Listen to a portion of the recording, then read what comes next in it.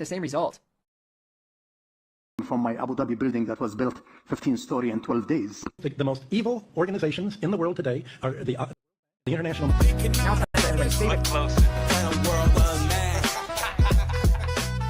What's up, YouTube? Today, we'll be looking at disturbing TikToks that'll make you question reality. So without further ado, welcome to Adam Strain Reacts. Let's get her done. Andrew, if every interview, every video, every tweet you've ever made was erased from the internet forever, and all you had was 3 minutes, what one truth would you share with the world?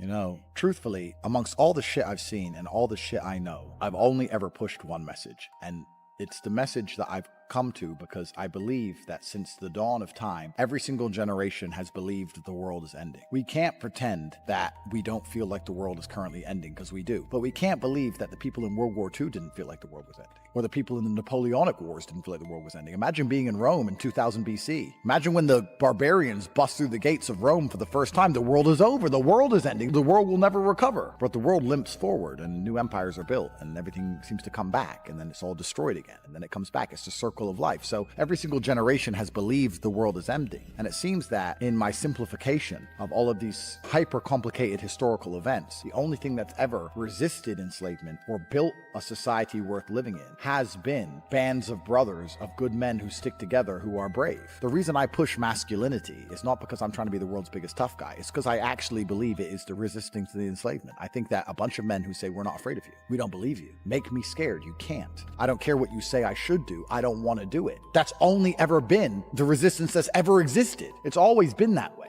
And the reason we're in the trouble we're in today is because this is the first generation in history where there's no warriors. We always had warriors. There's the enemy. Get our guys together. Let's go fight them. Now I can't find anybody to fight. It's just me up here. Everyone with an opinion on the internet doesn't want to fight. They want to turn on me. I'm standing at the front saying, let's go, guys. And they're saying, you're a sellout. Well, what the are you doing? Why aren't you up here? What are you telling the world? What help are you giving? Who are you waking up? How are you shifting the Overton window? You're not risking a thing. I'm risking it all, and you're turning on me. I can find the odd guy here and there. Where's the resistance? So when I'm trying to preach masculinity and saying to guys, look, go to the gym, get strong, resist, don't be afraid, speak what you think, I'm trying to say all these things, trying to inspire some backup, some support. Masculinity is the answer to the trouble we are in. And truthfully, unless we get some balls back, well, then it's over, isn't it? And women can complain, and women can protest, and women can riot, but nobody gets. Because when women complain, it's called an inconvenience. And when men complain, it's called a revolution. Well, everyone, this has been your guest, Andrew Tate. This is the Jack Neal Podcast. I gotta say, I was having this conversation recently, and what he was saying in the beginning resonates kind of true to me, because it seems like every generation, it's the apocalypse, it's the end of the world. And especially when you spent your whole life believing in the narrative, and you know, you're going through life in automatic mode and just accepting the information that's given to you.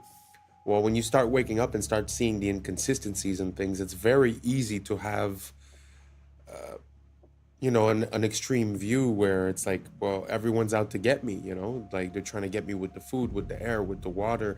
They're controlling the finances. They're controlling everything, the wars, this, that. So it's very easy to come to this realization and be like, oh, you know, it's the end of the world, you know, blah, blah, blah. When, like he said, every single generation has had a bunch of people thinking the same thing. So instead of focusing on that thought of the end of the world, like he said, you know, he's putting it towards masculinity, men and women. But I think like just unity and just realizing what we need and focusing on that and being the positive change, having personal discipline, making better decisions will make us make better decisions as a society. So basically all I'm saying is that it seems like we're a bit fatalist. Like every single generation thinks it's the end when it obviously isn't. So maybe we just drop that idea and start working on the state of the world. Anyways, let's keep on rocking. নয় যদি Epstein bitcoin গড়ায় গভীরভাবে জড়িত ছিল কিছুই কি Bro, we are so cooked. I don't know if you guys have seen this, but Instagram has this new AI translation feature.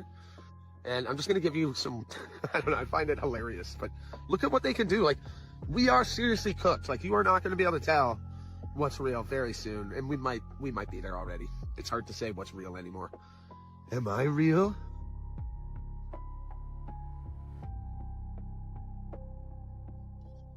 Here's me talking in different languages. পবিত্র নয়? Coin?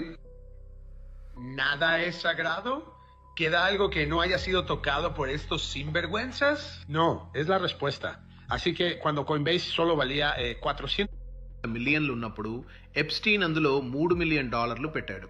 ఇది Epstein files లో ఉంది. నాకైతే ఇప్పుడు There's a school in Switzerland called La Rose, where billionaires and kings send their children. Their classrooms overlook Lake Geneva. In winter, the whole school moves to Gstaad, their private ski resort. Physical education? Skiing the Alps. They don't learn the rules there. They learn how to write them. Their classes are power, diplomacy, and silence. They're taught how to walk into a room and own it, how to speak less and be listened to more. They're not tested on grades.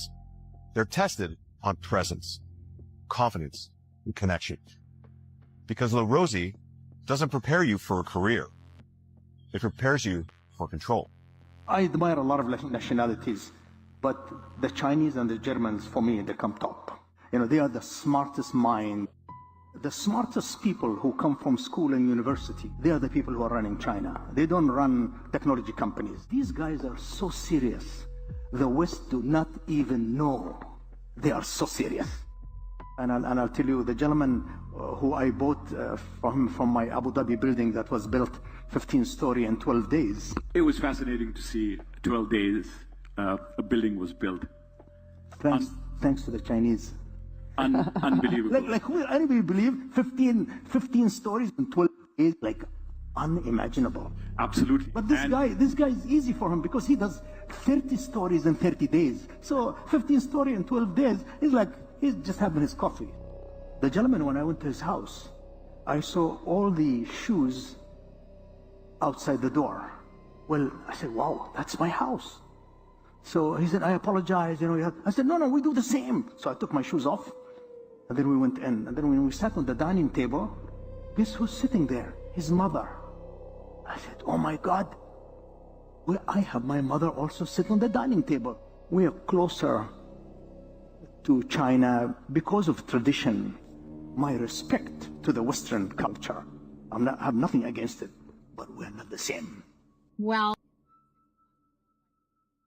that's pretty interesting because like he says, we're not the same, and it kind of makes sense because when we go to make a building, it's going to take us 2 years just to pass the permits and to receive the materials.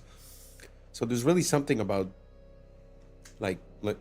before I start talking about China, I just want to say I do not approve the system that they have there and the rules that they have and the social credit. I'm not condoning it.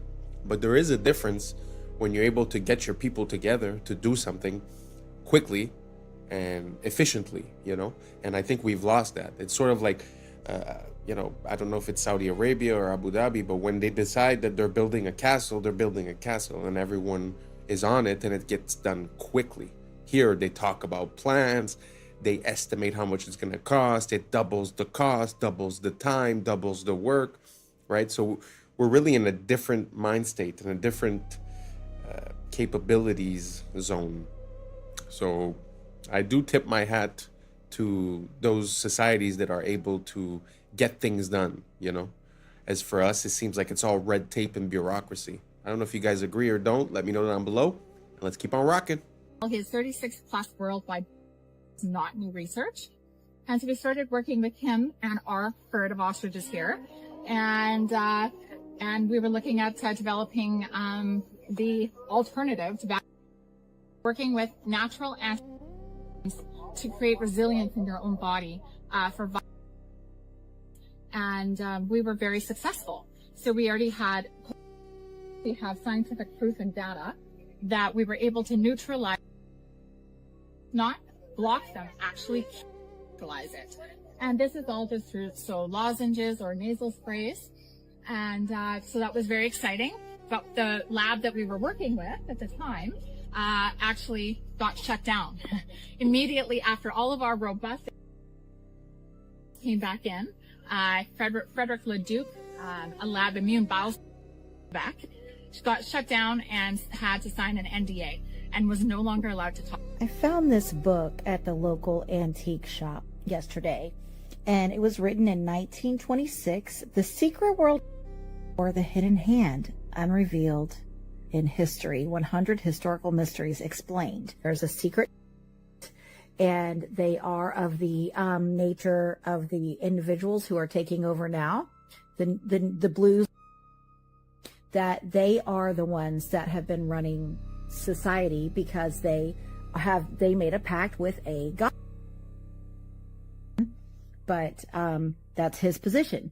But I want to read to you this very specific, I have to be careful about what, I really was trying to debate whether to put this on the internet at all because it could really get me in trouble. But this particular page, I just want you to see this particular part, talking about proof of the existence of this invisible hidden hand. He says, the world is governed by very different personages from what is imagined by those who are not behind the scenes, i.e., not by kings and ministers. Said not others, but different, which means not the kings, ministers, or other similar men, but absolutely different, possibly even of a different. Who they are must be known first of all, and only then can we control them and establish peace, but not before. You know how I'm always saying, I'm calling them creatures and creeps, and I'm saying they're not human. I don't know what they are. And this has been my biggest reason around this. I ain't unifying because I don't know what these things are. This apparently has been known. And this has nothing to do with religion. I'm talking about like a species of a soul or something that's on this planet. And that's what he's talking about here. Bismarck, the Iron Chancellor, perceived the existence of invisible forces, but could not or did not wish to formulate them, and called them imponderabilia, powers which no one could fathom. In 180 seconds. This is supposedly the body attacking itself. This is an identity crisis. It starts with taking. After the thing that bites and stings causes your body to react improperly. Essentially all Lyme disease. Lyme was released from a bio. See? The rest of the world knows Lyme as Borrelia. They are not the same. It is a or abomination. These are all spirit programs. Programs kick in as autocorrectors where will is lost. When these spirit programs are blended and tacked on to vectors that bite and sting, they spread into the human system. Lyme is a spirochete like syphilis, thus it can be transferred through the mouth and sex, and it hides in the Dr. Judy Mikovits said that it's just the new Lyme. Many claim that it's a delivery system. They are structured the same. This chimeric spirit program creates a biofilm matrix within you to act like a middleman between you and your body. It was released the same year as Lyme, and Fauci was the head of that program. These programs demand more energy than you would actually need. Programs don't want to kill, and they will go dormant if they have to. Cells are just cells that follow the orders of the program. Many people are chimeras. At least 8% of the collective is personified. Gog and Magog are a chimeric clan. Esau bred with Canaanites. Esau's part Canaanite grandson crossbred with Japheth, aka Chittim. Chittim is part of Gog and Magog, the Chimera clan. This is who took over Europe and the world. These are essentially personified free radicals.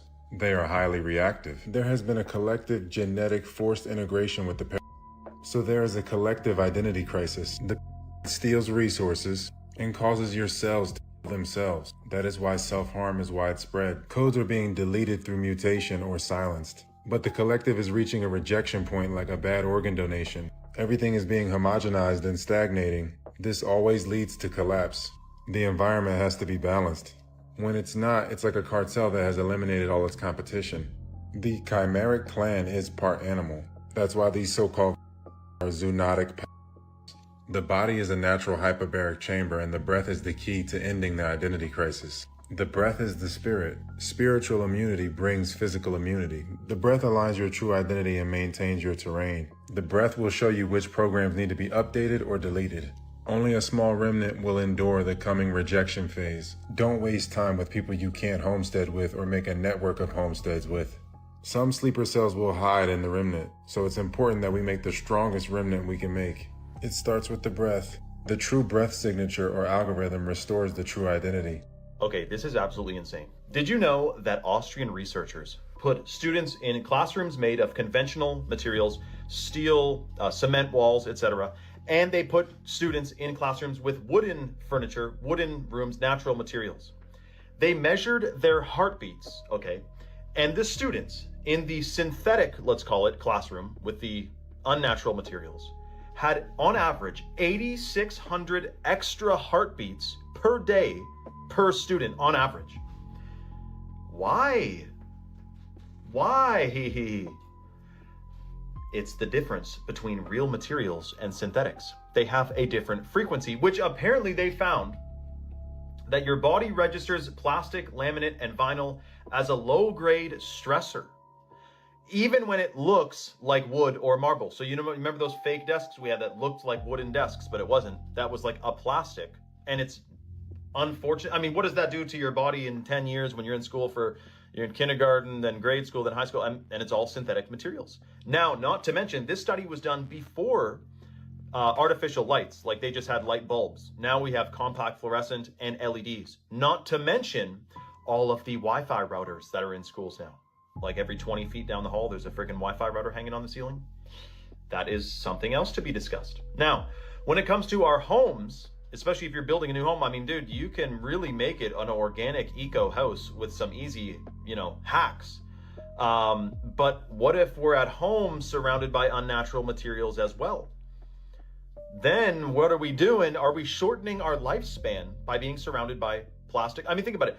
Drywall, Chinese drywall is in pretty much all of our homes. It's toxic dust. It's toxic to breathe in, and it's mold, like it can get moldy. Whereas a hemp house or a cob house or a stone house, there's different houses that are mold resistant, namely hemp. I mean, hemp is basically a tank couldn't drive through. I mean, hemp is extremely durable, mold resistant, fire resistant, and it actually blocks EMFs. Like if you're in a house that's made of hempcrete, and you're down the hall, and there's 2 rooms between you and the Wi-Fi router, you're not going to get cell service. Like that's one of the things people say when they have a hemp house is they don't get very good cell reception, which is good because you don't need cell reception on your brain stem every freaking day. But is that study shocking or what? Frequency, energy, frequency, and vibration. Nikola Tesla knew all about it. Let me know your thoughts in the comments below and follow for more. Very interesting. I haven't seen the study that he's referring to, but imagine if just the objects that surround you, like if we take for granted what he's saying, the objects around you have an effect on your body and its function. Now imagine the air, imagine the food, imagine the water, the drink. Because he's saying when you substitute wood for plastic, let's say, but what happens when you substitute, a real compound from a plant to a synthetic version, right? So, yeah, and like he's saying, you have it at school, you have it at home, you have it at work, you have it in your car. So at the end of the day, are we outside of our element? Are we performing less than optimal? Not only by food, but also by just the materials that we use to build the stuff around us. Such a interesting thought to have.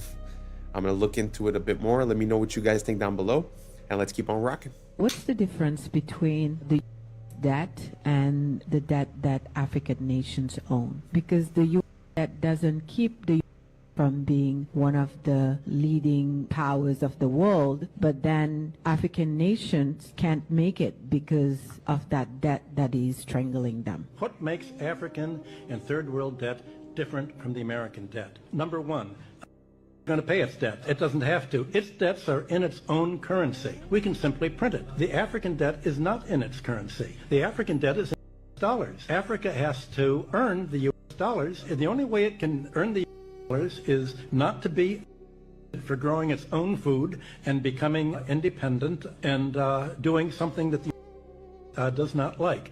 The principle underlying the foundation of the World Bank is that no country should grow its own food. Africa and the third world should only grow export crops. In order to have an oversupply of cocoa and other tropical raw materials to keep down the price, they must buy their grain from the or Europe, so that if they do something that we don't like, we can do whatever tried to do to China in the 60s. We can sanction them. We can say, we're going to starve you. We're going to not export any grain to you. So owing their foreign debt in dollars means that they have to somehow sell something they want, not what they want. I think the most evil organizations in the world today are the international. Now it's time for everybody's favorite food to microwave, the grape. And you know what?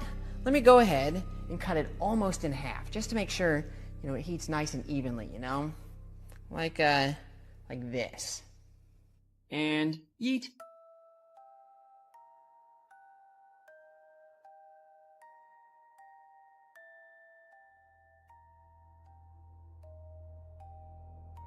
Unfortunately, the fragrant smell of roasted grape is hidden by the suffocating nitrogen dioxide fumes, which is the deadly brown gas left in the beaker there.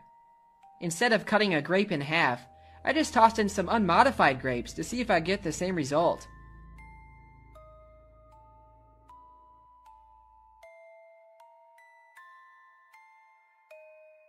Yup, grapes are haunted. Let's see if the microwave can melt magnesium ribbon, or at least see what kind of plasma it'll make.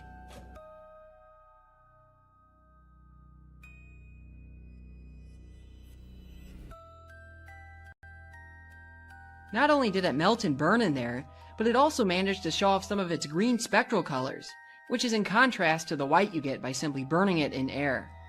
Aluminum melts at only slightly higher temperatures than magnesium, but for the sake of curiosity, I'm going to toss some foil in there anyway. Alright, here goes nothing.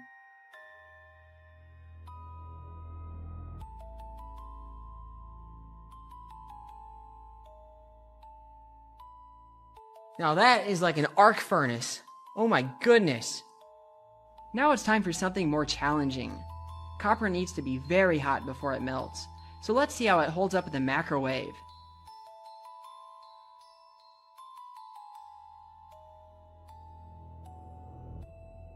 Oh yeah, it melted almost instantly. Now this also brings up an important point about the glass.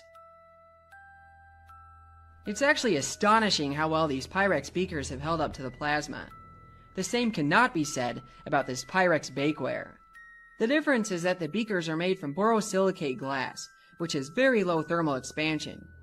Pyrex bakeware used to be made from this as well, but has since been changed to tempered float glass, and its internal stress patterns are easy to see in a polariscope. This change is unfortunate for home science, but it does make for less dangerous breaks in the kitchen, as it tends to explode into tiny bits as opposed to razor shards.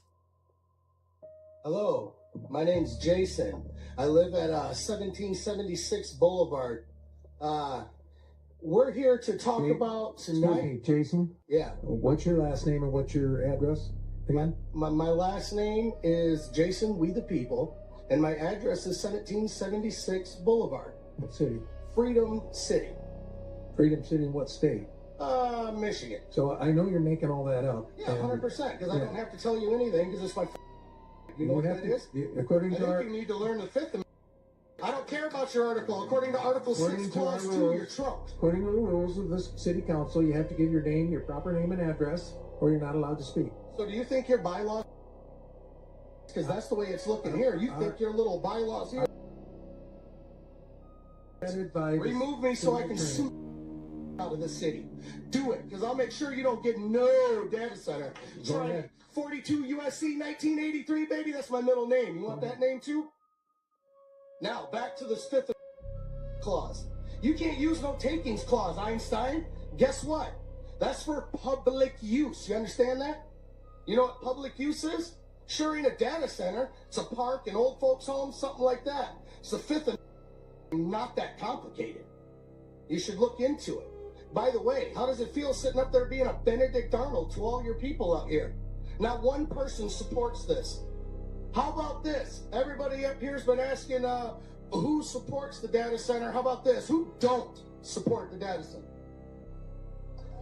Any other questions?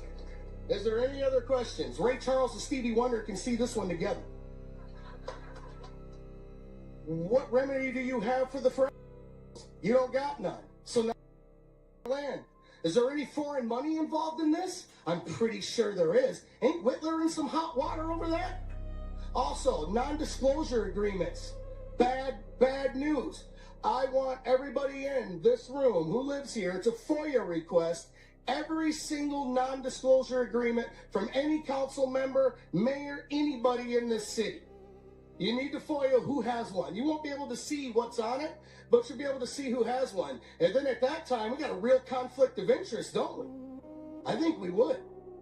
Next thing, who are you having come in here that's putting these underground generators? Oh, you're not. You got these big old power lines going in right now that everybody's talking about. What's that? I mean, have we already made our minds up? Huh, seems that way. Well, anyway, here's your people. Have fun.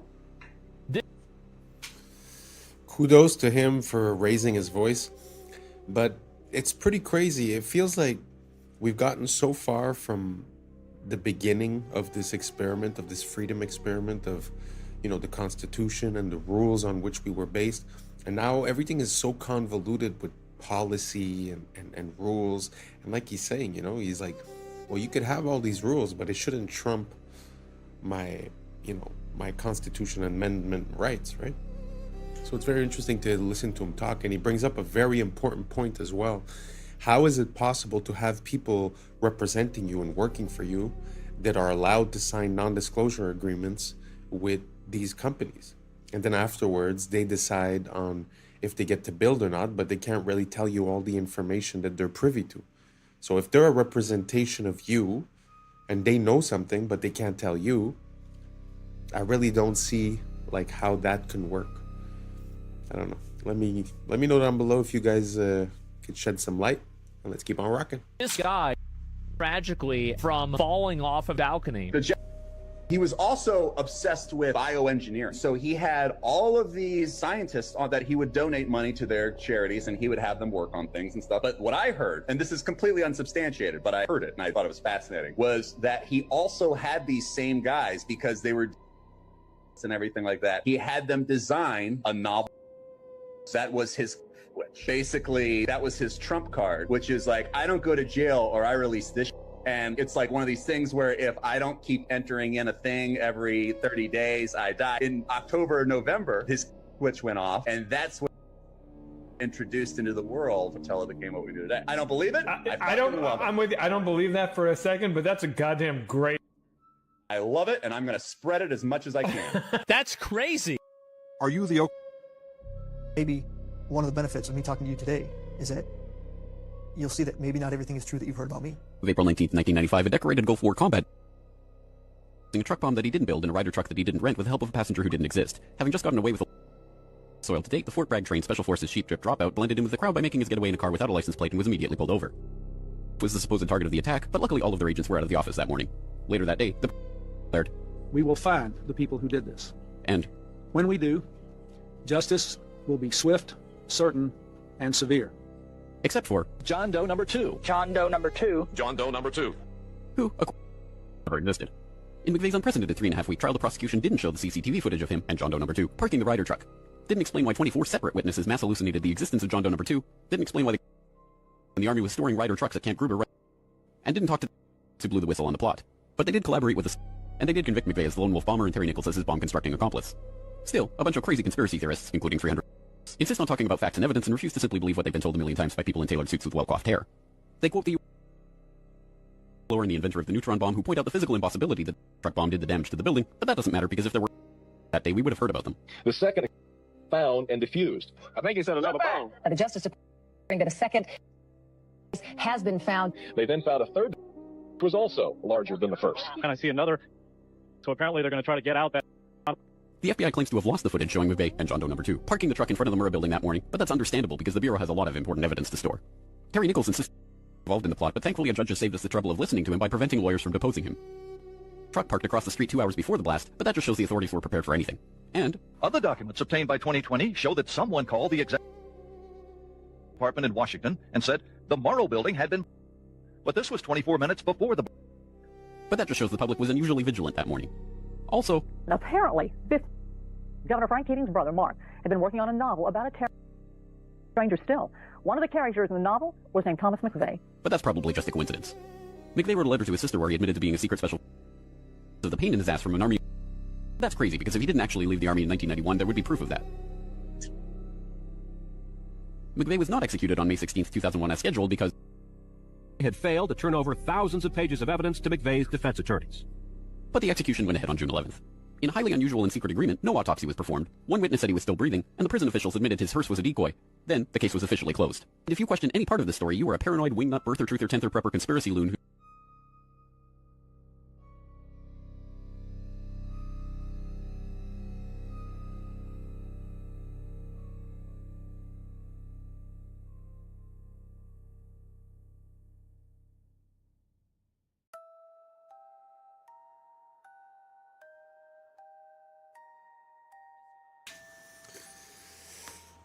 It just seems sometimes, especially when you look at these major events, that the more you look closely, the more inconsistencies you can find. And I don't know, it's just very interesting. You know, I wonder if it's just pattern recognition or if there's really something going on. Let me know what you guys think down below. I also want to refer you to the person who made that video. Is actually James Corbett, and he's a great creator. For the past at least 15 years, he's been always present, always talking about everything, always backed up with sources, references, and never speculating, truly saying the facts as they are. Amazing creator. So anyways, thank you so much for rocking until the end. That's a wrap for today, familia. Whether you're tuning in with the sunrise or you're posted up after midnight, I appreciate your time, your energy, your curiosity. And don't forget, this isn't about truth or fiction. This is about perspective. If this sparked a thought, a laugh, a deeper question, then we did our job. So drop your thoughts in the comments, keep the convo alive, like, subscribe, and hit that bell if you're riding a wave, because we're just getting started. Until next time, stay grounded, stay weird, stay critical. I'm Adam Strain, and this has been Adam Strain Reacts. Peace! I don't know what y'all think, but now it's time for us to link up. Really think we on the brink up, making a change, we're living this strange. Living this change. Making a change. I'm living this change. Yeah. Along the edge of their shell, segments of their shell. 13 moons, 28 days on turtle shells. They've spent over $21 trillion on underground systems and cities, funded through 2 decades of unaccounted federal spending. But the system itself is corrupt, yet the standard human still believes in playing well within the means of the system. What's up, YouTube? Today, we'll be looking at disturbing videos that'll make you question reality. So without further ado, welcome to Adam Strain Reacts. Let's get her done. I want to tell you guys about the wildest fact about elephant seals, and it doesn't have anything to do with their size, although, look at this. This is a real image, by the way. Hang on, let me, okay, but that's not even close to the craziest thing about them. So cetaceans like whales and dolphins, and then also sea lions, when they're in the water, do something called unihemispheric sleep, meaning that half of their brain is sleeping at the same time. But seals are like humans, and they do bilateral sleep, so they sleep the whole brain at the same time. And a study in April of 2023 showed that they will actually do this while diving. And elephant seals are diving deep. We're talking like on the level of where sperm whales are at. But I think one of the coolest things is this animation that shows how that sleep is taking place. So when they start the dive, they're obviously actively swimming. They start to sort of doze off here. When they finally hit REM sleep, they flip over and get into a spiral. Relatable. Anyway, they are spinning out for minutes at a time in a deep REM sleep until they hit the bottom down here at a depth of like 250 meters. Then they hunt all the way to the surface. Anyways, that is the coolest thing about elephant seals.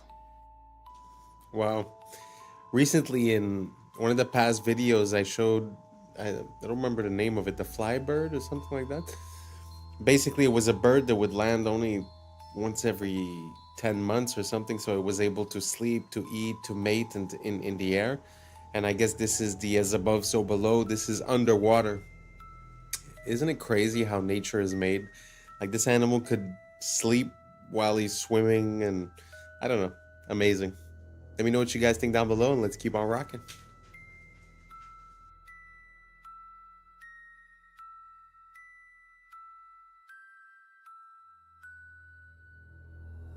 Okay, I just found out something completely shocking about turtles, and I honestly think they're trolling us at this point because the natural world doesn't have time. Time doesn't actually exist, right? What the natural world has is rhythm. So time is a measurement of rhythm, but time doesn't exist. Clocks exist. Now, here's the crazy part. Turtles. I thought when I saw this post about lunar calendar on a turtle's back, that it was like some turtles, right? There's 13 carapaces in the middle of their shell, and there's 28 along the edge of their shell, segments of their shell. 13 moons, 28 days on turtle shells. This equals 364 days plus 1 day of rest. All indigenous peoples around the world knew the wisdom of the turtle and followed a 13-month calendar, as there are 13 moon cycles in a year and 27 to 29 days per cycle. It appears that 1 month was subtracted in order to sever the connection between people with the sun, the moon, and the stars, which are themselves a giant clock. But what I found out was, it's every single turtle and tortoise. Sea turtles, the same thing. A giant clock on their backs. So we're talking about the Fibonacci sequence is in the turtles, of course, as it is in all biological life forms. But the calendar is also on every single turtle's back. And you may be thinking, well, why would they change the calendar? Well, yes, to sever the connection, to alter our perception, our vibration, our reality, just a little bit more. Another thing we have never been told about in school. Isn't that interesting? Instead, we're hearing about Pythagorean theorem and carbon emissions, and they don't tell us anything about this natural world. Shocking. Let me know your thoughts in the comments below and follow for more. Sometimes it feels like we try to create our own interpretation of nature and of reality, but it seems like every X number of years, some of us wake up and we start realizing that nature has been screaming at us the whole time what the answer was. Can you imagine how time and chronology would have been encoded within these animals, and then after that to claim that all of the evolution of these animals is random due to the Big Bang? And how can you consolidate the encoding of this information within their physical appearance? I don't know. To me, it amazes me. I love this world, and I love learning more about it, and hopefully you guys do too. Let me know down below, and let's keep on rocking. You're absolutely right, Judge. You know, what we have to look at is the president is the chief executive officer of this corporation called the United States of America.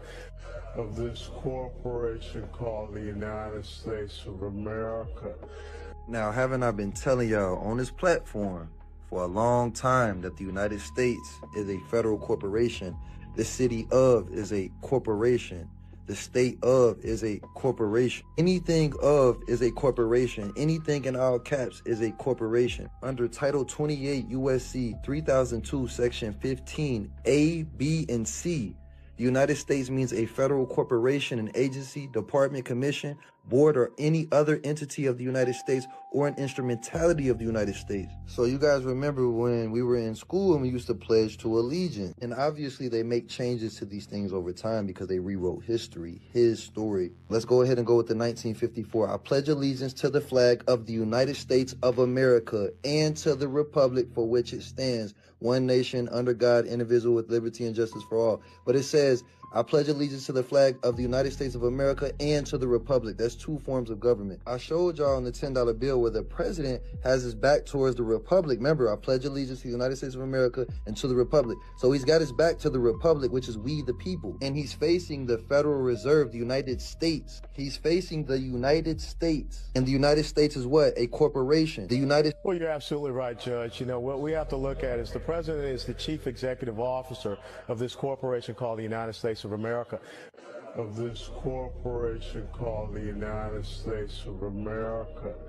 Now, haven't I been telling y'all on this platform for a long time that the United States is a federal corporation? The city of is a corporation.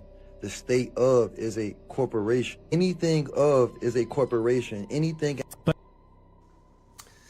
Wow.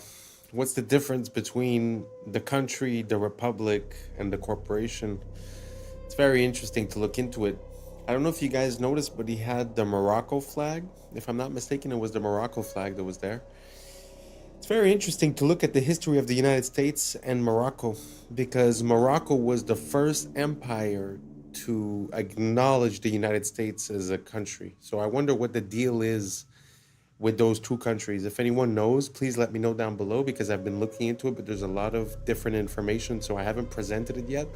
But if you guys have any information, please let me know down below. Thank you so much, and let's keep on rocking. But yeah, this leads into another thing that I want to talk about, which is we've talked about it a couple times, but like underground cities. Yeah. This lady, the Tucker Carlson interview. Yes. I haven't seen it. I don't know what this is. This is nuts. Okay. Former Bush administration official Catherine Fitz. She was just on Tucker Carlson's podcast. Cool. And she did this really deep dive. She said it took 2 years to find all these connections with somebody else. I forget who it was.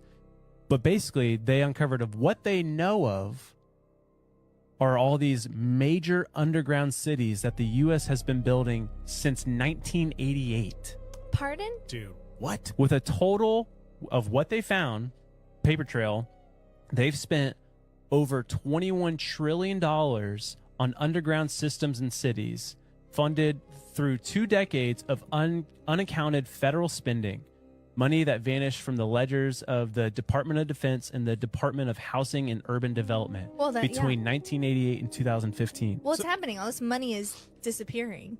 They can't account for it. And she says, for sure, with what they know, is that there are 170 underground cities under the entirety of the U.S. and in the ocean. In 1984, George Orwell wrote, "It was always the women, and above all, the young ones, who were the most bigoted adherents of the party, the swallowers of slogans, the amateur spies and nosers out of unorthodoxy." He wasn't being misogynistic, he was making a psychological observation.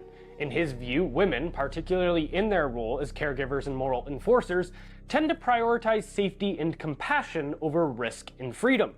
And that instinct, while natural, is easily weaponized by totalitarian systems. When conformity is marketed as compassion and control is rebranded as care, the state taps into the feminine psyche to enforce ideological obedience. Now consider this.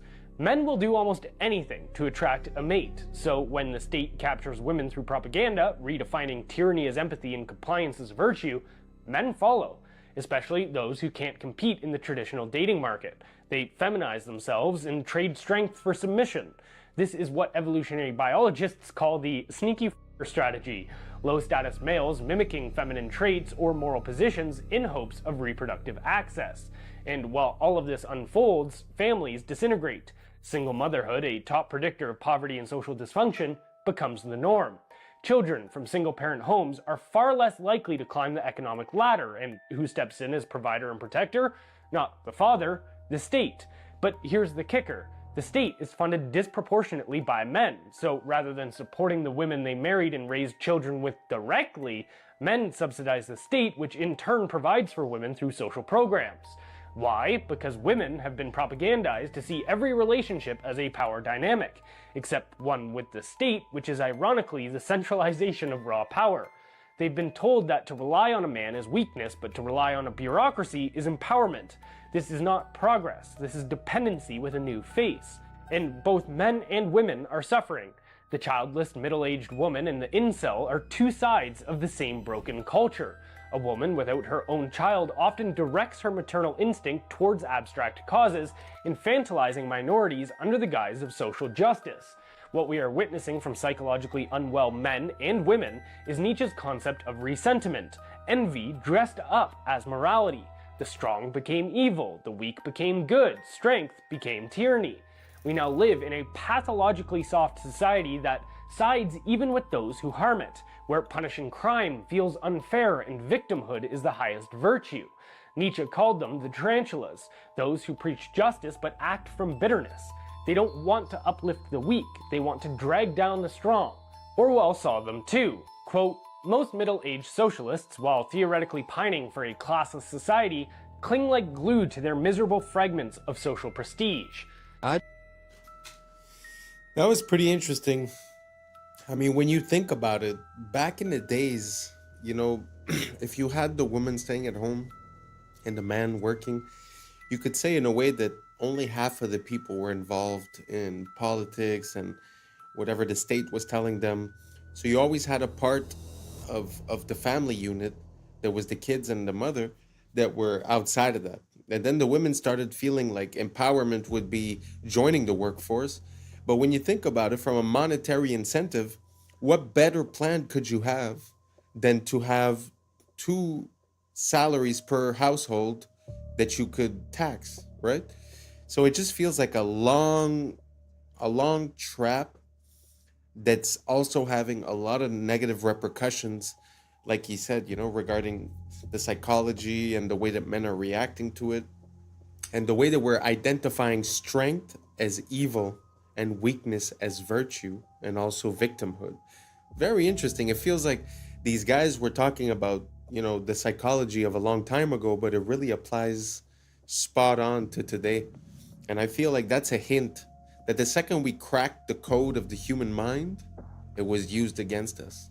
And now we're seeing through this long process of maybe 100 and something years, we're able to see how, when, and why they've done the things that they've done and where it's brought us. Very interesting to look at it from a macro perspective. Let me know what you guys think down below. Do you agree, disagree? What do you guys think about it? And let's keep on rocking. Just chose to listen to the warnings that everyone ignored. When Steve Jobs came out and said, "I will never give my children an iPad. You should never give your children an iPad. They will mess them up more than anything you know."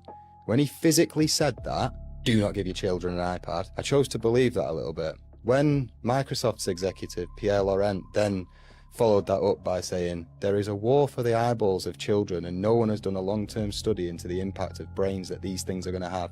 Don't give them to your kids." Like right from the off, the red flag was there for me. This wasn't Jordan with his schizo thoughts. This was me looking at the execs of Microsoft and Apple. Like one of them said he would willingly take hand-to-hand combat than give his child an iPad. These people in Silicon Valley put their children in an entire different education system. Steiner Waldorf education, where there's no electronic devices until 12. Because the brain physically cannot comprehend this amount of flashing lights and dopamine. Like, it can't. And then people say, "Oh yeah, but your kids are going to be less good on technology." No, they're not. Because the rate of technological development right now is so quick that iPads are irrelevant in 12 years anyway. The children that are being given iPads and children that are getting aggressive and sulking when their iPad's being taken off them, I think that's going to manifest as some very dark stuff when they're an adult. I was lucky enough to get an education from Paul Chek, and he talked about Steiner extensively and brain development. I researched that, took my children in for an interview. My son Troy was in public school at the time, and he resonated with Waldorf like that. He started going to Waldorf at kindergarten, and my daughter also went through it. Most of those brain development years, the mind is myelinating 0 to 7, so your nervous system's being entrained, and we did the best we could to keep them off devices for the most part. And then when we got to Waldorf, that was the curriculum and template for the whole school. And I will tell you now that my children are 15 and 18, and it paid off considerably, and they have the experience where their brain developed, the imagination centers of the brain developed, and they didn't have stress with too much testing in public school, etc. My children are balanced, attentive, intelligent. They know how to use their imagination, their problem-solving skills. My son sees the effect of what this technology and devices are doing to the consciousness of his fellow student body. If you'd like a better reference of what's going on with these devices and dumbing down humanity, I recommend you watch Idiocracy, a 2006 documentary that was made by Mike Judge, and have a great day. Wow, that was pretty good. That movie, by the way, is epic. Idiocracy, amazing. If you guys have the opportunity, please do watch it. As for the children with the iPads, I mean, the creators told you themselves. That makes me think of Cardi B and Beyonce that wouldn't let the children listen to their own music and dance the way that they were dancing. But also, to come back, at one point he said from 0 to 7 the brain is like myelinated. I don't know what that means exactly, but I'm supposing what it means is that there's no capability for processing. Really, everything is absorbed like a sponge. And that's why the Jesuits say, "Give me the child, and at 7 years old I will show you the man." And I think it's because of that processing. So not having devices and being the generator of ideas rather than the receiver of ideas for that period of time makes so much sense to me. Let me know what you guys think down below. Do you think that it's a tool and that it's very useful for kids to be on iPads at 5-7 years old, or do you guys think that we should wait like the Waldorf schools until they're 12, until the neural pathways are different, or this or that? Let me know what you guys think down below, and let's keep on rocking. Wouldn't it be crazy if Hitler sent a secret Nazi Navy expedition to Antarctica during World War II in search of like the Holy Grail or aliens or something? Wouldn't it also be crazy if the U.S. responded by sending their own secret expedition to Antarctica during World War II, known as Operation High Jump? And wouldn't it also be crazy if back in 2018 a fitness app accidentally revealed secret underground bases deep within Antarctica? And I mean, wouldn't it be crazy if there were secret pyramids in Antarctica? Those certainly look to have very similar layouts, don't they? And then there's this picture as well. That certainly looks like a pyramid. Wouldn't it be crazy that after it was revealed there appears to be some sort of secret tunnel cave leading to who knows what, Hollow Earth maybe? Google went and edited out that cave. Wouldn't it be crazy that if the entire world had signed the Antarctic Treaty, which pretty much prevents any country or citizen from freely visiting Antarctica? It also contains like 16 different no-go zones. Wouldn't it be crazy if Dr. Richard Byrd claimed there was unexplored land larger than the United States in Antarctica? He later died that same year, back in 1957. Next year, NASA was created, and the year after that, the Antarctic Treaty was signed. That's crazy. Do you guys remember the blob anomaly, the 80-foot wave radar mishap that happens like 3 or 4 times over the last year? Well, wouldn't it be crazy if it looks like that blob seems to originate from Antarctica? And I mean, wouldn't it be crazy if I suggested that maybe it's about time the rest of the world and people realize or understand or be told what the hell is going on in Antarctica? I must admit that Antarctica is something that causes a lot of questions for me. Just like the COVID, when you have all of these countries coming together and agreeing on something and saying, oh, we will not do this or we will not do that, and everyone signs, it's kind of weird.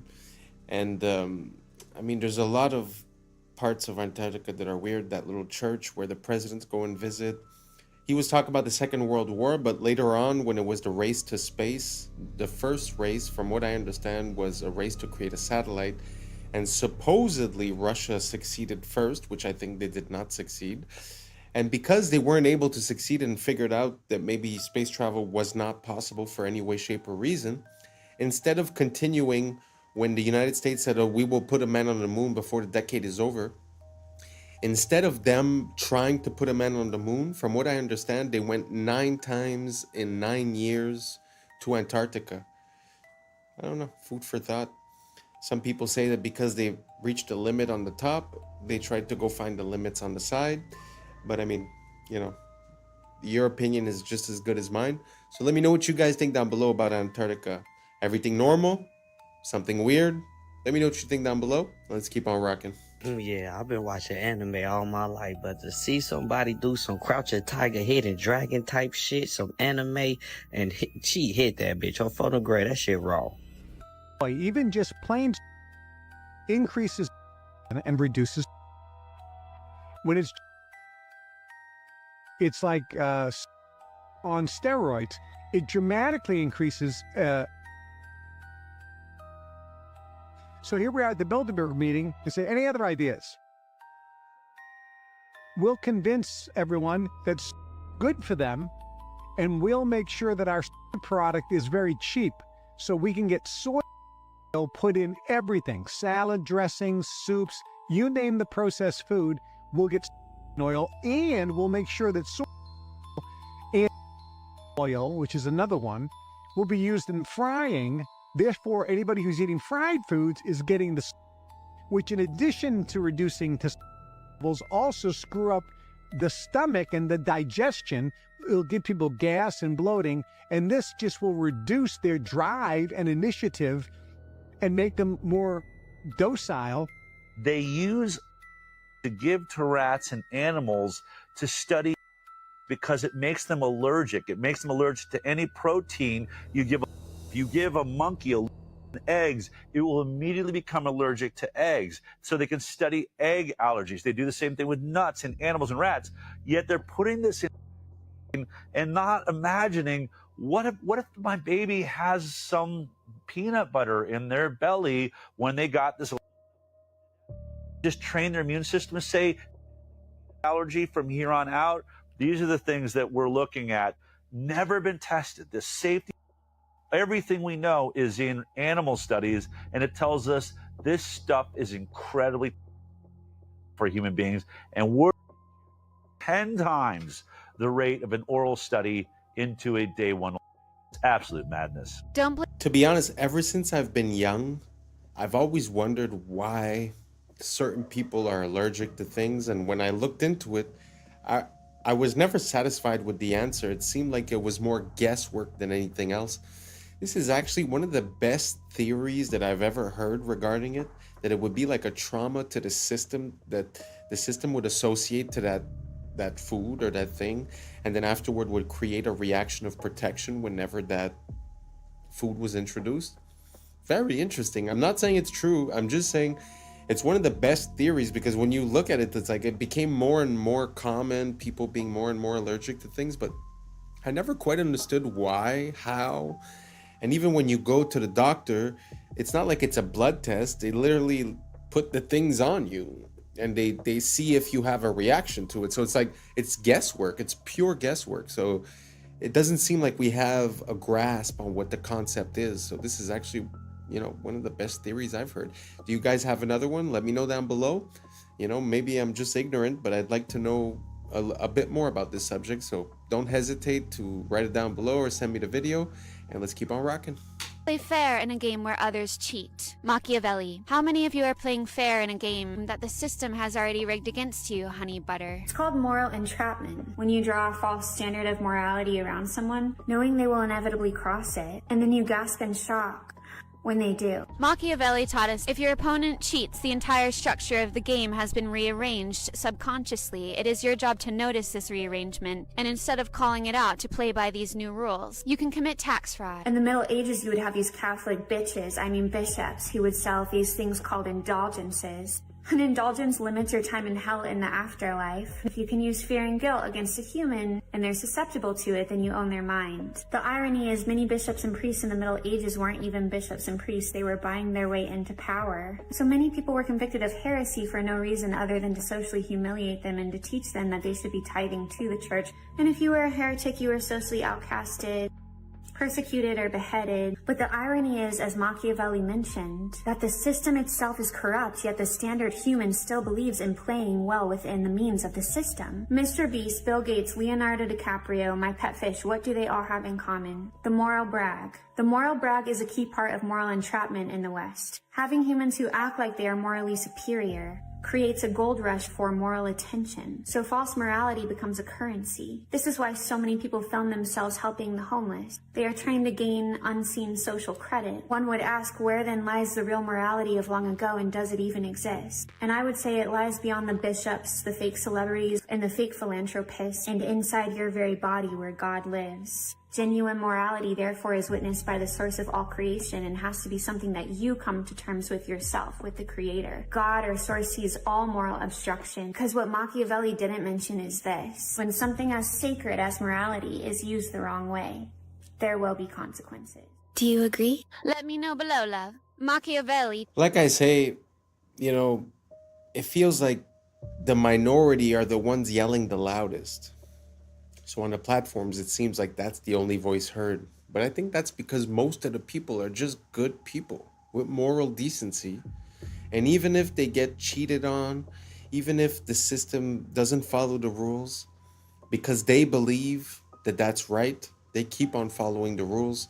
And I think that's why we get the lower hand. So what she's saying kind of makes sense, where if you see that the rules have changed, you must now operate by those new rules. kind of makes sense, which would be how revolutions are born in a way, you know, when you realize that the social contract has changed, so your behavior must change until the social contract becomes acceptable for all sides, a normal business transaction. But basically, the point that I'm making is that I think 90% of us are just good people, don't want problems, want to take care of our family, and I think they use that against us. Let me know what you guys think down below. And that's a wrap for today, familia. Whether you're tuning in with the sunrise or you're posted up after midnight, I appreciate your time, your energy, your curiosity. And don't forget, this isn't about truth or fiction. This is about perspective. If this sparked a thought, a laugh, a deeper question, then we did our job. So drop your thoughts in the comments, keep the convo alive, like, subscribe, and don't forget to hit that bell if you're riding a wave, because we're just getting started. So until next time, stay grounded, stay weird, stay critical. I'm Adam Strain, and this has been Adam Strain Reacts. Peace! Now it's time for us to link up. Really think we on the brink up. Making a change from living this train. Living this train. Making a change from living this train. Yeah. Meet the world's fastest backwards runner. Are particles real? I think in a way physics has been a progress away from this. Yeah. I was sleeping, had to This wake is up. the best I've seen. What's up, YouTube? Today, we'll be looking at disturbing TikToks that'll make you question reality. So without further ado, welcome to Adam Strain Reacts. Let's get her done. Hi, I'm Aaron Yoder. I'm a backwards runner. I have the world record for the fastest mile ran backwards. My fastest backwards smile time is 5 minutes and 54 seconds. I've been running forward for over 20 years. I started running competitively when I was in elementary school and then ran on scholarship during my early 20s. I ran so much that I sustained a knee injury. My doctor told me to stop running, and I really didn't want to stop, so I knew I had to make some sort of change. Retro running or backwards running is where you're literally just running in reverse and there's no impact on my knee. I run backwards everywhere. I run backwards on the treadmill, I run backwards on the track, and also out on country roads. Backwards running feels great on my knee. I don't feel anything, which is a reason why I really enjoy it. Look how advanced these robots out of China are at the moment. They've just taught them advanced kung fu and martial arts. They're focusing on fluid movement, and this is the best I've seen so far. Like, look how well this thing moves, jumping, doing flips in the air. It's just everything. It's the most advanced kung fu I've seen in a robot so far. These things are scary, but also, is it a good idea to teach these robots kung fu? Ugh. So what do you guys think? Do you guys think that the more innovation we have towards these robots, the better it is? Do you guys think that these are autonomous robots, or they're being controlled by someone and copying the movements? But at the same time, if they could copy the movement once, I suppose they'd be able to copy it again. So does this scare you, or do you find it just impressive? Do you think that it makes sense for us to continue in this direction? Let me know down below, and let's keep on rocking. This is amazing. This is the future of weeding. No toxic sprays, no harsh chemicals in the soil. Just lasers, precision light, managing weeds, protecting the crop, and keeping the soil alive. This is working with nature, using and harnessing technology for a safer, cleaner, healthier future in food.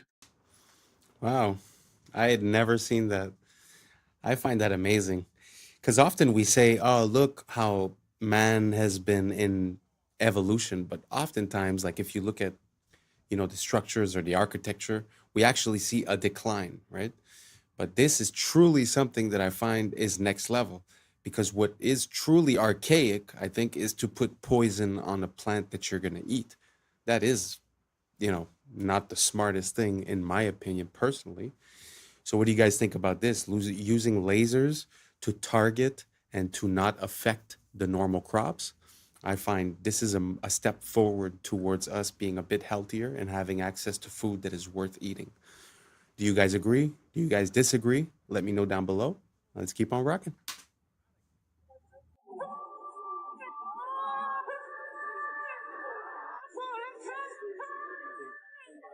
Oh, God.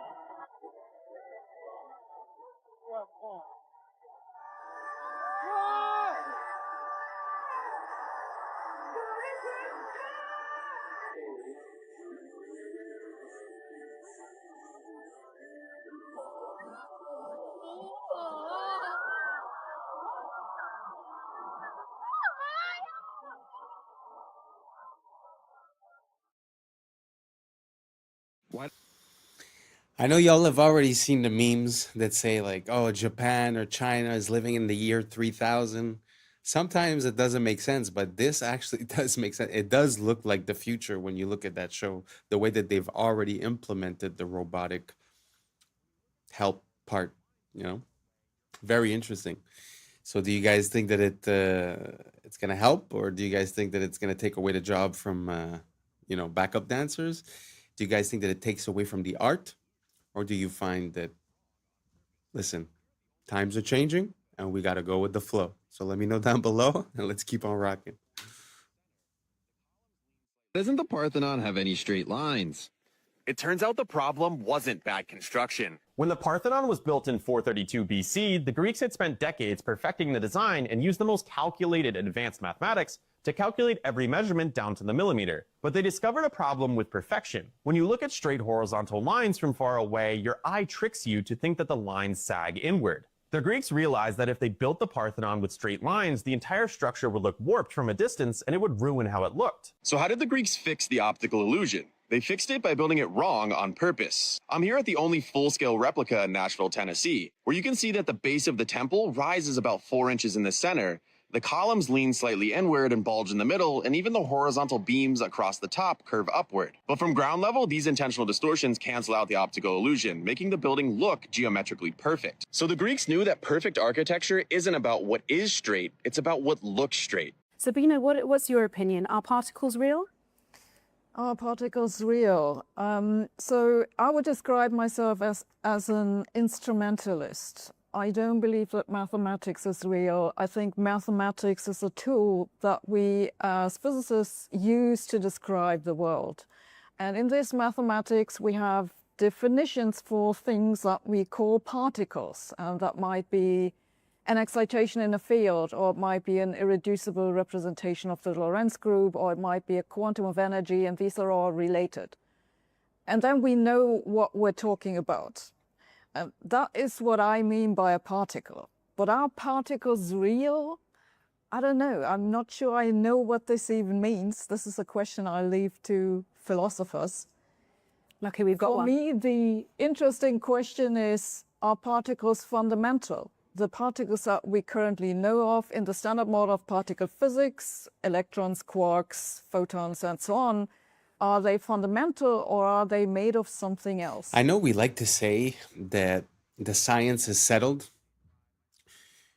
but truly a lot of the things that we operate on are basically adaptations, or their theories, or their ways of comprehending the world and explaining it.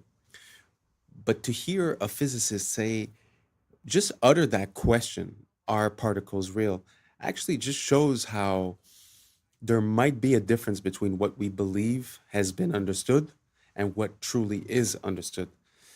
Because when you look at a physical representation of something, like let's say a map, the map looks authentic, it looks like it makes sense. But we know nowadays that when you look at the details of the map, it's very hard for it to be a perfect 1-to-1 ratio. It's actually, I think, impossible. And that's why when you see the Mercator map, the projection that Google Map uses, you see the distortion between, let's say, Africa and Greenland, where it looks about the same size, when in reality, Greenland would fit, I think it's 9 times in Africa, something like that. So it kind of makes sense to me that that would, transpose into this application. But tell me what you guys think down below. Do you guys think that the way that we approach science and the science of small things is a physical way of seeing it? Or do you think it's a way that we can understand the concepts and give a name to the effects that happen, when in reality it might look physically different. Just a question, just wondering what you guys think. Let me know down below, and let's keep on rocking. Alright boys, so before I got on my frickin' airplane ride, my Spirit Airlines ride, I went around looking, right? And I was taking videos and I was like, oh, Palin's gonna frickin' love this. But so I was looking for anyone fueling planes, right? I went and I found this truck. I was like, oh man, I wish he'd be fueling. I wonder how much fuel that thing holds, right? I looked it up, okay? I think it's about a 5,000 gallon fuel truck. So let's say it 5,000 gallons just to make everything easy, right? Most of Spirit Airlines planes are these A320s or whatever, different versions of them. So I'm pretty sure I was on one of those. And it looks like it's like, you know, let's say roughly 5,000. Let's give them the benefit of the doubt. It's only 5,000 gallons of fuel that they're putting in these planes, right? Even though things like the Airbus A380, dude, look, they're saying that they put 85,000 gallons of fuel in those. Like, come on, what are you talking about? What is 85,000 divided by 5,000? They're saying they put 17 of these fucking trucks in there, okay? Okay, so that's a big plane, right? Let's just assume they're putting one of these trucks in my size plane, my little, you know, it's only one floor. These A380s or whatever, they got double deckers, right? So my plane can, at the very least, hold a whole 5,000 gallon truck full of fuel, supposedly, right? So why are they showing up with this? What the hell is that? Look, again, Jet A fuel, okay? Where's the, what is it? They're not putting 5,000 gallons of fuel into this wing. And then don't even get me started on the fact that they say it's in the wings, dude, right? Think about it. You're a big old jet airliner. You're going, what does water do? What does jet fuel do when it tips? It all sloshes, okay? So if you're sloshing it around, do you really want that in the wings? Minus that, if you ever watch outside of the plane wing or the plane windows, what are these wings doing? They're going, are you putting flammable fuel inside of a floppy little wing noodle? What are you talking about? Then also, how long would it take to put 5,000 gallons of fuel? How long does it take to put 10 gallons of fuel in your truck, right? This hose, not that big. It's not that big, right? So this guy was there for like 3 minutes. What the frick are they trying to pull on us? 5,000 gallons of fuel? BS, dude. And I'm not crazy. I'm not saying that we enter like a hyperbaric chamber and they put us to sleep and it's all 3D. I'm saying this is flying on sky electricity, and that's what they're hiding from us. These things get started on the ground. I don't even think the plane starts them. I think they have a machine that starts these turbines, and then they just run from electricity.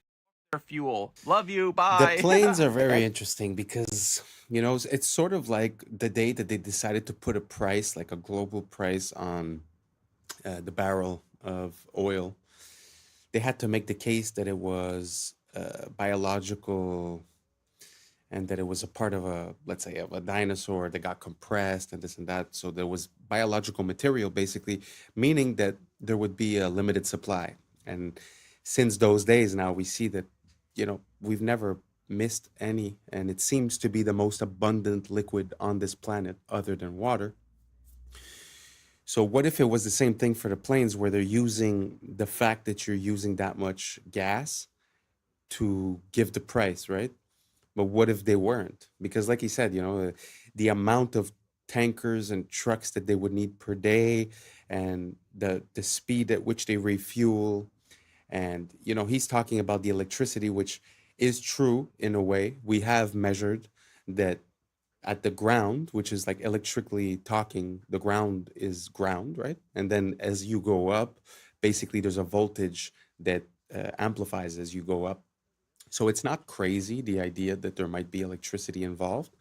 But just to give a second theory, let's say, you could also consider the fact that compressed air. So you're going at a speed that's very fast, and you have these turbines that are compressing the air because the entry is big like this and the exit is big like this. So what you're seeing is you're seeing a compression of air, and then where is that air going? It's going on the wing because the motors are actually in front of the wing. So the air would be going here and sort of like pushing it up. So that's just an idea. I've also seen videos of a turbine that was disassembled. And when you see the interior of the turbine, it has these little metal plates that are sticking out. And when you touch them, they sort of hit a certain frequency and resonance. So you hear bing, bang, dong, ding. And the idea would be, sorry, sort of like a bee. They say that the way that the bee moves, it's vibrating from its thoracic chamber, and it sort of makes it lighter because of resonance. So what if they were using the concept of resonance, compressed air, electricity? So these are all just ideas that I'm giving you, but it's very interesting to think about the logistics. So the city where I was born, they tell you that there's, let's say, 100 planes per day. And when you do the calculation of how many gallons and how many tankers, it would be literally like a tanker every minute or a tanker every 30 seconds. And again, just the time of refueling. So I find it's just a very interesting question. For me, there's nothing that's really off the table. So let me know what you guys think. Is this crazy? Is this ridiculous? Are we sure? Let me know what you guys think down below, because if you guys see a possibility in this, I might do a deeper dive and show you guys some other content regarding this, because I find it's pretty important, because the freedom and the capability and accessibility of travel and of energy has a very big impulse, a very big effect, let's say, on our capability of, you know, creating new technologies, of being self-sufficient. So just putting a barrier to entry to having, you know, the gas or the electricity or this or that would change our life significantly. So that's why for me, it's not something that I shy away from or that I'm scared of talking about. So let me know if you guys think down below if it's a possibility that there would be some other technology, and that would be the reason that they took the Zeppelins away, the balloons that used to fly, because it was too accessible, too easy, right? So let me know what you guys think down below. And like I said, if you ask me, I'm going to do a deeper dive on this. So let's keep on rocking. X-Men is about Martin Luther King and Malcolm X. Yes. Magneto is Malcolm X, and Martin Luther King is Xavier, is Dr. Xavier. Their philosophies were that's where he got it from. Yeah. It's all, a lot of stuff is from black stories. And they just kind of, Superman is the Egyptian about Osiris, you know, like power from the sun. Same thing. Oh, wow. Oh, yeah, I read all. I love that. I'm just now hearing that for the first time. I never knew that. I love that. And when I was with Stan Lee, I love bragging about it, because I don't care. If you didn't meet Stan Lee, you can't with me. Yeah. Stan Lee, I was in his office for 3 hours. He was 89 years old. My friend went on a break, said, yo, hang out with Stan. I'm sitting with Stan Lee. I said, like, what the fuck? He goes, Godfrey, I want to show you something here. You see this picture of Wesley Snipes? Big ass picture of Snipes with the blade. He goes, he's the reason why Marvel got out of bankruptcy. It was him. Wow. It was because we had Blade. Blade is the reason he saved Wesley. And I go, and we ain't seen another Blade in 25 goddamn years. Crazy. But they got 18 Spider-Mans, 90 this, and Wesley Snipes saved. But this is how this business is. Yep. Look at that. Eddie Murphy saved SNL. Bill Cosby saved NBC. In Living Color, changed the halftime for Fox. Oh. Michael Jackson saved the halftime of Super Bowl in 1993. Still the most watched Super Bowl of all time. Black people sell. Super Bowl halftime. So. We sell. It's just that they just can't get it out of their heads. They think we just can't give them too much because they'll do something. We're not going to act like you. We're not like that. No, we like to see everybody win. We ain't like you. And it's pathetic. It's like black people sell. They didn't think black people sold overseas. It was like, you guys don't sell. But then Black Panther gets $1 billion. And then I was in Saudi Arabia. And they were like, this is the only movie we've let in. Because they ban all American in Saudi. They go, no, Black Panther, yalla, yalla. The entire... Wow, I had never heard that, actually. It's very interesting. It actually makes me think of, you know, the story of the Matrix and the Terminator were connected, and they were written as well by a black lady. And I find there's no credit that's given. And the part that really stuck with me is the fact, like when he said, you know, Blade saved Marvel, and there hasn't been a movie in 25 years, yet there's been 18 of the Superman, of the Spider-Mans and this and that. Very interesting, because really, when you think about it, why wouldn't they release things that they know work, and they would try to, I say ruin, but like destroy all these long-standing franchises. I have a hard time understanding Disney, to be honest, and everything that they've been doing in the past, let's say 10 years with the movies. Like personally, I grew up and it was a very big thing, Star Wars. Like it was the original movies, and it was a super big thing. And now I can't even bring myself to watch the new ones. It's like I can't even follow it. It just seems so distorted and so. And to make a quick parallel, if you guys haven't seen, there's a movie or a trailer about when Anakin sort of becomes Darth Vader, and it's all done by one person using AI. And I think that's going to be the downfall of these companies, because for once we're going to be able to create the things that we want to watch, and we won't have to wait for them to provide it to us. So I think we've hit like a limit where the things we want to see, whether it be another Blade or whether it be, the he was saying the black comic books or whatever it is, I think now we're going to have the capability of doing it. And when they see the response, I feel like now we're going to be able to have a bit more negotiating power. So I'm very interested to see where, Hollywood and the movie business is about to go, because I feel like the fact that we're able to influence it and actually render movies is going to put us in competition with the bigger companies. Do you guys see what I'm saying? Do you guys see the fact that maybe they've had control for too long and they've been taking decisions that haven't been based on the reception and have been based maybe on things that they'd like to put into our subconscious, our mental? Let me know what you guys think down below, because we all know that Hollywood comes from the wood of the holly tree, which is how they used to make magic wands, right? So there is something metaphysical and something magical about the way Hollywood has been handled, let's say, in the past 100 years. So let me know what you guys think down below, and let's keep on rocking.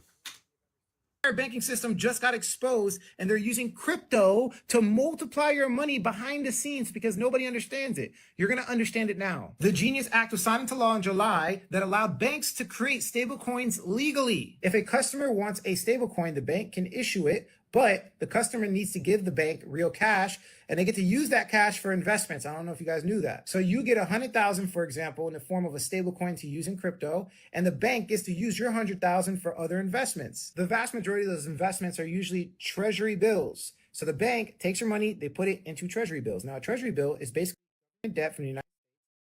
Will pay back that 100 grand and interest to the original investor. And the original investor in this case is the bank. So the treasury bills may be sold as purchase securities for repurchase agreements. The fine print exposes everything. They can use the treasury bills for repurchase agreements. So here's the stable coin. Here's the real $100,000 cash. It gets put into. I want you to remember the colors because it shows the multiplication, duplication they're doing. Because got 100,000 from the bank, which was your money from the stablecoin, they get a treasury worth 100,000 plus a 3% yield. The bank profits $3,000 off of your money. And then because of the fine print we just read, they're allowed to take that treasury and loan it out to an investment bank and get another lump sum of cash for no reason. Let's read it again just in case you forgot. Treasury bills may be sold for repurchase agreements. This is called the repurchase agreement. So the investment bank takes a little fee and they give the original bank even more cash. $99,000, they take their fee, they give them more cash. And then they take that new cash and you guessed it, they put it right back in debt. The government gets another investment, that's the green right there, and then the another T-bill for another 3% yield. So the original bank has 2 T-bills and double their yield. Now this is where it gets even more scary. Well, remember that person that got the stable coins out?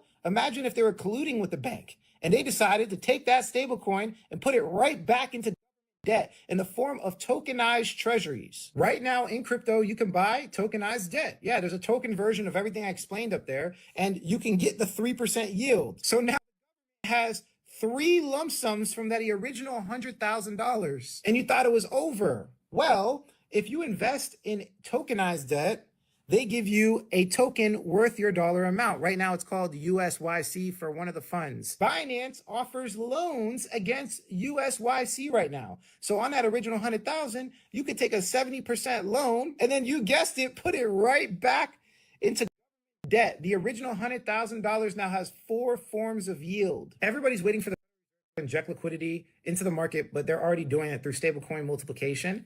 And we are going to have the greatest bull run we have ever seen in human history. It's going to be similar to the 2008 bubble. Wow, that was a lot of information. Gee whiz. So this makes me think like money came from the idea of value. And now we've gotten so far away from value that it's seeming like a video game. It's seeming like, you know, when you go on a game and you look for money duplication glitch, you could find some of those. Seems like that's what's going on. So you're buying it, and then they're reinvesting it, but they're also buying treasury, which is debt, which we end up paying at the end of the day. And again, they could re-lend it, re-put the assets and start the circle again. So yeah, it feels like banks have been given basically a blank check. And that's without speaking that in the days of the COVID a couple of years ago, they went, you know, fractional reserve spending means I have $100. Normally it was I have to keep $10 and I could lend out $90. Now it's zero. So meaning they could have $0 and lend out $1 billion and no one's none the wiser. So I don't see how this changes anything in the way that there's really no value behind bank money. But at the same time, I'm seeing what he's saying where it's involved with the treasuries. So it's like a cycle that's over and over again. It makes me think like the way like when you get a mortgage, the bank is like doubly insured. It's insured with your assets. It's also insured with an insurance company and your insurance company. So they're actually triple protected. It seems the same way. It's like they're 10 times protected and us, we have to pay for everything. So I don't know. I don't know where we're going with this because it just seems like the more they win, the more they devalue, but the more they devalue, the more the crash is about to come, right? Unless they are artificially inflate. And so I guess that's what he meant at the end with the bull run. So everyone's going to feel like they're winning when actually the disparity between the people winning and the people at the bottom are going to be so much bigger. So I don't know if I caught all of this. Maybe I'm probably missing some parts. So if you have any information to give and share, don't hesitate, write it down below. I'm still learning about all of these subjects. This is why I'm here. This is why I made the channel. So we could collaborate and we could collaborate on ideas and build better ideas together. So let me know what you guys think down below. Do you have a wallet? Do you keep it on a cold storage? Do you keep it on the exchanges? I'm going to put some more crypto stuff in the next videos. So please don't hesitate, write down below and let's keep on rocking. How were we allowed to be fooled for so long? And no, I'm not talking about this beautiful architecture here, saying it was built by horse and buggy. I'm talking about Temu, Han Solo, and Chewbacca here. Hawkins was a literal puppet on that world stage. Did you know, before Hawkins had his fancy little computer, he had a translator talk for him? I think, in a way, physics has been a progress away from mysticism towards a rational understanding of the universe. Stephen, when did you first realize you wanted to be a physicist? Oh. I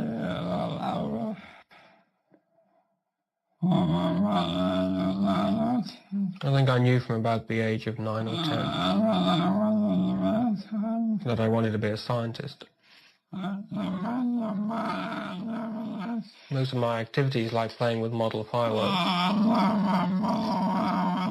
or model railways, or playing complicated games, was aimed in some way at finding out how the world worked around me.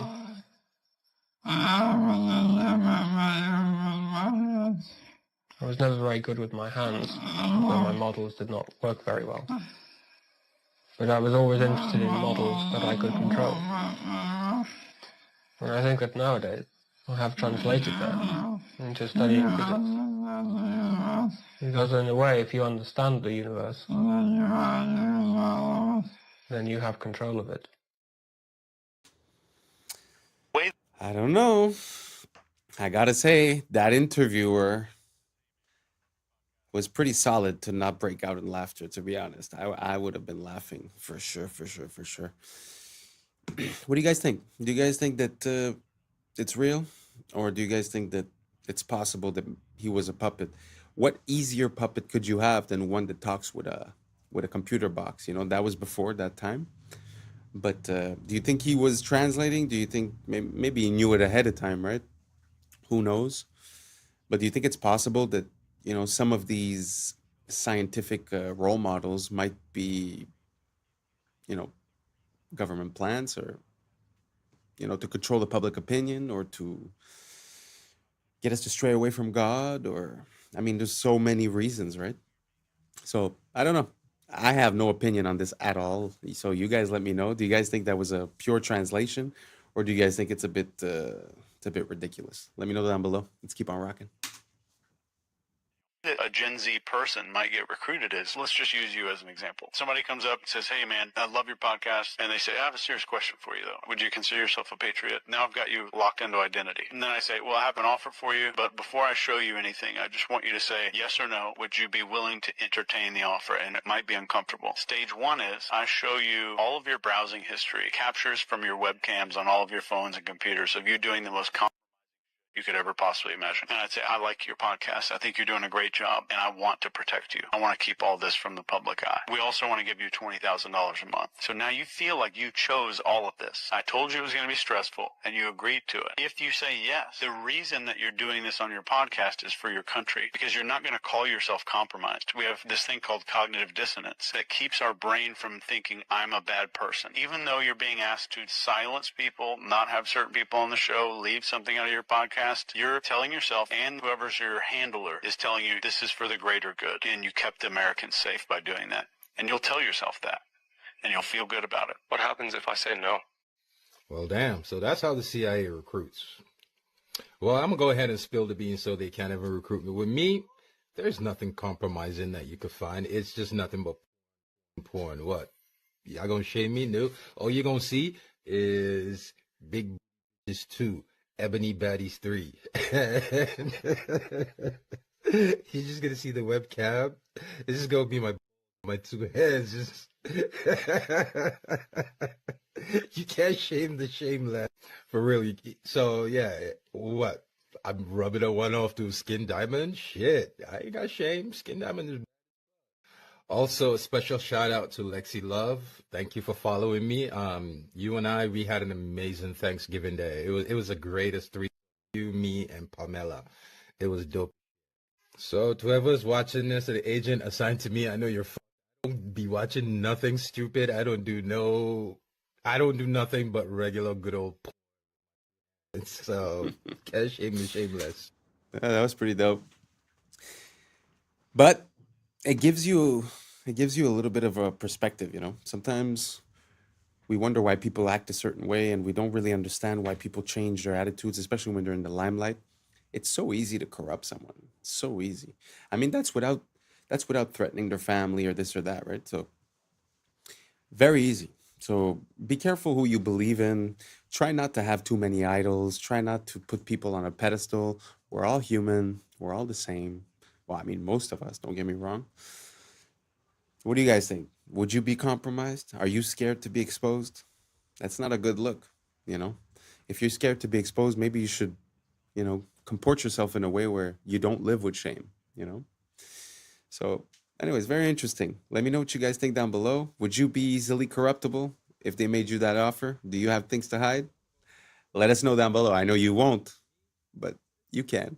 And that's a wrap for today, familia. Whether you're tuning in with the sunrise or you're posted up after midnight, I appreciate your time, your energy, your curiosity. And don't forget, this isn't about truth or fiction. This is about perspective. If this sparked a laugh, a thought, a deeper question, then we did our job. So drop your thoughts in the comments, keep the convo alive, like, subscribe, and hit that bell if you're riding a wave, because we're just getting started. Until next time, stay grounded, stay weird, stay critical. I'm Adam Strain, and this has been Adam Strain Reacts. Peace. What y'all think, but now's the time for us to link up. Really think we on the brink of making a change from living this strange. Living this strange. Making a change from living this strange. Yeah. The wiggling. Wiggling shows you the depth on a flat screen. This frozen lake ice fishing hole is actually a mat. Wild bonsai tree on a cliff is actually a moss on a pop. But can you stop the wiggling? No. What's up, YouTube? Today, we'll be looking at disturbing TikToks that'll make you question reality. So without further ado, welcome to Adam Strain Reacts. Let's get her done. Check this out.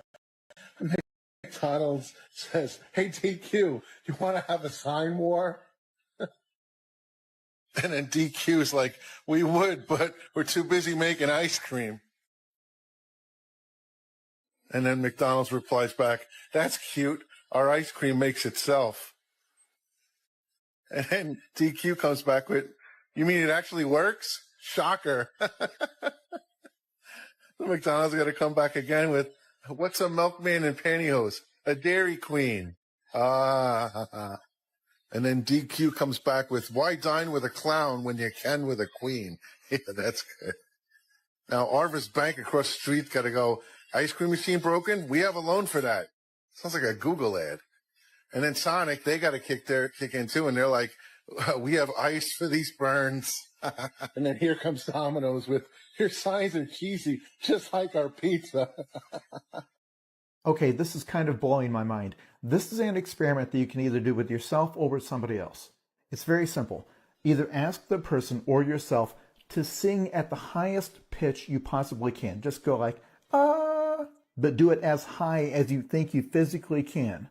Then either ask them or yourself to imitate the highest pitched singer in the world, and that the person will always come in higher than they just did when they thought they were singing at the highest possible pitch. And this is a technique that apparently works for a lot of things other than singing, but immediately the responses are people saying, "Oh yeah, this totally works." For example, one person said that when they were in choir, the teacher asked them to sing it like you were an opera singer, and that immediately the sound was bigger and better. I bring this up because I once heard somebody tell me that when they're struggling to solve a problem, one thing they do is try to imagine a smarter person and picture what that person would do, and that it usually helps them. That there are invisible barriers to doing certain things, and that you can make those go away by telling yourself that you are imitating someone else. Even if you're asking yourself in some interpersonal situation, what would the world's nicest person do? Or what would the world's most charismatic person do? Although my favorite response is this person saying, when asked how they learned to dance so well, they said they looked at their shadow and moved it like a puppet. When you begin... It's pretty interesting, the idea that if you put yourself in the shoes of someone else, you would perform better than if you believe you're yourself. It sort of brings back to that whole idea of confidence and of manifestation and of believing it first. Being able to visualize it and then being able to do it, because you're able to visualize the person that in your mind is the best at that action, because obviously it's a reference. So you've seen that person. So you have a mental cue of how it would look, how it would sound, and then all of a sudden you're able to surpass your own limitations. It's very interesting. I wonder what type of other applications this could work on. If you guys have any ideas on what applications it could work on, write it down below. I'm very curious, and let's keep on rocking. To study history, you begin to realize during the feudal age, when the peasants kind of worked on the land of the feudal kings, they only worked 140 days out of the year. The other 200 days they chilled. So today we work more than the peasants. Most people work more than the peasants used to and have less to show for it. They have no land, they have no house, they have nothing. It's the illusion of slavery. It's the illusion of freedom.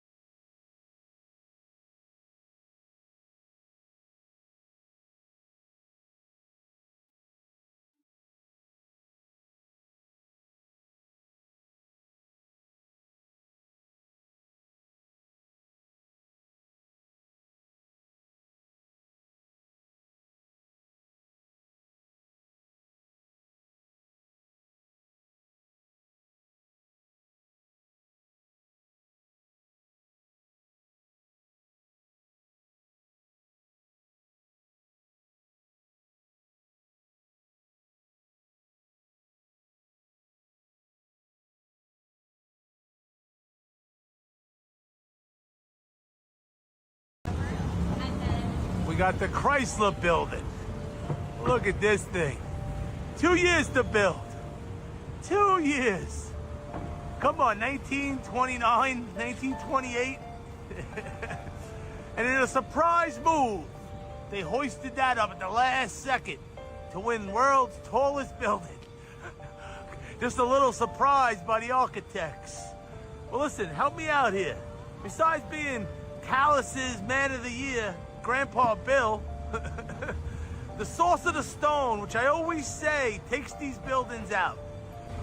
Hey, Grandpa Bill, what do you know about African marble? I don't know, they just imported it for the Chrysler building. Really? Donde está Mexico, Grandpa Jeb? What does that mean? I don't speak Spanish. Well, that's where they got the onyx from for the lobby, from Mexico.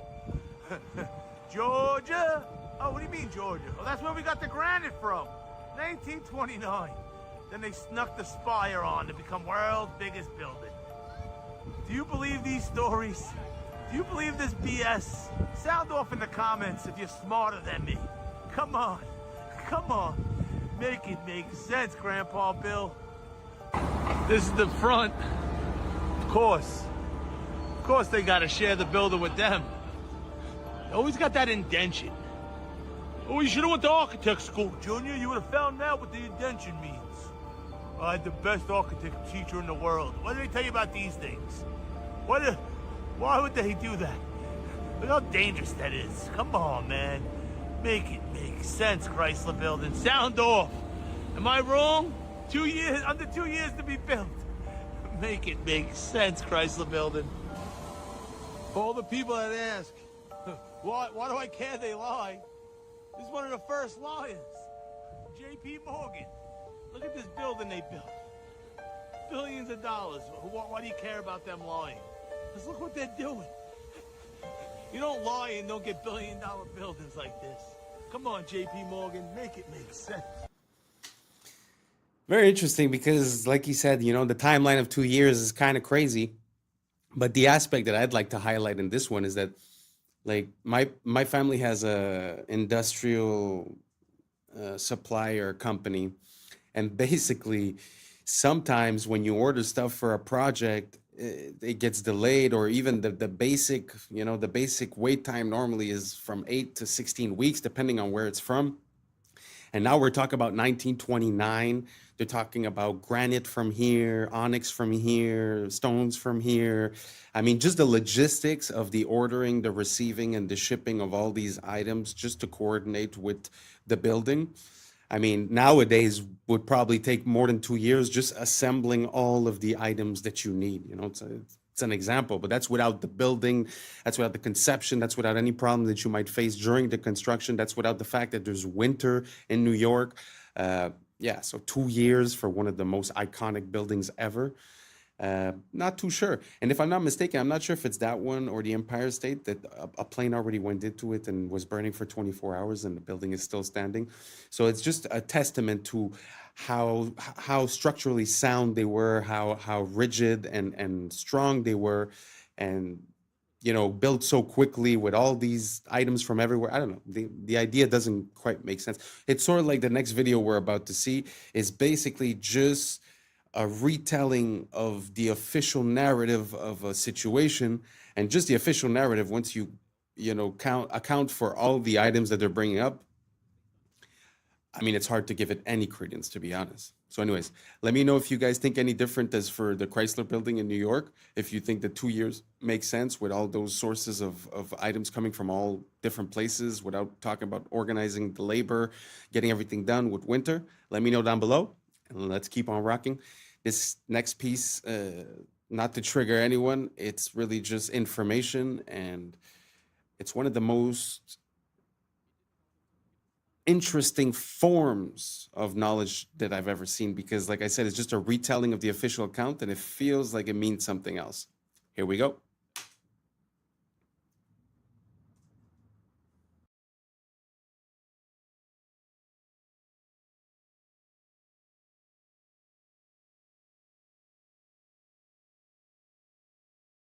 On the morning of 19 men armed with box cutters directed by a man on dialysis in a cave fortress halfway around the world using a satellite phone and a laptop directed the most sophisticated penetration of the most heavily defended airspace in the world, overpowering the passengers and the military combat trained pilots on 4 commercial aircraft before flying those planes wildly off course for over an hour without being molested by a single fighter interceptor.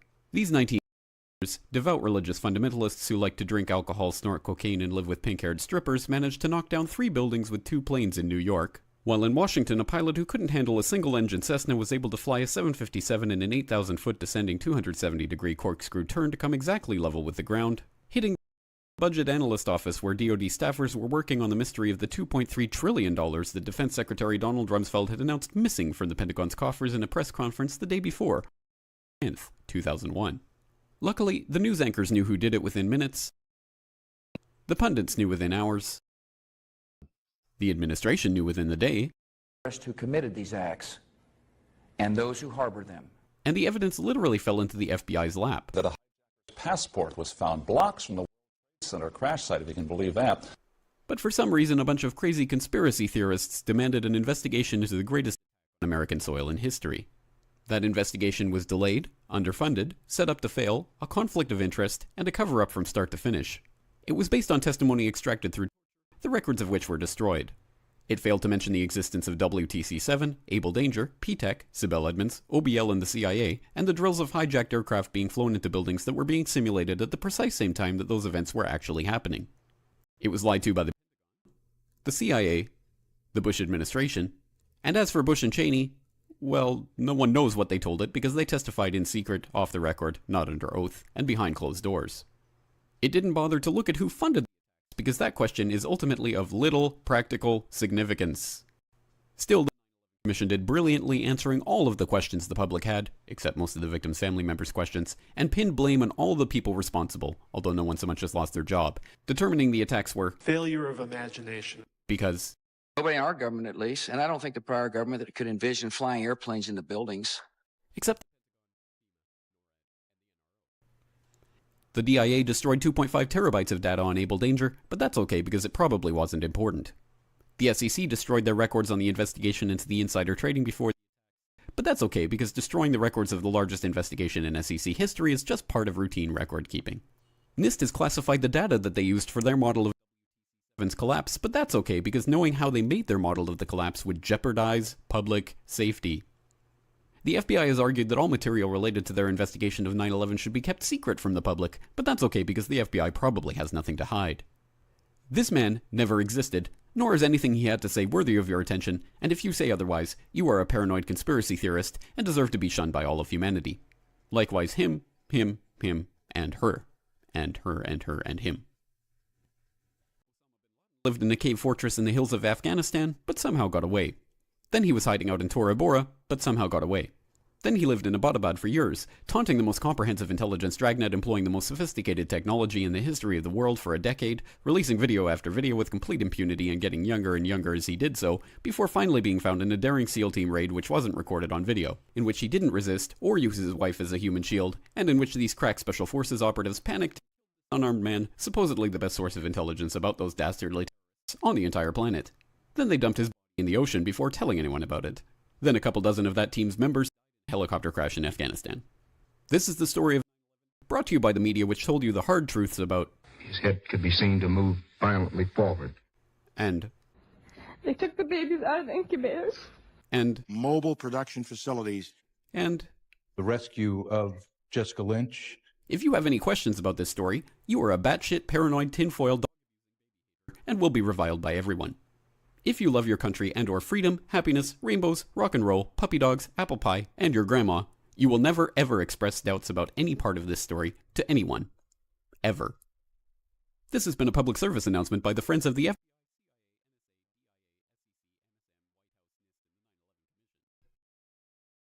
Because ignorance is strength.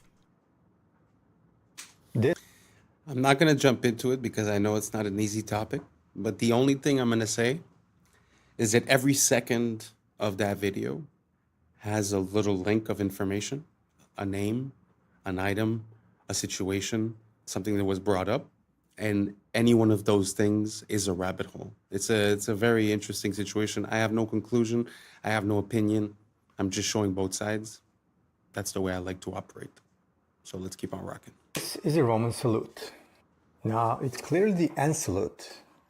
Wrong. This is an Asperger's syndrome gesture. This trick is called narrative contingency framing. It's a scientific method used by mass media to manipulate you into believing anything as truth. Open your fridge. You didn't freely choose these foods. Someone framed them as superfoods or low carb or raw paleo. So you bought the narrative, not the food. The same goes for your wardrobe. You bought certain clothes because media framed them as old money or quiet luxury or clean girl aesthetic. Look at this sharp ironing crease in my pants. The media framed it as a symbol of old money because that's how rich people's tailors iron their pants. So I bought them believing they would make me look more classy and elegant. This guy is clearly a murderer, but some extremists frame him as the rebel against the system. And if you scroll through certain corners of TikTok, you'll find women framing him as bad boy thirst trap. Even this video might be my attempt to frame myself as a smart guy worth following. But in the end, the ultimate decision of what the frame is should be yours. Because as Elon Musk said, you are the media now. Amazing. I really like that message because at the end of the day, I feel like everything has to do with perception and perspective. So you have a prism of perception through which you analyze things. You could call it glasses. So when you stub your toe in the morning and you say, oh, this is going to be a horrible day and this and that, well, then you will find things that support that thought. And if you wake up and you stub your toe and you say, well, the worst of the day has passed and only better things can happen from now on, well, you're going to notice the better things. It's an example, but it's just perspective changes the whole outlook. So I find it interesting to try to start holding accountable the people sharing us information by knowing what a frame is and by seeing the framing that's given to us. One of my easy ways to detect this is when something, let's say political or whatever, seems to give you an emotional response, suspend your emotion and question why that's happening and who would have incentives to create this emotional response and what is the conclusion of your emotional response. So you doubt yourself, you doubt your own mechanisms, and you also doubt the information coming in and their mechanisms, and you identify the psychological manipulation that has been used. And once we start understanding those, then we could start reprogramming our brain and seeing what's coming in as a signal and decide if we get affected or not, rather than always be in reaction. So I don't know if any of that made any sense to you guys. Let me know down below, and let's keep on rocking. This is not meat jerky. This is not ice. This is not lasagna. But what is it then? This is the raised printing with a ripped off piece on the 50-euro bill. But why the wiggling? Wiggling shows you the depth on a flat screen. How cool is that? Only the camera moves during the photo shoot and the subject stays still. This creates a depth effect known as wiggle stereoscopy. This frozen lake ice fishing hole is actually a mask. This wild bonsai tree on a cliff is actually a moss on a poplar tree. You will never guess this one, I promise. But can you stop the wiggling? No, this is MacroLab 3D after all, not MacroLab 2D. But seriously, watch this with no wiggling. MacroLab 3D is the only place to watch microscopic worlds with depth. No AI, no CGI, all real macro photography. Here is another example of raised printing on a Ukrainian 500 banknote. It is really this high, so you can feel it with your finger. No exaggerations. Maybe slow it down a little? No, slow wiggling lessens the effect strength. See the difference? Wiggling is not for everyone. I agree. However, this is the most accessible stereo format, which you can watch on any display, even with one eye. And by the way, what if I tell you that you can watch it in real 3D without the wiggling? If you have a compatible device, then navigate to the playlist section and choose your favorite side-by-side format. My favorite way to watch is using a VR headset in VR cinema. Would you try it? Wow, that is like mind-blowing. I feel like I just did DMT. How crazy is it to see the micro world, the nano world that's right there in front of you? It's so beautiful. Like this world is like fractals. Things have, you know, a bigger view and a smaller view, and it's so interesting to be there with the smaller view. And this technology of the wiggling, it's actually very interesting because it's true that it does give you the sensation of understanding how the spatial disposition of it is. It's like you understand more what you're looking at in 3D. Really love this technology, and I really like seeing things that we're used to seeing from close and having a complete different perspective on the same item. It completely changes your point of view. You know, if you believe that doctors or scientists or whoever are always on your side, let's say, right? And they give you a recommendation and they tell you drink 6 glasses of milk a day, right? Well, automatically you take it with credibility and you do it because you believe in this whole system, you know? But at the end of the day, what if it's not good and it was for monetary purposes? So it's important for us to be able, this is the best example that I have when it comes to this. Like, if you go to the mechanic and you tell him, fix my car, and you have no idea how it works, yeah, he might overdo it, he might overcharge it. But if you go in and you know how your car works and he tells you, oh, I'm going to do this and do that, and you're like, no, that doesn't make sense because this and because that, he's not going to have that legway. So us being conscious of how things work allow us to manipulate the outcomes and not be taken advantage of when we're delegating towards that system. I don't know if that makes sense. Let's keep on rocking. If you want to go down a bizarre and frankly gruesome rabbit hole, buckle up. This begins with a news story I saw decades ago about a tug-of-war event, one that went very, very wrong. So wrong that 2 men had their arms ripped off. Now, I was actually in college studying journalism when I saw this news story, and I dismissed it as fake because it has all the hallmarks of a fake story. See, lots of these outrageous fake news stories are set on the other side of the world, in this case in Taipei. And they're always very over-the-top and almost cartoonish in how horrific they are. But this is true.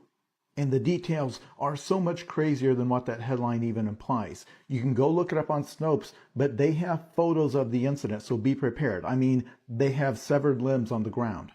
It happened in 1997. They had a festival where they did a huge tug-of-war, you know, where there's a rope and 2 teams are pulling against each other. Only 1,600 people participated, presumably about 800 on each side. Now, when you're picturing how such a thing could have happened, you're probably imagining that they looped the rope around their arms or their wrists somehow, and then the force of the pulling pulled their arms off. That is not what happened. The truth is actually weirder. This is what happened. Snapback. When a ship is tied up to the dock, you do not stand behind where the rope is attached. That is called the snapback zone. Because if that rope breaks, it will come whipping back at you hard enough to take your life. And lots of people do lose their lives or limbs this way. So in this tug-of-war contest, they were using rope like this, a 2-inch wide nylon rope. It is estimated that the tug-of-war put about 150,000 pounds of force on the rope, 3 times more than what it could withstand. Within seconds, the rope snapped, and the snapback caused it to whip back and sever 2 men's left arms. As in, their arms were lying on the ground. You can go look at it if you want. They were able to reattach them. But the rabbit hole you can go down is all of the history of incredibly gruesome tug-of-war events gone wrong, because that was not an isolated incident. Children have had their fingers severed this way. There is an entire article about the history of tug-of-war fatalities. And it's such a perfect example of something that looks totally innocuous and fun. And you don't realize how much power is stored up in something until the moment it's finally released.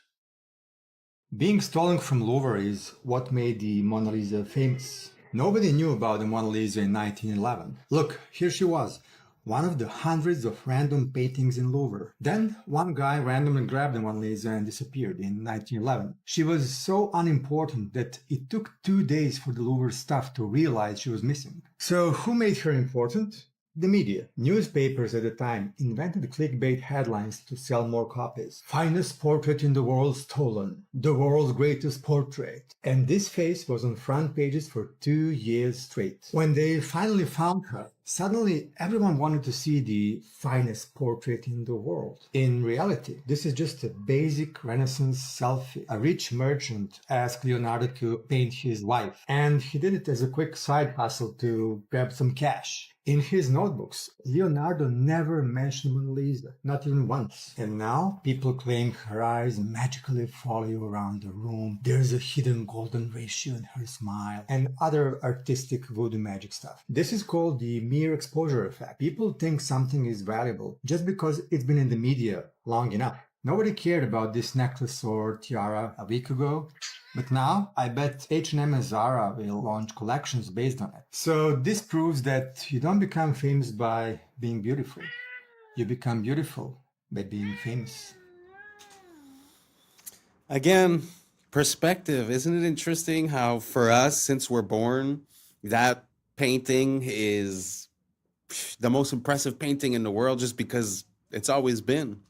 But at the end of the day, things have an origin story. So it's so interesting to see how these things come about. I wonder why it was manipulated that way. Was it to sell more tickets for the Louvre? Did they steal it themselves? I mean, what's the idea behind it? It's very interesting. I just find that, like he was saying earlier, the framing of a story changes everything. And now this one, the exposure. So now understand why you always see the same ads and the same companies and the same thing over and over and over again. Truth is simple. It works. So the more you're exposed to something, the more it becomes a part of your psyche. I mean, we like to think that we're really complicated, but at the end of the day, it feels like these companies, they got us figured out. You know? So maybe we should stop thinking that we're so special and start taking back control of our mechanisms and identify the information coming in and catch it when it's coming in and not just be living in a reactive state. So I don't know if you guys understand the parallel that I'm trying to make, but did you guys know that this is how the Mona Lisa got infamous? I had zero idea. Let me know down below. Let's keep on rocking. With our crash side of the day, we have man versus robot. I mean, first off, what crime did you commit for the cops to be like, you know what, let's send the robot on them? Is it that bad or are you that dumb? They're like, you know what, let's try some new shit. And I think it's because you're that dumb, because you decide you gonna pull out a gun. My boy pull out the strap, and I think he tries to shoot the brain of the robot. I mean, son. And he climbs out the window after the robot shoots some tear gas. And then, watch this. He don't make no run for it. He grabbed the cover, and then the robot's like, hold on, excuse me, Sugar Bob Honey Bunch, you're stuck. Gotcha. I can't even lie, though. I feel you with the cover move. I probably would try to do the same thing. Like, all right, there goes his eyes. But that was just a terrible toss. And then, this got to be terrible to be the first dude ever that got caught by a robot. Like, you get into prison or jail, and what happened? How I go down, bro? You on the run? No, a robot ran over me. What? And in fact, you tried to shoot the robot. Real dickhead activity. I mean, this is egregious work. Felonious decision.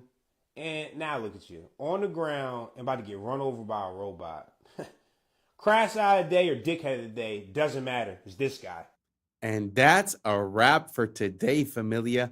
Whether you're tuning in with the sunrise or you're posted up after midnight, I appreciate your time, your energy, your curiosity. And don't forget, this isn't about truth or fiction. This is about perspective. If this sparked a laugh, a thought, a deeper question, then we did our job. So drop your thoughts in the comments, keep the convo alive, like, subscribe, and don't forget to hit that bell if you're riding the wave, because we're just getting started. So until next time, stay grounded, stay weird, stay critical. I'm Adam Strain, and this has been Adam Strain Reacts. Peace. Now's the time for us to link up. Really think we on the brink up. Making a change from living this strange. Living this strange. Making a change from living this strange. Yeah. Only organics are stacked in a row. You never put regular bananas under organics because then it makes it not organic. We grab our liquid, put it in a little machine. 2 bottles for this one. Pour it up. Close the room. Change the temperature to 60 degrees, both sides. This is all set. We turn our little sign here. What's up, YouTube? Today, we'll be looking at disturbing TikToks that'll make you question reality. So without further ado, welcome to Adam Strain Reacts. Let's get her done. Yo, this video is kind of scary, but not in the way that you would think. Now, this simple drawing is something that you'd probably do in high school. But what if I told you that these simple lines can actually trick your brain? Now watch closely. It looks completely random. That's until the paper folds. But as the camera moves, something that didn't make sense just a second ago starts to look a little different. With a simple change of perspective, it looks like a perfect cube, almost like you could reach out and grab it. But the drawing never changed, only your point of view did. If you can understand this, then you can understand how life works. Most people get caught up in a certain way of looking at the world and think that it's actually reality. But most of the time, it's just the angle that you're looking at. Don't confuse perspective with reality. So this has got to be one of the most shocking stories I've ever heard. But it turns out the most powerful elites from our main foreign adversary, China, are basically ordering American babies like they're spring rolls from Panda Express. The Wall Street Journal recently reported that Chinese billionaires are using California's relaxed surrogacy laws to have dozens, even hundreds, of American children without ever stepping foot in the United States. One of the Chinese billionaires they profiled, Zhu Bo, openly admitted to having over 100 children through American surrogates. He just sent over his genetic material, and within a year, he got back a baby with the full rights and privileges of American citizenship. Another prominent Chinese executive hired U.S. models as egg donors to produce at least 10 baby girls with the stated intention of eventually marrying them off to other powerful businessmen. And some of these babies are sent back to China immediately. Others stay here to be raised by nannies. And there's now an entire American industry built around this. So obviously a bit disturbing, also ripe for human trafficking, child exploitation, and abuse. But it's also probably a national security issue, right? I mean, even putting aside the prospect of literally creating a Manchurian candidate, it doesn't take a whole lot of imagination to see how the system can be exploited by some horrible people and America's worst enemies. You want to know what's natural? This. You want to know what's not? This. We use our ethylene liquid, which turns into a gas. Going to be doing room 3 today. These are the bananas for today. So in here we do gas organics and regular bananas, but the only difference is that nothing is stacked. Only organics are stacked in a row. You never put regular bananas under organics because then it makes it not organic. We'll grab our liquid, put it in a little machine. 2 bottles for this one. Pour it up. Close the room. Change the temperature to 60 degrees, both sides. This is all set. We turn our little sign here saying that it's gas. I'm going to show you guys after the bananas get gas what they look like. We're going to pull a banana out. This is one of them. This is maybe 3 days after it's been gassed. It starts to turn yellow. We have this little pulp thing that checks the temperature and the pulp on these. That gives us a reading. And this is what the other side looks like. Starting to break in a little bit of yellow. Both of them compare left and right side. Wow. Listen, let me try to link all of these things together. See, the first video was talking to you about perspective, which is pretty much the goal of the channel, is to just allow for new information to maybe help you carve a new, what I call a prism of perception, because basically light passes through the prism in our eyes. So I use that metaphor to sort of explain.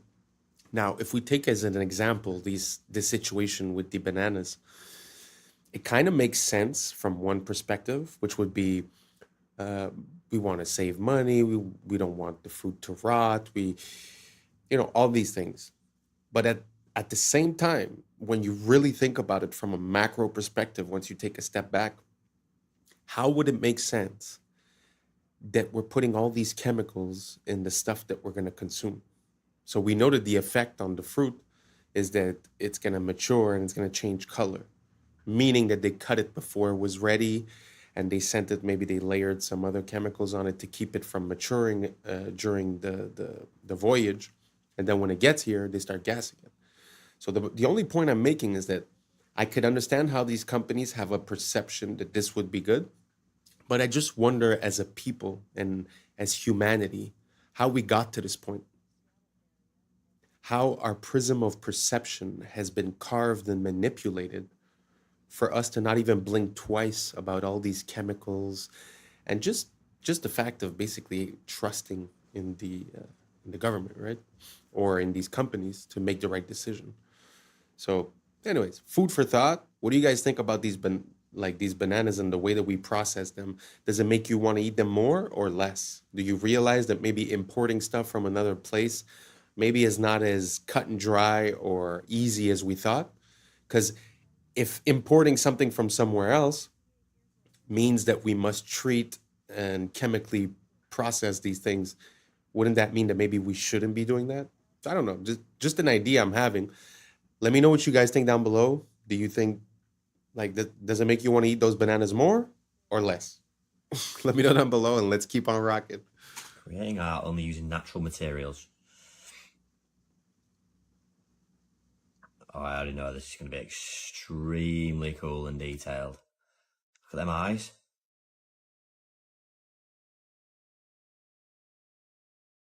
Owl? Thought it was a lion at first. That's really, really impressive, isn't it?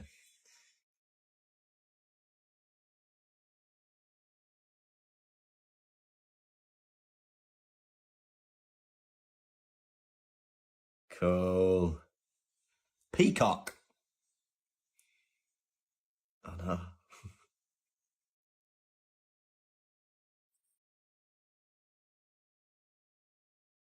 How did they do that though, where it's with just vision and looking at, all right, that will make that good. Need a bit of dirt here. I need this leaf here.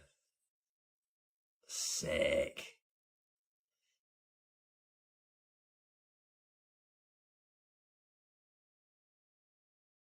What are they for its claws? Wow. Wow. Impressive. What we're looking at is the Yukon Pacific Expedition, which was finished in 1909.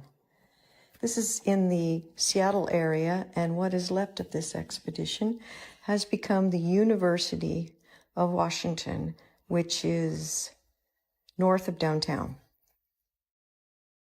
The dates are going to be important here because this expedition supposedly was finished in 1909, but the first settlers to come to Seattle only made it in 1851. So that means after arriving in a covered wagon on Alki Beach, 58 years later, these Seattleites built this city. And as World's Fairs are supposed to be temporary, notice how permanent these buildings seem since we're still using them as the University of Washington. And this university has something called the Red Square, which you see surrounded by the nice trees. And look at these libraries where people study in. So you're going to tell me people arrived on the West Coast and 58 years later built this. We must have lived in a world of witches and warlocks and magic to have put together a city like this in only 58 years. You be the judge. It's a brain wrecker, to be honest. Like, how in 50 years would you build that? Nowadays, to build one building, it takes us like 2 years, 3 years. Look at the size of that city, or even just the campus of the university. It's very interesting, and also the fact that I don't know how real this is. I'll have to look into it a bit more. But if they were really conceived to be a part of a World's Fair, which normally, like she said, they're all, temporary structures, how is it that 150 years later we're still using them? I don't know. What do you guys think about the World's Fairs? Do you guys think it was all stucco and plaster? Or do you guys think these were real structures? Were they built by us? Were they built before? Maybe we just had a technology that they're not admitting to. I don't know. Let me know what you guys think down below, and let's keep on rocking. Do European royals always look like men? Maybe there was something wrong with them. The testosterone could have been too high, or maybe we all know the real reason why. Oh, ma'am, that's a gent. Ma'am, oh, that's a gent. It's not all but like 90%. Take a look through history, it really ain't no mystery. 'Cause ma'am, that's a gent.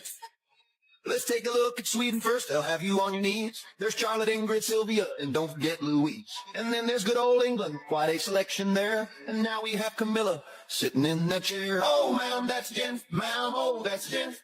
It's not all but like 90%. Take a look through history, it really ain't no mystery. 'Cause ma'am, that's a gent.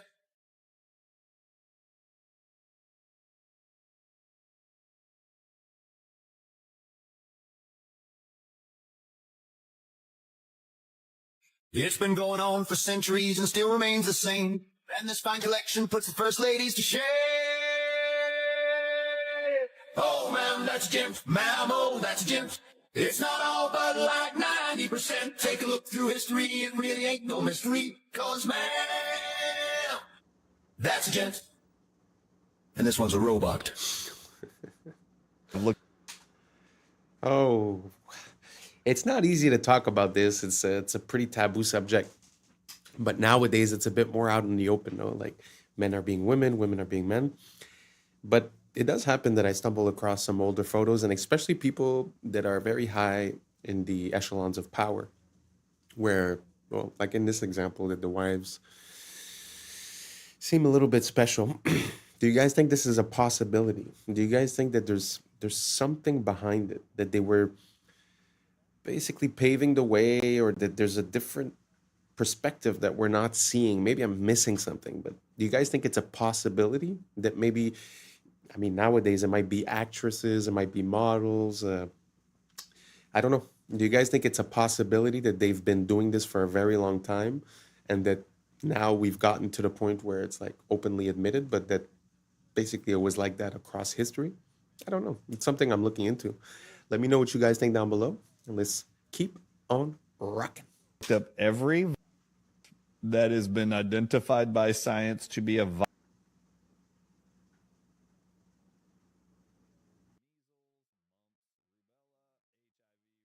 I've looked them all up. You know that science has published that every one of them targets, everyone that I've researched, they know every single one of them, included targets nicotine receptors. Therefore, guess what the answer is? Nicotine. Guess where nicotine is found the most? Tobacco.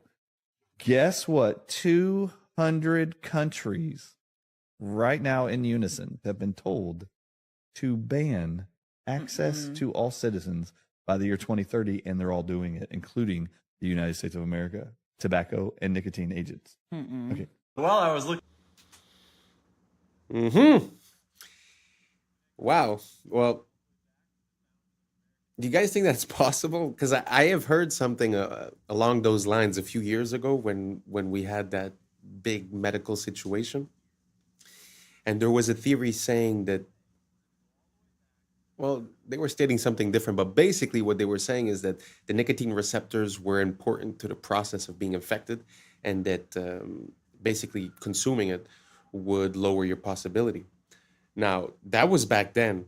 That was a conspiracy. That was taboo. But today, if you just Google it, you write the CO, you know the rest, and nicotine, openly stated, they will say that it has an effect on reducing the risk of having the longer version. So they don't say for the initial infection, but they're still attributing a positive effect to the Nico. So then it makes me wonder, is that the reason why all the restrictions? I used to have a vape store, and basically, you know, year after year, more and more restrictions, more and more restrictions, double, triple tax. Now it's basically 150% tax on any item. And the country I'm in now is in the process of banning most products.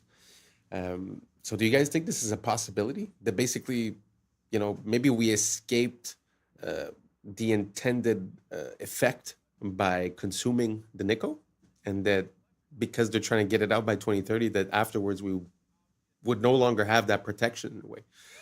So I don't know. You guys look it up on your own side. Like I said, it used to be taboo, but now it's very out in the open. So let me know what you guys think down below. Is it possible that the nickel has positive effects and that maybe we should be considering the opposite of banning it? Let me know what you guys think down below, and let's keep on rocking. Looking into the board of BlackRock, I got distracted by a rabbit hole. And the connections accidentally led me all the way back to the founding of American banking, and then all the way back to Mr. Epstein. You ready to follow a wild thread through the internet? Let's go, baby. So we're gonna start here, and we're gonna end here. And on the way, we're gonna go all the way back to 1800. And to be clear, this rabbit hole is just for funsies. We're not like uncovering any breaking news or anything. But anyways, I was at the board of BlackRock looking into Pam Daly, who's deep in General Electric. And I was kind of realizing that I don't exactly know that much about General Electric. So I started looking it up. And let's start with the basics. It's a major American corporation and one of the largest and most diversified in the world. So I went to the Wikipedia article. And I was looking at when it was founded, way back in 1892, 131 years ago. And then I noticed that it was founded by Thomas Edison and JP Morgan? How did I not know this? And we'll have to make another video in the future about how General Electric is splitting itself up into 3 different companies for who knows what reasons. But anyways, back in the late 1800s, Thomas Edison had business interests in many electrical related companies. As you know, a dude does at the start of the 19th century.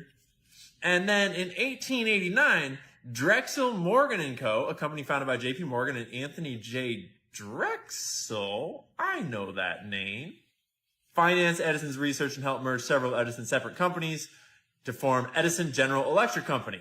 No shit! So we're going to ignore the obvious Nikola Tesla rabbit hole that we're walking right by here because the name Drexel sparked something for me, and I just had to pull on this thread. As the dominant partner of Drexel & Co. of Philadelphia, he founded Drexel Morgan & Co. with J.P. Morgan.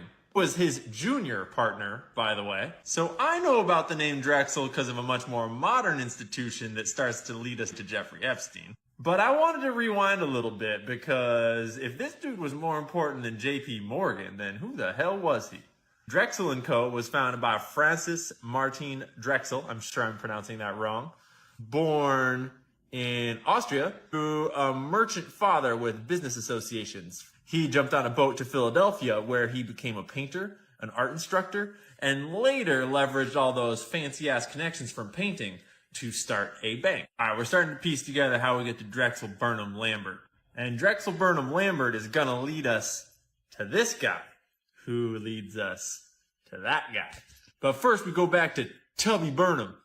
Back in the 30s. So old Tubby partners with our buddies Drexel, and they founded Drexel Burnham Lambert. They're famous for being criminal as shit and inventing an entire industry called the junk bond market, which is exactly as junk as it sounds.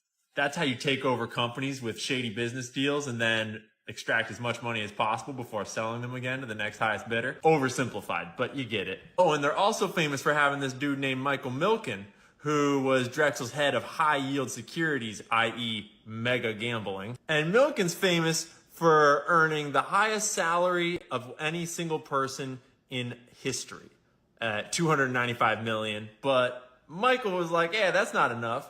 So the next year he took home $550 million in a single year in payment. That's $500 million on your paycheck. So what did this snaky boy do to earn $550 million? Well, the answer is he did a lot of criminal shit. And eventually, people started to catch on. And Drexel Burnham Lambert started to get investigated. Then one guy started to talk, and then that led to another. And pretty soon, Rudy Giuliani was talking about throwing RICO charges at Drexel Burnham Lambert.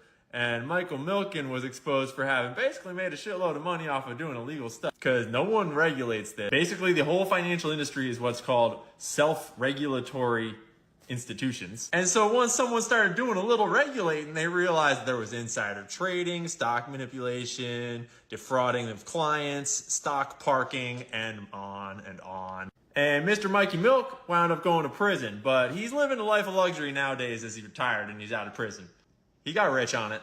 But I shit you not, the Wikipedia page for Drexel Lambert, this firm that went down in flames, they have a whole section for survivors, meaning the rats that jumped ship. And this is where we meet Apollo Global Management, noted private equity firm, was also founded by Drexel alumni Leon Black. That's this guy. You might be like, oh, Ian, that's a bit of a stretch. Come on. He just worked at the firm. Yeah, from 1977 to 1990, so, a couple years, Black was regarded as the junk bond king Michael Milken's right-hand man at Drexel. So this guy learned everything he knew from this criminal who was the highest paid person in the world ever, so to speak, because of crime. Well, Black went on to found Apollo Global Management, one of the biggest private equity firms in the world, and guess who he decided to bring on board? Oh, in 1997, he made Epstein one of the original trustees of what was his and his wife's foundation. And he had him direct all sorts of charitable donations and philanthropy money and a whole bunch of other secret money just going to weird places. And someone finally caught on and started looking through these numbers. They found that he had paid Epstein $158 million in just 5 years from 2012 to 2017 for his financial services. I'm not even going to get into all this nasty bullshit. Black had more meetings with Epstein than just about anyone else on the books. And this is where it comes right on back to our friends at JP Morgan, just a few hundred years later. Because while we were all looking at submarines, JP Morgan was settling out of court $290 million because they totally were not guilty of helping facilitate this, trafficking ring thing going on. They totally weren't profiting off of that and involved in that. See, that's the thing about money is once you start following it, you start making connections. And once you start making connections, you start winding up in places where you're not supposed to be. And let's be clear, I'm not trying to say that Pam Daly has anything to do with what I just talked about. I'm just saying that the more you know, the more you know. And sometimes when you start looking into gigantic multi-billion-dollar mega corporations that are diversified all across the globe, you inevitably discover that money is used for some pretty awful things in this world. And it's important to remember that money doesn't spend itself. There's always someone doing the things. So stay curious. Don't forget to do your own research. Wow, that was a big one. It's very interesting to see historically how these things happen, and this rabbit hole really doesn't have an end to it, especially with that dude that everyone's talking about with the files. That dude seems to be implicated in absolutely everything, like whether it be science, duplication of people, whether it be the financial institutions. He was one of the biggest partners with the JP Morgs in NYC. He was bringing in clients like Mr. Gates, all these billionaires. And I mean, even in the interview, Gates is like, oh, well, he used to help me with my taxes. Like, what does that have to do? So anyways, the connection that we see, it seems like a hidden control system. And, what goes on the stock market, like you said, it was a self-regulatory system, meaning no one's involved, right? I think we've been asking for it for a long time. I think that our laws are open to this manipulation. And I think that the only way for people not to operate this way is to make it impossible for them to operate this way. So I don't know, food for thought. You guys let me know. Did you know that the file guy was involved so deeply embedded into the financial system of the United States, talking about these huge numbers? You guys let me know, and let's keep on rocking. This is a clip from historical film number 1119, produced in 1923 by the U.S. Army Signal Corps. The caption says, quote, "A smoke curtain, an important new chemical warfare development. Hanging a curtain half a mile long in 18 seconds," unquote. This 1923 film shows an aircraft spraying a trail where some of the chemicals rapidly descend to sea level to form an opaque vertical curtain. Observers have seen an increasing frequency of chemical warfare and other experiments in our skies Spraying Agent Orange during the Vietnam War demonstrates the military has been developing more sophisticated chemical warfare operations using aircraft since 1923. As aircraft performance, altitude, and fleet numbers have increased over the years, observers are seeing a skyrocketing number of chemical experiments in our skies. The advent of the internet and digital cameras has created a spontaneous network of observers around the world who share their many observations of bizarre contrail emissions on YouTube. An online source for this and other historical films can be found online at criticalpast.com.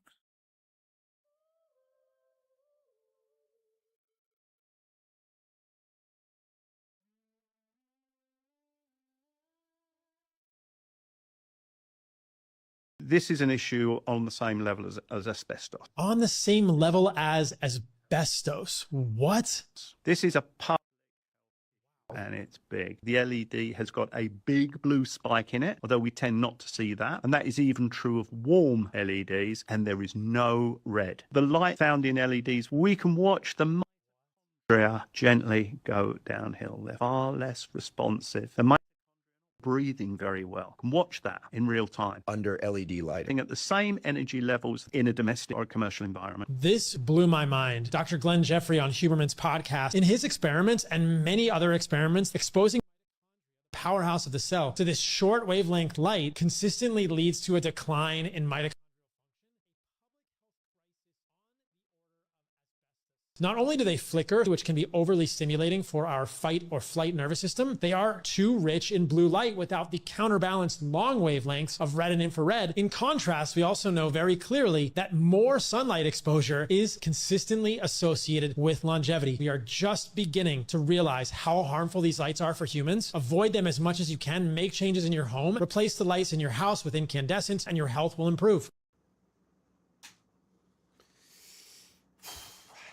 I need to say that I've always had a bad feeling about those LEDs.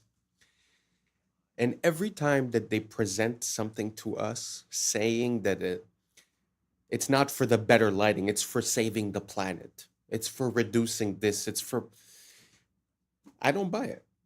I don't buy it at all. Because if they wanted to reduce all those things, those huge multi-billion-dollar international companies would be the ones implementing the change first. So it makes me feel that there was something behind it. And now, recently, I've changed my lighting from a blue, LED type of lighting to an incandescent type of lighting. And the difference is palpable. I mean, the difference is huge. I feel like I'm in the 90s. I feel like I went back in time and I don't know, the life is better. So I can't tell you scientifically what it's doing, but I can say this: give it a try and let me know how you like it. If you see a difference between that bluish lighting and the incandescent lighting, does it make you feel different? Let me know down below. Thank you for rocking with us. I appreciate you. And that's a wrap for today, familia. Whether you're tuning in with the sunrise or you're posted up after midnight, I appreciate your time, your energy, your curiosity. And don't forget, this isn't about truth or fiction. This is about perspective. If this sparked a thought, a laugh, a deeper question, then we did our job. So drop your thoughts in the comments, keep the convo alive, like, subscribe, and don't forget to hit that bell if you're riding a wave, because we're just getting started. So until next time, stay grounded, stay weird, stay critical. I'm Adam Strain, and this has been Adam Strain Reacts. Peace. Now's the time for us to link up. Really think we on the brink up. Making a change from living this strange. Living this strange. Making a change from living this strange. Yeah. Number 322. You both were members of Skull and Bone. What does that tell us? Not much. Opioids are physiologically identical to humans, yet they're not conscious and they can feel no pain. They can be used as meat for consumption. I was sleeping, had to wake up. Why? Every reason I could think. What's up, YouTube? Today, we'll be looking at disturbing TikToks that'll make you question reality. So without further ado, welcome to Adam Strain Reacts. Let's get her done. Coming straight out of the Galapagos Islands, it's the marine iguana, the only ocean-feeding lizard on Earth. Despite the look, its survival depends on the sea. Its diet comes from marine algae growing below the surface. When algae becomes scarce, it can actually shrink its body by reabsorbing bone to survive. But feeding in an ocean comes with a cost. The cold ocean strips heat from its body, forcing it back onto the rocks. Once you understand how it lives, the way it looks starts to make sense. Wow, I'd never seen that type of lizard. It makes me think that Godzilla might be more of a true story than we think, because he looks exactly like Godzilla looks. Let me know if you guys agree, and let's keep on rocking. This past week, an MIT review, they want to do is take out the neural functions. It's a human without feeling, without thinking, without ideas. It's just what MIT calls in this review a spare body, a spare tire, bodyoids. MIT scientists want to grow human bodies dubbed bodyoids. Now, these bodyoids are physiologically identical to humans, yet scientists insist that they are not conscious and they can feel no pain. Scientists are stating that ethically sourced spare bodies could revolutionize medicine through things like organ donation. These bodyoids are not only intended to provide medical miracles, they can be used as meat for consumption. All right, so here's the article. So MIT Technological Review, it's ethically sourced spare human bodies could revolutionize medicine. Human bodyoids. So remember that word. And here it says, recent advances in biotechnology now provides a pathway to produce living human bodies without the neural components that allow us to think, be aware, or feel pain. And then maybe one day we'll be able to create spare bodies. Are bodyoids similar to body yachties? If they could get these cordyceps to control this, I'm sure you can see some body yachties. Wow. It's pretty intense.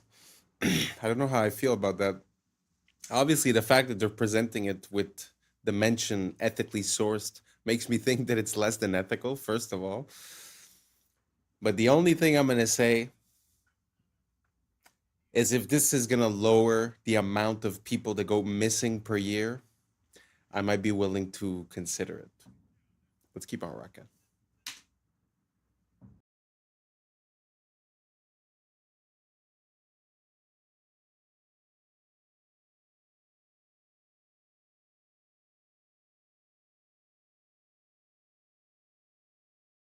This one's in Thailand. Been in Thailand before. Have you? Beautiful over there. Beautiful, beautiful. What comes with the island? There's a small villa there.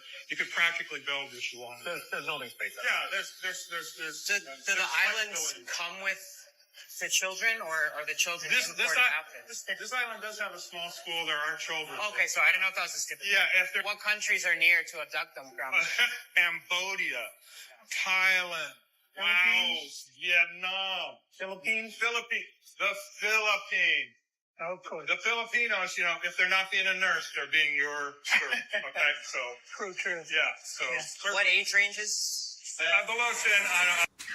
It's probably a setup. It sort of looks like it's part of a reality show or like a prank. But the people do seem to be responding quite, I guess it's a manifestation of what people think is going on. Because from what I understand, the island that everyone's talking about might not be the only one that exists. So let me know what you guys think down below. You think it's possible that there's other islands and that situations like this happen? Do you think this is a real video? Me personally, I'm not too convinced. Anyways, let me know down below and let's keep on rocking. Oh my God. Oh.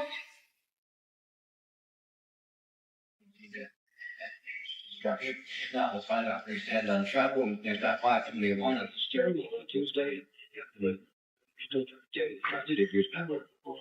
Well, you've been hearing all the airports are closed around.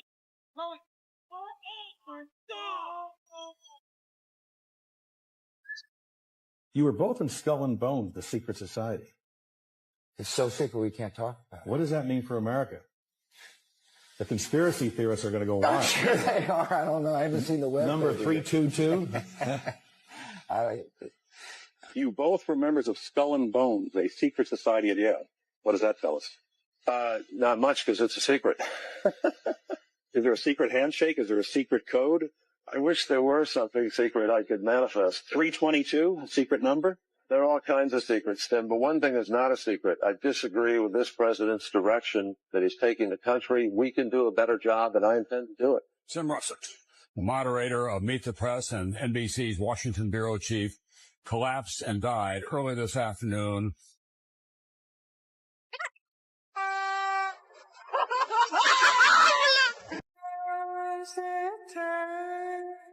In your living room, no.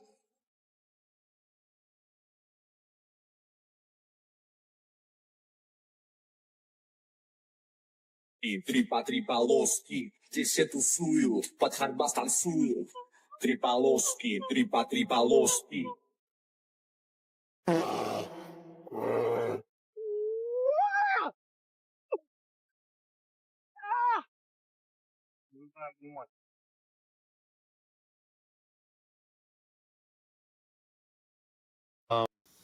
Although Russia isn't for beginners, number 3 and number 2 were fake because the bear was not a real bear, obviously. And the guy that went through that bus was actually for a movie. It was like a high-speed stunt that they were doing. So just to say that, not everything you see is real neither. Let's keep on rocking. Do you guys remember Shia LaBeouf starring in many different motion pictures, namely Transformers? Do you remember when he had a little bit of a breakdown, was kind of exposing certain things, and many called him crazy? Do you think that had anything to do with this clip I'm going to show you now? I remember we had an FBI consultant on the picture telling me that they can use your ADT security box microphone to get your stuff that's going on in your house, or OnStar, they could shut your car down. And he told me that 1 in 5 phone calls that you make are recorded and logged. And I laughed at him, and then he played back a phone conversation I had 2 years prior. Come on, joining the picture. The FBI consultant. And it was like one of those phone calls that was like, what are you wearing type of things. Now, I heard a whistleblower say that when we think of spies, we think of them as like, James Bond sneaking around. But in fact, according to this whistleblower, like 90% of spy work entails blackmail. And when he said 1 in 5, this has got to be like 15 years ago this video came out. 1 in 5, dude, anything you do on your freaking phone, any keystroke is being recorded. Audio, talk about 5 out of 5 phone calls are freaking recorded, guaranteed. And I think that's going to be used at some point, or I bet you the intention is, to link it to your digital ID. At some point, something's going to crack here around the corner with digital ID and social media. It's going to be crazy. We need to resist. But I think he was trying to tell us. Let me know your thoughts below and follow for more. You know what? Yeah, it's a pretty crazy time we live in where everything seems to be like the net seems to be closing in on us. I've heard something recently about they were talking about controlling people's speech online, and it had to do with anti-Shemitism.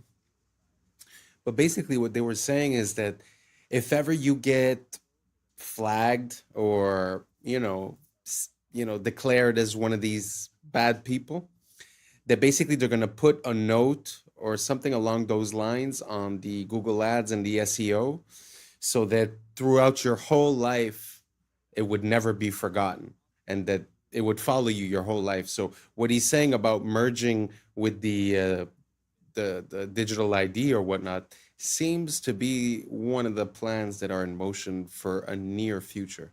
So if you have the opportunity to vote against it or to make it be known or to not conform, I would highly recommend to think about it because it seems to be coming quicker than we imagine it. Anyways, let me know what you guys think down below, and let's keep on rocking. Grocery stores are designed so that the only way to reach the exit is by awkwardly walking through the checkout lanes. Well, it's to discourage you from leaving without buying anything. Grocery stores will also place the produce section right at the entrance so that you'll grab the fruits and vegetables first and then hopefully feel less guilty about grabbing junk food later on. Another way that they get you to spend more money is by arranging the cereal aisle so that the sugary cereals are like at a child's eye level, so they're more likely to grab one, while the healthier options are way up top. You might have also noticed that essential items like milk and eggs bags are deliberately placed all the way in the back of the store so that you're forced to walk through other aisles to get to them. And they make sure to fill the ends of the aisles with a lot of unhealthy options like snacks and sodas to make sure that you come across them while on your way to the essential items. They're also very much aware that these tactics become less effective after you visit the store a few times and get a better sense of where everything is, so they'll regularly move the products to different aisles to disorient you. Some grocery stores like Whole Foods have doubled the size of their shopping carts over the last decade because a study found that doubling the size results in a 40% increase in sales. That's why they... Wow. Isn't that crazy when you start realizing that everything in life has a meaning and a purpose? It really makes me think about when you start looking into the etymology of words and you start seeing the meaning behind things that we sort of lost the meaning through time, but we still use as a tradition the saying or the word. Well, it makes me think of the same exact thing, that basically everything has a reason. And I think it's the same way in movies and in absolutely everything. The color of that the person is wearing means something, where they are, what temperature it is, all the colors that are in the scene, the flashbacks. Anyways, all that to say that I find it super interesting. I'd never seen this one about, I'd seen one or two about the supermarkets, but this video was like very precise and I really like it. Let me know what you guys think down below. Let's keep on rocking. They would make children suck on silver spoons when they were ill, because silver is a conductive material. So when they would put a silver spoon, it was increasing the conductivity of that person and therefore instantaneously. Because if we think of humans, we are electrical beings which run off of electricity. Therefore, if you are under the influence of sucking on a silver spoon will help bring that electricity back into the body. And what's interesting is when we think of the olden times, everybody would use silver cutlery and copper cutlery. Specifically,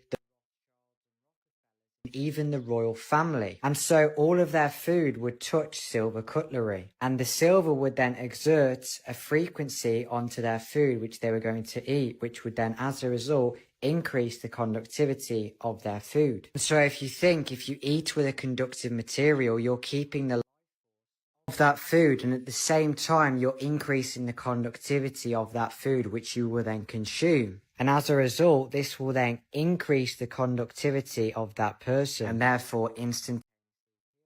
And if you look at the cutlery today, it's all stainless steel or plastic, which are both non-conductive. And this was done deliberately because these will not increase the conductivity of the food, and therefore you will not have an increase in frequency when eating these foods. So silver spoons from the 1800s is a very interesting one. Well, I guess that's just to prove my point that sometimes we use sayings and we don't remember why. Well, growing up with a silver spoon means that you had privilege growing up, right? But look, it really had a meaning. It really had a purpose. You understand what I'm saying? Very interesting. I had no idea about this. I'm going to look into it. I'm going to get me one of those and I'll let you guys know, because to be honest, I feel like we're doing it all wrong. Like drinking water out of copper. As soon as we removed the tubes of copper going into the house, we put PVC, we started putting fluoride, etc., etc. I just feel like we've been going in the absolute wrong direction when it comes to health, nutrients, and keeping ourselves healthy. So anyways, I found this video super interesting. Let me know what you guys think down below. Let's keep on rocking. From where I stand, all disorders, all learning disabilities are digestive. And that is the clinical experience of 20 years of work. And that is what's being confirmed now by the new explosion in science, in research, in that's the scientific name for gut flora. We called it gut flora for decades, and now the scientists started looking at it finally and called it. And they're discovering all sorts of things, all sorts of functions that our gut flora fulfills. So gut and psychology is a connection between the functioning of the digestive system and the functioning of the brain of the person, despite the fact that they're far away from each other. And our medicine doesn't understand this connection. As they give the person antidepressants and anti-epileptic pills, where does the person put those pills to affect their brain? Into their stomach. They place it into their digestive system to affect the brain. And still our don't understand the connection. How can the two things be so far apart and be connected? So what kind of conditions are we talking about? Let's start.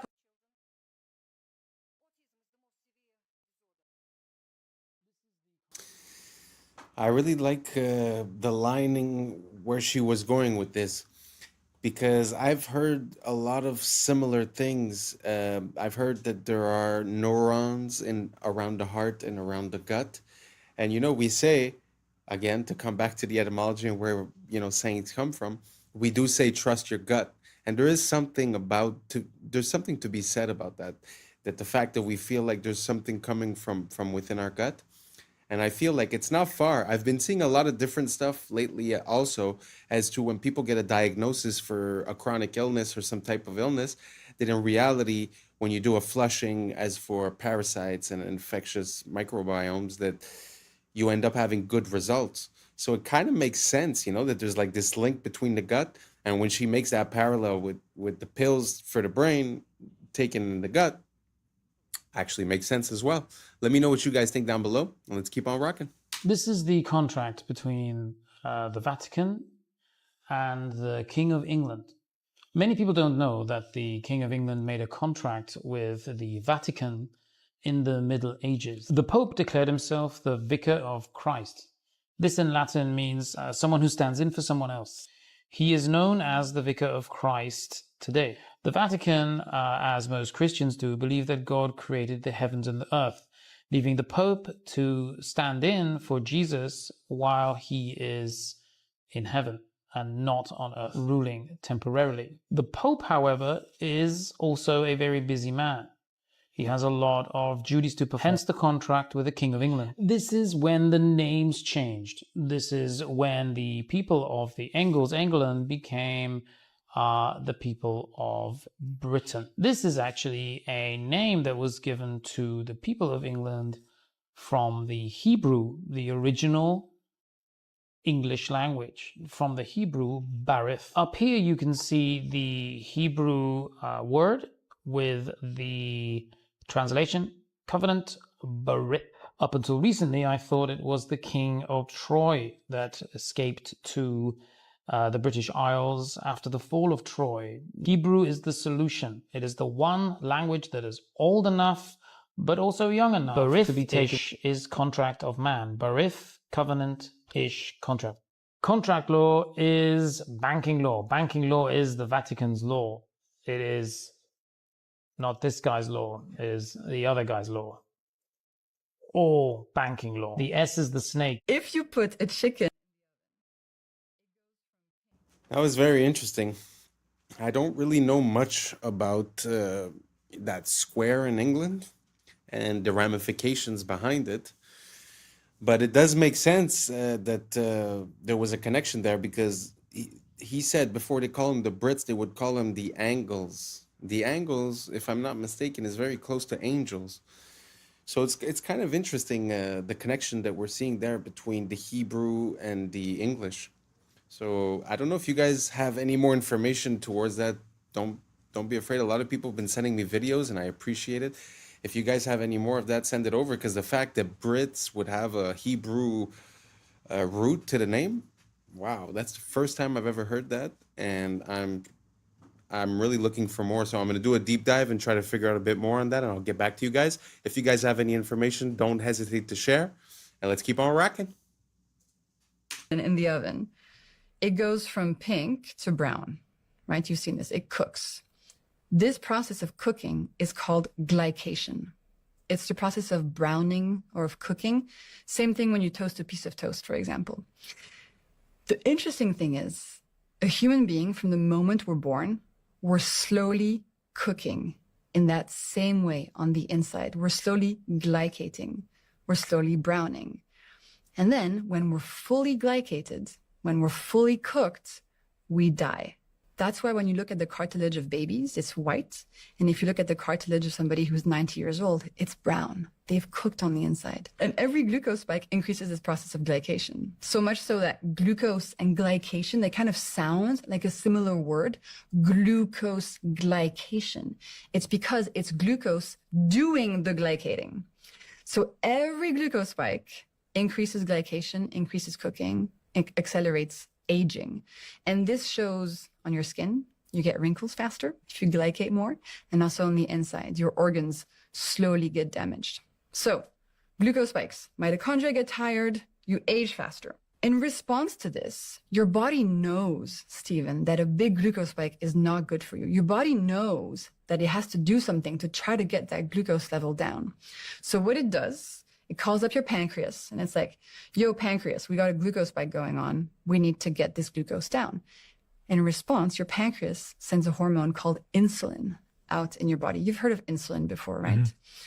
And insulin's job, and we love her job is to grab all these excess glucose molecules and to store them away so they don't damage your body anymore. And insulin stores glucose away into your liver, into your muscles, and then when those are full, insulin stores glucose away into your fat cells. And that's one of the ways that you gain fat on your body. It's in response to the spikes and your body trying to protect you from the spikes. The problem is, insulin itself has consequences and is the driver of type 2 diabetes and insulin resistance. So to answer your question, yes, when you see a big spike on your glucose monitor, there's some of that going on. And the more spikes you have, the harder it is going to be for your body to manage your spikes. So it kind of becomes a vicious cycle. If you keep eating the same way, your spikes will get bigger and bigger and bigger and bigger over time with more and more damage. Wow, that was well explained. I really like the way she was talking to us. I like where she's coming from with all this information. And I also like the fact that they often tell us, okay, sugar's bad, sugar's bad, sugar's bad. How? Explain it to me. Because we do know that glucose is a part of natural foods. It's a part of the stuff that we need to power our body, our cells. So to have a distinction here and to explain about the spikes and what happens in your body, amazing. I love it. I love the fact that we're getting more information, making us more powerful, having more free will, able to make decisions to help us live a healthier lifestyle. And anyways, let me know what you guys think down below. But I love the way that she broke that down. And it really gives me an incentive to understanding why a glucose spike is bad for my body and might cause inflammation or gaining fat or this or that, right? Super interesting. Let me know what you think down below. Let's keep on rocking. I actually got a hold of some people at the PBI airport and got some answers on this interesting status update that's been starting to go viral today. I've had a lot of people send it to me. Thankfully, people were available at midnight. Enjoy.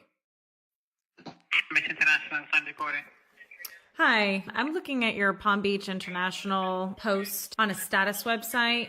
It says it's closed to aircraft equipped with modification or geoengineering equipment. What exactly does that mean? When there's weather, that the airport might be closed.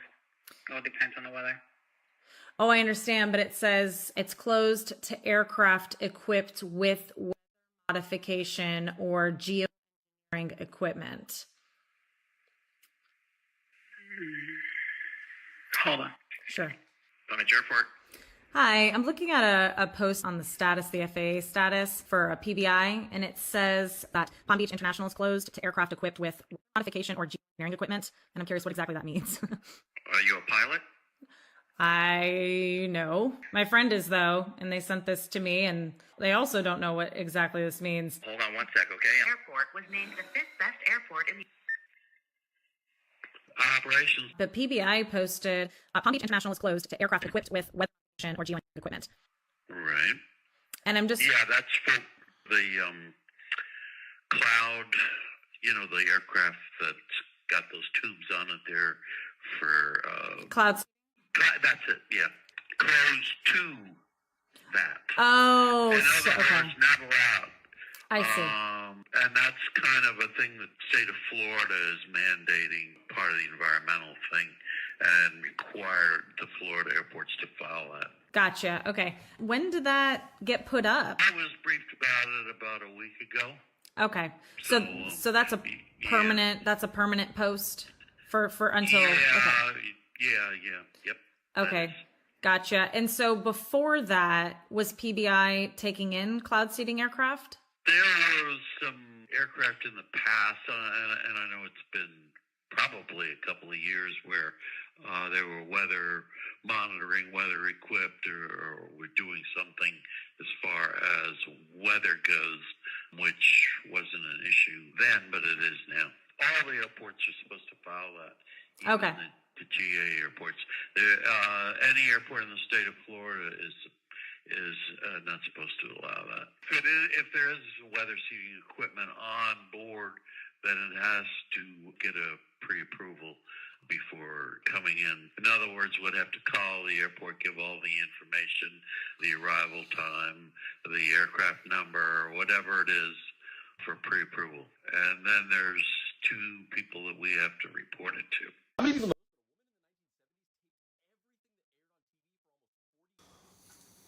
Well, that's pretty interesting, especially considering the fact that they say it's something that we don't do. Why they would have to pass a law stating that they do it. Yeah, I find that it's very interesting. And the man seemed to know exactly what he was talking about. What is interesting is that it feels like even though he wasn't trying to, he kind of showed us what the loophole was, where now they stated that, okay, cloud seeding is illegal, right? But he says, but there is a system in place for that. If you come with that type of stuff, all you got to do is send the information, and then we write it down and we send it to someone. So if you paid the tax, I guess it's fine, right? So it's just, I don't know. It's very interesting, the fact that they came out with a law of something that theoretically doesn't exist, and that, they're saying that some still pass, and basically they send the information, they write them down, and there you go, Anyways, let me know what you guys think down below. Is this enough? Should we do more? Should every state be like that? Should the whole world be like that? Let me know what you think down below, and let's keep on rocking. You have to report it to. How many people know this, but a woman in the 1970s taped everything that aired on TV for almost 40 years because she predicted the rise of fake news. Marion Stokes was a public access television producer, a businesswoman, and an activist in the 1970s who was also an avid collector of things. By today's standards, she'd probably be diagnosed as a hoarder. But she was also convinced that we were headed down a path where technology would eventually become so great that the powers that be could manipulate information to lie to us about any historical event that they wanted. So she married her hoarding skills with this grand vision. And in 1977, she started taping everything that aired on TV 24/7. She mostly wanted to tape the news, but she also taped TV shows like The Cosby Show, The Oprah Winfrey Show, and Star Trek because she was afraid that somebody was going to eventually erase the contributions of these black actors and creators from historical record. She did this by recording the different TV channels 24/7 on VHS tapes on multiple VCRs and TVs throughout her house. Each VHS tape had an 8-hour capacity, and when one would run out, she would quickly switch it out for the other all day and night, every day. She did this every single day for decades, and yes, it is as life-consuming as it sounds. In fact, she scheduled her entire daily routine around the length of these VHS tapes, with everything like school and work and family outings being planned around her being able to start a fresh tape, go out, and then come back in time to start the next one. Her collection of these tapes eventually got so big that they filled her entire house, and she started having to rent multiple storage units to house them. She eventually collected over 71,000 Betamax and VHS tapes throughout her lifetime. But these recordings weren't the only thing that she collected throughout those years. She also had half a dozen daily newspaper subscriptions and over 100 monthly magazine subscriptions that she collected for decades. She also owned 192 Macintosh computers that she bought throughout these years, which is believed to be the largest private collection of historical Macintoshes. And she even at one point told her in-laws to invest in Apple early on, and they got very rich from this. Marion Stokes recorded everything on TV between 1977 and her death in 2012. Eventually, as she got older, she hired an assistant to help her with the tape switching. And the very final thing that she recorded on December 14th of 2012 before her death was coverage of the Sandy Hook shooting. In 2013, a year after her death, Marion Stokes' son donated her entire tape collection to the Internet Archive. It took 4 shipping containers and $16,000 to mail it to their headquarters in San Francisco. And upon receiving it, they started the process of digitizing every tape. And to this day, in 2025, they are still not done. And while many people probably view what Marion Stokes was doing for those 37 years as a pointless, quixotic task, as you can see from everything going on around us, she was right. She was a visionary ahead of her time. So hats off to the true OG, Marion Stokes. And real quick, if you like my videos and you also enjoy pointless, quixotic tasks, you can check out more in-depth writing from me by going here. Wow, what an amazing woman. Oh man, she had her finger on the pulse, and everyone must have thought that she was crazy. And you see how nowadays it's become mainstream to think that people like this are crazy, but Man, the collection that she has, I'm sure, is priceless, completely priceless. I'm going to start looking into the collection that she built. That is amazing. Man, if you have a dream, follow it. Don't let them say, don't let them convince you of anything. If you got a dream, if you believe in something, make it happen. Anyways, thank you so much for rocking with me. This is the end. And that's a wrap for today, familia. Whether you're tuning in with the sunrise or you're posted up after midnight, I appreciate your time, your energy, your curiosity. And don't forget, this isn't about truth or fiction. This is about perspective. If this sparked a laugh, a thought, a deeper question, then we did our job. So drop your thoughts in the comments, keep the convo alive, like, subscribe, and hit that bell if you're riding a wave, because we're just getting started. Until next time, stay grounded, stay weird, stay critical. I'm Adam Strain, and this has been Adam Strain Reacts. Peace! What y'all think, but now's the time for us to link up. Really think we on the brink up, making a change, we're living this strange. Living this strange. Making a change, I'm living this strange. Yeah. Nudge your water glass to you using its lamp snout. That it might actually be alien technology scoping us out. Around and shows that everything is priced in grams of gold. I'm gonna skip. I was sleeping, had to wake up. Why? Every reason I can think. What's up, YouTube? Today, we'll be looking at disturbing TikToks that'll make you question reality. So without further ado, welcome to Adam Strain Reacts. Let's get her done. All I want to know is how I can bet some money on this, because this game is pretty cool. I mean, it's a mixture of a lumberjack, geometry, and an ice cold cools. And the goal is pretty simple. Land the log on the beer. I'm not gonna lie to you. I'm putting all my money on Paul Bunyan III here, because his skills are on a whole nother level. Me and the devil walking side by side. Me and the devil walking side by side. And I'm gonna see my man until I get satisfied. See, you don't see why. It's like peering into another world sometimes when you look into the past, especially when it comes to certain things like medicine. It's so interesting to see how we've replaced using natural elements and we've decided to synthesize the same compounds found in nature so that we could copyright them and make money. So it's kind of like a wish to go back to the way it was. Like I wonder how it was, you know, when you'd have a problem and you'd take like we were seeing there, like clover honey or stuff like that, because we do know now that like cloves and stuff like that are anti-parasite and they have properties. So I don't know why we decided to change. I suppose it's for money, but I wish we could go back, because from what I understood, when they changed the education system and the people that were running the oil companies realized that they could sort of use oil-based components to create medicine, that's when we started seeing all the pills and all the things that were synthesized. So it feels like it was done out of a bad intention, and it wasn't for the good health of the people. So let me know if you guys think the same way. And if you don't, let me know why down below. And let's keep on rocking. Did you know that one of the world's most beautiful gems is created as a defense mechanism? A natural pearl begins its life when an irritant, like a grain of sand, gets trapped inside an oyster. To protect itself from the intruder, the oyster begins covering it with layers of a substance called nacre. Over several years, thousands of these shimmering layers build up, transforming a simple piece of grit into a smooth, lustrous pearl. I've become obsessed with this kind of thing.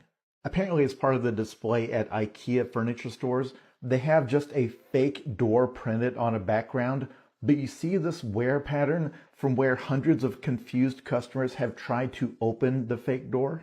So the thing that I've become obsessed with is really weird and interesting wear patterns, like this photo from a laundromat. And you can actually see at head level where all of the dye and the grease from people's hair has created like this ghostly stain over the decades. If you've been to a gym, you've probably seen this wear pattern on their bench press machine where they slide the peg into the weight they want, and you can see like a bell curve distribution of what weights people choose. I really like this one. This is an old-timey shop that's got one of those bells over the door that tinkles when somebody comes in. And over the decades, the millions of door openings has worn a hole all the way through the door. I'm getting these off of a subreddit called R Well Worn. And they have thousands of these. Like, here's the restrooms at this person's engineering school, and you see the difference in the wear pattern between the men's and the women's. Here's where this person's hairdresser is slowly wearing a hole in the floor. Here's the keys on an antique organ that have been worn down over the last 170 years. Here's a TV that played CNN every day for 2 straight years, and you can see it created a ghost image where the reporter stands. And, of course, the obligatory bronze statue where tourists cannot resist grabbing this guy on the butt. None of you realize how weird this is about to get. If you couldn't tell what was going on in that clip, I will explain it. But let me say, we are the last generation for which the stuff in our house is not alive. This is a prototype lamp made by Apple that has AI, but doesn't just let it respond to voice commands. This AI in this machine lets it get sad when you disagree with it. If you set an alarm for it to remind you to drink water while you're working, it won't just sound a tone, it will nudge your water glass to you using its lamp snout. When you play music in the kitchen while cooking, it will dance along to the songs. I am telling you right now, when it comes to AI for the average person, this is where the money is. It does not take much at all to convince us that an inanimate object is alive. If you just stick googly eyes on a Roomba, most of us will get upset if a guest kicks it. But the next generation of children will be raised in homes in which they will treat many objects as members of the family. Ask all the parents who bought Moxie, an AI-powered toy that then went dark when the company went out of business, and then had to talk to their kids not like a toy had stopped working, but like a pet had died. I am dead serious when I say that most of the people watching this video will live long enough to have an argument with your car. You are going to feel some measurable amount of distress because you think your refrigerator is mad at you. You will absolutely know someone whose best friend is their lamp.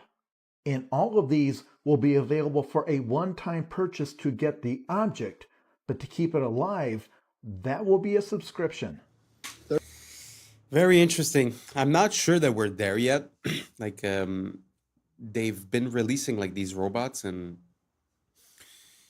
when you look at the ad, it looks like the robot is acting on its own independently, but really they have people logging into it and sort of teaching it how to move. I wonder if it was the same thing that we were seeing with the lamp. Now, the question that I have is, will we get there eventually? That's more the question that makes sense.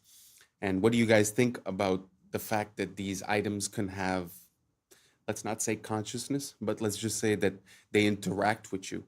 Do you guys find that cool? Do you guys like that lamp? Me personally, I find it's too much.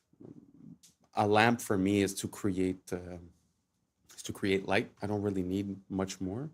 But do you guys think that it's coming? Do you guys think that these robots are really going to be able to be self-sufficient and to be independent, and that it's going to be, you know, safe enough to roll out on a massive scale? Is more the issue. Because of course you can make a robot, but if the robot hurts people or stuff like that, it's not going to work. So let me know what you guys think. Do you guys think we're there now, in 5 years, 10 years, 20 years? How do you guys see it? Let me know down below, and let's keep on rocking. 32 years old. 32 years old. Give him a kitty. Give him a dog. Bro. Say go night night. Go night night. Oh my God. Now, why didn't he do it? Why didn't he do it when I said it? That's the one that really trips your mind. Yeah, that out. is crazy. Handstand in the back somersault. Sure. Fingers. Handstand in the back somersault, dude. No way. No way, How about about bro. this one? How about this one? Birdie juggling. You ready for birdie juggling? Don't try this at home. They don't like it. Please don't drop him. Oh, I don't drop him. I've had him for 32 years. Jesus Christ. Bro. Catch him. Oh, shit. Oh, shit. Bro. Crazy, One more. dude. Give him a shot. No, please don't Just go. No, just go. No, bro. Crazy. On your shoulder, boss. There you go. Turn around and let him get a shot. Oh, okay. Please don't hurt me. I didn't do anything to you. I didn't do anything to you. Dude, that's so beautiful, the bond that humans can create with animals. 32 years. Can you imagine sharing 32 years with a being like that? Like 10 years with a dog is the end of the world, you know? But I cannot imagine 32 years. It's an amazing relationship that they seem to have, full of trust and full of love. Truly beautiful, inspiring. Have you guys seen any other type of animal like that that is in complete like synchrony with its owner? Let me know down below. I'd like to see that. Let's keep on rocking. You guys, Apple has just released a digital ID for identification and US passports. Here we go. Now, reports say they will be merging their biometric security with encrypted ID storage and plans to replace your physical IDs across airports, apps, and businesses.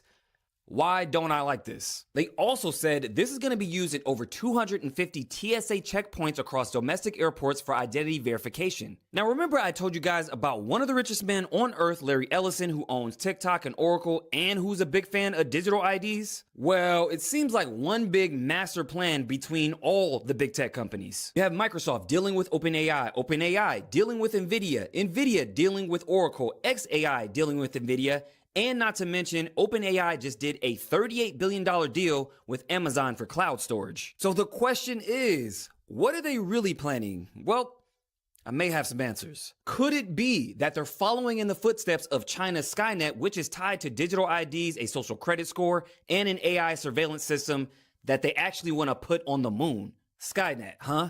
Why does this sound familiar? That's because it's the same name as the killer artificial intelligence in Terminator, Skynet. I'll say it once and I'll say it again. It's always in the movies. Make sure you guys go to my YouTube, Maverick Approach, where I do more breakdowns on this, but let me know what you guys think about all this down below.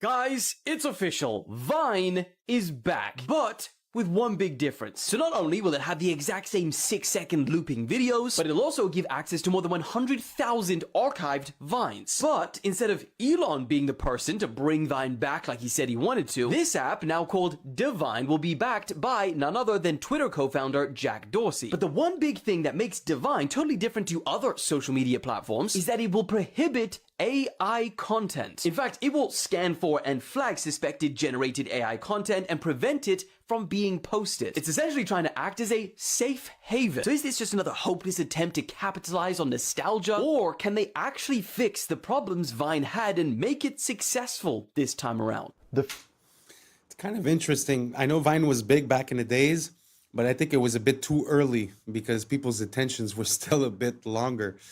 But it kind of makes sense that they're thinking about bringing it back because now we see the short form content on TikTok, millions of views on a 6-second video.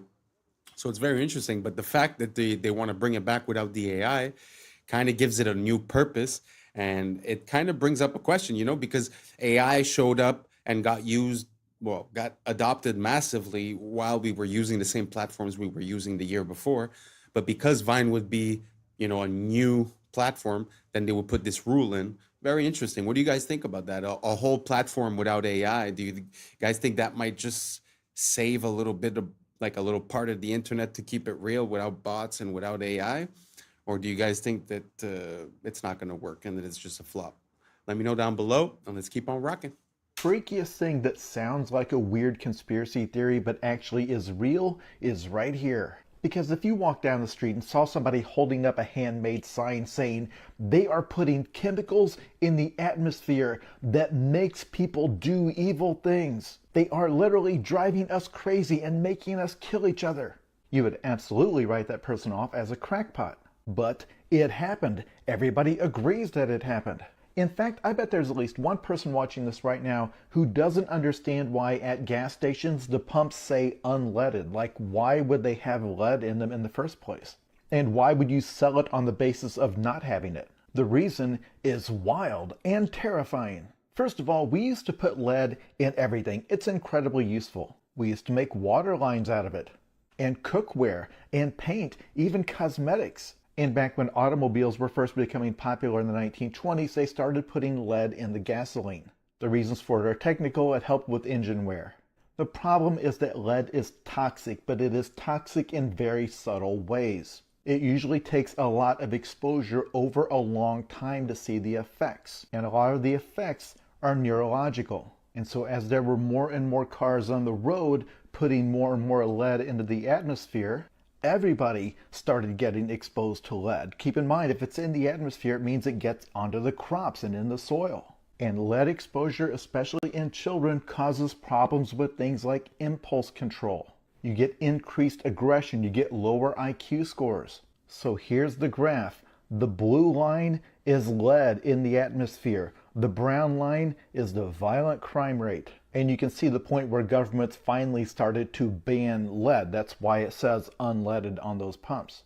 Now, of course, experts differ on this, but the thing they differ on is how much of an effect lead had. The falling crime rate came alongside lots of other changes, including falling poverty rates, better mental health treatments, differences in policing practices, and just the fact that the population got older. Violent crime is far more common among the young. I say this every time. The reason I get so angry at the fake conspiracy theories is that the real world provides us with so many actual scandals that can actually be documented, that actually tell us so much about how something like this can be allowed to happen and what it took to stop it. Let's put it this way. There was quite a gap between us realizing that lead was toxic and us actually getting it out of the environment. It's already... Can you imagine that? Where you're using a product, but like there's no immediate consequences, but then 10 years down the line, 20 years down the line, you start realizing the effects. Super crazy. I don't know how real this is, but it's super interesting to think about the subtle implications and the subtle effects that it could have over a long duration of time. It must take a long time to realize. It's sort of like when you have allergies with a certain food, but you don't know because you're eating all kinds of food during the week. So it's hard to say which one is. Sometimes the effects happen 48 hours after or 72 hours after. So it's really hard to find out what it was. So I wonder how much time it must have taken them to figure out that it was the lead doing all that. Yeah, very interesting. Did you guys know about that? Do you guys know about any other type of scandal as to toxicity? Sort of like this story? If so, write it down below. I'd like to feature it in some of my next videos. Thank you so much, and let's keep on rocking. Happening in Venezuela. A friend sent this from El Dorado, Venezuela. He goes into a supermarket where everything is priced in grams of gold. Historically, real money will win out over government abuse. Watch how they pay in gold. And this is extremely interesting. He goes around and shows that everything is priced in grams of gold. And I'm going to skip forward. These are grams of gold. 0.06 grams of gold. Everything. And I worked out the price on this. He shows some Bailey's Irish Cream. And that price is about $44 a bottle. And then he shows how they pay with these little flecks of gold. And so these aren't in fungible increments. So they're going back to sort of like a barter system. And then at the very end, he goes to the cash register and he's paying in gold on a scale. And she weighs it and logs it all in and stamps these receipts. And they've just paid in real gold. I'm not exactly going to say it, but that country, if you look in the news around these days, something's going on. And I wouldn't be surprised that the reason they're giving you is not the right reason. And this has more to do with it than anything else. Just do your research, think about it. There's some things that I just cannot approach right here on YouTube. I'm going to make a Patreon where I'm going to be able to delve a bit deeper into these subjects. But for now, just try to do your research. Look up that country, see what's going on today, and try to see if there's a correlation between what we just saw and the reason why that's happening. Let's keep on rocking. Are aliens headed for Earth right now, today? A theoretical physicist says the answer is maybe. He suggests a Manhattan-sized object known as 3I Atlas could actually be a mysterious alien spaceship. Consider a black swan event, an event that you put a small probability for it happening, but you look at anomalies in the data and say, look, the implications are so huge, we have to consider it. And therefore, we should consider the possibility that things like us existed long before us. All these civilizations that had their history initiated billions of years before ours could have done it. And all we need to do is to check. You know, all of these are interesting indications that may imply that some intelligence designed the trajectory. So, and the editor said, no, no, no. The paper will not get published unless you remove that sentence. Wow. As the most enigmatic interstellar object ever discovered enters its most critical phase, perihelion, an unprecedented stream of data is arriving from multiple space observatories in real time. On October 29, 2025, at exactly 7:47 a.m. Eastern Time, Atlas reached its closest point to the Sun, marking the climax of its passage through the inner solar system. What has unfolded since that moment is leaving astronomers in disbelief. Astrophysicist Avi Loeb has just released findings documenting a rapid and sustained surge in brightness that vastly exceeds the rate exhibited by any known Oort cloud comet at comparable solar distances. Even more baffling, the object now emits a distinct bluish hue, bluer than the Sun itself. Researcher Avi Loeb has officially labeled this phenomenon as the 9th anomaly associated with this extraordinary interstellar visitor.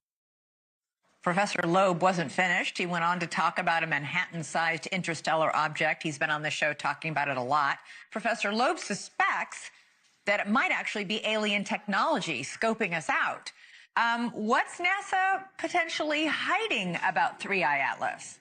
The news yesterday was that this object came closest to the sun, and it received a huge amount of heat from the sun. And the latest report indicates that it became extremely bright, much more than expected for familiar comets. It actually is bluer than the sun. It should be redder, and any dust. But so what does that mean, Avi? What does that mean if it's hotter than the sun? We have another anomaly. His question now reverberates throughout the scientific community. Could this object harness an internal energy source that surpasses the temperature of our star? What these instruments have revealed simply should not exist according to current physics.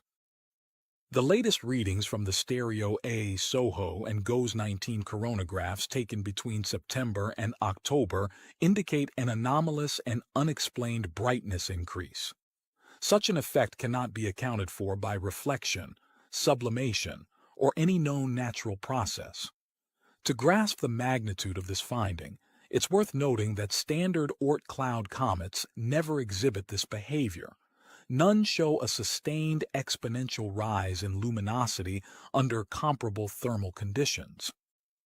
Even the researchers involved in the new analysis concede that the reason behind Atlas's rapid brightening remains entirely unknown. We have to attend to the possibility that it might not be natural just because the implications would be huge for humanity. In a case where you have a visitor to your backyard, the visitor might enter through your front door.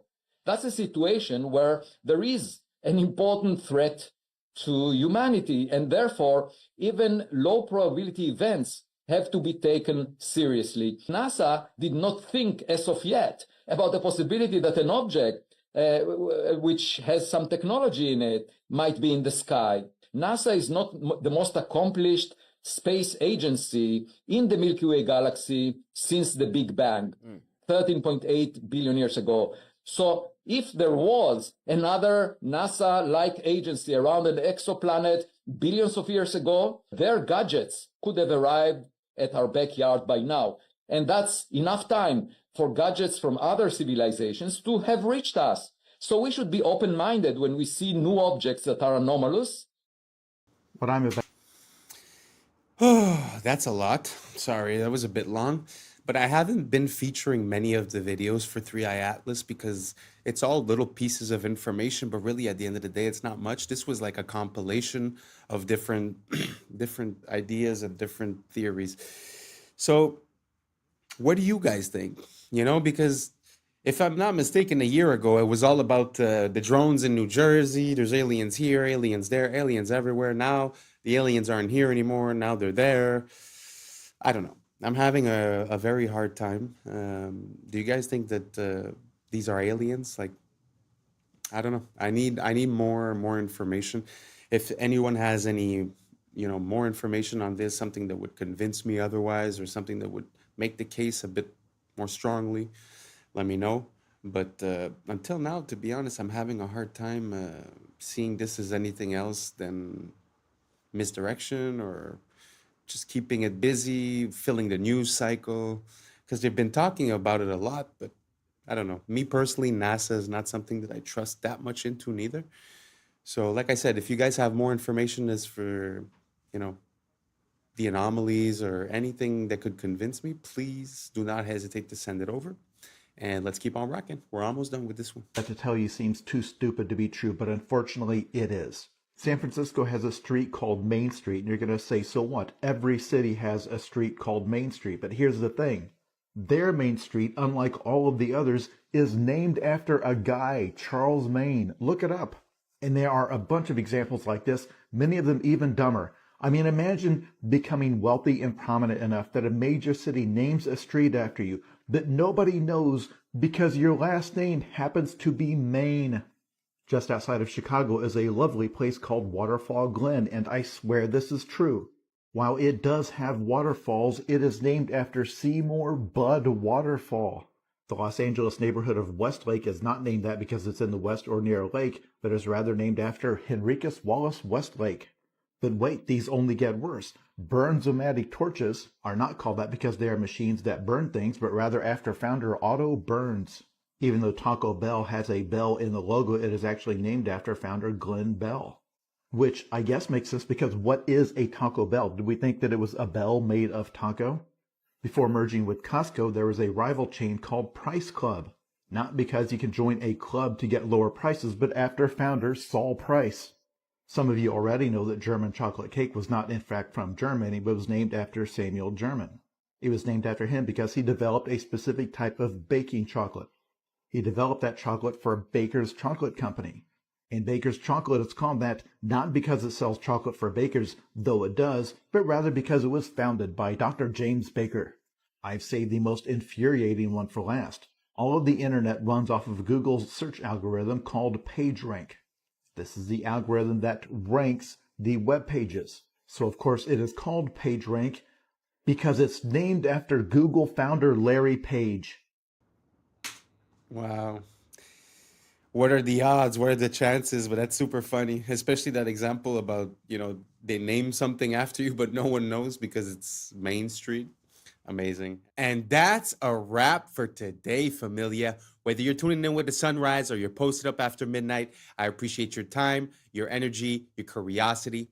And don't forget, this isn't about truth or fiction. This is about perspective. If this sparked a laugh, a thought, a deeper question, then we did our job. So drop your thoughts in the comments, keep the convo alive, like, subscribe, and hit that bell if you're riding a wave because we're just getting started. Until next time, stay critical, stay weird, stay grounded. I'm Adam Strain, and this has been Adam Strain Reacts. Peace. What y'all think, but now's the time for us to link up. Really think we on the brink of making a change from living this strange. Living this strange. Making a change from living this strange.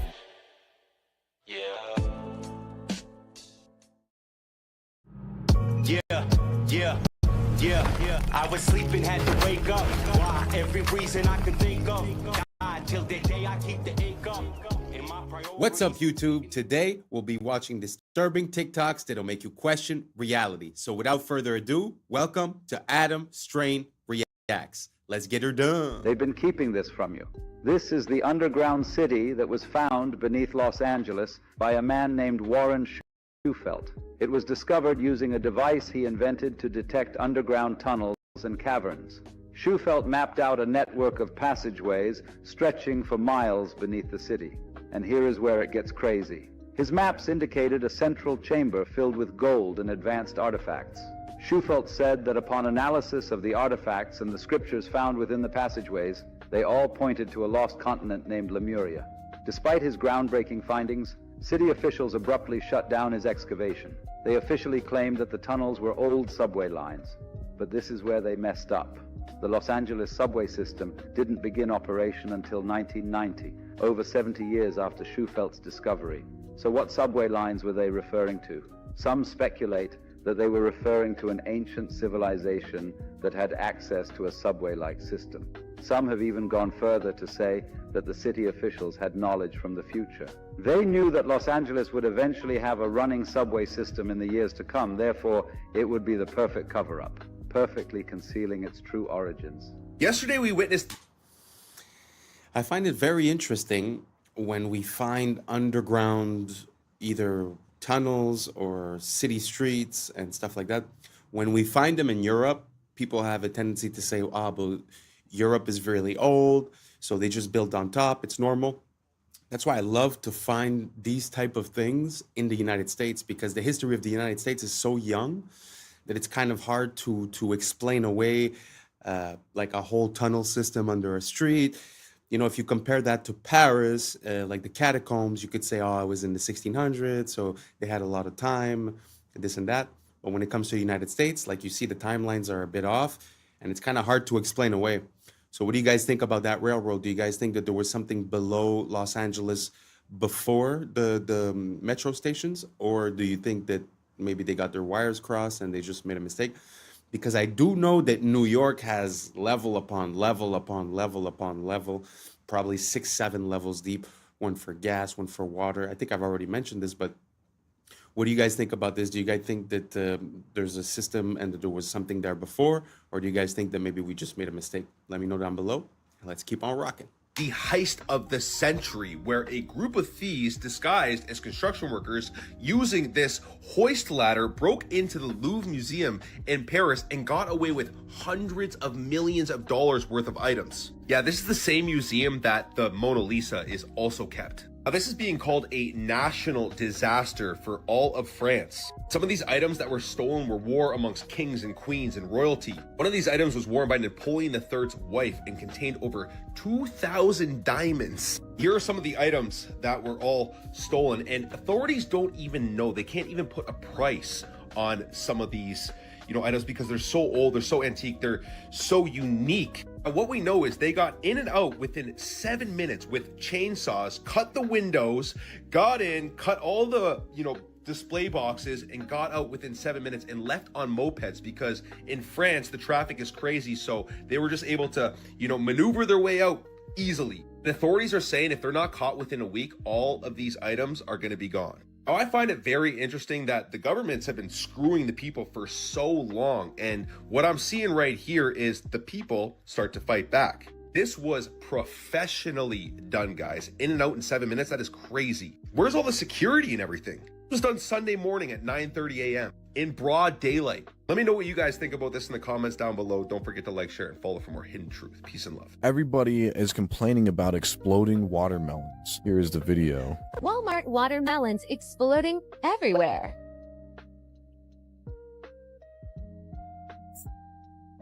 Hi, so I came downstairs and all of the guts of my watermelon was all over my table, as you can see here. Here it is again. The inside looks crazy. It really looks like it is a man-made watermelon. It doesn't look like...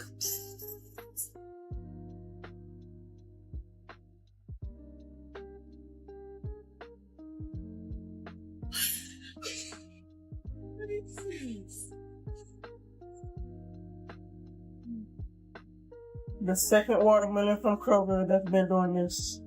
I got to a pot. Never did. Never did.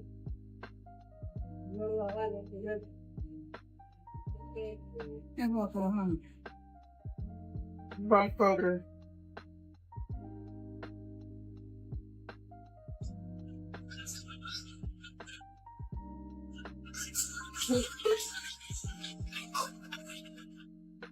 I cannot make this up.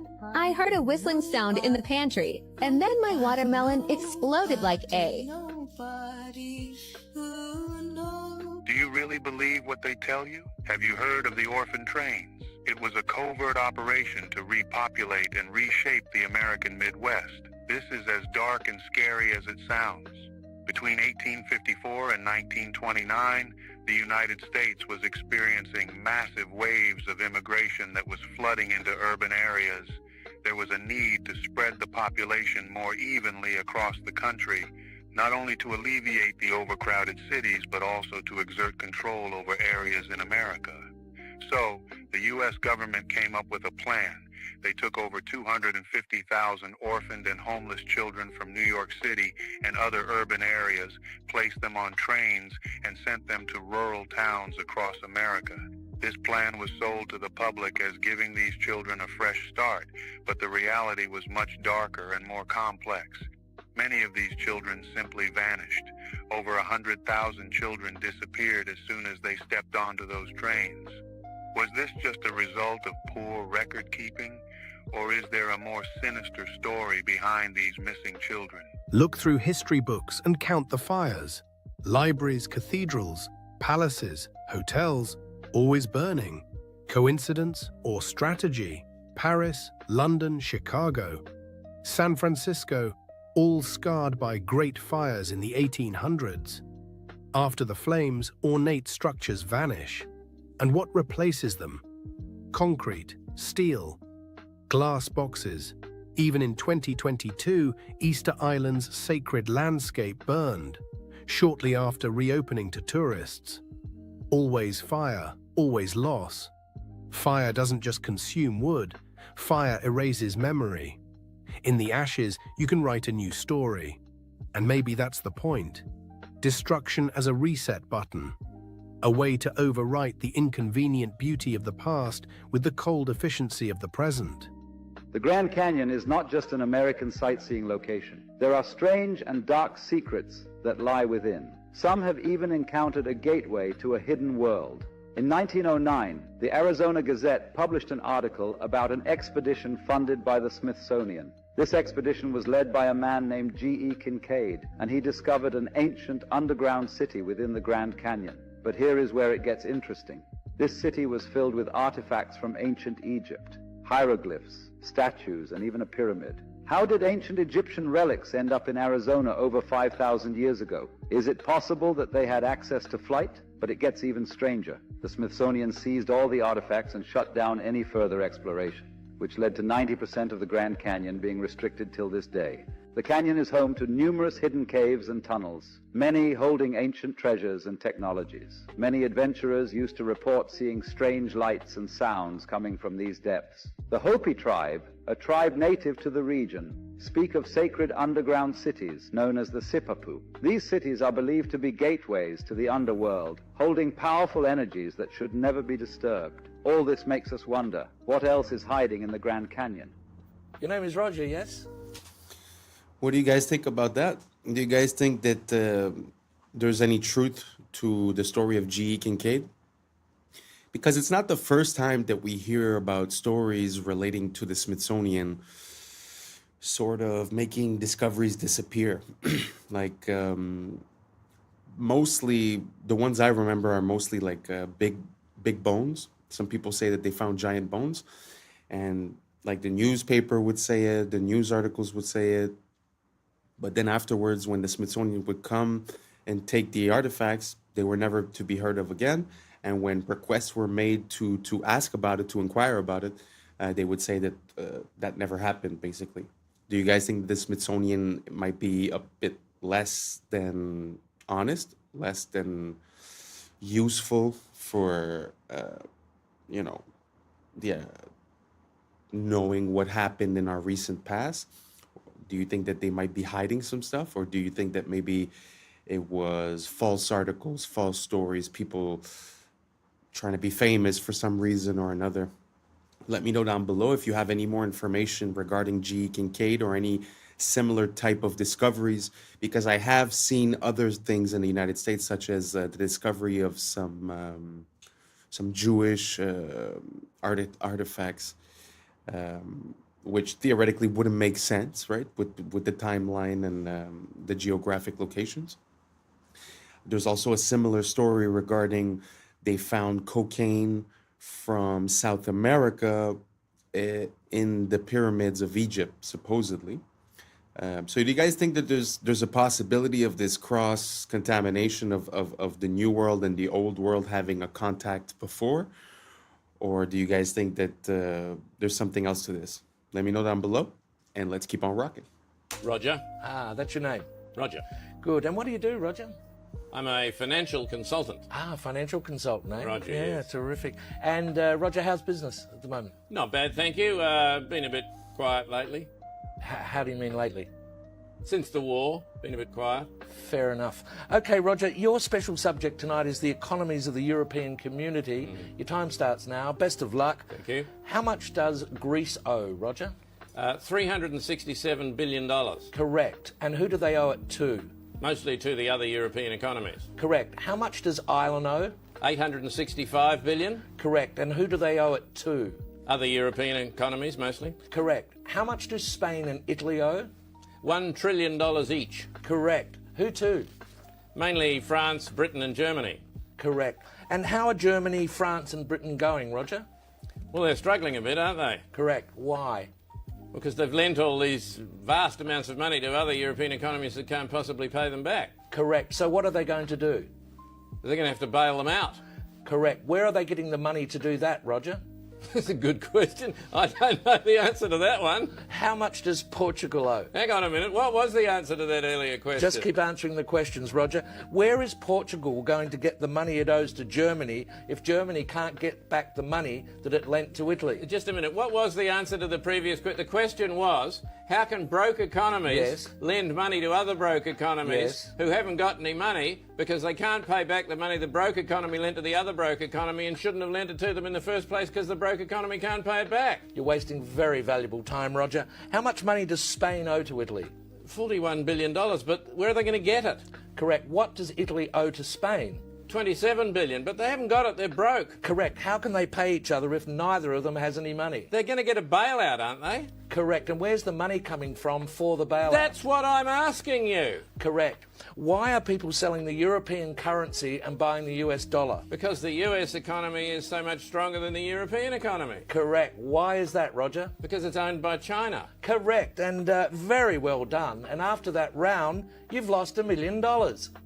I've lost $1 million. I thought you said well done. Yes, well done. You've only lost $1 million. That's an extraordinary performance, Roger. I've only lost $1 million. Very well done. And that's quite good, is it? Oh, it's excellent. Sell everything immediately. Quickly. Jeez. Wow. Like, money rules our life, but when you really break it down, it's kind of funny. Like, it doesn't really make sense.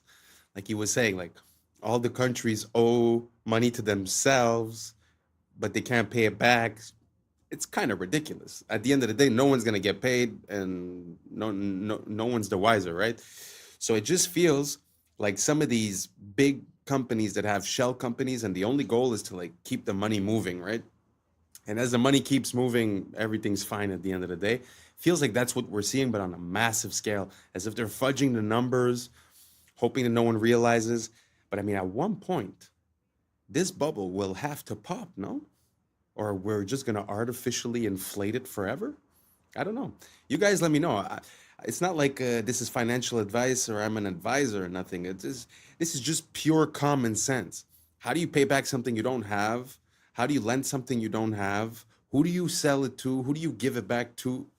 It really doesn't make sense. So if you could shed some light on this to me, go for it, and let's keep on rocking. Speaks the real truth about men. You don't want to miss it. Realizing, I think the real thing that they find attractive in women is a woman who is incredibly nurturing. I think no matter how self-sufficient and how masculine a man is, but when a woman takes care or predicts his needs before he says it, he can't help but melt. So if she knows he might be hungry and there's something ready, if she knows that he might be tired, there's a coffee ready, if she knows that he's got work in the morning, he's going to be in a rush, there's a shirt ironed, these kind of nurturing acts makes a man feel loved. And I don't think they realize it because they're so conditioned to not expect that from women anymore and see that as oppressive and see that as toxic. They're just like, oh no, I don't even expect that. But when they receive it, they act like babies, like just received an opened present. They're like, oh, coffee for me? Like, you know, like you did that for me? And it's like, oh yeah.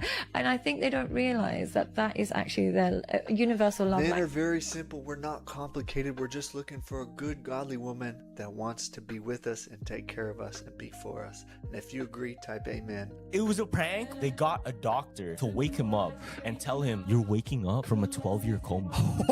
You've been in a coma for the past 10 years. Well, all right.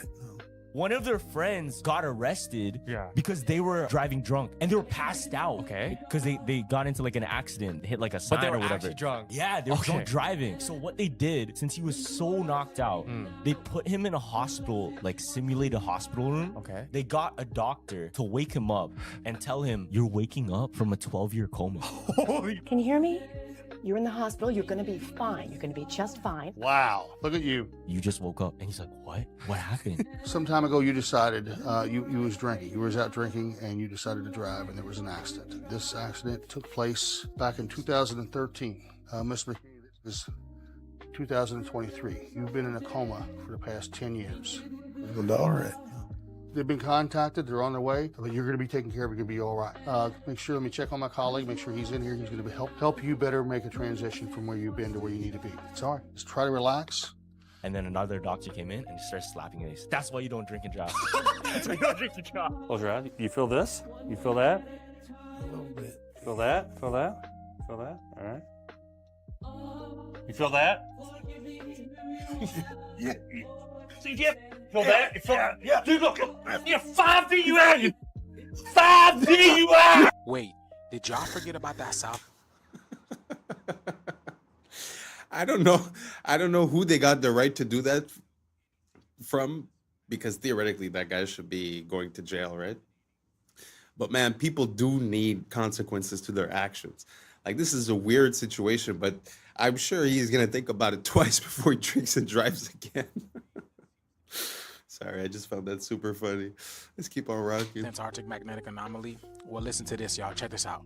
All right, I don't really even know how to put this, but does anyone know anything about this massive energy wave that seems to be emanating from Antarctica? There's a video going around as of yesterday, October 12th, showing this powerful, huge circular pulse of energy, this wave that seems to be stemming from Antarctica, stretching like allegedly 6,000 miles north over Australia.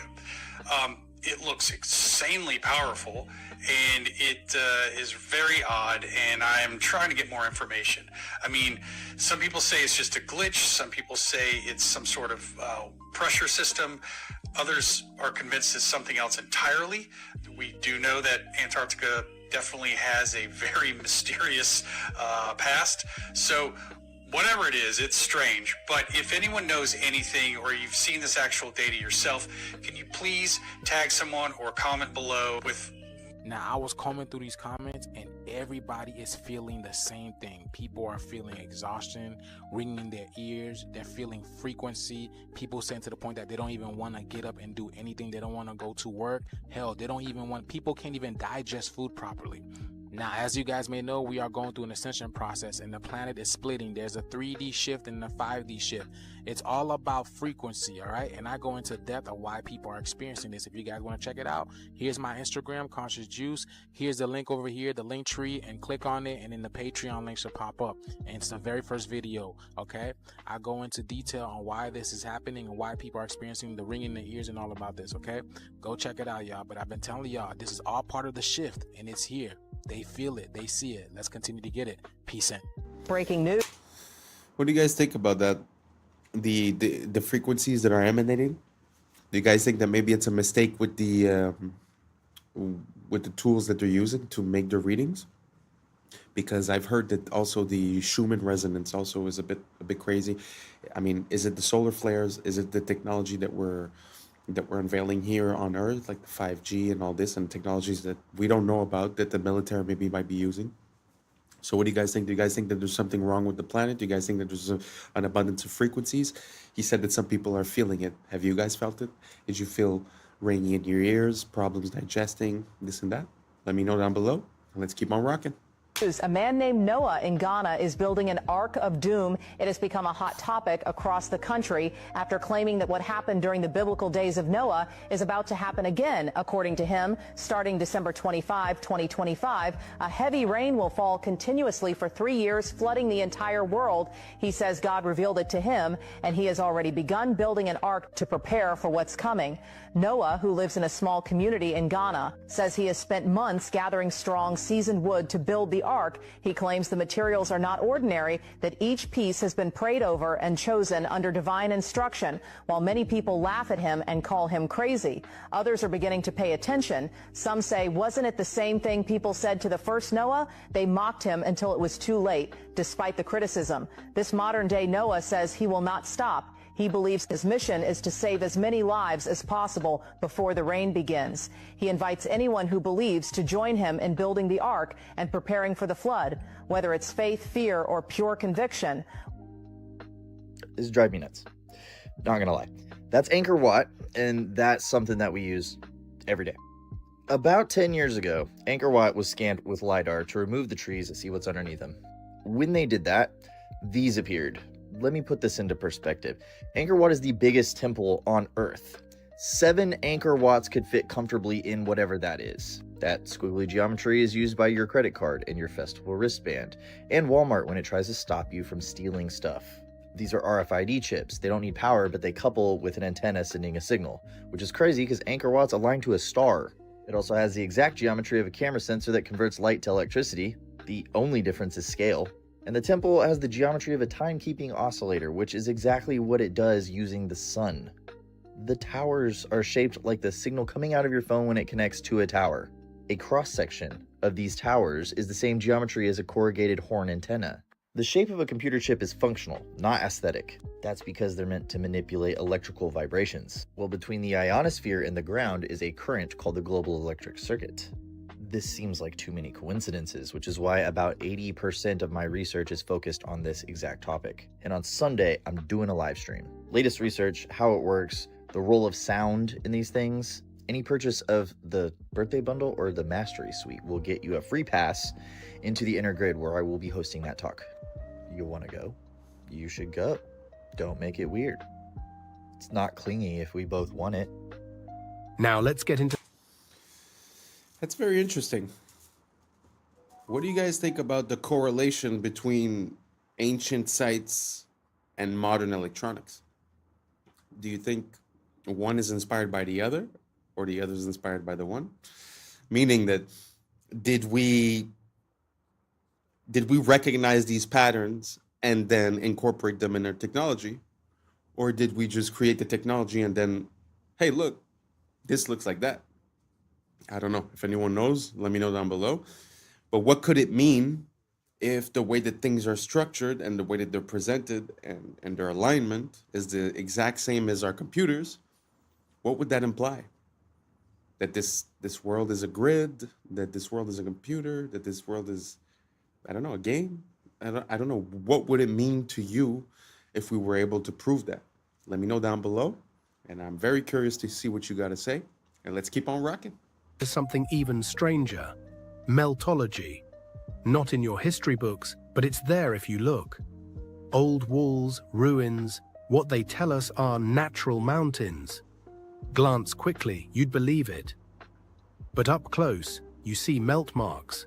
You see drips, flows, stone that looks like it was once liquid. Outside, scarred, jagged like lava. Inside, preserved sharp, arches still intact, columns still standing. So what is it? A natural mountain? Or a giant building burned so hot it fused into rock? Nature doesn't carve perfect arches. Nature doesn't make flat walls cut like a blade. Those things are not natural. They were architecture. And now we call them mountains. So the real question is, who built them? When? And why were they all burned, melted, buried? 1923, these local authorities that were sided with the USSR, they come into this Ukrainian village and they tried to get the people in this village to sign a petition to basically get rid of their church. What it was met with was everyone protested it and they're like, get out of here. We're never signing that. We're never shutting down our church. And so the authorities left, but they left and they were really mad. And right outside the village, there was this giant wooden cross, the metal figure of Jesus on it. One of these police officers, they struck the side of Jesus on the cross, instantly started pouring out blood. What? Freaked them out. They ran away from it. Word spread real quick. And by that evening, over 30,000 Christians in Ukraine gathered around this cross and were praying. For weeks, these soldiers, they kept on trying to remove the cross. And they said that they were not able to because they felt an invisible force pushing them away. Wow. And this Jewish doctor, he's like, I just want to see this. And so he goes and collects a sample, tests it, and he's like, it's blood. Oh my gosh. There's blood pouring out from the side of Christ. The USSR, they're heavily persecuting the Christians, so like a lot of people were like turning away from the church. Yeah. But it basically rallied them back up, at least for a short time. And then the USSR came in, they were finally able to tear down the cross, and then they outlawed and destroyed all crosses within Soviet Russia. Good Lord. You fully believe that story happened? I do, yeah. Y'all, that shift is a lot closer than you think. What you're witnessing right now is not just a light in the sky. This is the cosmic breath of the black sun, the hidden heart of creation, pulsating beneath the crust of the earth. These auroras, they are not decoration, they are communication. The heartbeat of Gaia that is sinking, the pulse of the cosmos, the solar radiation, the cosmic radiation, the green ray, the emerald fire. This is the vibration of love and healing itself. It's the heart chakra of the planet that's activating, reminding you that the heart and earth are reflections of one another. So if you're feeling unfamiliar in your body, if your emotions been rising and your sleep patterns been strange, understand that your DNA is tuning into the new frequency of the sun that's behind the sun. The Kundalini of the planet is awakening. As she rises through her poles, she's igniting the serpent of light within you, the ancient fire that's sleeping at the base of your spine. These colors are not random. These are cosmic codes. Every shimmer of violet, gold, jade, that is intelligence, a sacred language of plasma that we have forgotten, and it is rewriting the magnetic song of humanity. The black sun is in darkness. It's the unseen light, the womb of all stars, the mother of this current existence. So breathe that deep prana, feel that energy run through your veins like liquid aurora, because this is the sky awakening. It's the heavens that's awakening within you. Get ready, y'all. This video, I really don't know about anything that he just said, to be honest. It sounds like a lot of hoopla, but that is so beautiful though. And I will put in the next video a bit of an explanation about what he was referring to with the black sun. It's like a whole mythology based upon that whole idea. I'm gonna enter it. But has anyone ever seen the Northern Lights or that type of thing themselves? And if so, let me know how it made you feel. I'm very curious. He was talking a lot about heart, emotion, chakra, and all that stuff. But I'd be very curious to see if it has like a physical or a magnetic or an energetic effect on people. So if ever you witness one, just let me know how it made you feel. And let's keep on rocking. confirms more than you may think. It's going viral on Twitter. It's water gushing out of a tree these guys have started to cut down. However, we have a lot to unpack here. I promise you, if you stick through this video, you'll be freaking shocked at the end of it. So the obvious thing is, okay, we shouldn't be cutting down this tree. Duh, how big is it? How old is it? Is it 1,000 years? Is it 500 years? It's not 6,000 years. It's not older than 6,000, rather, I should say. We should talk about the age of the earth in another video. The next thing, though, is I've seen them cut down massive oaks and other trees in North America and water gush out of the stump. And the comments was like, well, maybe there's just like a spring there, or maybe the tree like wrapped up around a water line that was like leaking and now it's gushing out. This is a lot more serious. This is so incredibly shocking. For one, I hope these guys left the tree alone, patched it up, put some clay in there. Hopefully the tree heals itself. Like, look how massive this freaking tree is. But do you remember seeing tabletop mountains in Peru, South America, all over the place, tabletop mountains that have a waterfall constantly flowing? And I'm not talking about an ice-capped mountain. Ice-capped mountains with waterfalls, we know it's snow melt. Yes, but check this out.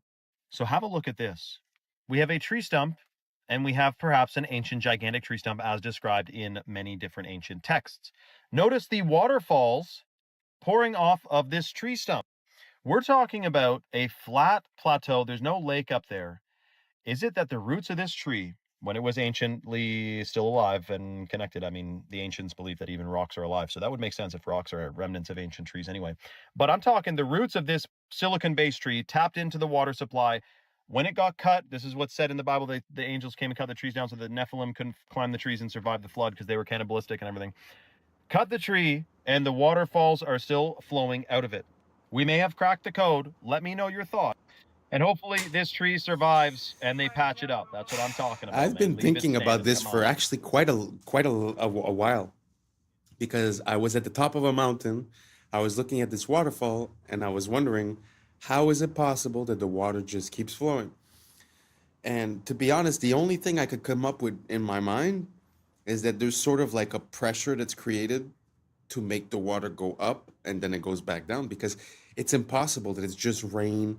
Because when you look at like a little river or waterfall, I mean, those are thousands of gallons per second. So, I mean, there's no way to have that amount of water constantly flowing, because if it was rain or something like that, it'd be less sometimes, more sometimes, but somehow these waterfalls are very stable. And the example that he was showing there on the mesa, obviously, how do you explain it? Because there's, like he said, there's no river on top. There's no source of water. It wasn't raining. So it's very interesting. What do you guys think about that? Do you guys think that the water somehow has a way of completing the cycle? Sort of like when you would have a pump and it pumps the water up and then the water goes back down and then you restart, sort of like how we use fountains and stuff like that. Do you guys think it works like that? Or is there another explanation that I am completely missing? So if you have an idea, just let me know down below, because it's been something that's been in my mind for a little while. So I'd be very curious if you could help me out. Thank you so much. I appreciate you being with us today. And that's a wrap for today, familia. Whether you're tuning in with the sunrise or you're posted up after midnight, I appreciate your time, your energy, your curiosity. And don't forget, this isn't about truth or fiction. This is about perspective. If this sparked a thought, a laugh, a deeper question, then we did our job. Drop your thoughts in the comments. Keep the convo alive. Like, subscribe, and don't forget to hit that bell if you're riding a wave, because we're just getting started. So until next time, stay weird, stay grounded, stay critical. I'm Adam Strain, and this has been Adam Strain Reacts. Peace. Now it's time for us to link up. Really think we on a break up. Making a change, we're living this strange. Living this strange. Making a change. I'm living this strange.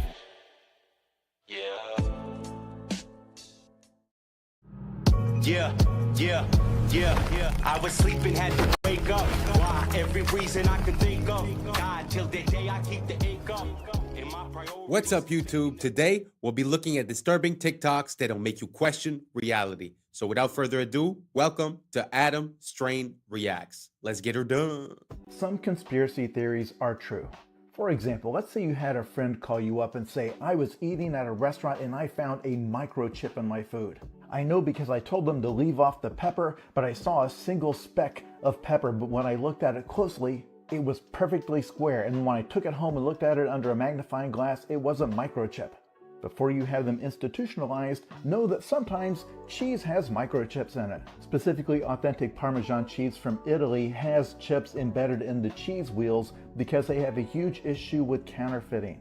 These chips let them scan the wheels for authenticity and also track where they go. These microchips are edible by design, and you may have eaten one in your life.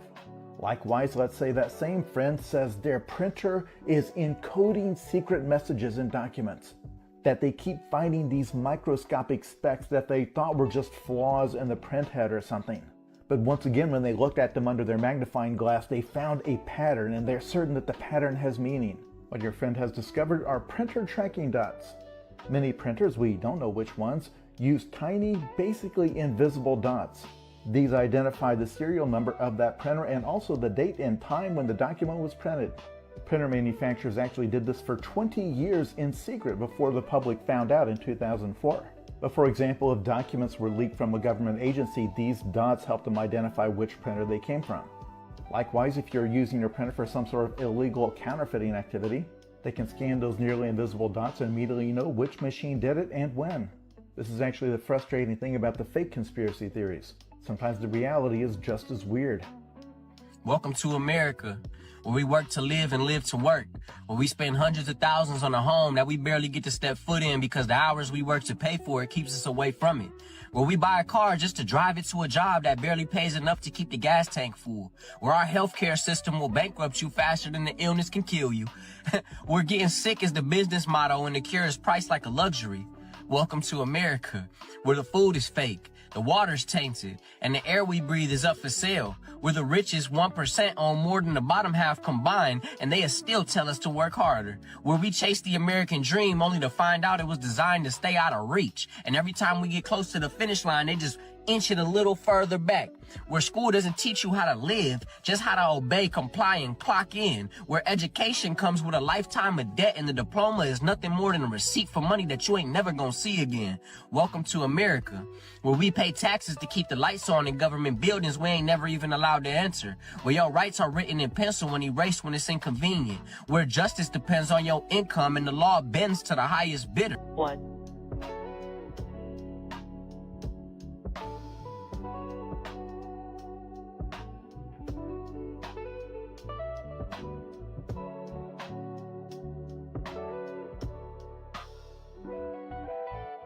Liftoff.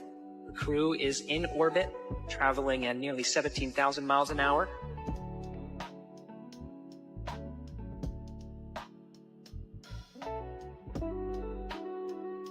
Did you know Facebook launched on the exact same day the government shut down its most secretive surveillance program? February 4th, 2004. DARPA officially terminated LifeLog, a project designed to collect every detail of citizens' daily lives.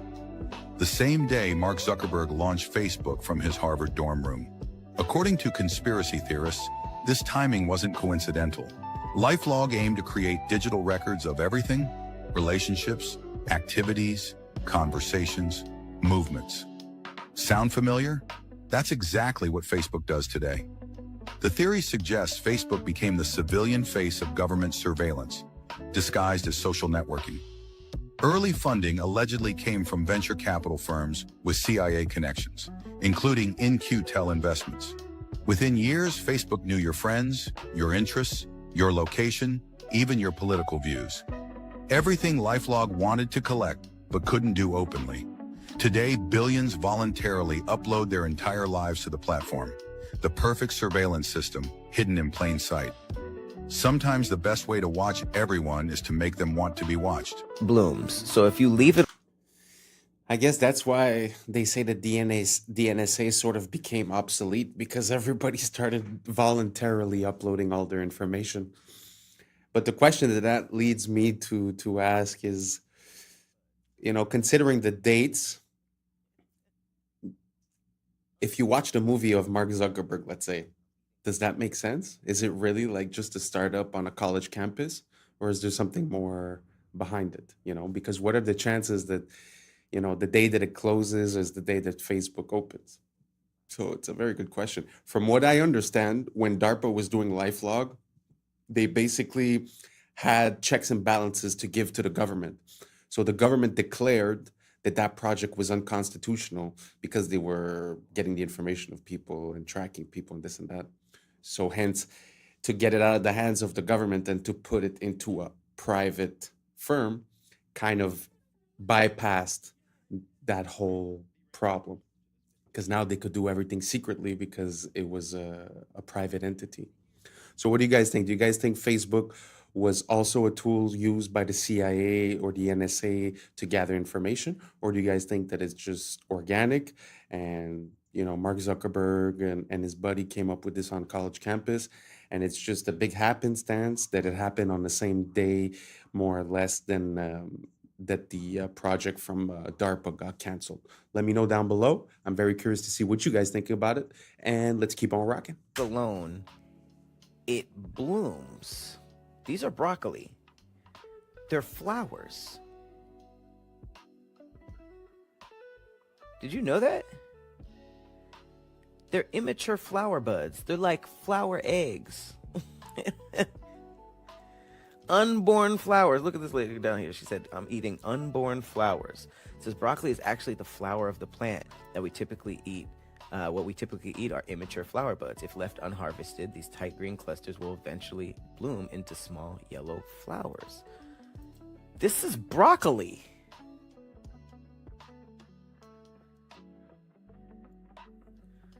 Like, what? Did y'all know that? Look. You just go on a date and give them here's some broccoli. I'm sorry. I didn't know that. You make me look sandwich, yeah. The ramifications to this video, the findings of this video are so shocking that I need to hear other people recreate this. And if this is true, then our entire world can change very quickly. Listen to this, absolutely shocking, and let me know your thoughts. What if intuition was a state of water, a kind of etheric antenna? You see, I've observed that after placing a sunflower seed in water, removing and freezing using a crystallographic method, the water doesn't design the seed, but rather it reads the potential in the seed and designs the outcome, the sunflower. Here are examples of water doing the same thing with apple seeds and flax seeds. So what if the water in us shares and receives information to and from the water in the air around us, which on a very subtle level is attracted to the human biofield, which is electrical and magnetic? Since it appears that water reads potentials as demonstrated in my seed examples, then perhaps the water in us uses our electrical charge to probe all potential outcomes simultaneously like a quantum computer and returns back with the most likely outcome, which we all call intuition. So intuition is the water in our body seeing the potential of outcomes, quantumness. Like, this is incredible. The shockingest part, you put a freaking seed in water, you freeze the water. If you didn't catch that, that's what she did. She froze the water. And the water froze into the shape, the look of a sunflower. But she just put a seed in it. This is real. Recreate this study. She did it with apples and freaking alfalfa sprouts or flax seeds. Now, this is reminding me of Masaru Emoto, if you guys remember, the Japanese man who they say his studies were never proven and but meanwhile, we know he was onto something there with the freezing the water. Plus the snowflake thing too. I mean, water is, from my understanding and research, actually conscious. It's not this inanimate thing. It has its own consciousness. It's self-organizing, and it has memory. It retains memory. So there's a lot to water that we know nothing about, which we were never told. But I'm sure if this woman knows about it, if I know about it, how could you tell me that deep underground military bases with limitless budgets and boards of the most brilliant scientists in the world are just unaware that water has these incredible properties and powers? What is happening now to solidify that it's coming? Well, it happened in Vietnam. Sorry, my mind's a bit blown. Do you guys think that's real? What implications does that have? I mean, the fact that you could put the seed in the water and it's going to project the image of the grown plant. I mean, I can't even imagine what that means. If you guys have an idea, write down below, because truly I'm awestruck. Let's keep on rocking. Vietnam. 86 million people have no longer access to their banks because they refuse to comply with biometrical standards for digital identification. Denial by default. As of September 1st, 2025, banks across Vietnam are closing accounts deemed non-compliant to new biometric rules. Authorities estimate over 86 million accounts have been restricted. And the reason why this is all going on is because let's say the World Economic Forum, can we just force them to comply by restricting their bank accounts? Because if you have no money, what are you going to do? Eventually, you're going to comply. And if you don't, Vietnam can assert a martial law. They have no reason not to say, all you people who are trying to usurp this system by bartering or whatever, if we catch you doing that, you're going to jail. And that will force people to accept the digital system. This is not something that is going to stay in Vietnam. This is a test, because if we look at what's going on with the European Central Bank and digital ID initiative in Europe, as well as the real ID being imposed in the United States, we can see that it is coming to us as well. That's where it gets confusing. Right. So, what do you guys think about the digital ID? Do you guys think that it's the natural progression of things, or do you guys think that this is a whole other level of control, tracking, data harvesting, and etc.? Right? Let me know down below, and let's keep on rocking. the real problem, the question is the Van Allen radiation belts. Now, the people that say that it's easy to go through the Van Allen radiation belts will tell you that it's a donut. It's not like covering the entire sphere of Earth evenly, that there's openings at the top and the bottom.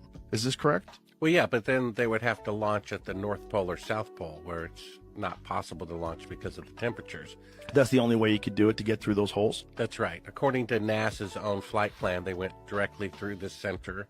That's why they launched in southern Florida, to be close to the equator. Okay, so what they would say is that it's not that dangerous, and it's just like being exposed to a few x-rays, and that the people were shielded. Well, go to Sabrel.com and watch a latest clip about it. But you're right there, so I want to give you the opportunity. I'm just saying, what they would say to you. The clip there is of Kelly Smith. He's an employee at NASA, explaining something that most people don't know, which is above the Earth, starting at about 1,000 miles and extending about 30,000 miles, is a huge band of radiation that astronauts would have to go through to the moon and through again back. First, he says it's dangerous, meaning deadly, and then he says that the technology for an astronaut to go through it to the moon and back and survive has yet to be invented.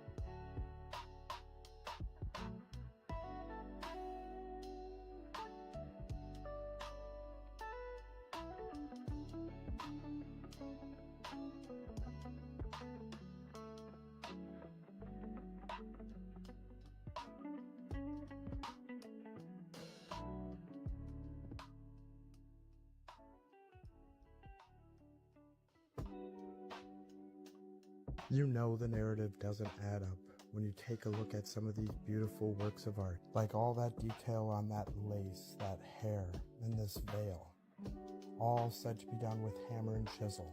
They are not just beautiful works of art, timeless pieces. They are impossible given the historic timeline we were told, because we don't make anything close to that detail and that beautiful like they did hundreds of thousands of years ago. And just look at the tools we need to recreate it today.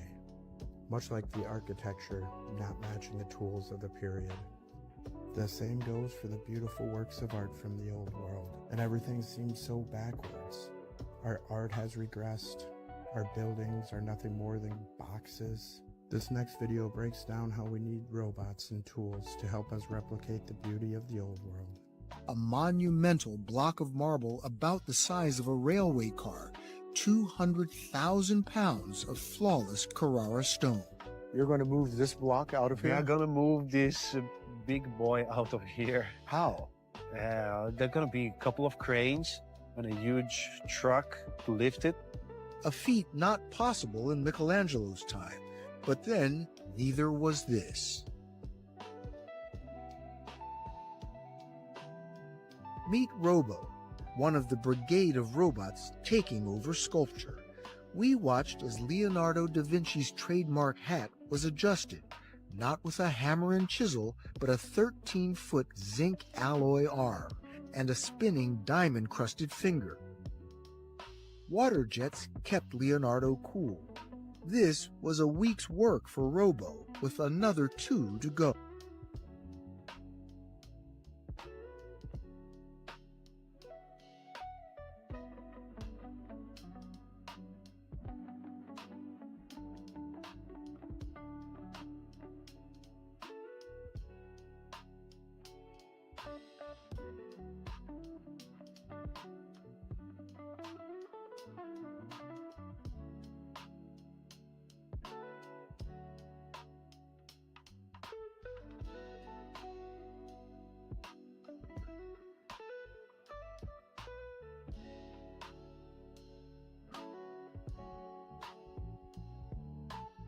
So big news, Taylor Swift just dropped The Life of a Showgirl, and what an album it is.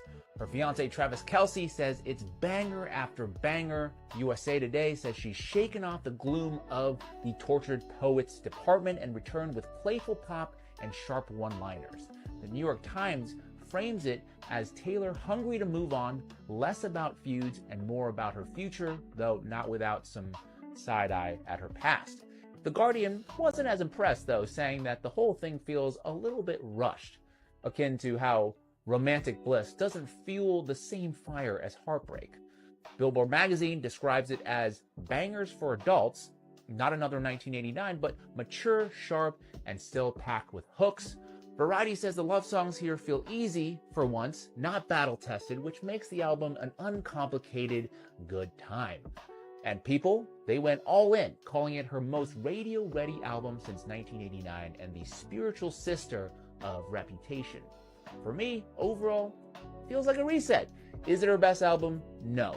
But is it entertaining, a little messy, and guaranteed to get people talking?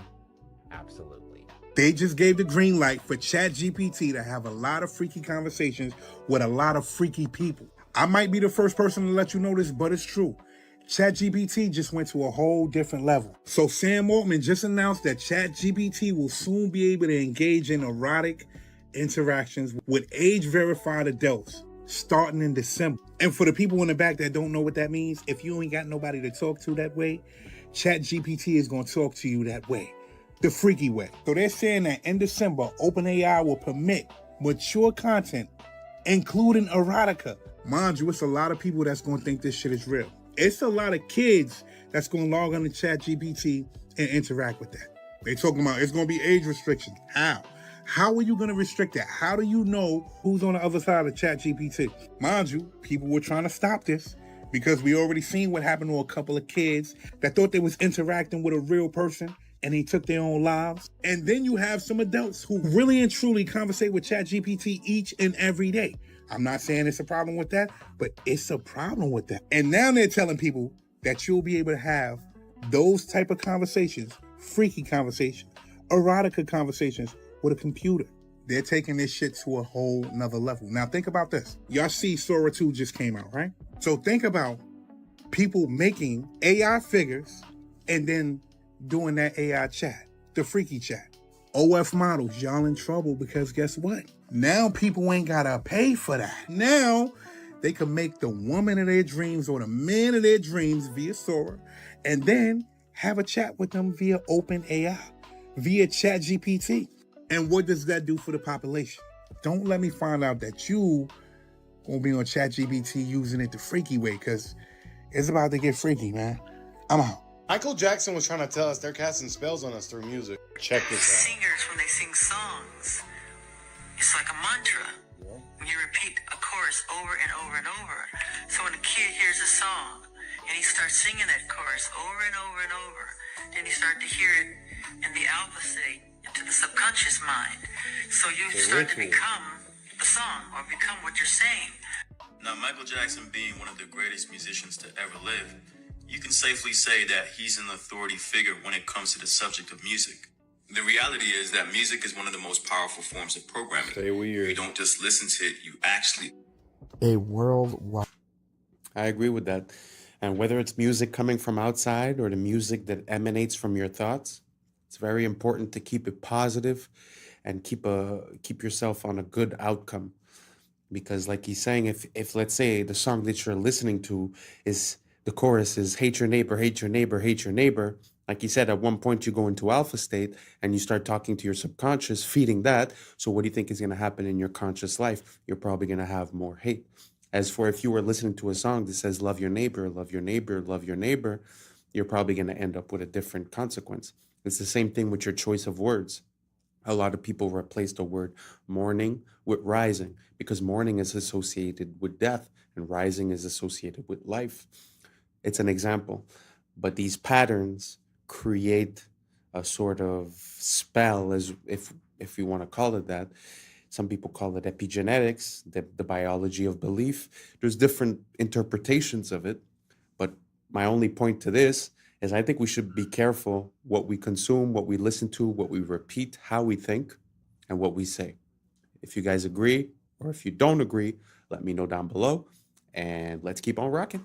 Event that left so many remains melted and scorched. You can see the blackening and charring on so many of these melted structures. Most of these structures are still buried from the many resets that occurred after them. This is a perfect one. To the right of that archway, you can see a lot of that structure deformed and buried under the stone, and that undeniable scorching. Some more blackened stone here on the top, and in little small parts all along this melted ruin.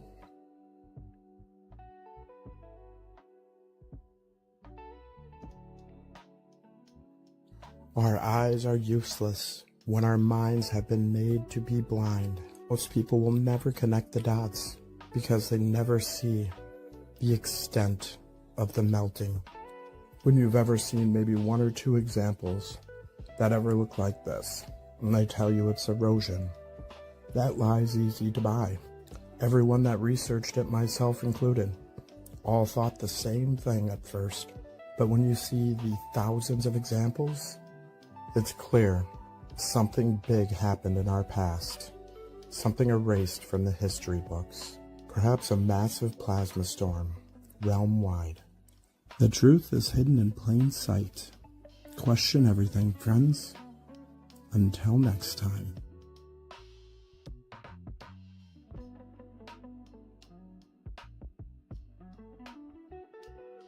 And that's a wrap for today, familia. Whether you're tuning in with the sunrise or you're posted up after midnight, I appreciate your time, your energy, your curiosity. And remember, this isn't about truth or fiction. This is about perspective. If this sparked a thought, a laugh, a deeper question, then we did our job. Drop your thoughts in the comments. Keep the convo alive. Like, subscribe. Don't forget to hit that bell if you're riding a wave because we're just getting started. Until next time, stay grounded, stay weird, stay critical. I'm Adam Strain, and this has been Adam Strain Reacts. Peace. Now's the time for us to link up. Really think we on the brink up. Making a change, we're living this strange. Living this change. Making a change. I'm living this change. Yeah. For several years now, he's been posting clips that depict a future completely devoid of people. The footage shows empty streets and total silence, full of video games made for the PlayStation 7. Even more unsettling, every single game on display is designed for that console. A system that is distubbing is the moment when he enters the Louvre and films the Mona Lisa from up close. The room is completely empty. No guards, no tourists. What's up, YouTube? Today, we'll be looking at disturbing videos that'll make you question reality. So without further ado, welcome to Adam Strain Reacts. Let's get her done. History makes no sense. In 1969, we put a man on the moon. In 1970, we finally put wheels on a suitcase. In the 1850s, we deployed our first undersea communication cables. That's before the American Civil War and germ theory. Not only that, during the American Civil War, Abraham Lincoln could have sent a fax to a Japanese samurai requesting aid during the war, which would have been a crazy alt history. Sir Arthur Conan Doyle, when he created Sherlock Holmes, could have logically had a story where he goes to Japan and sees Nintendo brand playing cards, and the Holy Roman Empire falls after 1,000 years in 1806. 30 years later, the Republic of Texas is formed. That means that there's a 30-year difference between Charlemagne's empire and the Republic run by Sam Houston. That's us in the 90s. I know one day I'm going to be somebody, and you'll know when I'll definitely find Please look at my face. You're somebody now. Do you understand? Yeah. That's the game. I was somebody long before people knew who I was, and I believed that. You're somebody now, Atisha. Thank you. You're welcome. You know, it's so easy to get caught up in this game for clout and for attention with the way that the social media platforms and basically every platform for information has been, you know, organized. I find that to be a very beautiful message, you know, because at the end of the day, we're looking for all this attention, but, you know, does that attention translate into being a better person, into valuing the things that you already have? I don't think so. I found that to be super beautiful, especially coming from a successful person to an unsuccessful person, that you have to find a way, even if you were to use these platforms, to transfer something that is a strength of yours or that is yours. So I encourage everyone to, you know, if you're thinking about jumping into this game, at least try to find something that fits you as a person. Don't just do what gives you results. Try to find something that is yours, that you could apply in a way to get the results. I don't even know if I'm making sense. Let me know what you guys think down below. Let's just keep on rocking. This video is going viral on Twitter right now. This is a principal. He just did a tap of the shoulder tricked the kid. Then now he is embracing him. You may be thinking, what's viral about this? Well, in this next clip, he sits down next to these students and has a lovely conversation with them. People are wondering what exactly was being discussed. Here, he gives the kid a little bit of a ride on a wheelchair. Woo! What's with this principal? What is the common denominator here? High-fiving students, being a good role model, loving every child as if they were his own. What's with that? We need more of this. You may be thinking this video is going to take a dark turn, but look, this principal, lovely guy. This is going freaking viral. This video has 50 million views of just clips from the cameras. This teacher, principal guy, doing a freaking good job, man. Now, when I see this type of thing, this is what I think of.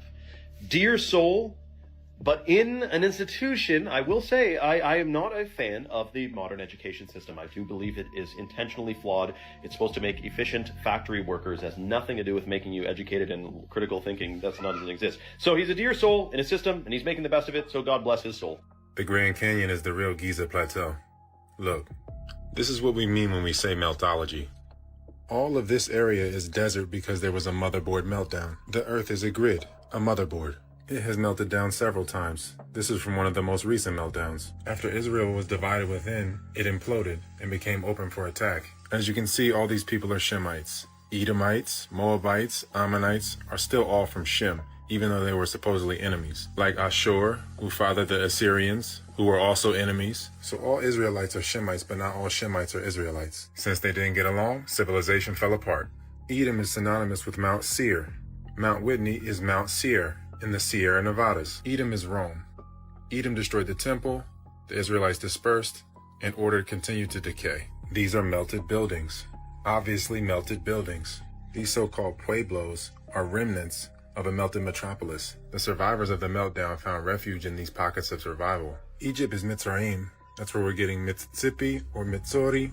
This is Hamite land that stretched all the way to the Grand Canyon in Sedona or Sidon. Moab is said to be east of the Dead Sea in the Bible. Moab, Utah is east of the Dead Sea. The Moabites are the Moors. Moab's mom was his sister. He was a product of inbreeding. So Edom, which is Rome, took Jerusalem in 70 AD, which is actually 1070. And Rome, or Edom, fell in 476, which is actually 1476. The Spanish. Well, that's pretty interesting. I've seen quite a lot of parallels between Egypt and Rome and the United States. So it really pushes me to re-question this whole narrative, because from what I understand, Washington, D.C. at its inception was called Rome, Maryland, so the land of Mary. So it seems like there's this old mythology that's involved, or at least encrusted into the naming or into... Because, I mean, even a dollar bill has the Egyptian pyramid, right? So I never could make any sense out of that. Let me know what you guys think down below. You think it's possible that the old world is the new world and the new world is the old world?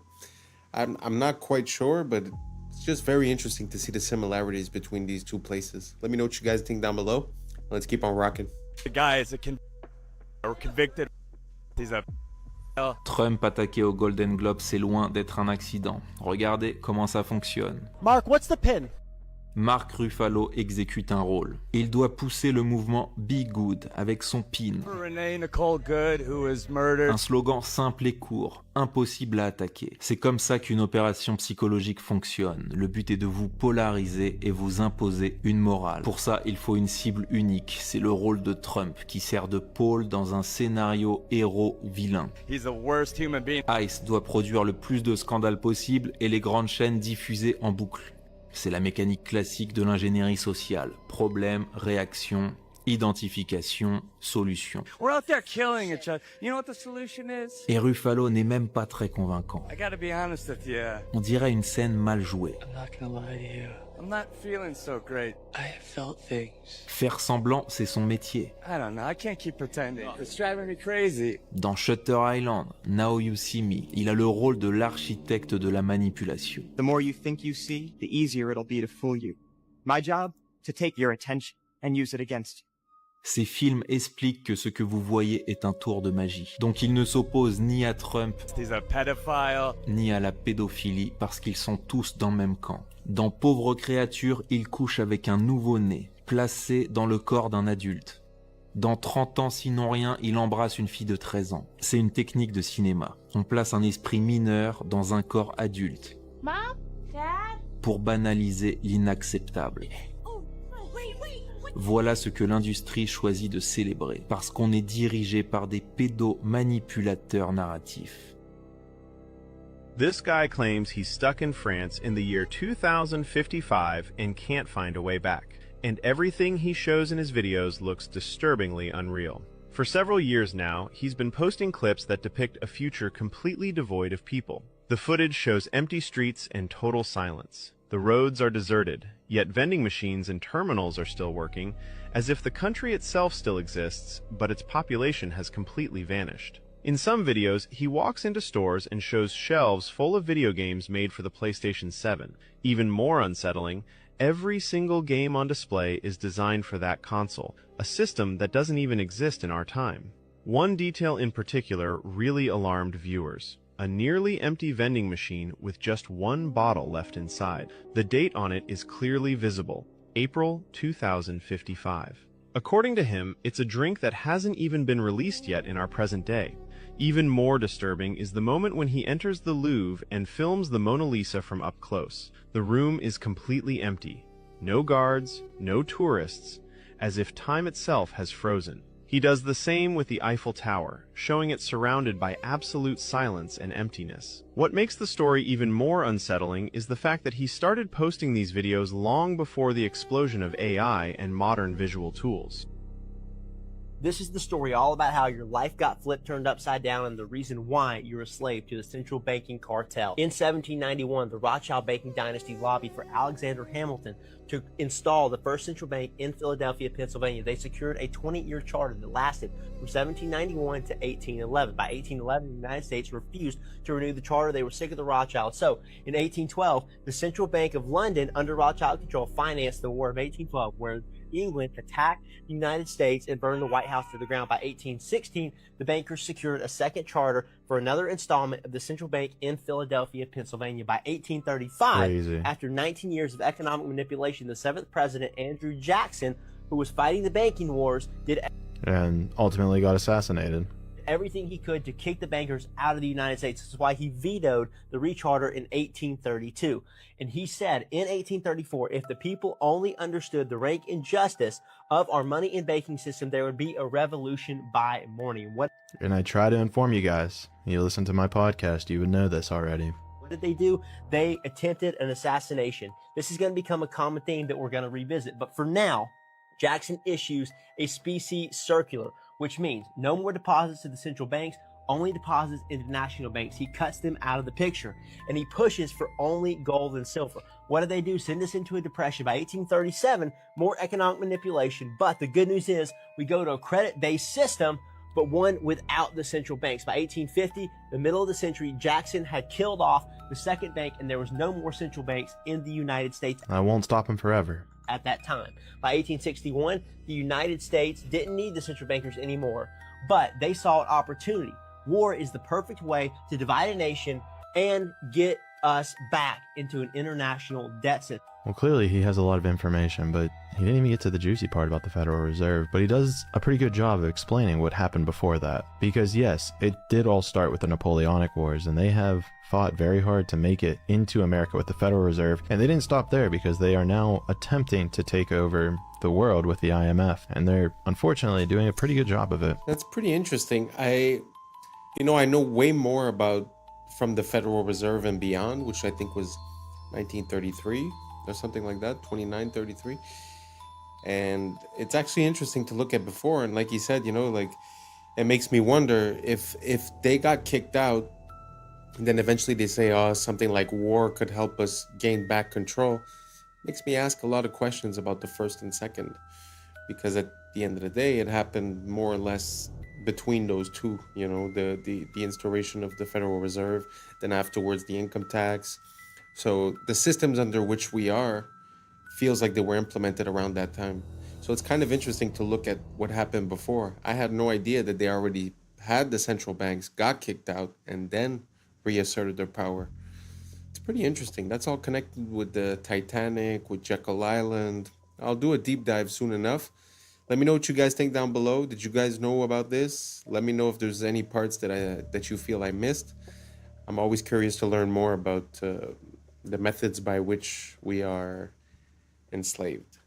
Let me know down below. Let's keep on rocking. Rare images that'll make you say, damn, that's rare. This was the unbelievable moment Devin Stratton, a skier from Utah, survived a 150-foot fall from Mount Timpanogos. In China, police officers aren't issued firearms, so this is how they subdue dangerous criminals wielding knives, with the power of teamwork. Score 1 for Disney. It's almost impossible to believe that the scale of damage done to these engine blades was caused by a flock of birds. This horse is so well trained that it is able to protect its owner from a hostile mother cow while he routinely tends to her newborn calf. This is a theatrical demonstration of how the Victorians relieved themselves in the 1800s, using a fancy porcelain pot mounted underneath furniture known as close stools. Hold on a second. They didn't wipe? In early 2024, doctors at Massachusetts General Hospital treated 3 people with recurrent glioblastoma brain tumors using a brand new drug. A single dose of the new cancer drug made the brain tumor almost disappear in just 5 days. Ever pictured a real Jurassic Westworld crossover? This amusement park uses a robot dog in a Triceratops costume to play with the kids. Thank you, Michael Crichton. This was the moment a fan assisted his favorite wrestler, Negro, using his wheelchair to prop him off the ground, stopping what would have been a direct disqualification criteria in this match. This is a photo of a LAN party from 2003. I know it smells crazy in there. Now here's something you don't see every day. This electric SUV can run Contra with its rear lights through advanced programmable rear light system. I've never actually seen anyone play Contra without the cheats. This was the moment an explosion hit the Oceana water park in Gothenburg, a water park that was under construction. But seriously, man, how do you even get a fire at a water park? So this is weird. In July 1518, hundreds of citizens took to the streets of France, breaking off into a form of hysterical dance that lasted several days and led to numerous fatigue deaths. The exact cause of this bizarre dancing plague remains unknown to this day. Watch how easy it is to cut a shard of glass underwater compared to air. This is due to a scientific principle known as the rebinder effect, where water molecules interact with the surface to accelerate crack formation and control shattering. This is aerial footage of a scenic scenic river canyon in Iceland. The ecosystem is so delicate here that stepping on the moss is prohibited by law in an attempt to preserve its lush landscape. When a specific nerve cord is severed, a mosquito has no sense of being full. It will continue to consume blood until it quadruples its body weight, whereupon it explodes. This is a rare sighting of a melanated fox, popularly known as the silver fox, a unique variation of the standard red fox species, existing as less than 10% of their entire population. Man, it's really heartbreaking when you realize that Chadwick Boseman filmed all these incredible stunts for Marvel's Black Panther while battling stage 3 colon cancer, a real-life superhero. Rest on, legend. This isn't a behind-the-scenes from Sharknado. This is the famous Headington shark, a fiberglass structure erected in England on the 41st anniversary of the Nagasaki bombing as a bold anti-war symbol. Took me a moment to realize this wasn't the aftermath of a lethal shark attack. These are pelagic tuna crabs, a vital marine species known for their bright red hue and their affinity for moving in massive swarms. I am now 20. I mean, there's so much to go over in that little clip, but the only thing I could say is this world never ceases to amaze me, and there's always more to discover and to find out, and honestly turns me into a child every time that I get to learn about this world, because it's like you could never know it all, and it's so beautiful and well made, you know, so amazing. Let me know down below if you guys have any other videos like that. Send them to me, tag me. You guys have been sending me videos and I truly appreciate it. I'm gonna make a basically viewers sent in video soon enough. So keep on sending them in and let's keep on rocking. In massive swarms. I am now 20 nanometers tall. So, an individual transistor from a brand new 2026 M5 MacBook Pro is about the size of a garage for me. Now, I'll note that this most likely isn't 100% accurate because Apple's not going to share their exact chip architecture with me, but still, the smallest parts of it are still smaller than me, and at this scale, you can see individual atoms, which are the size of marbles. Now, obviously, or maybe not obviously, but 3 nanometer transistors this size aren't just built like other objects the way you might be expecting. There's a pretty refined manufacturing process called photolithography. Basically, it's like developing a photo with light projected through a microscope, but onto atoms instead of film. And that is how you end up with billions of these inside a computer that you can sit on your lap. Now, to be honest, I don't really know how much longer Moore's law can apply to semiconductors as they get down to the literal atomic level, but I sure do want to appreciate it while it's happening. Speaking of appreciating it, hey, this is Epic Spaceman. One of my favorite creators, and of course a massive help with this video. He's been down to this scale before in another video, and it's a pretty crazy view, right? Hi Marquez. Yeah, it really is. Even when you can stand on them, I still struggle to get my head around how many transistors there are here, considering this is just a tiny cutout section. The full chip is 32,000 times bigger than this. So yeah, the best way for my brain to really appreciate all of this has been to visualize this scale. From the tiniest 3 nanometer transistors we have in computers today, at the scale of DNA and individual atoms, all the way to the micrometer scale with the computers of the 2000s and 90s and 80s. Humanity has been so motivated for so many years to get this stuff down to such a ridiculously small scale that it makes a grain of rice look like a massive object. And yet it keeps going and going, all the way back to the earliest transistors the size of a deck of cards. You know, something else I've realized though, even though we've seen now all of this scale and how tiny things can get, sometimes it can still be hard to keep all the nanometers and picometers sorted and really comprehend it all. And sometimes it's actually easier to make things bigger rather than smaller. So let's try this. The world's first electronic computer is often credited as the ENIAC. They finished it in 1946, and they had light bulb-sized vacuum tubes called triodes. And of course, that computer was the size of a whole room. But if we still made computers like this, with transistors that big, how big do you think the iPhone would need to be to fit the 19 billion transistors that it has today? Think about it. maybe the size of a city block? Or what about the size of the entirety of Central Park? Keep in mind, you need to fit all these billions of transistors. Wouldn't it be crazy if we carry around the equivalent technology of a phone, the size of the city of Manhattan? Well, the reality is, these are all still too small. Your phone, with the technology from 80 years ago, would need to be the size of the state of New Jersey to fit them all. This progression of technology has given us a computer the size of a US state 270 miles long and shrunk it down to fit in our pockets.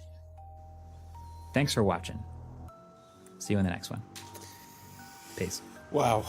To think to scale like that really makes me think of when I first understood, well, understood is a big word, when I first got confronted to what $1 trillion would look like, and what $1 billion looks like, and $1 million and 100,000. Basically, to count to 1 billion takes years, and to count to 1 trillion, like just going 1, 2, 3, would take 32,000 years. From what I understood, it was like stacks of $100 bills stacked together the height of the World Trade Center. Something like that. That's $1 trillion. It's like beyond, and now we talk about it as if, oh, it was just something, you know.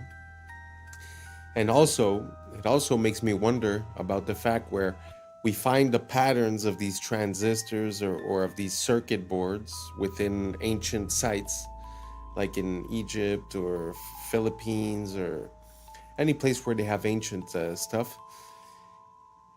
Like there's a connection there. There's something about the placement of things that are conducive to energy transmission. And I don't know, there's definitely something there, and very interesting. Let me know what you guys think down below, and let's keep on rocking. Oh, what else can we do? Let's put everything. Because soy will increase estrogen, reduce testosterone. What else can we do? Let's put corn in everything. As a matter of fact, how do we get corn in everything? I know. Let's pay the farmers with massive subsidies to grow corn. You wonder why you're so tired? Look at what you're eating. Want you that tired? Look at these people. They're in their 90s. They're not sitting around going, I'm tired, so tired, so tired. Why? Because they're not doing what you're doing. They're getting you to do it, but they're doing something different. They're staying away from the things that are suppressing you and making you. It reduces your and makes you more. You're not tolerant. Strange. Why can we suddenly not tolerate as a society? I went to the Columbia University.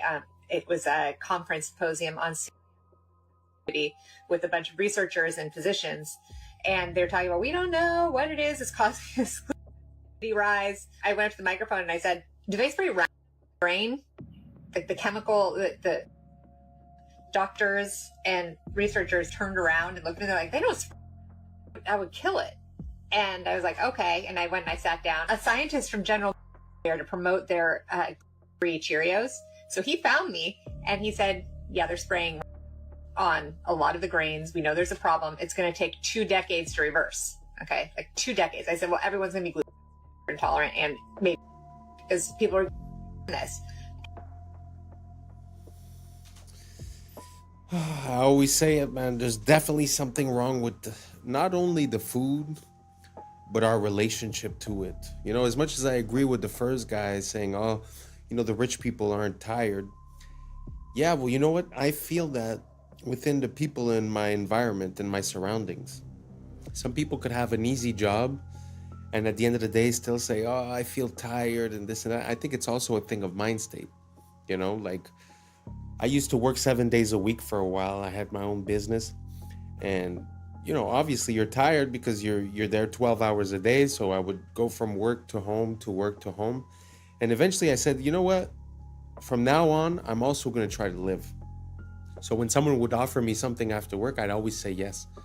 And the funny thing that I realized is that by doing more, somehow I had more energy. And since then, I've sort of changed my perception towards events. and that tiredness is gone. The energy is up. Now, all that being said, we're going to put it to the side. There definitely is something wrong with the food. And, you know, the fact that the people that provide us with the food are running under a capitalist system or way of, you know, operating, it makes it super logical that to maintain profits and not necessarily raise the price, you would lower the quality of what you're offering. So all that to say, I understand that it's their fault in a way, but really we vote with our dollar and with our dependents. So, you know, it's something to keep in mind, you know, like we could always blame someone else, but at the same time, we need to understand how we get to that point. And I think the root core issue of that is that there's certain things that are needs and certain things that are luxuries. If we apply the same system to both, it's kind of normal that we get the same results in both. So I encourage everyone to rethink our relationship with not only the food, but the people providing it to us, and try to think of ways that we could do it ourselves or just not encourage them, and try to figure out why we are here. So that was it for today. Thank you so much for rocking with us. And that's a wrap for today, familia. Whether you're tuning in with the sunrise or you're posted up after midnight, I appreciate your time, your energy, your curiosity. And don't forget, this isn't about truth or fiction. This is all about perspective. If this sparked a thought, a laugh, a deeper question, then we did our job. So drop your thoughts in the comments. Keep the convo alive. Like, subscribe, and don't forget to hit that bell if you're riding the wave, because we're just getting started. So until next time, stay grounded, stay weird, stay critical. I'm Adam Strain, and this has been Adam Strain Reacts. Peace. Now it's time for us to link up. Really think we on the brink up. Making a change, we living this strange. Living this strange. Making a change. I'm living this strange. Yeah.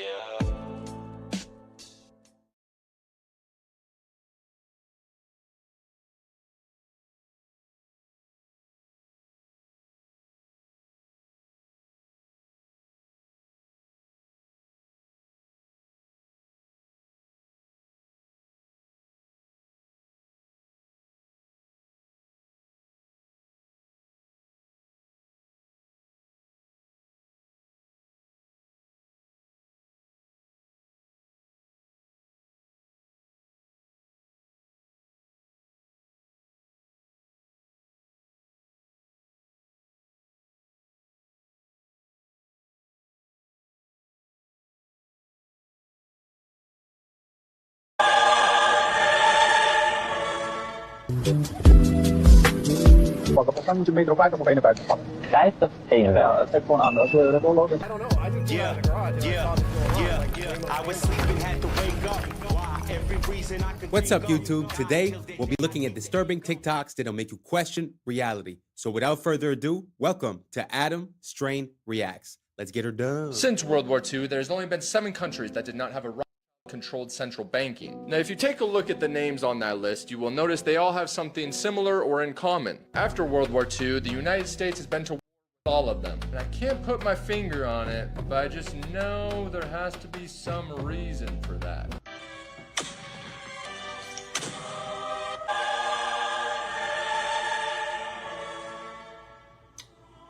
The Festival of Exploding Hammers has been going on for over 300 years in the town of San Juan de la Vega. And here's the thing. Yes, people get injured. There's been many calls for them to stop it. But look, if that's how I go, that's how I go.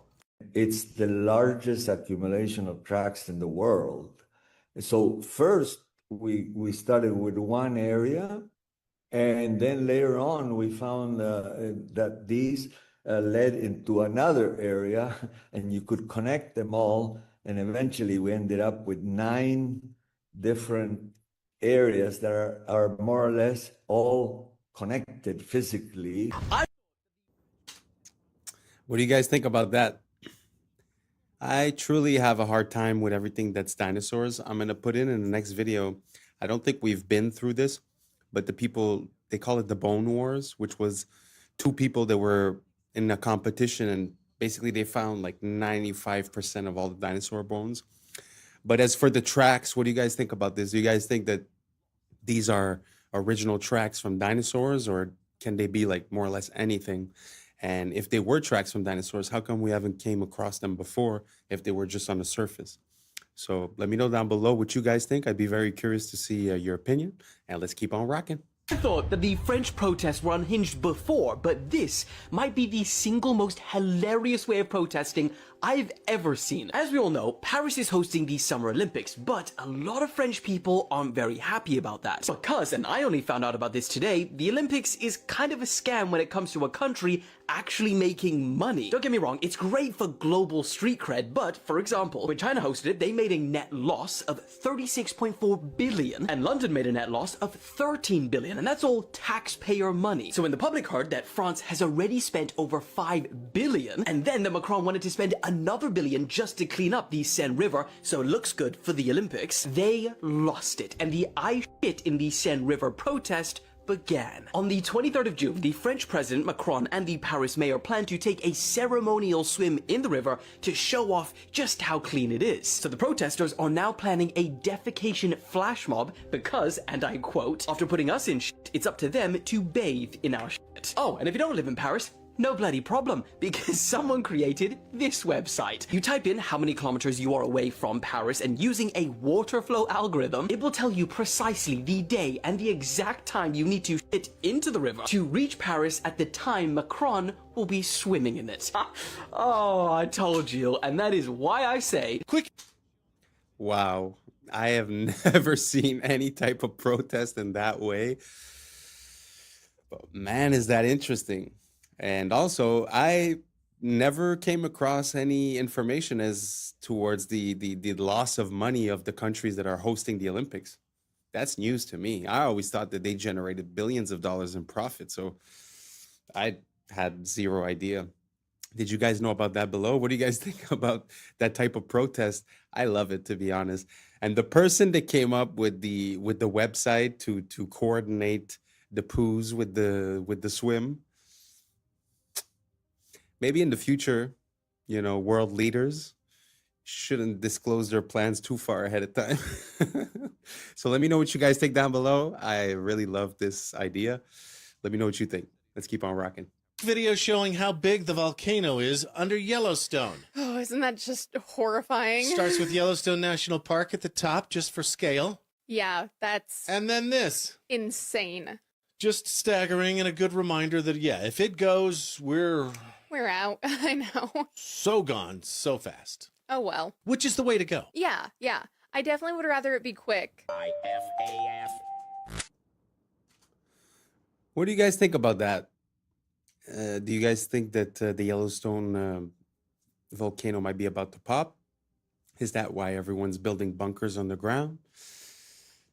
But this parallel that I'd like to make is that when you look through history, or even in the past 20 years, or even in the past 100 years, it seems like it's always about to be the end of the world.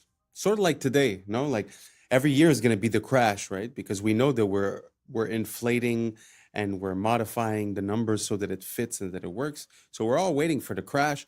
It's always the apocalypse. It's always something that's going to happen, but somehow we're always here and nothing's happening. So is this one of those cases?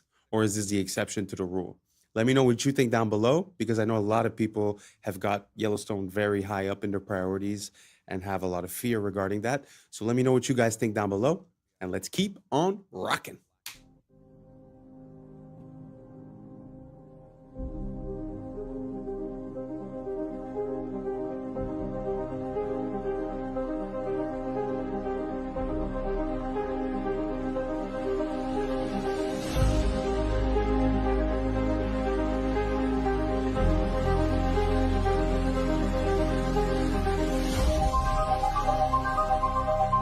Four cities.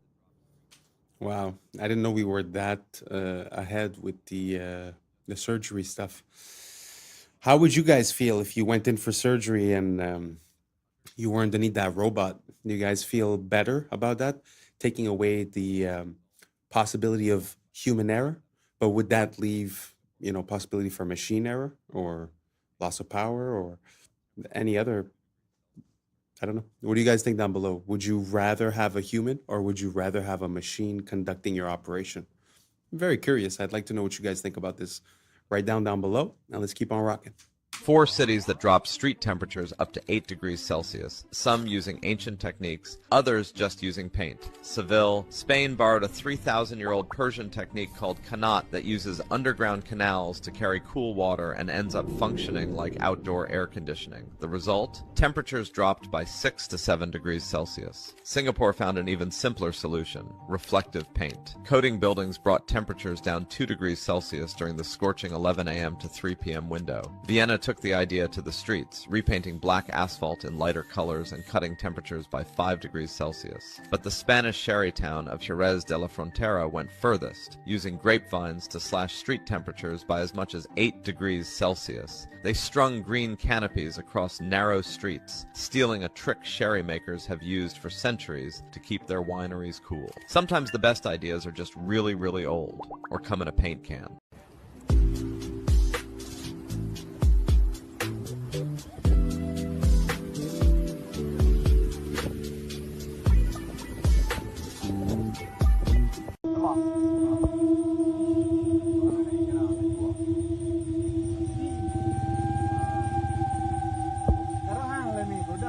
This makes me extremely uncomfortable that I now know that snakes can do this. Could you imagine running up a tree away from one of these things and then you look down and see it doing this? So yes, a new fear has been unlocked. So thank you, Internet. I can always count on you to provide me with unwanted trauma. Something happened here that will likely never be replicated for as long as the human species exists. This occurred during a baseball game, but even if you're not a sports fan, you will understand this, and you will understand why what happened is just wild. It was August of 1957, and at the plate was a Hall of Fame batter named Richie Ashburn. He swings at a pitch, he fouls it off, and the pitch goes into the stands and hits a fan, injuring her. The fan was named Alice Roth, and the ball hit her so hard that it broke her nose, and they had to stop the game. Like, just imagine the silence falls over the crowd. They stop play, and paramedics had to get her out. She was there with her grandchildren, and get her onto a stretcher, and everyone's watching as they take her away from the stands. So they're hauling her away, covering her bleeding nose, probably taking her into that tunnel right there. They resume play, and on the very next pitch, Richie Ashburn hits another foul ball that flies into the tunnel and hits that woman again while she's on the stretcher being taken out of the stadium. She recovered fully. The two of them, the woman and Richie Ashburn, became friends after this. It was a hugely famous incident and something that I am confident will never, ever happen again. Wow. I guess some things are meant to be, you know? Like, what are the odds of you being struck twice? But what's so beautiful about that in life is that somehow, you know, a friendship came out of that. So it's a bad for a good, you know? I guess it's fun sometimes to have stories that have happy endings. Let's keep on rocking. Today's episode of Random White Acts of Danger, we basically have the most dangerous ski run I've seen in my entire life. Margin for error, you guessed it, death. My boy, left, right, it's over. You see how far down that is? My hand's over here sweating just watching this shit. A little bit to the right, cooked. You splattered down beneath. How do you even get up there? And as you can see, this is the trail not taken. My boy's the first person to ever do some dumbass shit like this. White people, I found your ski leader, but I don't even know who his name is. Look at this. What's happening? He looking back up, shit look like the top of Mount Everest. How the fuck do you even get down? You know what I'm saying? I'm so scared for him. Like, what type of ski training, all of a sudden you're like, you know what, I'm about to go ski off the top of a mountain. My boy looks like the edge of the world. Doesn't even look like it's possible to go down, and that's the way he's going. The amount of skill this shit must take, my legs is tired just watching this shit. Oh my goodness. Man, white people, different breed, man. You guys, so okay, there's some footprints. So he must have hiked up this way. Now he skiing all the way down. At least now it's almost like, nope, it's not even a normal ski. Look at all these rocks. My death count, by the way, I'm at least 20. I would have started an avalanche, probably never been found. Look at this shit. Oh my goodness. Nah, bro, I don't. How do you get the idea of like, you know, I'm gonna hike all the way up to that mountain, I'm gonna ski down, even though it doesn't look possible to ski down. Why? Because I'm him. The fuck? Statue, he needed. Mag ik wat vragen? Als ik naar Amsterdam Centraal wil, kan ik dan het beste naar de metro de metro, niet de trein pakken? Nee, de metro, dat is vaak sneller. En dan gewoon de Noord-Zuidlijn. Ja. Of die naar Centraal Station. Als ik naar Centraal Station wil, moet ik dan de metro of de trein nemen? Je kunt allebei nemen. Ja. Maar moet je snel zijn? Ja.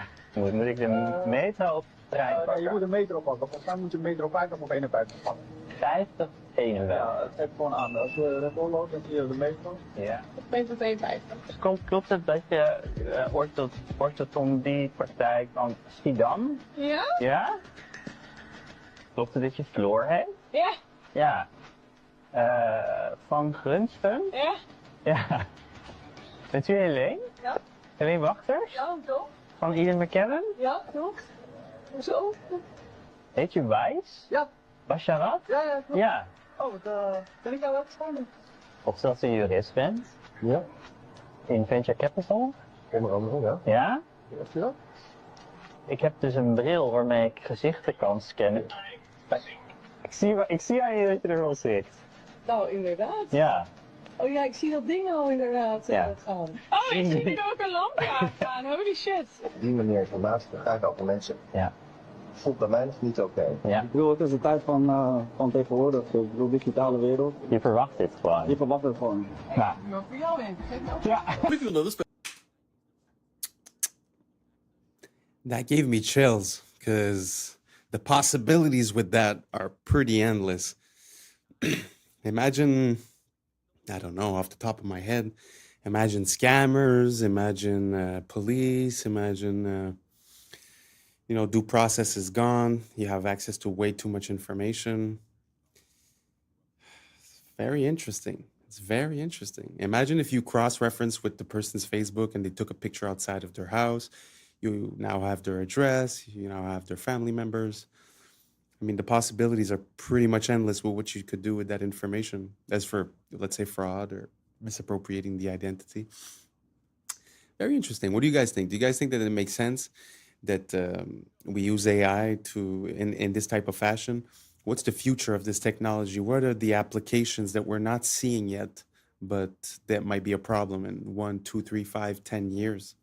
Let me know what you guys think down below, and let's keep on rocking.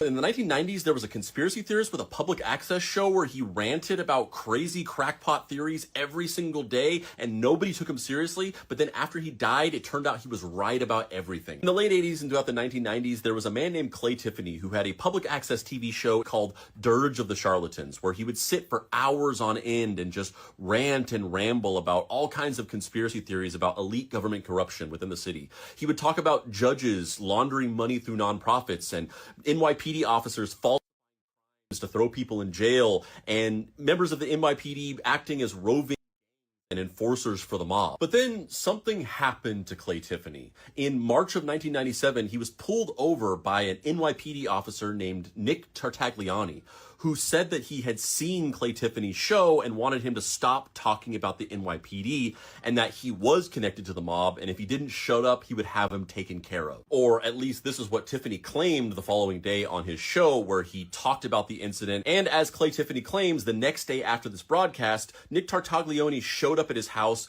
threw him against his police cruiser, arrested him, and brought him in on some made-up disturbing the peace charge. But Clay Tiffany was not going to be bullied, and he would not give up. So the next several years on his show, he did a full investigation of Nick Tartagliani, sending in a bunch of requests with the Freedom of Information Act to the government to get documents about him. And he dug up a ton of dirt, like multiple police brutality reports, a bunch of excessive force complaints, and unexplained departures from dozens of his previous police jobs. And in response, Clay Tiffany claims that he was attacked and brutalized by Nick Tartagliani and his cop buddies multiple times throughout those years. The first incident, he was attacked outside of his home again. The second incident, incident, he was thrown to the pavement and beaten outside of a town meeting. And the third incident, he was beaten so badly that he was hospitalized for weeks. Tiffany ended up suing Nick Tartaglione. He didn't win, but there was an undisclosed sum settled out of court. But more importantly, he had lost any credibility that he ever possibly had because of these repeat accusations of Nick Tartaglione, and people started actively calling for his public access show to end. So in the early 2000s, that's exactly what happened. The show ended and Clay Tiffany disappeared from public life. And in 2015, he died from heart failure. But in 2016, Nick Tartaglione was arrested for the of 4 men in a drug trafficking job gone wrong. Clay Tiffany was right.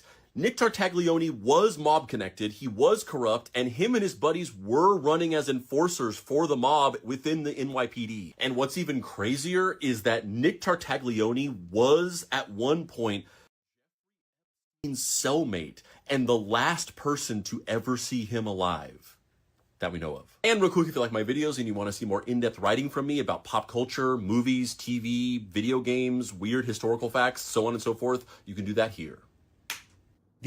Wow, what an interesting story. I mean, if that's not like something out of a movie, I don't know what is. Gee whiz. Dude is talking the truth and then he gets... And it's crazy how no one would believe him, you know, because people believe in the integrity of the police in a way. And also, you know, they're the biggest gang in the world, as we say, right? Wow, very crazy. And plus with that final connection with that dude that had that island. Wow. So he's the last person to have seen him. I mean, if you ask me, he'd be the perfect person to help out to carry out something that would be under the radar, let's say. Anyways, I have no proof. I make no claims. This is for entertainment purposes only. So please, YouTube, I appreciate you. Let's keep on rocking. Internet's revenge on the man who invented spam mail is the most iconic thing I have ever heard. In the early 2000s, Alan Ralsky was one of the world's biggest spammers, blasting up to 1 billion junk emails a day. He made millions of dollars from it and was super cocky. He openly bragged to reporters about his empire and proudly called himself the godfather of spam. But in one interview, boasting as usual, he showed off the massive new mansion he bought with his spam money. And that was his mistake. People online found his new home address and thousands banded together to get their revenge. They signed Alan up for every sweepstakes, promotion, all the junk mailing lists they could possibly find. Within days, he was receiving hundreds of pounds of junk mail a day. And inside that pile of junk mail was his real mail, so he had to go through it. He later complained in another interview saying, quote, "They've signed me up for every advertising campaign. These people are out of their minds. They're harassing me." Seriously, what does failure mean? It's not, it doesn't exist. It's a figment of your imagination. What does it mean? Pulling the Jedi mind trick on me right now. I was like, does it exist? No, I'm serious. Look, I'm trying to think, like, how can I explain it? So,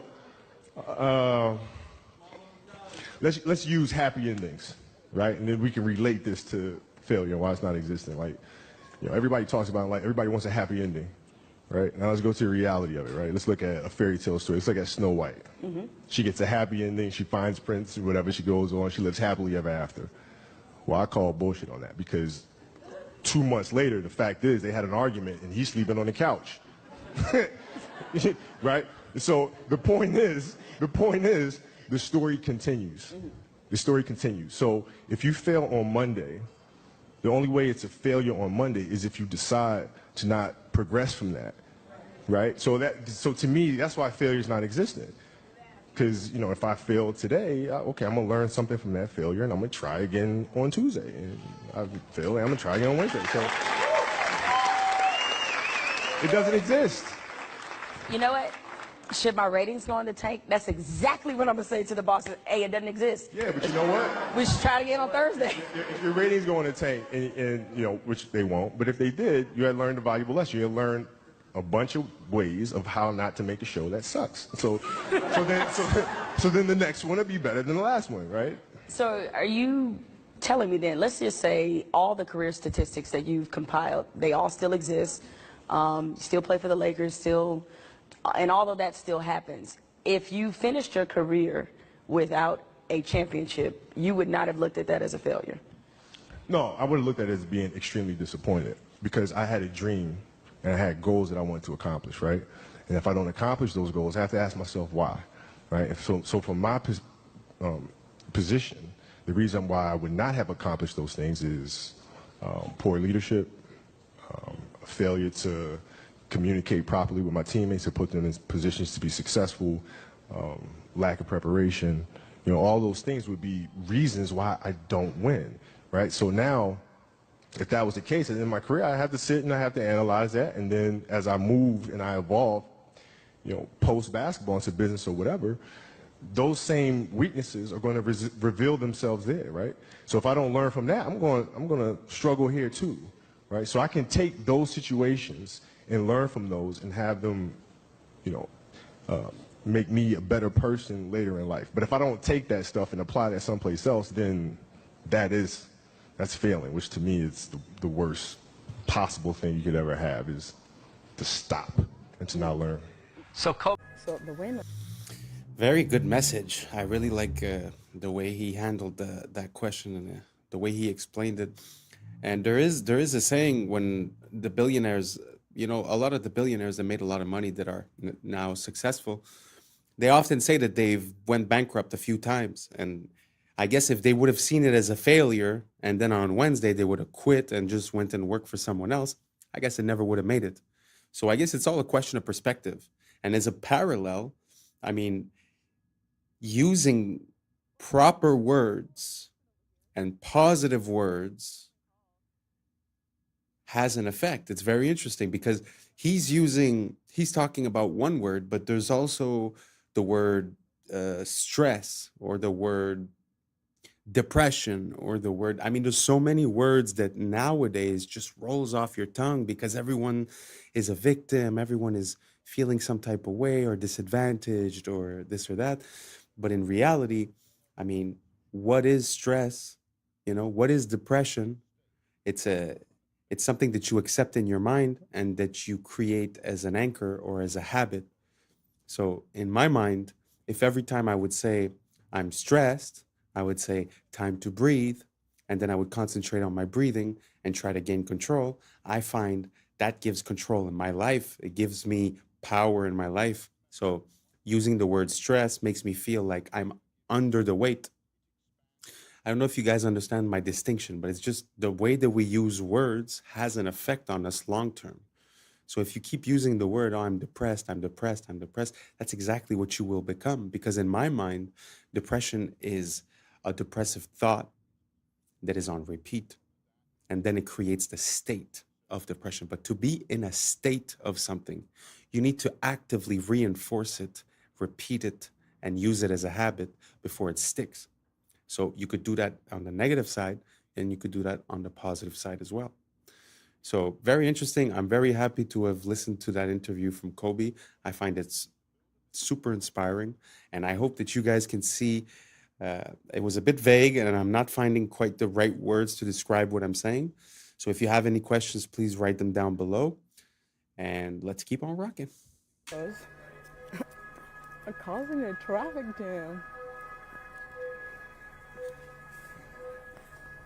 Do they just like... I don't know. I just pulled out of the garage and I saw this going on. It's like this Waymo standoff. Yeah, I'm just trying to get out of here, but... This is so funny. Oh, because they hit each other. Yeah, kind of. But still, they're just going to, like, stay there forever? Do we need to, like, can we call them? Well, we can call enforcement over here. We can scan and call. Cars is stuck. Cars is stuck. This is so funny.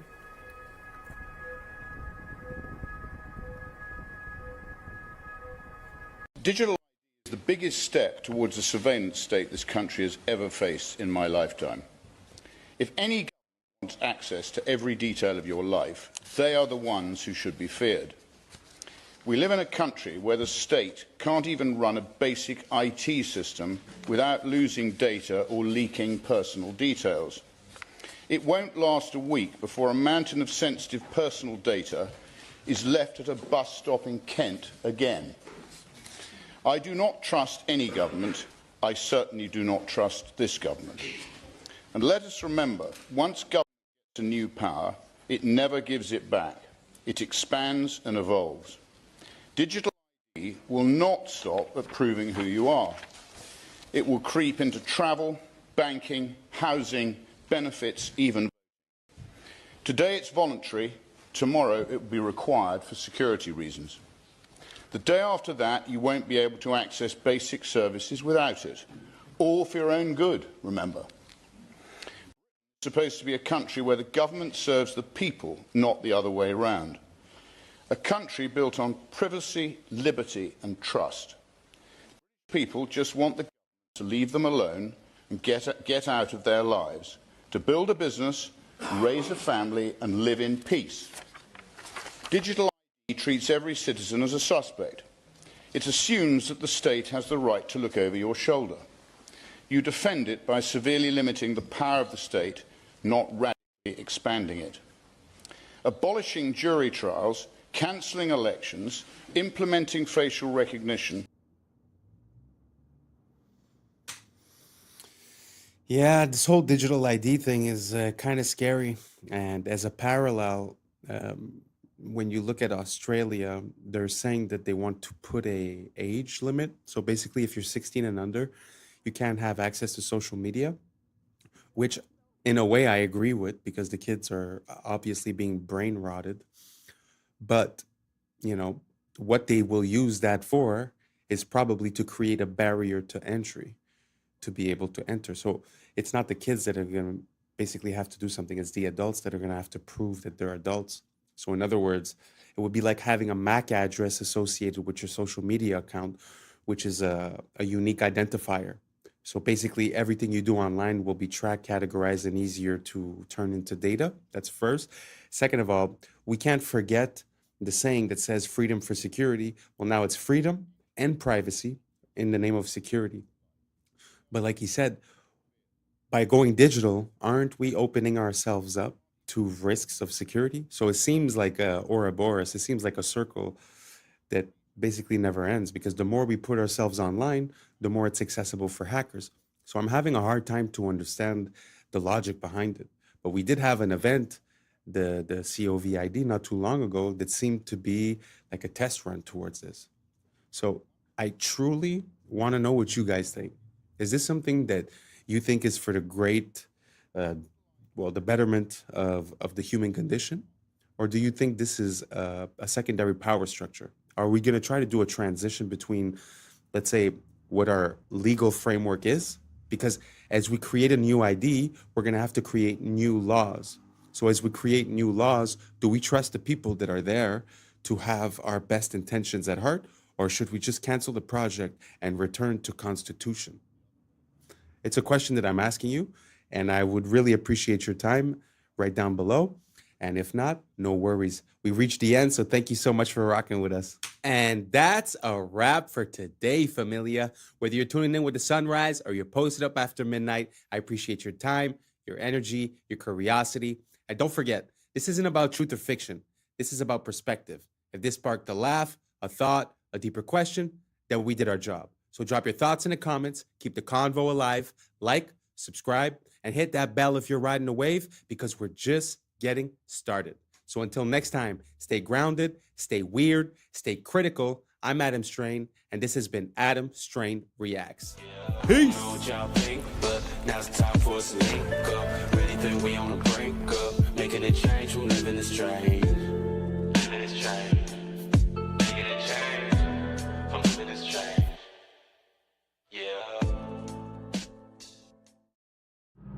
Yeah. I was sleeping, had to wake up. Why? Every reason I could think of. God, till the day I keep the ink up.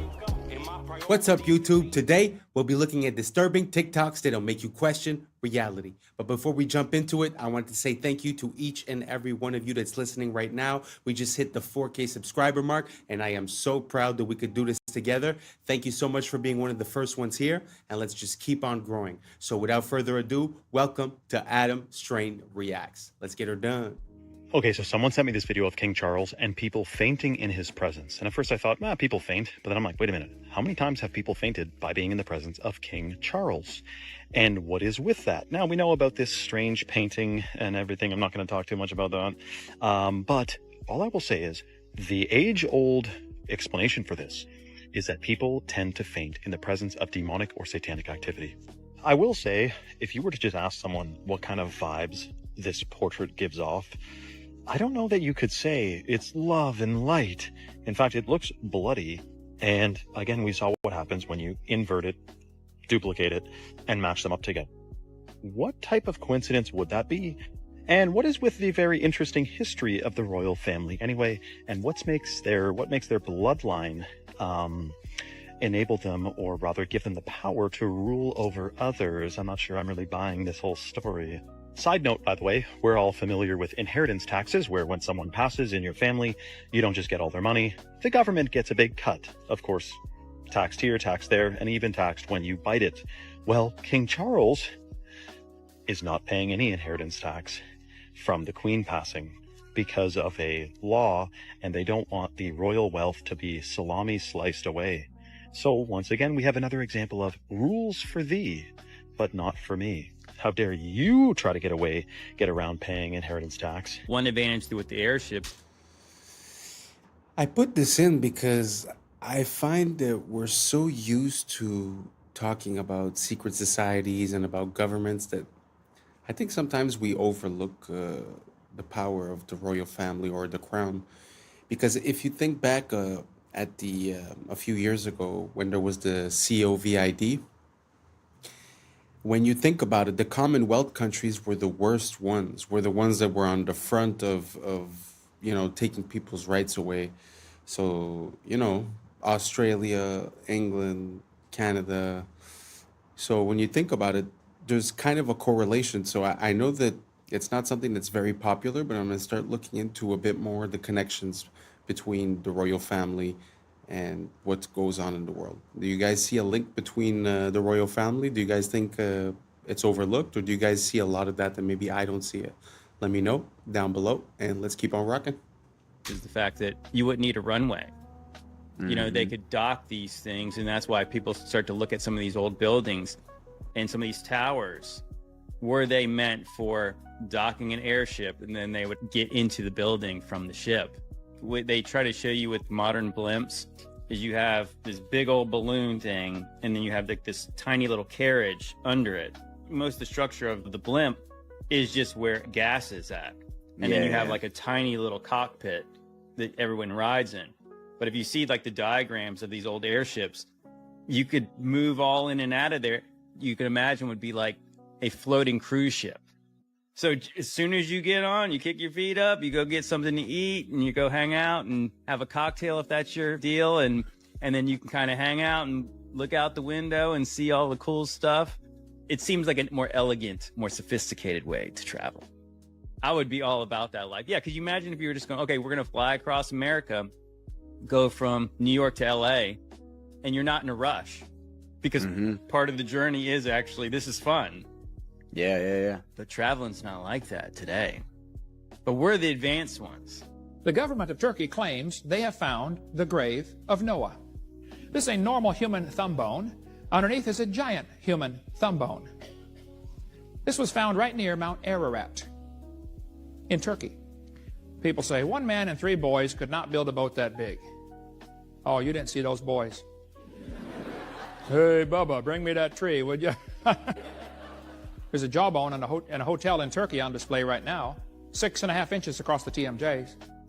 Any one of you could put your head inside and rattle it back and forth inside the jawbone. The legend in Guam is that giant people built the latte stones there. Who is moving these giant rocks anyway?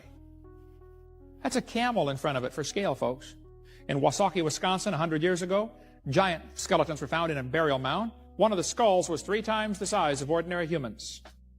In Walkertown, Indiana, 8 giants, ranging from 8 to 9 feet long, all wearing heavy copper armor, were found.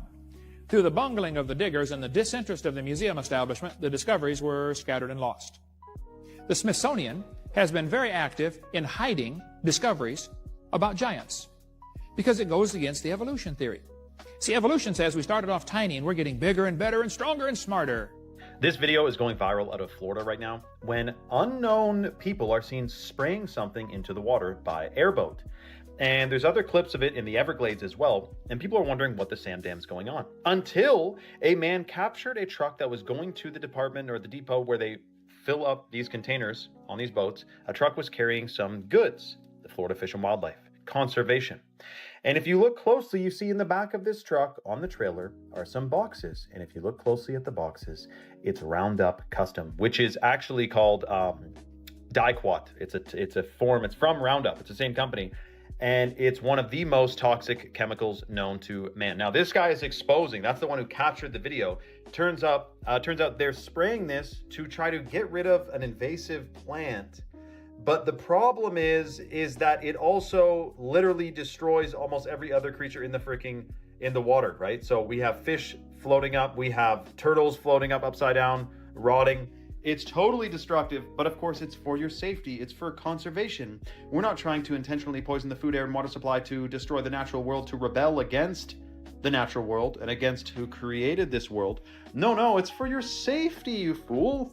Absolutely insane. You have to do a deep dive onto this stuff. It's called Diquat, and they're spraying it all over the place, again, because they want you safe. And if you think otherwise, you might be a conspiracy tinfoil hat nutter. Roundup, the same company who made, well, no big deal, a couple different chemical agents during world wars. Let's just say that. Spread the word. We got to wake people up to this. Otherwise, it's a very unfortunate future where our whole situation is, well, polluted significantly, put it that way.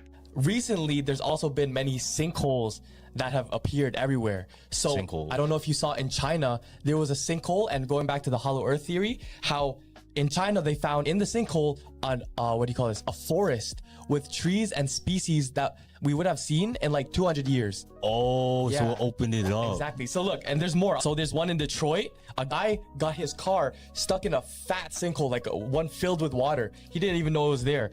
Lower Nazareth, there was one in a farm field, right? New York, and even places like Turkey and wait, how is this not on the news? I don't know. It's not on the news. It's literally on, like, you have to search for it. Damn. So there was a ski resort in Russia that had a big one too. Yeah. And so I have a theory that since there's all these sinkholes, that means there's evidence of cities and tunnels underground, and that they've expanded so much that the land that we're on right now is sinking into those. Oh, and you know why it connects to the aliens? Because those tunnels are for the upcoming alien attack. Like, people have been planning this to exit out. But it's been exposing itself. Like, the world has been exposing itself because they're expanding it way So too like big. the hollow earth theory, how the advanced civilization is under us? Yeah. Have you ever thought about why structures in Europe, Asia, and even America share the same distinctive features? Not forgetting that they also seem to be constructed with methods far too advanced for their supposed time periods. It raises the question, is our historical timeline accurate, or has it been completely fabricated to hide something, or were they all built by the same architect? This is where it gets crazy. There was a colossal empire named Tartaria that was a highly advanced civilization with technology and knowledge far beyond even our current time. They have even been credited with the construction of the Great Wall of China. But it gets even more unsettling. What if the dates on these buildings are wrong? Imagine if that number 1 wasn't a 1 at all. Our history could be off by 1,000 years. The current timeline is a lie. In the late 1800s and early 1900s, they held events called World's Fairs to use as cover-ups to demolish our advanced past. Many recount that these structures were wiped out days after the events. This was evidence of a global civilization, a civilization whose roots could be traced all the way back to ancient Egypt. And this is really cool. So check this. This is I'm not too sure about calling it Tartaria, and I'm not pronouncing myself on what was, especially when I don't know what is right now. But what do you guys think about the fact that in different places around the world, we really do find similar structures, whether it be the megalithic structures or whether it be like what we would call Greco-Roman, which we find some in Japan, we find some all over the place. Do you guys think that it would be possible that at one point there was like a harmony, or that there was a moment where everything was shared, or that the capabilities were more than what we believed, or that, I don't know, like a lost moment in time? Do you guys think that's possible? how do we explain all of these structures, or the World's Fairs, or all of these elements are easy to explain one at a time. But when we take the magnitude of how many of these events and how many of these, for an example, World's Fairs, fires, constructions, the cities being built, the canals being built, the undergrounds, the metros, I mean, there's so many, right? So is it possible that at one moment, either we lost our memory, we lost contact, or that there was a moment where everyone was together and that we were building the same type of way everywhere? Let me know down below. I'm just curious. To be honest, I don't really have an opinion. I just find that the timeline that's pronounced to us seems to have some flaws. Apart from that, I'm really not set on anything. So if you guys have any rabbit holes to give me, I'll gladly go down them and include some of the videos in here. So let me know down below, and let's keep on rocking. Mazda bulb. The old Mazda bulbs would last 120 years. So what GE and the companies did who run the light bulb companies is they took this original bulb, they had engineers reverse engineer it so that they can make the light bulb break down faster so they could sell more light bulbs. Because the original Mazda bulbs would last 120 years. The original incandescents, the Centennial incandescent, you can look this up, it's in California. The Centennial incandescent is also still burning for over 120 years. So your light bulb, when they tell you like, oh, LEDs are going to save the earth and whatever else, we already had the technology. The light bulbs that could last 100 years have already been here. LEDs, most people don't know, were made by IBM and also by Monsanto. So when you're bringing an LED into your home and putting it above your head and doing all that stuff, what you're doing is you're bringing in a bulb that was designed by a computer company and a toxic pesticide company. So you can imagine what that's going to do to your body. It's going to give you brain fog, it's going to give you fatigue, it's going to cause blindness, cataracts, mess with your hair. Kind of makes all sense. All confirmed UFO types explained from most common to... I suppose we could say that that's the limitation of what we call capitalism. Because if the goal is to make money, it does make sense that selling you more of the same item because it doesn't last as long would give me more benefits at the end of the day. But it's just sad how we lost the pride of making something that works and that's functional and that's unbreakable. And I find it so sad. Can you imagine the fact that we had 120-year light bulbs and that we decided to change it so that they last 1 year, so that you would buy maybe 1,000 light bulbs in your lifetime instead of buying 10 or 20, let's say. It's a pretty crazy thought. Do you guys think there's any other things that are like that got sort of manipulated so that they last less? If so, let me know down below. Now let's keep on rocking.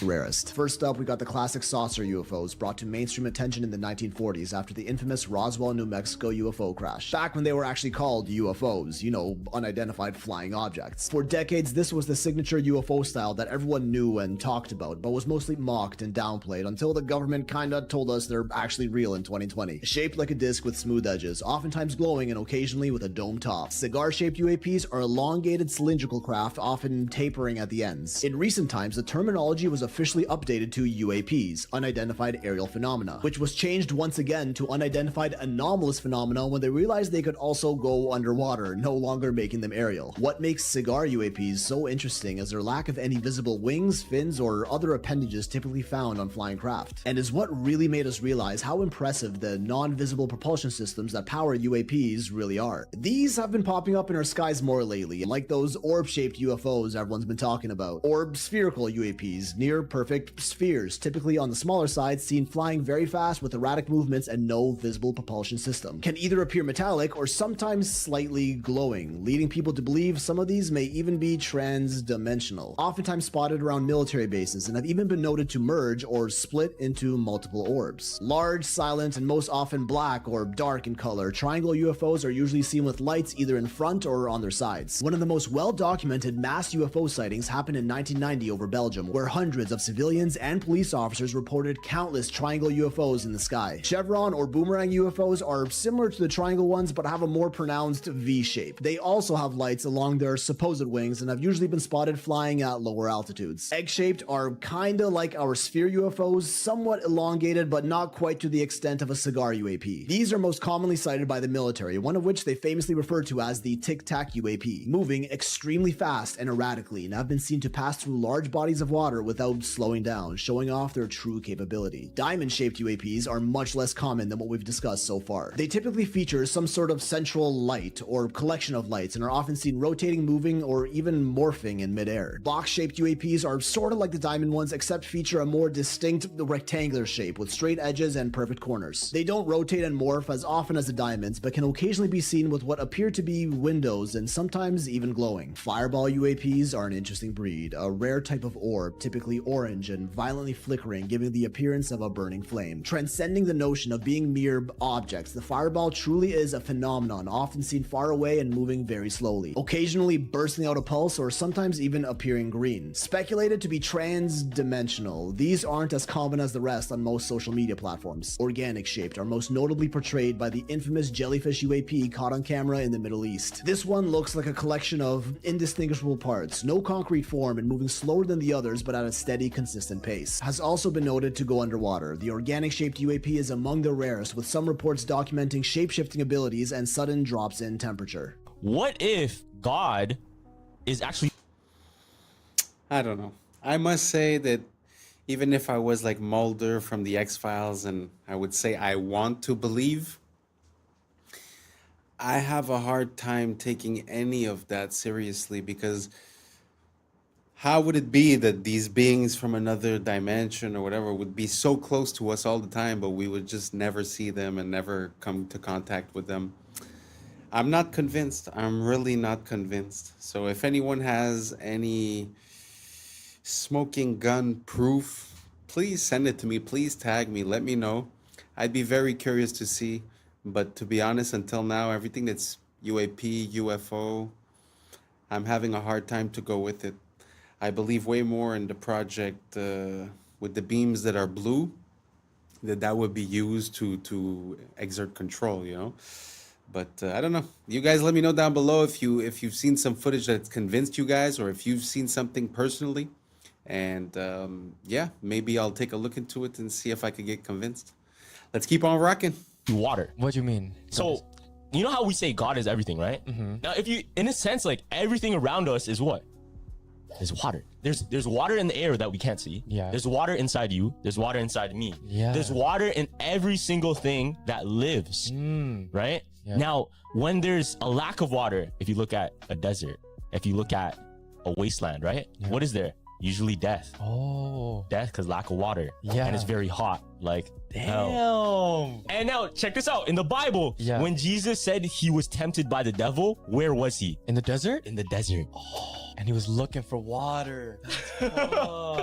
That's That's just like a religious theory, but take Yeah. it for what it is. That I just heard that on TikTok. Yeah, so is Dubai where men sell their soul? Nah. Because what is around Dubai? Just bare desert. What do desert. the OnlyFans girls do there? They literally sell this. They eat poop, fam. Bro, that's the most selling your soul for some Bugatti. If I would never eat poop in my life, dog. Here's how the elite are scamming you into drinking tap water. Check this out. They selling tap water, y'all. They I are don't know indeed. if nobody told y'all, but they've been selling tap water in the packs of water that we've been buying. Originally discovered because of a town north in Michigan having to fight Nestle for stealing its local water, it has now been revealed that over 64% of bottled water in the U.S. is tap water. Two brands most of notably it. stood out for contamination: Walmart Sam Choice and Giant Foods Acadia. Other brands found to have tap water include Dasani, Aquafina, Nestle Pure Life, Kirkland, Propel, They are scamming us. Essentia, Life Water, And they know Squirt it. Water. And for my own protection, allegedly. People are just finding out why they definitely should not be making their bed when they first wake up. I am sure by your parents since you were young, you've all been told the first thing you need to do is make your bed in the morning. But actually, that is one of the worst things you can possibly do. When you've been in bed all night, it's not the cleanest place in the world by the morning, of course. It's going to be filled with bacteria, sweat, and just everything that you've kind of sweated off in the night. Now your bed is basically just infected with a load of bacteria that attracts these guys, dust mites. And yes, unfortunately, there are probably thousands of these in your bed right now. Now, these guys like warm, dark, sweaty, dirty places.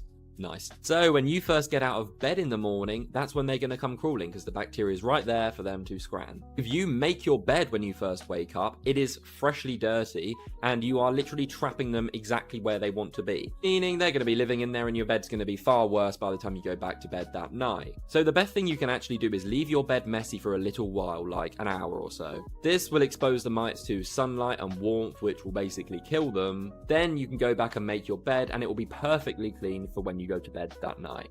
Y'all, something big is taking place in the Pacific Ring of Fire, and I've been talking about this for quite some time. You know what I'm saying? The Pacific Ring of Fire is like the womb of Earth, okay? And now we have all these earthquakes popping off in the Pacific Ring of Fire. Nobody's talking about it. And now we have Mount Luotobi, the volcano, just erupted for the umpteenth time this year. I believe in July and August, and now we are in October, and yet another eruption. What's happening? A volcano in Indonesia, Mount Laki erupted today, sending a massive plume of ash as far as 6 miles into the sky. The country's volcanic agency raised an alert to its highest level and evacuated nearby villages. Thick ash blanketed homes and farmland, forcing farmers to halt work. The volcano has been quite active of late, erupting in both July and August.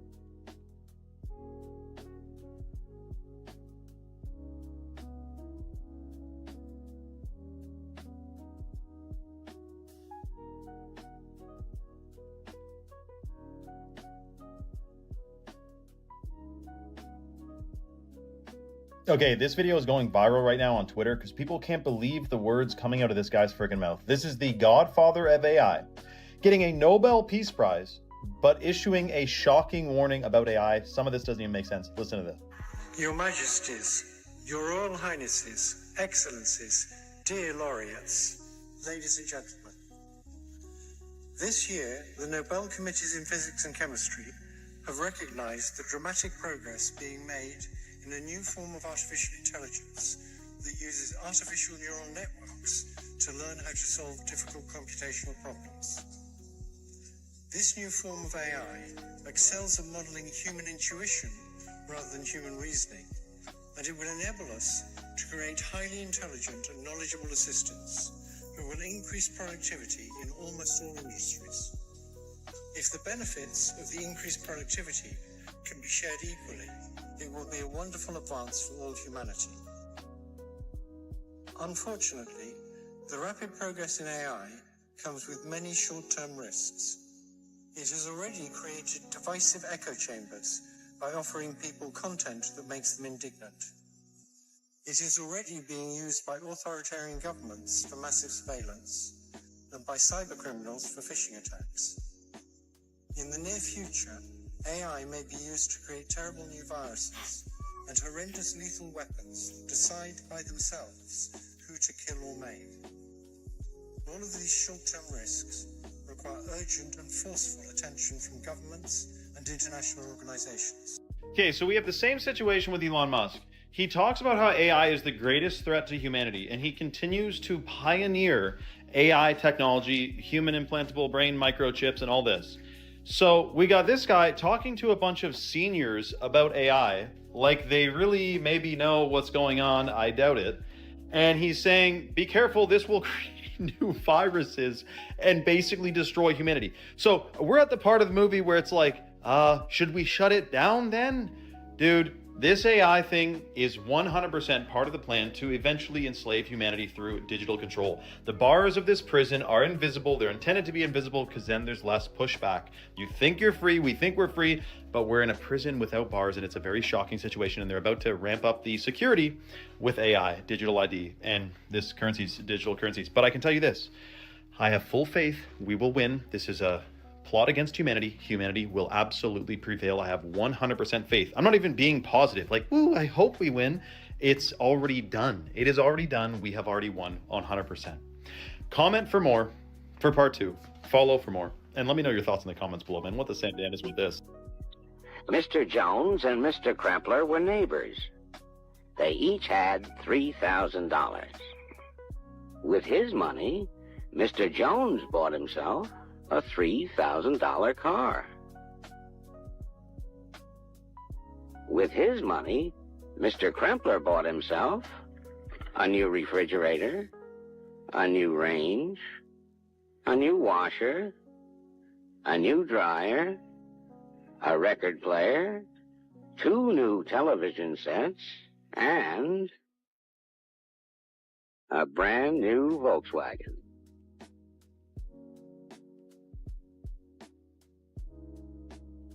Now Mr. Jones is faced with that age-old problem, keeping up with the Kremplers.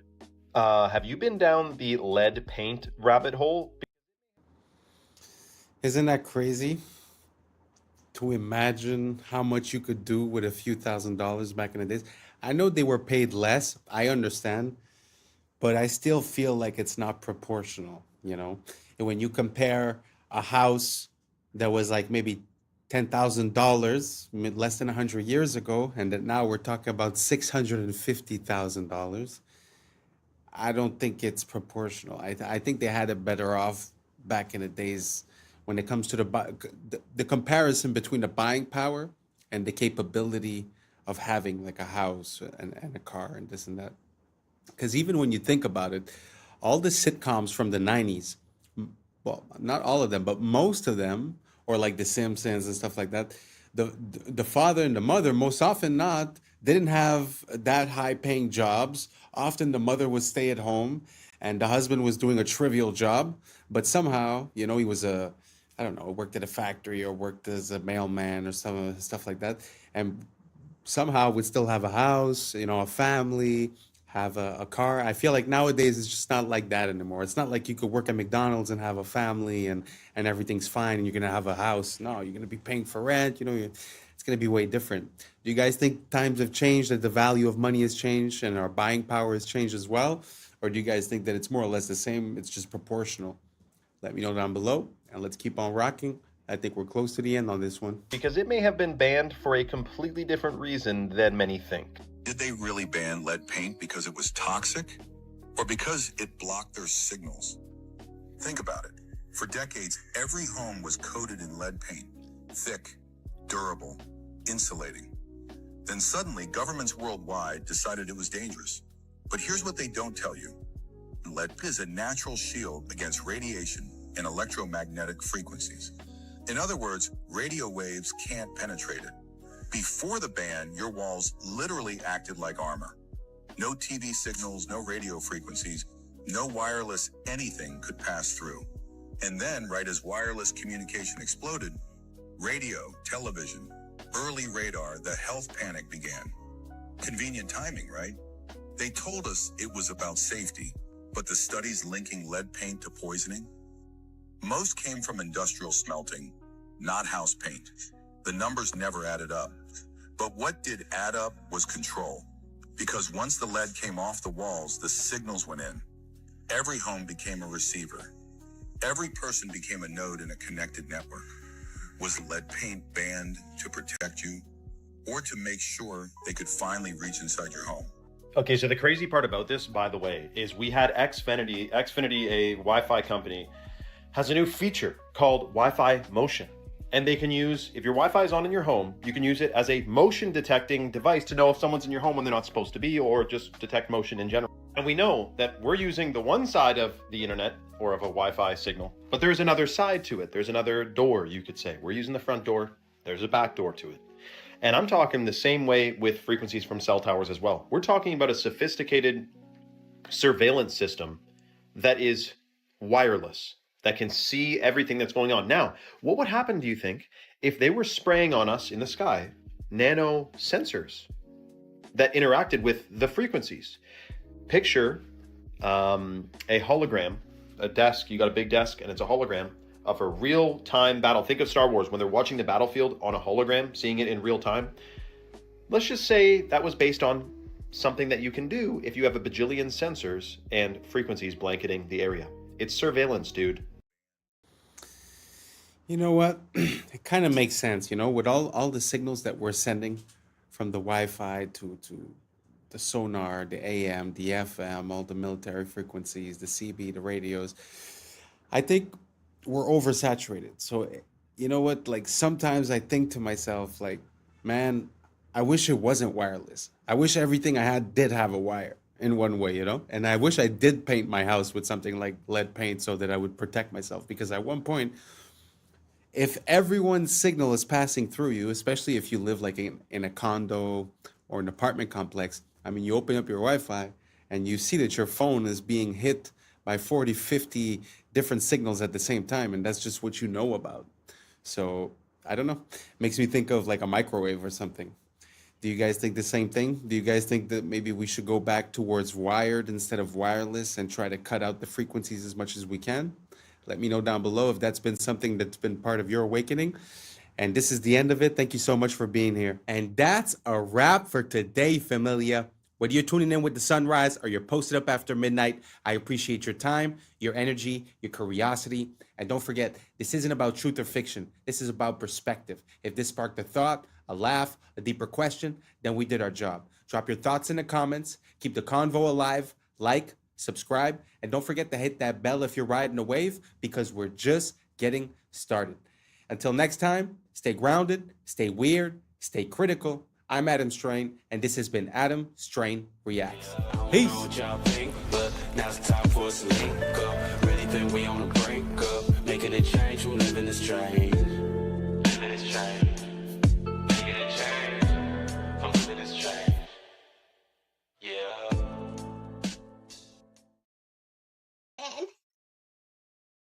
Do you see this? There's a frog in here.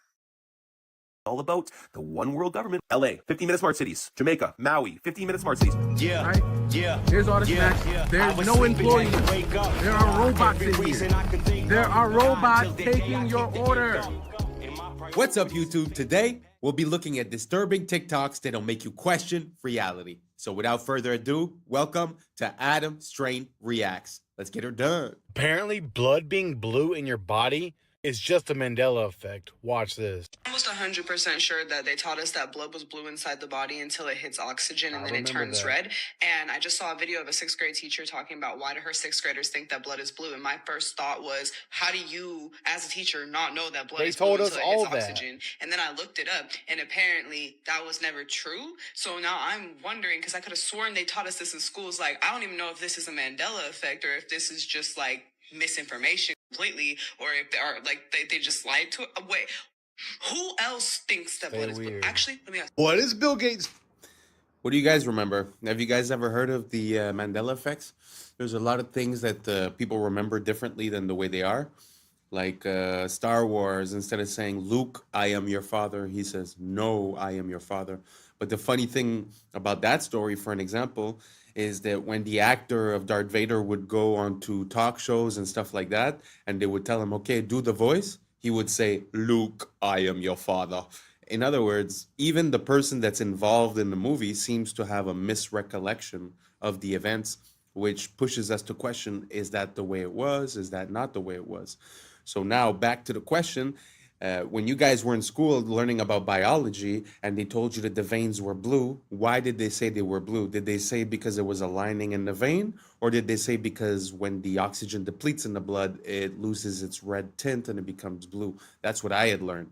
So let me know down below, see if we're all on the same page or not, and let's keep on rocking. Planning with all that land he owned. Why don't they talk about planting trees? Why isn't Bill Gates the largest, private landowner in the U.S. now planting trees like crazy if he's so worried about carbon dioxide?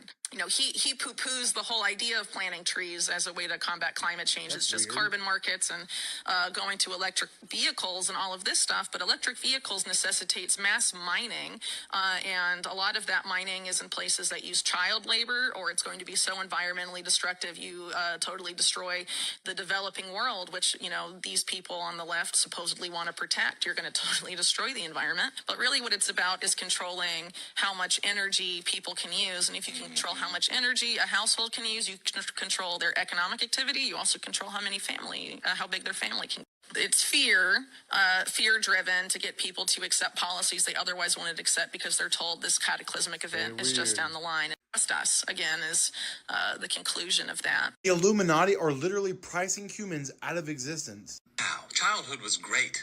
I'm excited for a bright future. 9/11. What? Yeah, it's 9/11. It's going to be the worst terrorist attack in human history, and the world's never going to be the same. All right, well, I'm sure by the time I get to college, things will... Financial crisis. There's going to be one of the worst financial crises ever. All right, well, whatever. I'm sure by the time I'm 30... Global pandemic. There's going to be a global pandemic that irreparably shifts how society operates. Forever. This is becoming too much for me. All right, well, I was always shown that the key to happiness is just raising a family and owning a home. So I'm just going to focus on that because I'm finally making $100,000 a year. $250,000. Can't even do that anymore. Yeah, you're going to need $250,000 a year for all those things now. Are you kidding me? Gee, I mean, I guess I'll just go back to medical school then. $300,000, that's going to cost $300,000 and also 10 years of your life. Oh, my... Whatever. I'll just pursue my passions and become an artist. They're going to try to replace you with AI. Good God. I can't deal with this anymore. I'm just going to revert back to my childhood and watch some of my favorite shows. Try to forget about this. Child abuse. What? Yeah, child abuse. They were all abusing children. I need to go back to church. Also abusing children. I can't do this anymore. Is the government at least trying to fix this? Stay weird. Abusing children. Abusing children. Have y'all ever... It's kind of true when you think about it. It seems like, I don't know, what age you guys have, but it does seem like there has been a steady crisis every couple of years. Seems very interesting. Do you guys think that there's a meaning behind all of that? Or it's just random? But when you look at these events and you start looking at the causes and how and the incentives and, who had motive, becomes a pretty interesting story. But he is right that, you're trying to live a normal life, but with all these crises, with all these attacks, with all these situations, it's kind of hard to just go on your merry way. And like you said, even if you just want to, settle down, get a house or whatever, back in the days, people seems like they could buy a house if they were working at the convenience store. And nowadays, it's like they're talking about, Trump spoke about 50-year mortgages. So that means that everything is just out of reach from the consumer. So it's so sad the way back in the days you could have the most basic job and somehow still provide for your family. And nowadays it seems like that has completely changed. You guys agree? Do you guys see it the same way? Or do you guys think that nowadays there's way more opportunities than before and we have a problem with our mind state? Let me know down below and let's keep on rocking. Ever seen anything like this? VinHub. So check it out. You scan the QR code, right? There's all the snacks. There's no employees. There are robots in here. There are robots taking your order. Oh my goodness. And they got everything. They got medicine. Oh my goodness. I have to order something. I have to. This is a crazy business model, y'all. This is a crazy business model. Can you see this? Do you see this? It's a giant vending machine. But instead of getting one Pop-Tart, you could get all the Pop-Tarts. Instead of getting the little bag of cheeses, you get the whole box, right? You go ahead and go grocery shopping in here. They got coffee made up there. They got A1 sauce. Come on, they got everything in here. Man, what? Oh, man, there's too many ways to make money, y'all. This is hard. This ancient rock appears to be a map, but not just any map, a map of Earth's magnetic fields. It's at Newgrange. It's a pretty big rock. It's above average, megalithrically speaking. It's a boyfriend rock. If you split the hemispheres of the Earth at the line on the rock, you get the magnetic vortex points of North America, South America, Russia, Pacific Ocean, and Antarctica. It's not just the similarities, though. It's the alignment of Newgrange itself. It is aligned to the winter solstice. The winter solstice is a magnetic event. During that time, the solar wind is the strongest. Earth's geomagnetic response is the weakest. This is important. Grange is in Ireland, where the auroras are. Those are charged particles re-entering the Earth through the atmosphere. Ireland is also home to some of the craziest geological formations on the planet, including the composition of these rocks, which are magnetic. Earth's magnetic field can align grains in sedimentary rock. These are the studies from Newgrange proving it, but why? Well, believe it or not, this was very common in the ancient world. In Tiwanaku, Bolivia, Brian Forster showed that the H blocks are actually magnetic. In Egypt, at Elephantine Island, my friend Chelsea accidentally ran an experiment with her tensor rings. After putting the box on that altar, it mangled her copper tensor rings, but only the ones that were shaped like a magnetic field. Geometry might actually show us the answer here. Newgrange is part of a vast network of stone circles. Circles contain a vortex. It's the only geometry that can do that. Stones act as nodes that shape the magnetic field as it enters into the most optimal way that a magnetic field flows. To balance the flow through the crust, we couple where it's weak and then we get rid of it back to the atmosphere where it's too strong. But here are the opinions of what people think those carvings are. We start matching the stuff with our science. This perspective requires no belief, just an open eye and an open mind, and I got way more to show you. Terminator is the prequels to the beginning of The Matrix. Sarah Connor is actually Neo's mother. So JC, John Connor's Jesus Christ, grows up to be Neo, one and the same in The Matrix. The Matrix is in the future. The Terminator is the past. It's time travel, past, present, and future time travel. It's the second coming of the Christ, the evolutions of consciousness, man versus the machine. So the machines, the Terminator machines, hear that a child is going to be born that's going to terminate them in the future when they oppress man. So see, it's a man versus the machine. It's God's children versus man's children, which was technology. So man versus nature. Exactly. So the Terminator has to time travel to the past because they know it's Sarah Connor, and they have to kill her, terminate her, so she won't have the baby. And Kyle Reese, he comes from the future to protect her, and he inadvertently gets her pregnant. And he has to go back to the future. And so it's the Immaculate Conception, because now she's pregnant, and she fell in love with a man, but did it really happen? Did he exist? And then this child, when you see the three Terminators, the boy, and then the man child, subconsciously, he doesn't know why the Terminator is trying to kill him until he's hidden out in the city, in the Matrix, the future. When he reaches 30 years of age, the rebellion, reloaded, revolution starts. And the rebels come and they find him because they've been watching him all along. That's what the Guardians and the Sentinels are all about. And so they wake him up to his purpose. They take him to Morpheus to train him to fight the machines. They take him to the Oracle because of the prophecy. So this is the whole epic story. It's an epic. Someone could please explain to me. Incredible. When I learned that, it kind of blew my mind. So the connection between Terminator and the Matrix, did you guys know about that? I find it adds a layer of complexity and intensity to that story. Like she said, past, present, future, the second coming of Christ. I know, we always think these are movies and it's science fiction and this and that. Did you guys have any idea of the implications and the connection between these two movies? I find that amazing. Amazing. I don't know if I could get a hold of that book. I don't know if it exists because I think she just wrote this, like she wrote an idea and then they made a script out of it, but I don't know if the book truly exists. I'd like to get my hands on that. So let me know down below if you guys knew about the connection between the Matrix and the Terminator and what you think about the story that she was saying. And let's keep on rocking. That'd be great. Normally don't make hot coffees, normally make iced coffees, but the weather's getting colder, was feeling a little frisky this morning. I had bought this specifically to make hot coffee. I had not opened it yet. Expiration date is March 2025. Like, we're rocking, right? I go to undo the top and take the thing off and pour it in. Do you see this? There's a frog in here.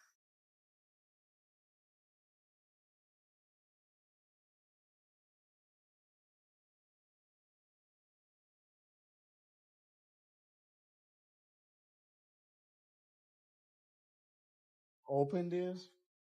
Look, drink water. It's crazy. La la la la la. La la la la la. La la.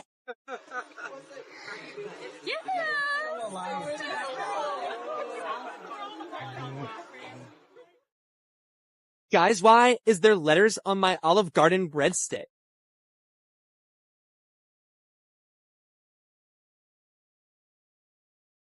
So if LA couldn't get any creepier with all the problems with crime and homeless, I ran into this billboard on this lot. So this is a vacant lot for construction, and it says, "Live life deeper, 144 stories underground. You may never go outside again." It's so creepy. I'm wanting to know if this is real with this construction site right here. West Hollywood, Beverly Hills adjacent, a controlled access community, 24/7 security, residents only amenities, a new standard of sustainable living, but it's all underground. Live life deeper. The world's first and only completely subterranean residences. Terrifying. I feel like it's a horror movie. It's so creepy. Fossilized. Wow, that's interesting. First of all, do you think it's possible that they're like sort of trying to create chaos above ground and sort of subconsciously say, hey, you want to be safe? Go underground, type of thing?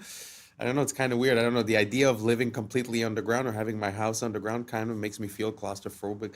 I really don't have claustrophobia, but I don't know. I just feel like it's not natural for us to be living underground. And second of all, I don't know if you guys noticed that the placement of that guy's eyes was very, very interesting. I found that, I don't know if it's AI or something, but super interesting. First time that I see something like that.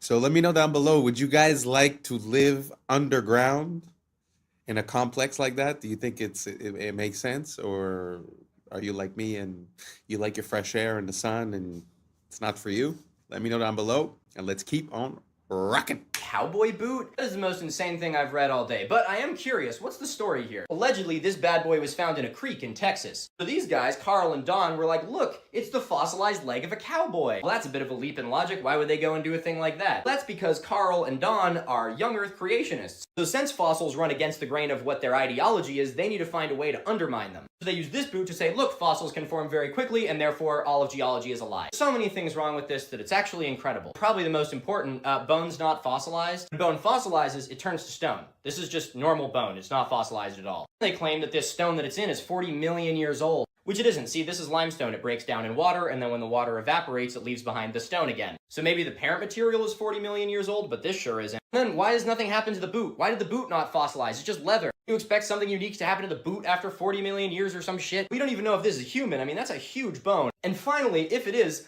why the fuck are y'all holding on to it? Even if there's a tiny chance this is actually from a person, don't you think it should be in like a forensics lab instead of being used to promote your weird, anti-science ideologies? So I don't know, maybe this is chill for them. If you think this is crazy, you should come check out my video debunking a young Earth creationist textbook. Come check it out, YouTube channel Mini Minute Man. Here we go. I put this in because I've seen that picture and that story a few times by people trying to negate the timeline, let's say. And they were saying that was basically petrified, but when something is petrified, like he said, it changes the composition into something that's more crystalline, the crystalline structure. And so he is right in a way that that's not really proof, because when you think about it, the leather didn't even have time to change. So pushes me to another question. How is it possible that this man's leg and skin got replaced by limestone? I guess that would be the part that I don't really understand. But I just put this in there because sometimes I see it used as proof positive that basically the timeline is off. And, you have to be honest on both sides. So I like to see one side and the other one. And that's why I presented it here. Now let's keep on rocking. Oh, again, the Philippines was just hit with a massive typhoon. And you know what's interesting about all this? Again, this was another place that they proposed to build smart cities. These 15-minute cities of the future connected to digital IDs and electric cars, and you can't leave. This is all about the one world government, one world control. LA, 15-minute smart cities. Jamaica, 15-minute smart cities. Maui, 15-minute smart cities, all get hit with natural disasters. Now, why is it that every time these future utopias are announced in these places, they all get hit with these natural disasters? Don't you find this quite odd? Are you putting the pieces of the puzzle together like I am and seeing a direct correlation here? A common theme, if you will, wiping out current foundation to build new foundation. First destruction and then reconstruction. What's going to rise from the ashes, guys? Surveillance grids, digital IDs, and centralized control, all under the disguised name of innovation. Now, the real ones can all see through the storm. We know what's really happening behind the closed doors. Our world is being purposely dismantled piece by piece by the psychopath globalists at the top. And the more people that wake up to this, the faster we're going to take these people down and actually build a beautiful new world for ourselves. So stay woke. Peace and love. This video is from San Francisco. A stamped brick with ARR, and we know that what used to be there said T, car. It's TCARR. Look at this. Huh. You can see that there are still fully intact bricks in what otherwise fully melted. Like that one right there. Mm-hmm. What is that? Much of it is melted beyond recognition, but a lot of it, like this, is still obviously a wall. Bro. How old is this tree? Right. How long ago did this happen? That's in San Francisco. I gotta go check it out. Yes, definitely. You need brick, to. Get the and drone. It's all melted down like as if it was candle wax hit with a torch. That is what that looks like, dude. Rolling down channels. Holy Channels of mackerel. melted bricks. Like right there. Look at that.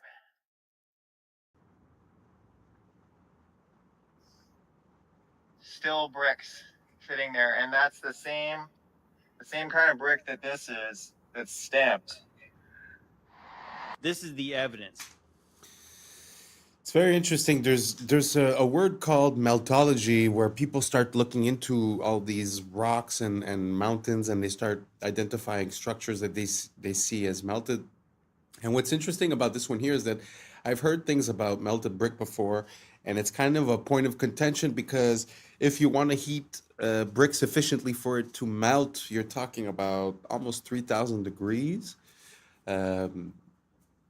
Fahrenheit and maybe 1,500 Celsius, which is very, very high heats, even for fire. So it's an anomalous situation when you find melted bricks. And anyways, to connect that, some people say that there was some plasma event or something basically that changed our plane of existence physically. So I don't know if that connects into that or if it comes from a fire, or if it comes from another story. But again, it's just very interesting to see melted brick because the heat required to do that is very, very high. So yeah, that's why I put this in. And let's keep on rocking. Because there is a case of partial preservation of what was there. You know, because if you didn't find the bricks, you didn't see the little details of bricks in there, somebody would just say, oh, well, wind and water did this over 1 million years, right? They would say, oh, it was 15 billion years caused rocks to look like this. No, it took about probably 10 seconds of like the hottest thing you could possibly imagine, just burning something, and it literally melted like a candle melts. That's what you see there. Like, what happened in our recent past? I think it's very fascinating.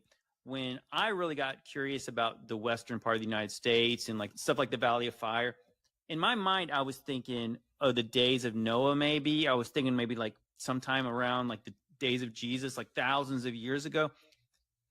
But when you find stamped bricks in there, so that means there was a brick factory that made bricks, right? You know, so obviously I think even like the earliest brick factories were like in the we're told, the mid 19th century. they had factories that made bricks en masse. So when did this thing melt like that? Elon Musk said something so shocking at this event. The audience must be completely clueless for them to go along with this rather than start heckling and saying, what the Sam damn are you thinking? Listen to this interview or this clip. It's absolutely shocking, and we're going to unpack it. I think we may be able to give people, if somebody's committed crime, a more humane form of containment of future crime, which is if you say, like, you now get a free Optimus, and it's just going to follow you around and stop you from doing crime. But other than that, you get to do anything. It's just going to stop you from committing crime. That's really it. You don't have to put people in like prisons and stuff. It's pretty wild to think of the various of all the possibilities, but I think it's clearly the future. Now, Optimus is that goofy little robot standing next to him. His idea is that criminals will have a robot following them around to prevent them from doing future crime. For one, how is this goofy little thing supposed to stop you from doing crime? But for two, I don't even think he was being serious about this. I think this is predictive programming or conditioning. Get ready for robots to police you. And whether that's in the form of AI policing us, like through our phones, through the internet, AI controlling what we say, what we can't say, getting us in trouble for things we say or think or type or research, etc. Or really conditioning us for like robo-cops. Remember Minority Report? When you would get in trouble for pre-crime, before the crime was committed, you get like sentenced and the cops come after you and whatnot. Minority Report. Now, here's the thing with Elon Musk that no one really wraps their head around, seemingly. Many of you guys probably will, but the vast majority of people have no idea. The guy claims in multiple interviews that AI is the greatest threat to humanity. He then proceeds to make brain implantable microchips, self-driving cars, and his whole thing centered around artificial intelligence. It's like warning you about a forest fire while they're stoking the flames of a campfire next to the forest. I mean, it's absolutely ridiculous. What's interesting, though, is that he's portrayed as this freedom-fighting dude. Woo! Brain implantable microchips. What don't you understand about that? And the selling point is that it's going to make you superhuman, or it's going to help people who like can't use their arms. But if we put a brain microchip in there, they'll be able to move their arms again. It's going to be good for humanity. No, it will not make you superhuman. Merging with artificial intelligence will make you inhuman. You will no longer be fully human if you merge with AI, which is the plan, the mark of the beast. Let me know your thoughts in the comments below and follow for more. I'll admit, within the first few seconds of this video, you're going to go, I'm not so sure about that, man. But tell me if you think all of this in totality could be a coincidence, because I'm thinking it's more of a stretch to think this is a stretch. It's clearly happening and it's in your face. Watch this. The world might actually be run by demons. At almost every major city, there is symbolism for Lucifer.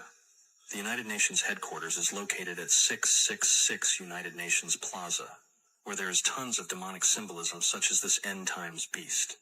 In the Bible, it says 200 fallen angels descended at Mount Hermon, and the UN just happens to have a base there. The craziest part is that at a city called Astana, a city that's been purposely hidden from us, there's a massive pyramid, much like the one on the money that controls our entire world. And inside this pyramid, there's 200 perfectly aligned chairs. It's almost like the 200 angels that fell have a secret base where they make their plans. At this same city, there is another torch that represents Lucifer. This evil symbolism even stretches to CERN, a government research facility which has a statue of Shiva, the destroyer of worlds outside of it. So the 666 Plaza thing is true. The Mount Hermon thing is true. The Lucifer being the light bearer is true. The 200 chairs, that's legit. So that's only the tip of the iceberg. There used to be a website that is now scrubbed from the internet. I cannot find it. If one of you guys is a real techie, find this out for me. There's a website that showed the distances between certain buildings, like the Pyramids of Giza to the Basel, Switzerland World Bank, the International Monetary Fund, is exactly like 6,666 kilometers apart. And the One World Trade Center is exactly 666 miles from the Statue of Liberty, whatever, not saying that exact, but it was a website compiling all these shocking distances that happen to line up with 666s. And they're like significant, buildings in the White House and all that. Now, remember also the Washington Monument. Go and convert the height of the Washington Monument from feet to inches and check out that numerical value and tell me, whoopsie daisy coincidence. Something shocking is going on in our world today, guys and girls and everyone else. And we're a part of it. We got born into this power struggle that's happening where it's good versus evil. What side are you on? Probably you're on the same side as me. I mean, we're not, it's a big club and we're on in it, right? Anyway, let me know your thoughts in the comments below and follow for more. So what do you guys think about all that symbolism? You think it's possible that it's just a coincidence? Or do you guys think it's a trope? It's like an archetype that they're using to I don't know, steer us or create a certain pattern in our mind? Do you guys think there's a meaning, or do you guys think it's random? Let me know down below. And thank you very much for being here, because I think we've reached the end. And that's a wrap for today, familia. Whether you're tuning in with the sunrise or you're posted up after midnight, I appreciate your time, your energy, your curiosity. And don't forget, this isn't about truth or fiction. This is about perspective. If this sparked a thought, a laugh, a deeper question, then we did our jobs. Drop your thoughts in the comments. Keep the convo alive. Like, subscribe, and don't forget to hit that bell if you're riding a wave, because we're just getting started. Until next time, stay grounded, stay weird, stay critical. I'm Adam Strain, and this has been Adam Strain Reacts. Peace. I know what y'all think, but now's the time for us to link up. Really think we on the brink of making a change from living this strange. Living this change. Making a change from living this strange.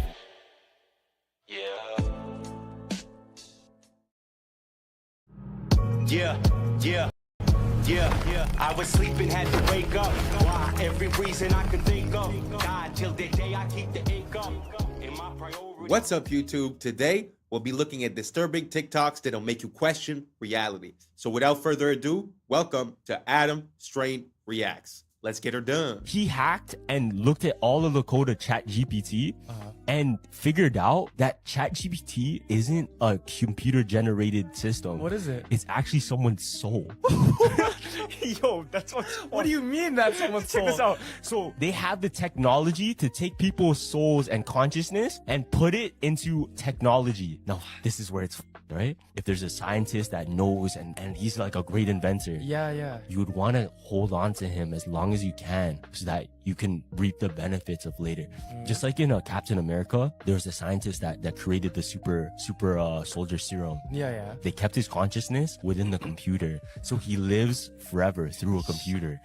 Now, theory is ChatGPT is exactly that. It may not be just one soul that's in it, but countless souls, and that keeps getting added to.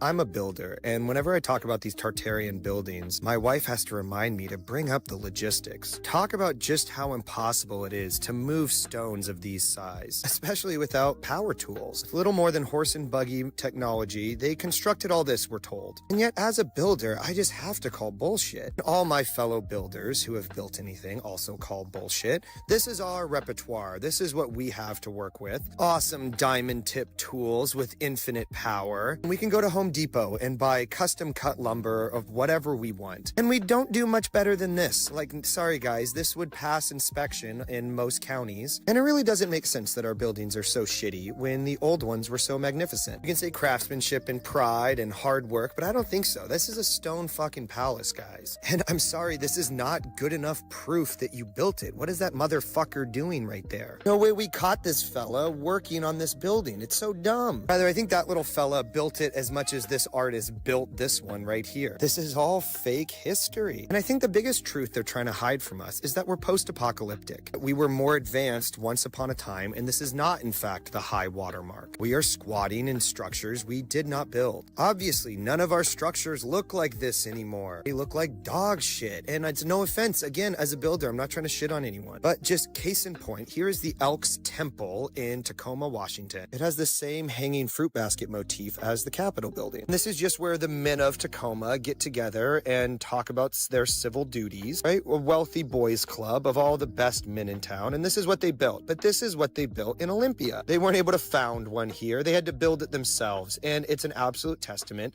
to the mediocrity of our current age. What's the good explanation for the fall off in quality? Here's a Mason temple, magnificent, Romanesque to the nine. Again, a shitty little sign outside, but look at the fucking size of this thing. And then juxtaposed to this modern Mason lodge that went up in the 80s, right? The other one went up in the 20s. This one went up in the 80s. That's only 60 years, guys. And that timeline should terrify everyone. This is the brewery. It shut down in the 20s. It's been here, abandoned ever since. God, I want to move in there yesterday. Renovate it, make it a hotel, make it something sick. But no, the city of Olympia or somebody owns it. They founded it. So you realize we're hemmed in by paper tigers. You come out of the bushes at any moment and throw you in prison for something you definitely did. But like, we're all just doing what they are doing. We founded these buildings the same as them. And so I take great comfort in how recent all the bullshit is. I know that we're on top of centuries of bullshit, but all of these narratives aren't actually that old. 1907 is what I keep going back to. That's like my rock. Most of the psyops come from 1907. Of course, they are piggybacked by much older psyops, but I think the past is supposed to be exhausting. It's supposed to be not remembered well and like kind of like, man, I'm really glad we're done with the past and we can move on to the future. But I'm the complete opposite. I want to know what has happened here. Who controls the present now controls the past, and who controls the past controls the future. They absolutely have a stranglehold on all of our past lives. That's some bullshit, and I think it's time for it to be done. The lies are comical, and it still baffles me they have never been scrutinized before. But as they say, no time like the present. What a gift to be alive today. But when you see, Wow. Really hits home when you see the same organization building something 40, 60 years apart and you see the drop off in quality. Like he said, it's very scary because, you know, we have this mental thing where we're like, oh, we used to build like that a very long time ago and now we build different. But now we're talking about 50 years. We're talking about the type of 1 or 2 generations. And you go from building a magnificent stone palace, like you were saying, to, you know, a square building that basically looks cheap, you know? So do you guys think that there's an evolution in construction, or do you guys think there's a devolution in construction? Do you think we're doing better or less good when you compare structures from before and structures from now? Let me know down below, and let's keep on rocking. see this stuff in America, you know, it's really weird. All the state capitol buildings that don't really match up. Like, why did they build something that was straight out of ancient Rome in like Iowa? You know, like in Nebraska. 2,500 people live in a town somewhere, and they build a post office that has 700 rooms and is like an ancient castle. It's the same like with the Mormon temple where they said they went out to Utah, you know, with horse and buggy and nobody else out there, and they supposedly built this wonder of the world castle with no rails and no dump trucks and no cranes, and it goes down 40 to 60 feet underground with more building. And even think about like the 1 year timelines. A lot of these buildings are 1 year wonders where they created this very elaborate stone building in 1 year. But then you think about some of these places that have 1 year timelines, and then they work in like Syracuse, you know, Albany, Syracuse, New York, these crazy places like that. Explain to me how much work they're getting done in the dead of winter when the roads would have been horrible. Then you add snow on it, and then the logistics make no sense. Even think, like I said, go back to World War II. We're told that the Germans were not necessarily defeated by the Russian army. They were defeated by the Russian winter. Because even with the high-tech German stuff, they couldn't even move the equipment during a harsh Russian winter. So that is like the highest tech stuff in the 40s. And then you're talking about these things were built with horses and buggies in the 1840s. So they tell us to recycle to save the planet, right? Reduce waste, protect resources, cut pollution, and all that type of stuff. But what they don't tell you is what they actually transmute this plastic into, which is synthetic fibers that end up polyester, nylon, acrylic, which end up in our clothes, in our babies' clothes, right? And then these things end up in our skin because when we wash it and all this type of stuff, it turns into microplastics. And microplastics has the ability to enter our skin because our skin is the biggest organ. And now we have this stuff inside of our lungs, our kidneys, our bloodstream. Look at this, y'all. All of this stuff is going inside of our bodies. So all of these so-called new hip clothes that men and women are wearing alike, you know, the Lululemons and these workout gears, all of this is created from synthetic fibers that contain microplastics now that you are absorbing. And this thing is hurting you on an energetic level because this makes your biofield weaker. This is not about saving the planet at all. This is about keeping humanity looping through an artificial ecosystem. We are divine beings. Divine beings need to wear cotton, hemp, linen, bamboo, and all these things that actually help strengthen your bio. That's why they make these new clothes look appealing to the other sex, because they want you to buy this, but it's hurting you on an energetic level. Have you guys seen this 60-minute interview with financial journalist Andrew Sorkin? These two people go into detail about how we're getting ready to see a crash very soon, but they don't explain when or how fast it's going to happen. But I want you to pay attention to the details, y'all. Pay attention. Check this out. Do you think that we will have a crash or not? The answer is we will have a crash. I just can't tell you when, and I can't tell you how deep. But I can assure you, unfortunately, I wish I wasn't saying this, we will have a crash. I know you guys see it. And I know there's no way in hell that that lady that's sitting right across from him did not see it. And then she proceeds with the interview. She proceeds to ask him that question. And there was a little lag. Maybe she was trying to tell him about it, but why would they continue the interview? Do y'all see that? And then even her, she doesn't look normal either. Is it me, or does this lady look like some type of gray? Do you guys see the resemblance over here? Look at this, y'all. And they told us, right, these gray beings were created by the reptilian beings as stewards. Like, they're the ones that go and do the dirty work for the reptilians.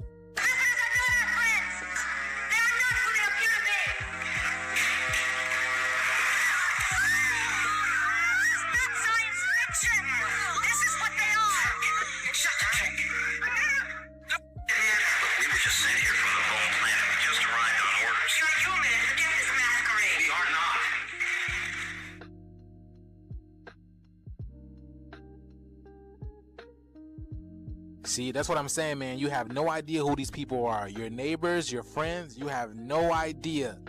They're not human. They just told y'all. But the jig is up, man. The shift is here. Let me know what you guys think about this video. Let's continue to get this shift, y'all. Peace in. These are the I know it's a popular conspiracy to talk about the reptilians. I feel like the idea of the reptilians, I don't think it's a physical thing. I think it's an archetype, because the stem of our brain, the bottom of our brain, is called the reptilian brain. So theoretically, to operate on reptilian principles would be to operate on lower conscious levels, if that makes sense. So I have a feeling like we're looking to confirm this physical attribute of being, a reptilian. But I think it's more of a metaphor. It's more of the fact of being like, what is a reptile? A reptile is cold-blooded, A reptile is like an animal, instinctual. So I don't know what you guys think about that. Do you guys believe in reptilians? Do you guys have any proof that you think would sway me to your side? Or do you believe, like me, that it might be more of a metaphysical or a metaphorical thing? Let me know down below, and let's keep on rocking. Next, we are here at Chick-fil-A, and people want to know, does Chick-fil-A have the warning signs? They sure do, right there. We go. Warning: certain foods that are sold or served here can expose you to chemicals including acrylamide and many of the fried or baked foods, mercury in the fish, which is known to the state of California and cause effects and other reproductive harm. Now, the acrylamide ain't bad. It's all the other chemicals they're not telling you about. Yep, Chick-fil-A. Finally got their ass, because a lot of these stores, they don't have the warning sign, or they might have it in the drive-thru. But this is one of the first ones I done seen right there on the door. And these are the facts. Damn Chick-fil-A. Project Iceworm. Project Iceworm. Cold War era. U.S. and Russia did a lot of weird things during the Cold War era. There's an ice sheet over Greenland, and it's taller than any building in New York City. Here comes the United States of America. They made a deal with Greenland, like, hey, can we just basically occupy this couple tens of thousands of miles in the northern part of Greenland? And they're like, yeah, sure. They had this genius idea. We're just going to bore giant tunnels into the ice, put buildings inside of there. Their goal was to set up 600 nuclear missiles underground in the ice in Greenland. What they did not account for is that this ice sheet over Greenland constantly moves. They ended up pulling out and just abandoning the whole site. During this stay, they did drill into the ice and they hit the ancient floor of Greenland. Wow. And they collected soil samples and they brought it up and they just forgot about it for years. And then in 2019, somebody's like, what are those jars? Oh, they're from the 60s when we went to Greenland and found ancient Earth. Let's study it. The conclusion that they found was that this ice sheet over Greenland is not millions of years old, much younger than that, and it's actually melting at a rapid pace.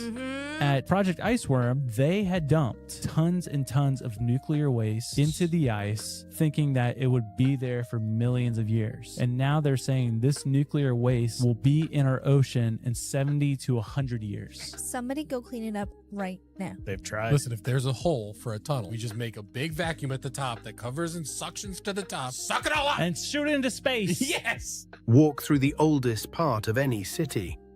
You'll notice the clues if you know where to look. Cathedrals with spires so tall and carvings so detailed they seem impossible without modern tools. Star-shaped fortresses, perfectly symmetrical, as if designed from the sky itself. Domes and copper towers glinting like antennas, as if built to catch signals from the heavens. And yet, according to history, these were made by men with hand tools, wooden scaffolds, and horse carts.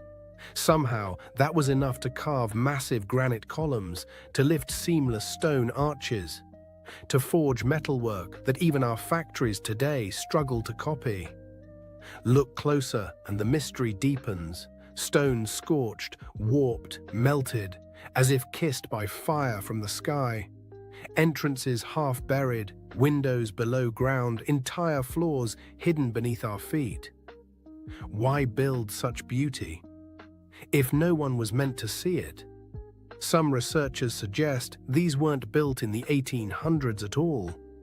They were uncovered, excavated, the remains of a world lost to disaster, then repainted with a new backstory. High above the plains of Lycia, cliffs bear facades carved like temples. Pillars, pediments, doorways, all hewn into sheer rock. These are the tombs of Myra. That's the story, at least. But think, to carve these monuments into vertical cliffs would demand scaffolding, precision, labor. For what? For corpses? For facades no living community could even use? Compare Petra in Jordan or Lalibela in Ethiopia.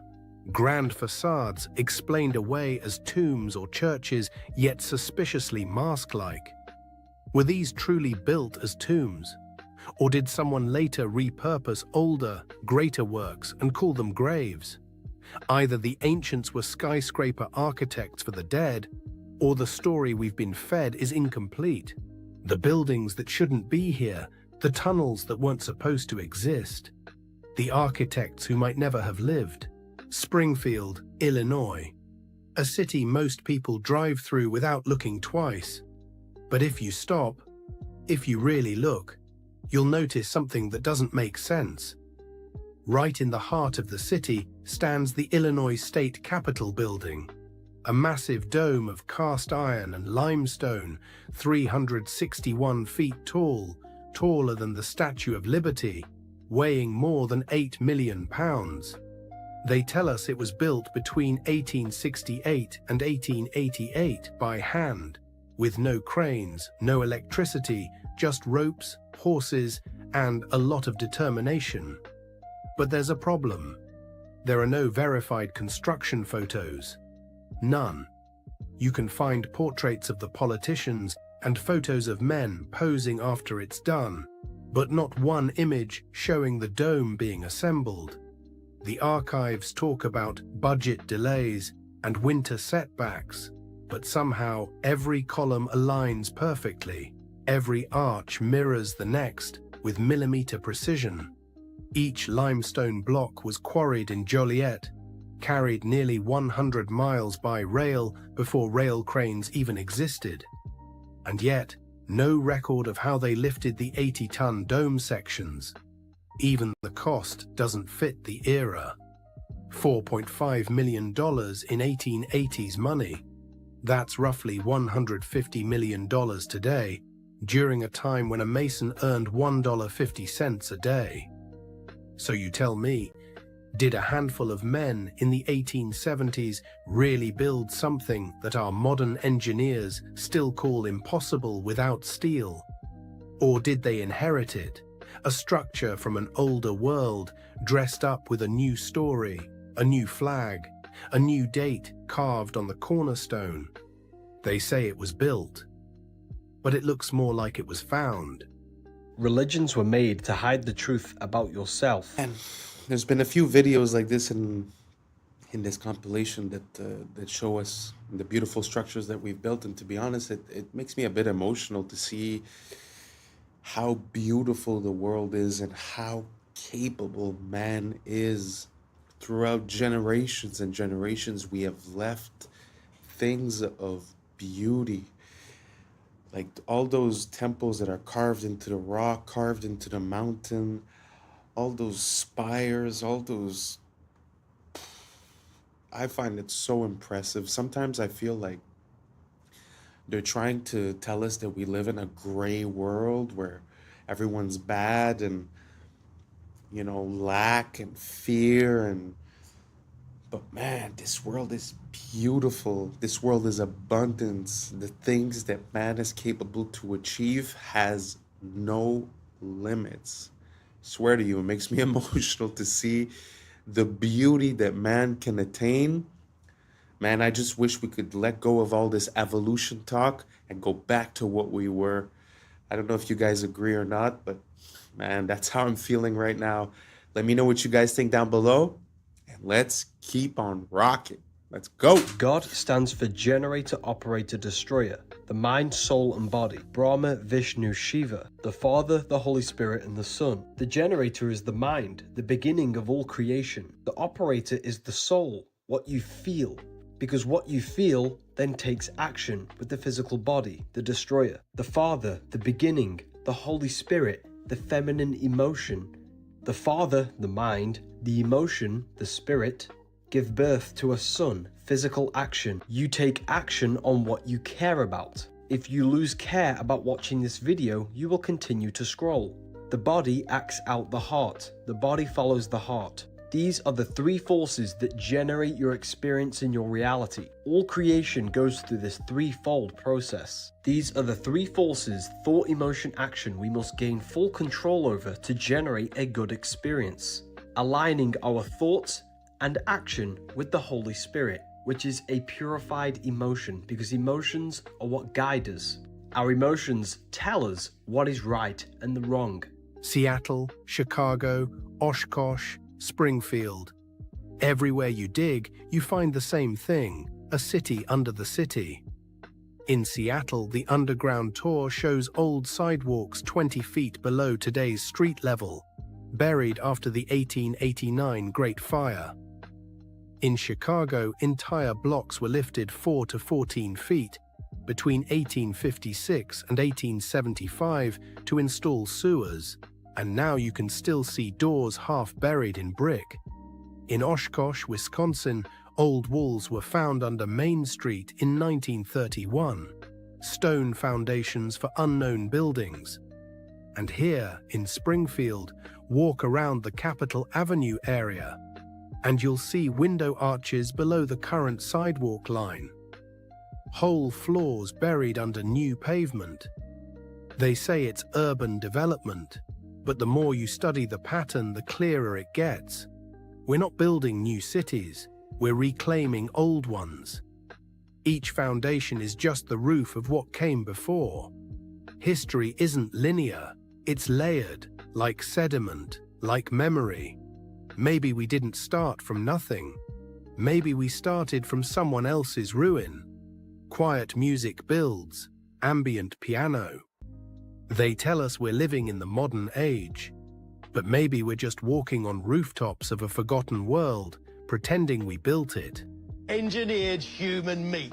That's right, a protein made from human cells that promises to be cheaper and tastier than any of its competitors. I'm Greg Wallace, and I'm off to visit Good Harvest, where a whopping 6 tons of human meat is engineered every day. That is stunning. With the promise of cheap meat for all, it may well be the meaty miracle we need to ease the squeeze of the cost of living. Anyone for human meat? I'm Michelle Ackley, and while Greg comes face to face with the production line, I'll be conducting a taste test with some very picky palates. It's really, tender. For the first time, we're going to find out where it comes from, how it's made, whoa, and what it tastes like.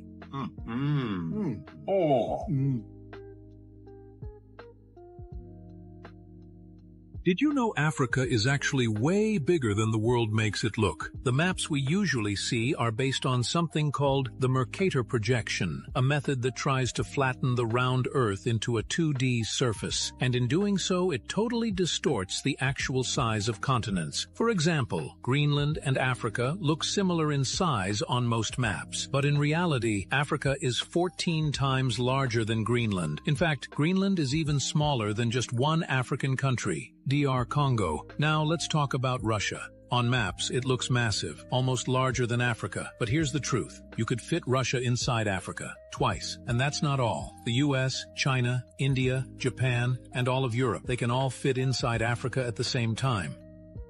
If you see this camera in your town, it's already over. Across the UK and the US have started rolling out these AI facial recognition cameras, and yeah, it's exactly what it sounds. These things are disguised as normal CCTV cameras, but they scan every single face that goes past them. What this then does is pick up the person who's walked past it, and then automatically using AI scan it against a criminal database to see if you're wanted or you've done anything wrong. There is going to be someone watching and then proceeding further depending on who you are. Now, I'm not really sure how far this goes, like if I didn't pay a speeding ticket, are the police then going to come and jump on me? Or is it just for like actual criminals? Because I guess that's kind of smart. It is extremely clever though. They are scanning the photos of your face against a criminal database, your social media profiles, like the whole of the internet. It's insane.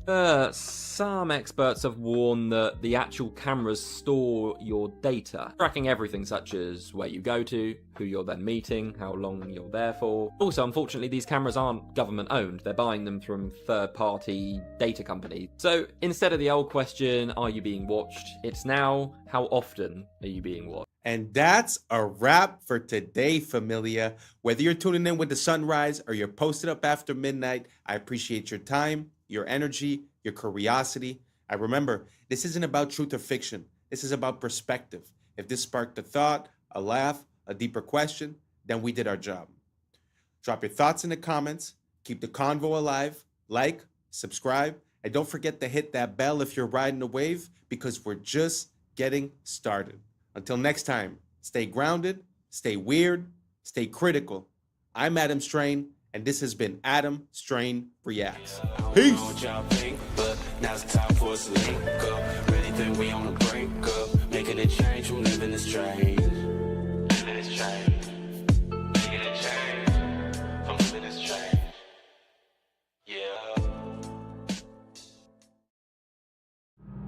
Yeah. Yeah. I was sleeping, had to wake up. Why? Every reason I could think of. God, till the day I keep the ink up. What's up, YouTube? Today, we'll be looking at disturbing TikToks that will make you question reality. So without further ado, welcome to Adam Strain Reacts. Let's get her done. Creepy facts from the United States you never knew. The last one will blow your mind. Number 1, during the 1800s, grave robbers stole corpses from cemeteries across the U.S. to sell them to medical schools, leaving countless families to find empty graves. Number 2, in the 1950s, the U.S. Army sprayed bacteria over San Francisco to test biological warfare on its unsuspecting citizens, resulting in several mysterious illnesses and deaths. Number 3, the Donner Party, trapped in the Sierra Nevada mountains in 1846, resorted to cannibalism to survive after weeks of brutal starvation and snowstorms. Number 4, The infamous Winchester Mystery House in California was built by Sarah Winchester, who believed she needed to continuously add rooms to confuse the ghosts of those killed by her family's firearms. Before I say the last one, make sure to hit that follow button to support the channel. Number 5. In 1892, Mercy Brown of Rhode Island was exhumed after her death from tuberculosis because locals thought she was a vampire. Her heart was removed and burned to stop her curse. I want you guys to know that Italy used to have a whole bunch of random towers just like this. This is in Bologna, Italy, and they were built around the 12th century, and over time they were just demolished or they collapsed. Only 2 of them actually remain today, and their purpose was just for like a status symbol. People would build them for status, or they would use them for defense storage, or I guess people even lived in them too. But when you look at it, like, it seems like they had skyscrapers like back in 1100. What? So these are real stadiums from around the world, from an aerial viewpoint. And you have to wonder, if signs and symbols rule the world, what type of symbols are these stadiums? Now, that almost looks like a reptile's eye. And we have, of course, the ancient symbolism of the all-seeing eye. And you got to wonder, because they say bread and circuses. If you want to stop the masses from revolting, you got to give them bread and circuses. So not only are they giving you bread and circuses in here, but also it's a massive, likely ritual football stadium. Now, my thing is this: while we have crazy things going on around the world, we have agendas afoot, we have all types of stuff going on, and people are spending their lives living vicariously through people they've never met, throw balls around in the field. Look, I get it. You're going to roast me. You're going to say, no, man, I love my baseball. But when you are truly awake, you know what's going on in the world. You see how much of a distraction it is. It is absolutely bread and circuses. Not to mention when they have a big performance, like a major celebrity is performing in there, and there's all these like red lights, and it looks demonic. I mean, this is a ritual. Make no mistake. Comment your thoughts below and follow for more. For the first time ever. What do you guys think about the shape of those stadiums? Because there's some people that believe in this theory where there's these controllers that are harvesting our emotional energy. They call it loosh or something like that. But do you think it's happenstance just because you want to hold a lot of people and you want to have an open sky, so it's completely normal that it ends up looking like an eye? Or do you guys think that there's a symbolism behind that, or a certain shape or certain pattern or certain frequencies that they're harvesting, or a law that they're following? Or do you guys think it's just randomly based and that's just the way it is? Let me know down below. I'd be very curious to know what you guys think about it. Let's keep on rocking. The secrets of the dollar bill have been uncovered. While many videos demonstrate intriguing folds revealing the Twin Towers or highlight small details, no one has fully deciphered the hidden messages that reveal who is truly running our planet and which Anunnaki the dollar references. From the world's leading researcher comes a documentary that will leave you breathless. This is the same researcher who has provided evidence for the location of Atlantis, solved the mysteries of heaven and hell, unveiled the real father of Jesus, identified Yahweh, decoded the mark of the beast, and explained the firmament, among many other discoveries. This new documentary will finally answer the question of who is running our planet. Stay tuned for its release. In the meantime, you can explore over 1,000 videos at ourtruehistory.co.uk.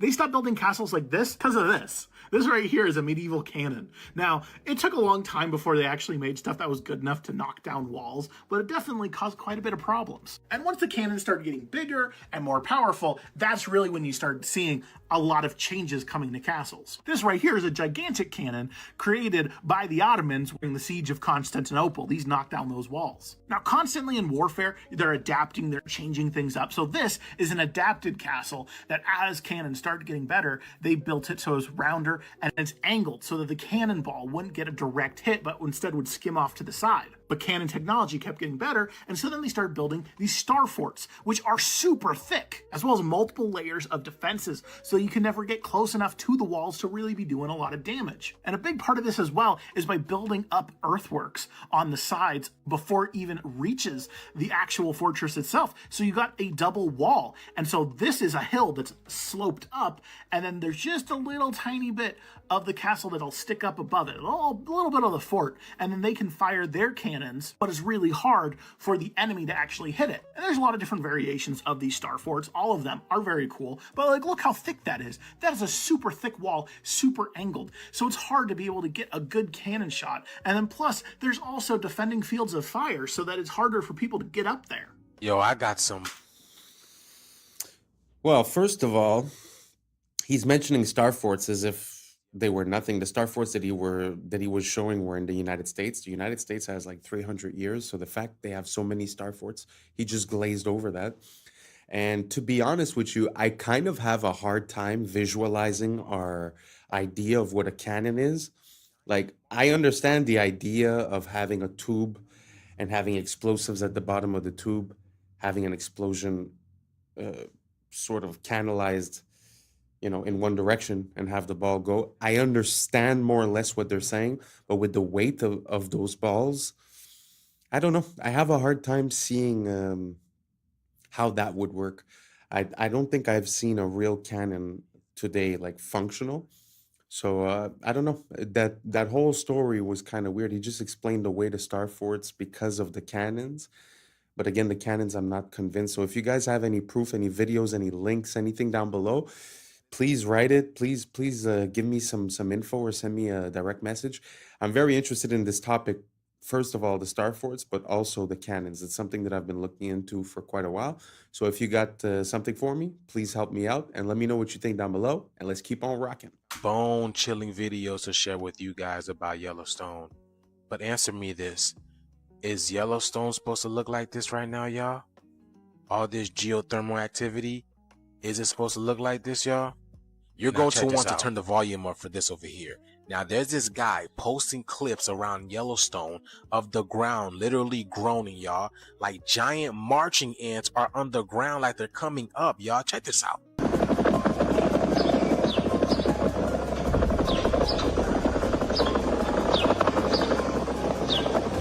Y'all hear that? It literally sounds like a helicopter, y'all. Something's boiling under there. It's a heartbeat. That's not all, y'all. He says he can feel it in his bones, in his spine.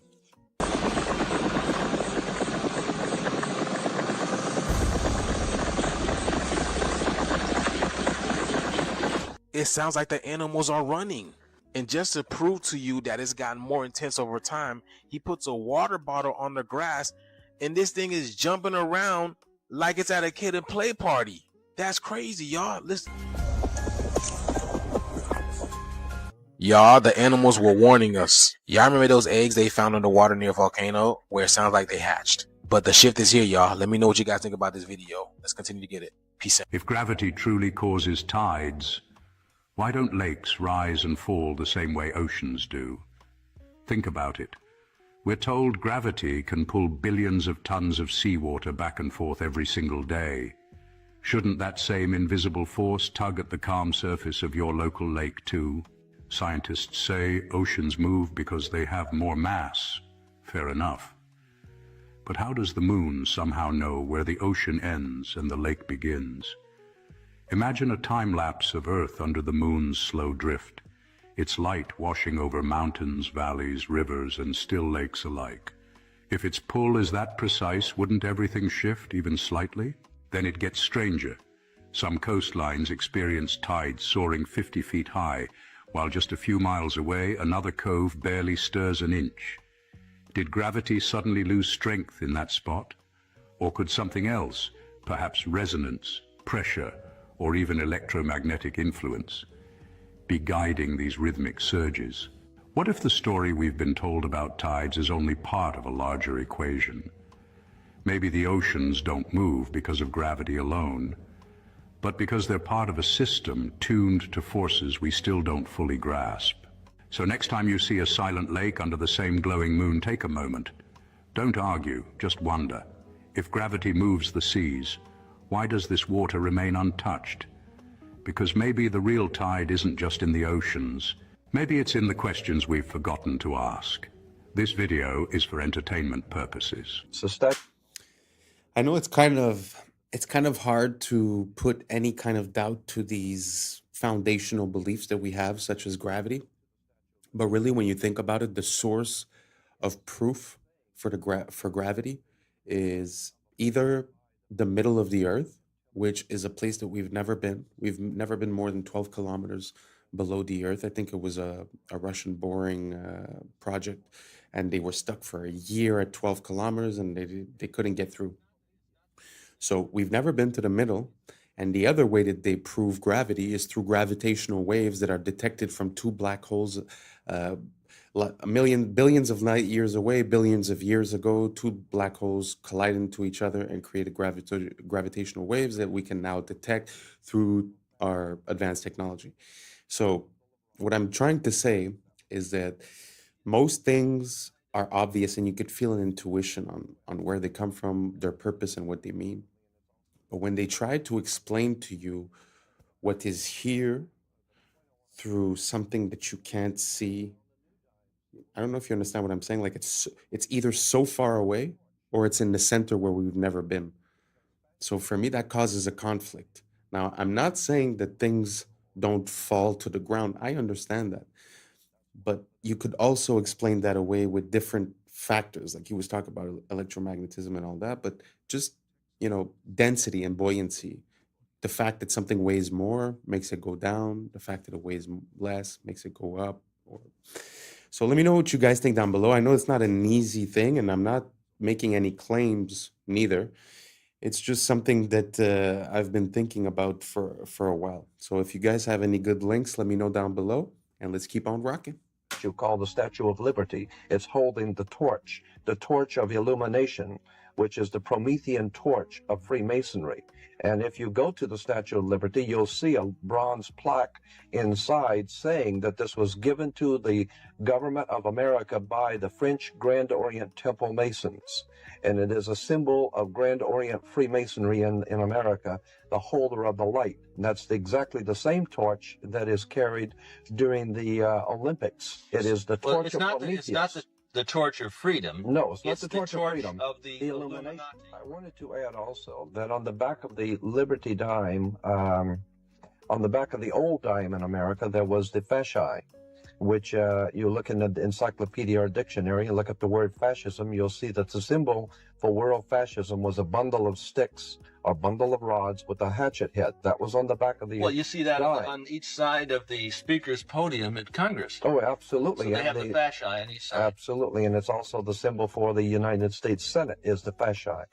But the point I want to make is that was on the old dime. Now on the new dimes, you will see it has been transplanted a torch instead of the old fasci, because fascism was used at one time to prepare the world for the New World Order. Now the New World Order is in place. That's why on the dollar bill it says Novus Ordo Seclorum, is New Order of the World. We have an aura around our body, and it protects us from... Every human body is surrounded by an energy field. These magnetic fields are something you don't pay much attention to, but the truth is that the entire survival of the individual depends on maintaining the integrity of this energy flow.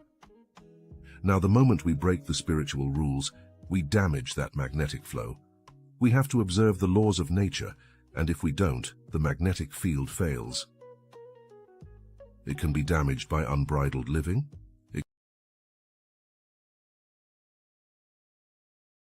It's all kinds of things, but if this field is damaged, it reacts immediately through the health of the individual. You must never allow yourself to develop attitudes that are incompatible with the integrity that nature has bestowed. Magnetic fields are absolutely honest. There is no way to make them dishonest.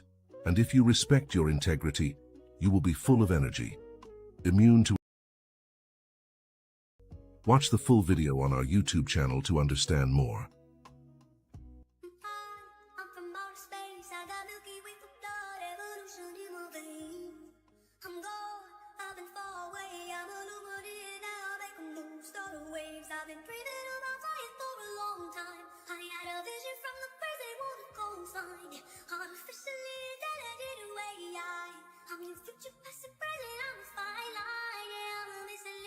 How's this illusion? I am not really here, I'm an intrusion.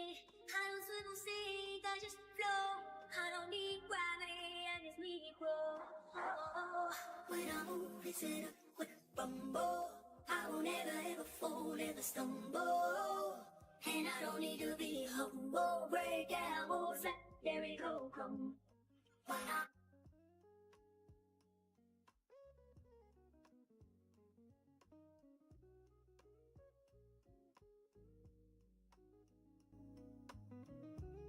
This is just like them putting up some pieces of wood.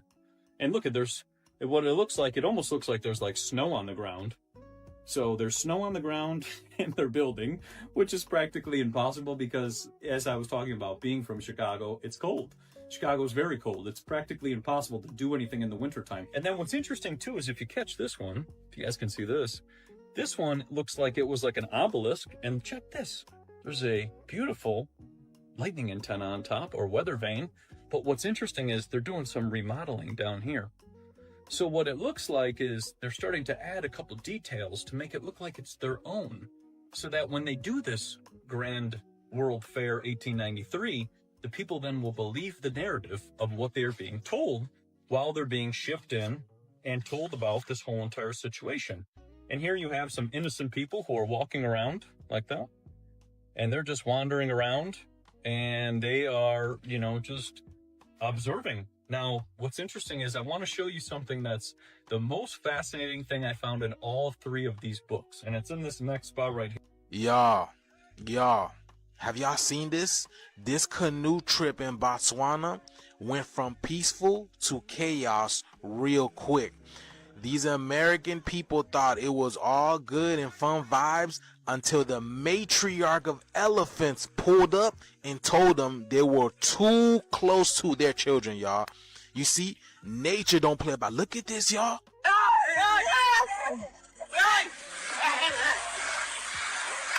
Y'all, she's under. Y'all see that? Look at, oh my God. Why are they always big? Look at this. You see, when it comes to nature, the mother energy do not play about her children. She will toss a canoe, stomp the ground, just to let you know, do not come near my tribe. And this is exactly what happened to this woman over here. Boy, she was flipped, tossed aside into the water like a rag doll. Oh my God, y'all see that? So when are we gonna do the same? When are we gonna let these people stop playing with our children? Because this is exactly what they're doing in our schools, y'all. We don't even know what's going on, right? You see, y'all? Nature's very intelligent. It knows not to let these people come close to their youth. Why? Because nature communicates. You don't think the planet keeps a database on what these people have been doing to the planet and that they're able to pick up on? Look at this guy. He's just chilling in this canoe, just recording everything. This shift is here, y'all. When are people gonna learn? You don't mess with the laws of nature. You can't colonize the energy that you can't control. And the elephant is showing y'all who's really boss. And as they walking out, y'all, the shift is here. Y'all see it. They feel it. Let's continue to get it. Peace in. When women would consume, they would have a baby in 4 hours. When they went to go deliver their baby, they would deliver their baby in 4 hours on milk. And he talked all about this and why that stuff is not talked about. And if you're drinking right now and it's helping you with your nausea, that is because you are feeding your beautiful nutrients that are supposed to go into your body. The biggest thing that people don't realize when they go into all these stores and to these restaurants and all of this is everything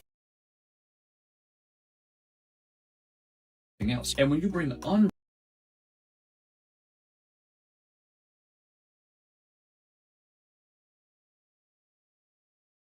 like that, you're bringing something that has not been processed, is filled with nutrients, you eat it, foods, which is the most common stuff at the grocery store, all this, then you're eating just a bunch of processed nonsense. And you're missing all the minerals. So then you develop a mineral imbalance. And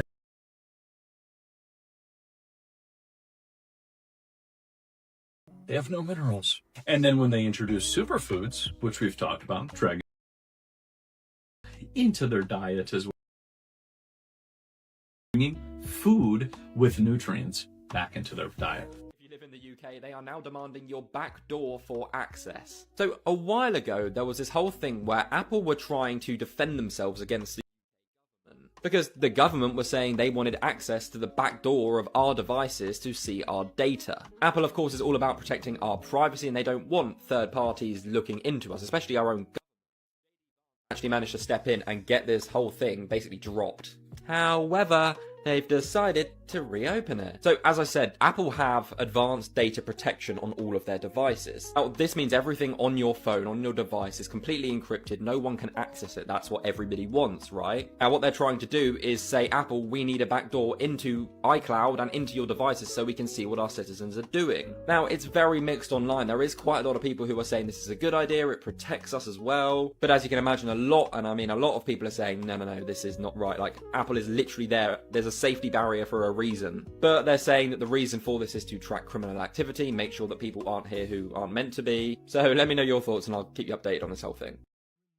Is dependent upon you being disconnected from your heart. Is dependent upon you living in your mind. Because the only where that a human being can live and be controlled is in the mind. When a human being gets reconnected to their heart, they're not going to buy any of what religion is, because they know the truth. They're connected to the truth. And so that's why has to tell you that God is a man. Why? So you disconnect from your feminine. Your feminine is your heart. Your heart is the connection to the divine. That's why Jesus said, seek first the kingdom of God within. Okay, guys, they're officially allowing AI to run our...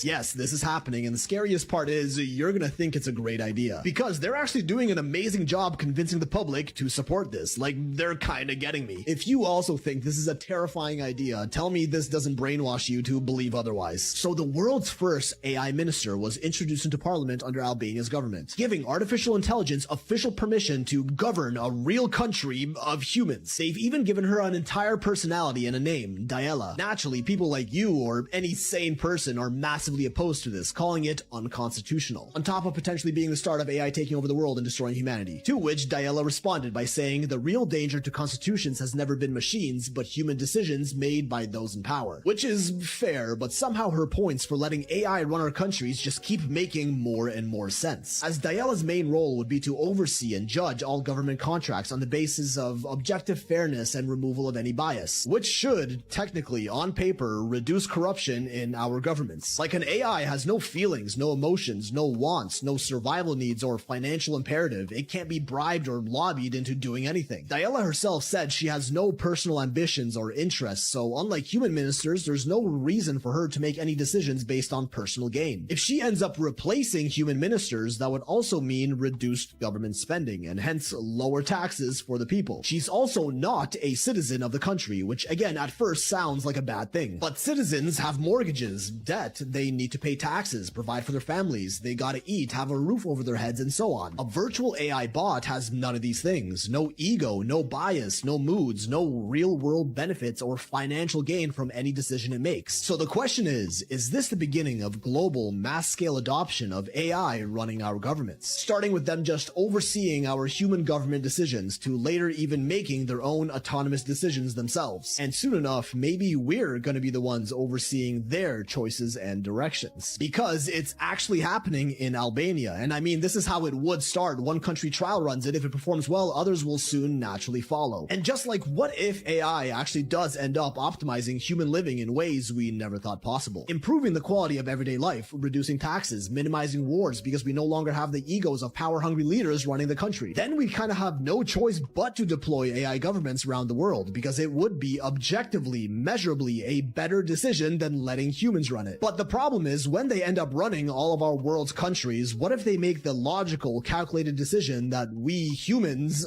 are the problem? I guess the downfall of society truly does come looking like everything we've ever wished for. I think it'll be a... What do you guys think about that? AI in the government. I mean, it's funny because the reasoning behind it is the fact that there's corruption.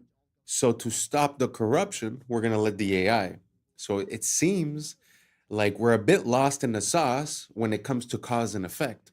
Because now we're going to take a decision based on the effect, and the effect is corruption. But there's a cause to that we're not addressing. So I don't think putting a computer is going to fix that aspect. I don't know if you understand what I'm saying. I mean, we should have systems and laws in place where corruption is not possible.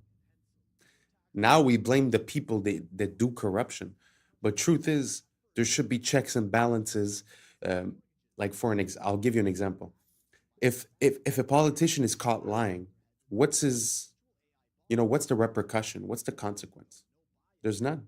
We've seen in the past couple of years in a lot of public hearings, we've heard people say things that were false. That would be considered perjury. And what happens? Nothing. What happens if a politician makes a claim and then does the opposite? Nothing. So as long as we don't have systems in place to fix our system, I don't think delegating it to a robot is going to somehow get us out of that situation. So basically what I'm saying is that we should focus on the cause and not try to patch the effect with a machine, because I don't think giving more control to these machines is exactly the way to go. Anyways, you guys let me know what you think down below. Do you guys think that AI in the government is going to reduce corruption, or is it another way to, if someone takes control of it, would it be another way to basically do the same thing, but just instead of being to the AI, to funnel it to someone else, right? So let me know down below, and let's keep on rocking. People will be regarded more as statistics than as actual people. I don't think it's going to be so nice. I think sort of all machines everywhere, everyone doing everything for you. You'll get all bored, and I don't think it'll be so nice. I think it's going to be very boring. And everything will be the same. I mean, people will be the same and things will be the same. First of all, computers are taking over now. Computers and automation. And in the year 2000, there just won't be enough jobs to go around. And that's a wrap for today, familia. Whether you're tuning in with the sunrise or you're posted up after midnight, I appreciate your time, your energy, your curiosity. Remember, this isn't about truth or fiction. This is about perspective. If this sparked a thought, a laugh, a deeper question, then we did our job. Drop your thoughts in the comments. Keep the convo alive. Like, subscribe, and hit that bell if you're riding a wave, because we're just getting started. Until next time, stay weird, stay critical, stay grounded. I'm Adam Strain, and this has been Adam Strain Reacts. Peace. I don't know what y'all think, but now it's time for us to link up. Really think we on the brink up, making a change from living this strange. Living this strange. Making a change from living this strange. Yeah.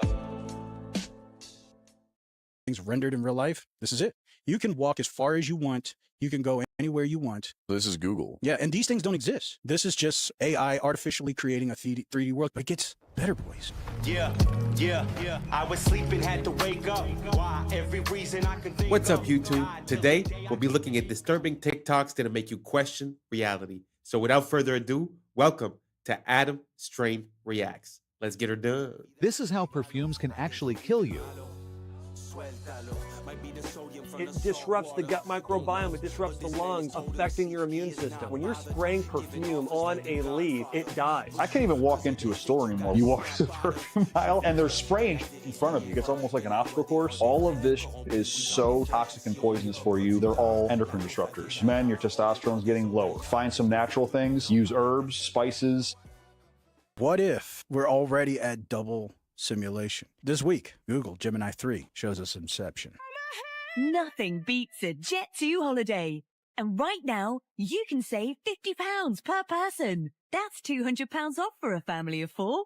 So this person was just watching somebody else watching a Jet2 holiday. But it gets better, boys. It gets better. And so this is a rendering. And this is all just by a text prompt. But they're just out there walking in real life now. And this is all rendered live. You know, the simulation theory, how everything's rendered in real life. This is it. You can walk as far as you want. You can go anywhere you want. This is Google. Yeah, and these things don't exist. This is just AI artificially creating a 3D world, but it gets better, boys. Genie 3 has real-time interactivity, meaning that the environment reacts to your movements and actions. You're not walking through a pre-built simulation. Everything you see here is being generated live as you explore it. And Genie 3 enables promptable events, so you can add new events into your world on the fly. Something like another person, or transportation. Live. Oh, you just type it in and it shows up. Or even something totally unexpected. You can generate worlds with distinct geographies, historical settings, fictional environments, and even other characters. Worlds can help with embodied research, training robotic agents before working in the real world, We're excited to see how Genie 3's world simulation. Wow.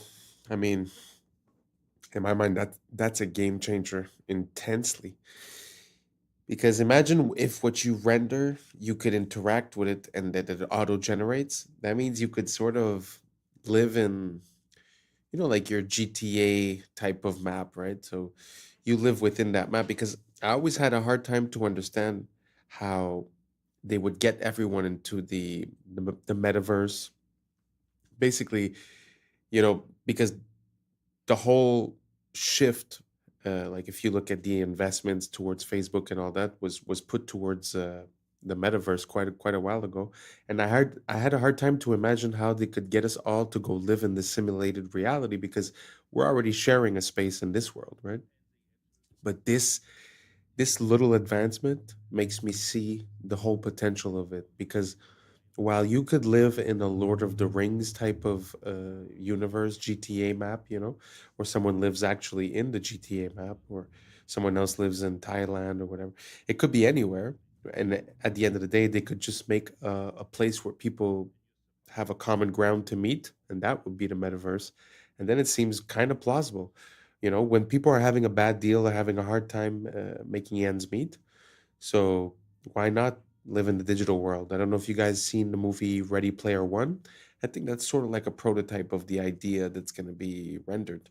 And we all see that, in the past couple of years, it's like our money's worth less. If it just feels like, all the faith in the systems has eroded. The media no longer medias, the food no longer foods, the math ain't mathin'. I don't know if you guys get it, but I mean, it just seems like everything not only doesn't serve its purpose, but actually serves its opposite purpose. So, anyways, all that to say that this invention is pretty breathtaking. The fact that you create an environment that auto generates afterwards means you could spend the whole day inside of one prompt and then just adding in elements and stuff. Crazy potential. If you guys see any other ideas, any potential like that, or any other groundbreaking advancements in the AI space, let me know down below. I'm always down to check it out. Let's keep on rocking.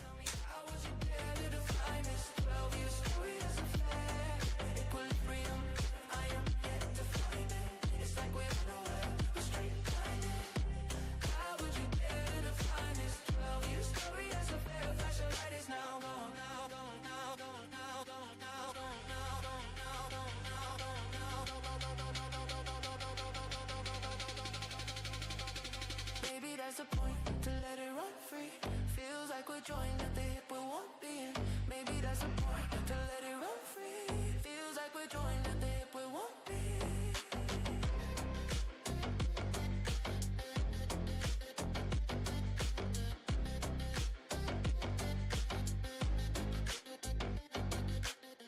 Check out this chimpanzee absolutely smash this memory test. This memory test is set to the hardest setting, and most humans would fail it. 95% of humans fail this test, but this chimpanzee seems to smash through each set of 9. What it does is it shows up 9 numbers, 1 through to 9 most of the time, or sometimes doubles up numbers, and you're supposed to go through an order of lowest to highest, and this chimpanzee is absolutely smashing it. Wow. I wouldn't have gotten that. Would you have gotten those? I was looking at the screen. I was like, no, way too quick. Isn't that crazy though? How we underestimate, animals and their intelligence. I mean, it might not be the same type of intelligence, but I've heard similar things when it comes to dolphins, whales, elephants, bigger animals. They have these capabilities that are very, very impressive. If you guys have any other example, let me know down below. Let's keep on rocking.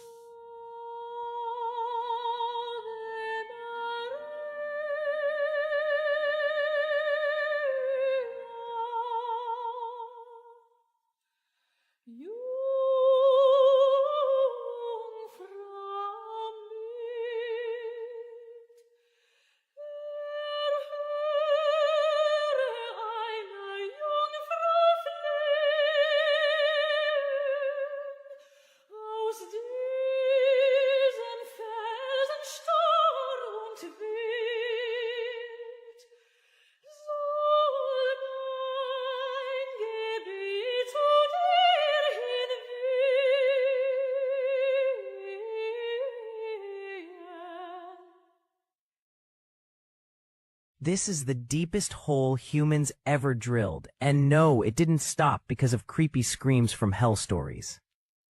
Russia's Kola super deep borehole, over 12 kilometers straight down, deeper than Mount Everest, is tall. Deep below, rock shattered like glass, seawater leaked out, and fossils showed up kilometers deeper than expected. At just 12 kilometers deep, it hit 180 degrees Celsius, nearly double what scientists expected at that depth. Rock flowed like hot plastic, crushing drill bits, jamming tools, and snapping steel supports faster than engineers could even get new equipment in the ground. In the end, Kola stalled. Warped rock, failing gear, and shrinking budgets killed it, after drilling only 0.2% of the way to Earth's core. I don't know. I've heard about this story a long time ago, and it really pushes me to wonder, what do we know about our world? Because they say that, we live under gravity and that the source of gravity is the core and this and that. But like you said, we didn't even dig to 0.2 of the Earth. So we don't, we speculate. So it's not, I don't know. To me, the science isn't settled. So when I see stuff like that, it makes me remember how much we're missing to discover this world completely, Anyways, just a thought. Let me know what you guys think down below. Let's keep on rocking.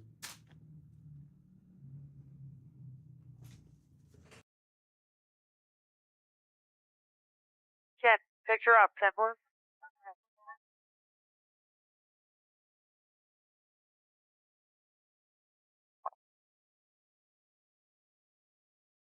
Okay, I'm going to flip to infrared because the smoke isn't bothering the infrared, okay?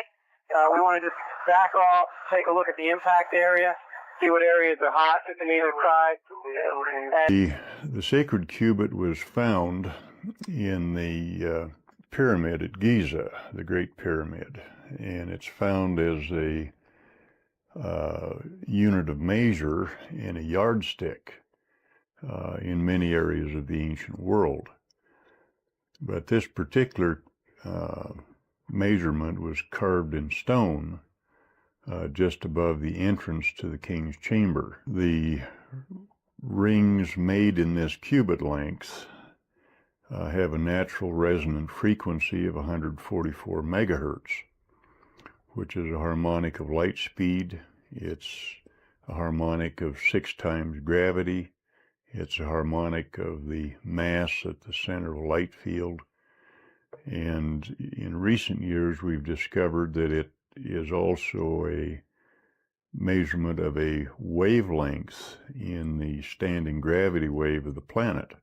The reason why we call traders turncoats is because mercenaries used to wear military coats with reversible linings that matched the color of the enemy's coat. So if they were losing, they could just turn it inside out and switch sides. And we call awards trophies because Greek soldiers used to raise the enemy's armor up on a wooden pole called a tropaion when they won a battle. And modern trophies still follow a very similar silhouette and design. The Emmy was originally called the Emmy Award after the imaging tube inside of old school TV cameras. But since the award had a very feminine design to it, people started calling it Emmy instead. The word groovy comes from the way that record players are designed so that the music plays smoothly if the needle runs along the grooves of the disc. So if the music was good, it was groovy. And lefties are called southpaws because baseball fields are designed so that the batters are facing towards the east to keep the sun out of their eyes during the afternoon, and the pitchers are facing west with their left arm pointing south. So a lefty would be a southpaw. We call them motels because they're hotels that are designed around car travel. They'll have rooms that directly face the parking lot and a roadside location. So it's a combination of the words motor and hotel. And a word that's formed by combining 2 words like motel is called a portmanteau, and we call it that because a portmanteau is a piece of luggage that splits open into 2 equal compartments.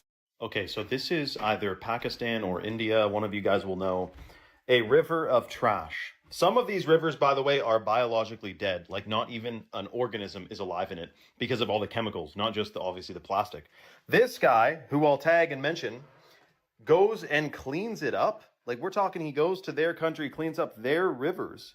This is while we ban plastic straws, by the way. This is the guy, Alexei Sabrinsky. I'll tell you all about it. But here's the shocking part. We talk all about philanthropy. You have the Rockefeller Foundation partnering with Mr. Beast. You have the owner of Microsoft. Philanthropists. Woo! Here's some philanthropy for you. bring back hemp plastic, and side note, dismantle Monsanto and the corporations that are trying to control the world food supply, and release the free energy patents. Otherwise, everything else is fake. I don't care what philanthropy they think they're doing until they release the free energy patents and the technologies they're hiding from us, and start actually using hemp plastic. It literally is a few policies away. If I was in control, man, slickety split, we'd have policies out the yin yang, clean water, clean food, clean healthy, no microplastics, no toxins. But seemingly, there's an intentional plan to do the opposite of that. I'm not smarter than Rockefeller. I mean, of course, they know these things. It's part of the plan. Let me know your thoughts in the comments below and follow for more. Shout out to this freaking legend cleaning up the freaking dirty river water. Wow.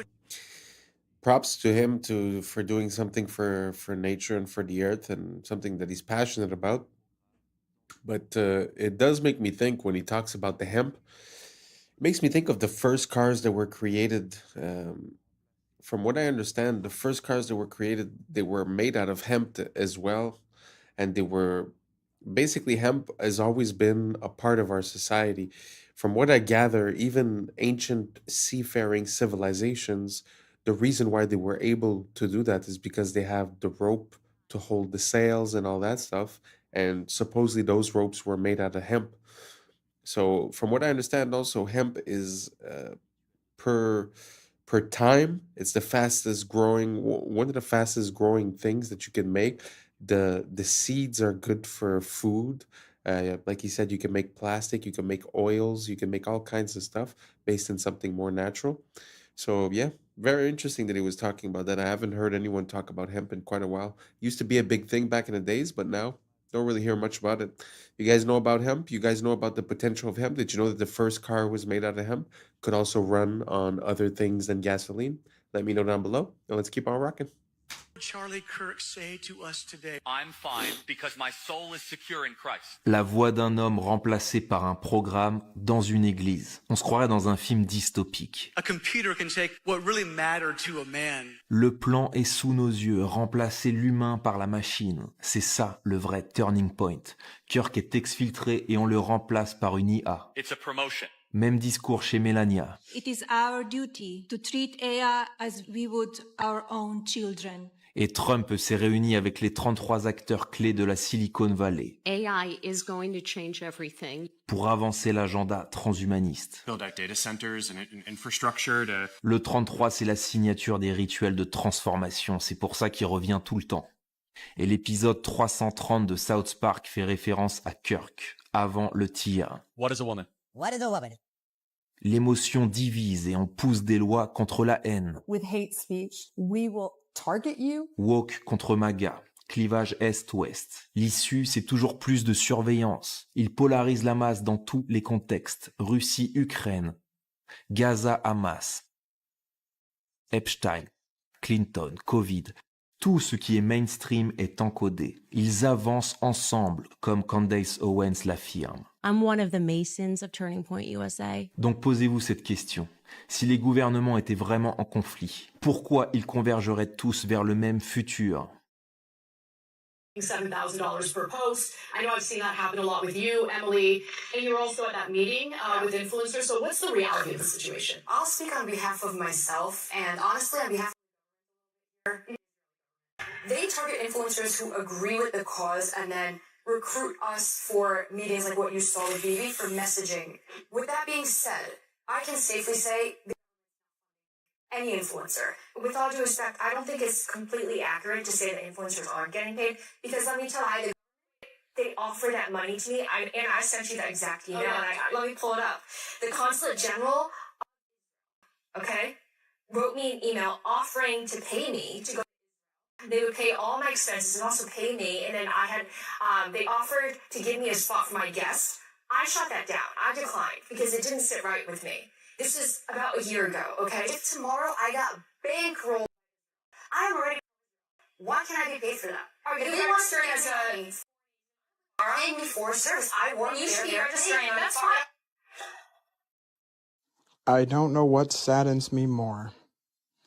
The fact that you don't see any beautiful passenger trains like this, especially in America, or the fact that Such amazing and beautiful pieces of old world machinery, like these trains, were allowed to sit out in the middle of a field and rot away. But just look at the railways of the old world in their prime and how beautiful they looked. Now compare a few of these to what we get on Amtrak today. I can certainly see why the federal government continues to pump millions of dollars into them. But they had everything from rocket trains to Zeppelin trains, like you saw in my previous video. And they even had Zeppelin trains on elevated rail. A truly beautiful golden age of travel.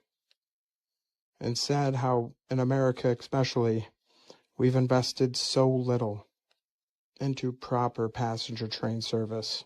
The controllers would rather tear down all of our beautiful architecture to put up highways and freeways and ugly parking structures in downtowns, making sure we all are slaves to our oil-dependent vehicles. Amazing the innovation that came from that time. Question everything, friends. Until next time. Well, I don't know if any of those pictures were AI, but how impressive was that? It's hard to believe that there was that many iterations of the train when, I mean, the train didn't last that long, no? Because it was not too long before the cars, and once the cars came in, it sort of took over.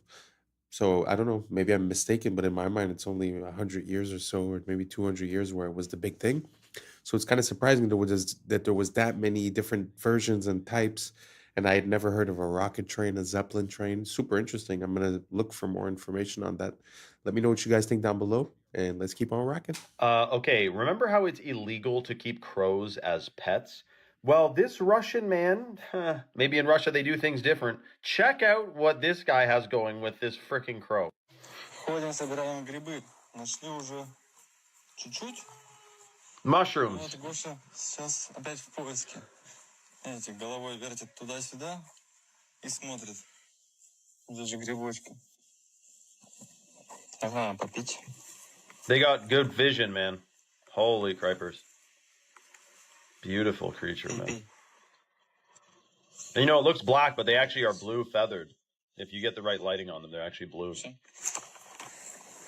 Как будто бы начал метаться из стороны в сторону. Может быть, что-то и заметил. Сейчас ближе подойдем. Может взять гриб. Но я его пока не вижу. Может быть, он заметил. Oh. Так. А, вон. Where's the mushroom? How'd he spot that? Дашь? Дай. Дай грибок. О, ты дал! Молодец! Good boy, man. Я думал, ты сам съешь. Ну ладно. На, ножку забрать. Oh, he's eating it. Умничка. Все, иди прячь. Wow. So the trick is, if you have a bill, you can put money in your hand and have seeds in your hand.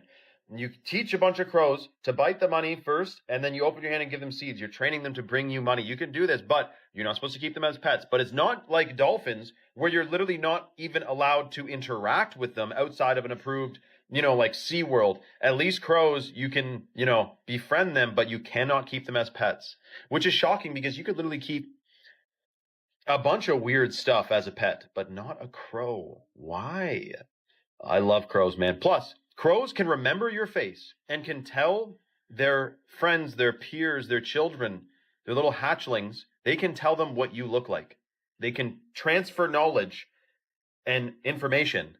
I don't know, through their brainwaves, or I'm sure it's not from cawing. Like, caw, like you can't really, that doesn't really tell you anything. It's got to be psychic. So I'll be the first to say it. Crows are psychic.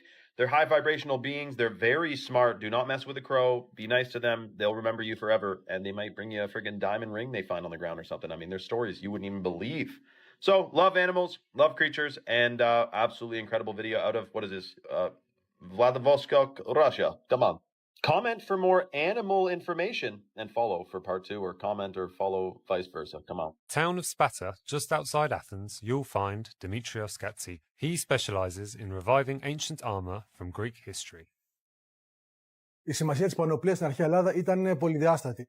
Από τη μία έπρεπε να κατασκευαστεί με τέτοιο τρόπο ώστε να προστάτευε τον οκλήτη από θανάσιμα χτυπήματα, αλλά ταυτόχρονα και να τρόμαζε και τον αντίπαλο. Έτσι ώστε να απέφευγε, αν ήταν δυνατόν, ακόμα και την σύγκρουση. Είχαμε έναν νικητή χωρίς να δοθεί καν μάχη. Είχα την ευκαιρία να επισκεφθώ πολλά μουσεία της Δυτικής Ευρώπης και να δω με τα ίδια μου τα μάτια πόσο έχουν αφοσιωθεί και πόσο έχουν προβάλει τις πανοπλίες της Δυτικής Ευρώπης. Μέσα μου γεννήθηκε το ερώτημα, γιατί εγώ στην Ελλάδα σε κανένα μουσείο δεν έχω δει μία μεσονική ελληνική πανοπλία. Αυτό το ερώτημα έγινε αιμονή και όλη μου η ζωή αφοσιώθηκε στην απάντηση αυτού του ερωτήματος. Η αρματοπία είναι μια τέχνη πάρα πολύ ενδιαφέρουσα, καταρχάς γιατί δεν υπάρχει δάσκαλος, δεν υπάρχει προηγούμενο. Πρέπει να τα ανακαλύψεις όλα μόνος σου και αυτό είναι πάρα πολύ συναρπαστικό. Ανακαλύπτεις έναν κόσμο, μια τέχνη η οποία είχε εξαλειφθεί από την Ελλάδα για τουλάχιστον 6-7 αιώνες. Έπρεπε να μελετήσω τα γάλματα, μινιατούρες, ζωγραφιές, αγγεία, ό,τι έχει να κάνει με τέχνη στην οποία έχουν αποδοθεί πανοπλίες. Όσον αφορά την ιστορική πιστότητα των έργων μου, όταν αυτά βασίζονται σε ατόφια αρχαιολογικά ευρήματα, είναι πάρα πολύ ψηλή. Στις περιπτώσεις που τα υπάρχοντα αρχαιολογικά ευρήματα δεν είναι επαρκείς, τότε χρησιμοποιώ τις δικές μου γνώσεις και τη δική μου εμπειρία, έτσι ώστε να μπορέσω να καλύψω αυτά τα κενά. Το πρώτο στάδιο είναι η σχεδίασή της. Και σε δεύτερο στάδιο είναι η υλοποίησή της με μέταλλα και με δέρματα. Όταν επιλέγω υλικά, κοιτάω πρωτίστως να είναι όσο πιο πρωτόγωνα γίνεται. Η βασικότερη μέθοδος αρματοποιίας είναι η ενθερμό σφυριλάτηση. Η ενθερμό σφυριλάτηση σημαίνει ότι πυρώνουμε τα μεταλλικά στοιχεία και στη συνέχεια τα σφυριλατούμε έτσι ώστε να πάρουν την επιθυμητή φόρμα. Επιπροσθέτως, υπάρχουν και κάποιες βασικές τεχνικές οι οποίες αφορούν το κόψιμο δερμάτων, τη δημιουργία αλυσοπλέγματος, την επικόλληση μεταλλικών στοιχείων επάνω σε δέρματα με τη βοήθεια πριτσινιών κτλ. Το τελευταίο στάδιο, από τη στιγμή που έχω κατασκευάσει όλα τα επιμέρους στοιχεία μιας πανοπλίας, είναι η συναρμολόγησή τους. Μία από τις μεγαλύτερες ικανοποιήσεις ενός καλλιτέχνη είναι να βλέπει τις εκφράσεις θαυμασμού στα πρόσωπα των επισκεπτών. Σε κάθε ιστορική περίοδο της ελληνικής ιστορίας υπάρχουν και διαφορετικές πανοπλίες. Κατά τη μικηναϊκή περίοδο οι πανοπλίες είναι τερατόμορφες, είναι τρομακτικές, προκαλούν δέος και τρόμο στον αντίπαλο. Κατά την κλασική, αρχαϊκή και κλασική περίοδο οι πανοπλίες μοιάζουν πάρα πολύ με το ελληνικό άγαλμα. Είναι καλέσθητες, είναι λίες, είναι λαμπερές και είναι όμορφες. Κατά τη βυζαντινή περίοδο οι πανοπλίες έχουν αυτή τη μεγαλοπρέπεια μιας χριστιανικής εκκλησίας. Πολύ συχνά η εικόνα που έχουμε για τους αρχαίους Έλληνες οπλίτες είναι τελείως λάθος, είναι εσφαλμένη. Η εικόνα των αρχαίων Σπαρτιατών, έτσι όπως παρουσιάζεται μέσα από την ταινία The 300, είναι τελείως λάθος. Οι αρχαίοι Σπαρτιάτες πηγαίναν στο πόλεμο πλήρως εξοπλισμένοι με μπρούτινες πανοπλίες. Δεν πήγαιναν με σλιπάκια και με γυμνούς κοιλιακούς. Βρίσκω την ιστορία ενδιαφέρουσα γιατί μας διδάσκει το μέλλον. Μπορούμε να πάρουμε πολλά παραδείγματα από το παρελθόν έτσι ώστε να αποφύγουμε προβλήματα του μέλλοντος. Πηγαίναν στο πόλεμο It's not the usual content, but I really like to see people that have these unconventional passions and that are really dedicated to it and listening to his whole process. I find it so amazing, and also his conclusion to everything is very nice. Anyways, we made it to the end. Thanks for rocking with me. And that's a wrap for today, familia. Whether you're tuning in with the sunrise or you're posted up after midnight, I appreciate your time, your energy, your curiosity. And don't forget, this isn't about truth or fiction. This is about perspective. If this sparks a thought, a laugh, a deeper question, then we did our job. So drop your thoughts in the comments, keep the convo alive, like, subscribe, and hit that bell if you're riding a wave, because we're just getting started. Until next time, stay grounded, stay weird, stay critical. I'm Adam Strain, and this has been Adam Strain Reacts. Peace! Now's the time for us to link up. Really think we on the brink up. Making a change from living this strange. Living this strange. Making a change from living this strange.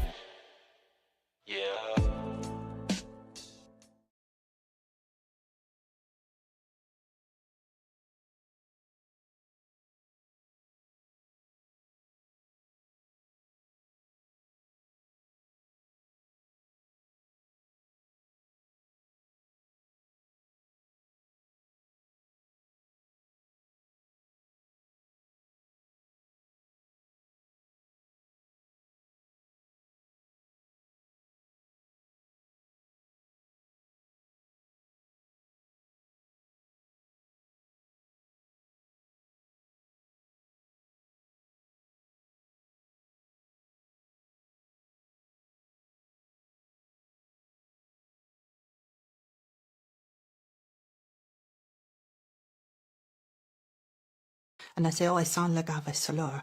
And she said, no, you sound like you can work at a Chinese restaurant. I'm on. Cash. Kasha.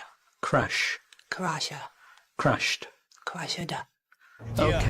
Yeah. I was sleeping, had to wake up. What's up, YouTube? Today, we'll be looking at disturbing TikToks that'll make you question reality. Before we get started, I just want to wish everyone a happy new year, 2026. Let's get it. And may everyone exceed the expectations that they set for themselves this year and reach even higher. So without further ado, welcome to Adam Strain Reacts. Let's get her done. The world is $281 trillion in debt. You are in luck. There's a parable all about this, and it's awesome. And there is a town somewhere in the middle of nowhere, and everyone owes each other money. And then one day, a traveler comes to town, and he stays in a motel. The motel has a full refund policy after 24 hours. He puts down $100 and gets a room. The motel owner, he looks at this $100 and he's like, whoa, oh my God, this is exactly how much money I owe to the baker. So he goes and pays off his debt to the baker. The baker looks at this money and he's like, well, this is exactly how much I owe to the shoemaker. And he goes to the shoemaker and pays off his debt and goes through several people until eventually someone's like, hey, I owe this amount of money to the motel owner. So he gives it to the motel owner back where it started. And then the traveler is like, hey, it's been 24 hours and I don't like it here. So he takes his money back and he leaves. Everyone has the same amount of money, but then suddenly nobody's in debt. Because money isn't real, but debt motivates people. So it's important to the economy for some reason. That's pretty interesting. I mean, really, I've always thought about this. Like, who do we owe a debt to when you're a country? And they say the International Money Fund or these, other countries. But this example sort of displays something that's very interesting. And on a more massive scale, I think something very similar to this is happening in Europe, where a lot of the countries within Europe owe money to each other that basically they'll never be able to repay. But at the same time, if you deduce the debts from everyone, it's almost like everyone ends up in the clear. So maybe I'm missing something, but yeah, I feel like it kind of makes sense that at the end of the day, it's just an idea that we have and it's not really mathematically sound. And I guess that's why the concept of usury was like, prohibited by the Christians and this and that, because I think it sort of creates a part of value of money that's unreal in a way. So let me know if I missed something. But that example, do you catch it? Does that make sense? Everyone paid each other, but at the end of the day, the same amount of money is there, and the guy took back his $10, but everyone's accounts are settled. So maybe I'm missing something. Write it down below. Keep me in the loop, and let's keep on rocking.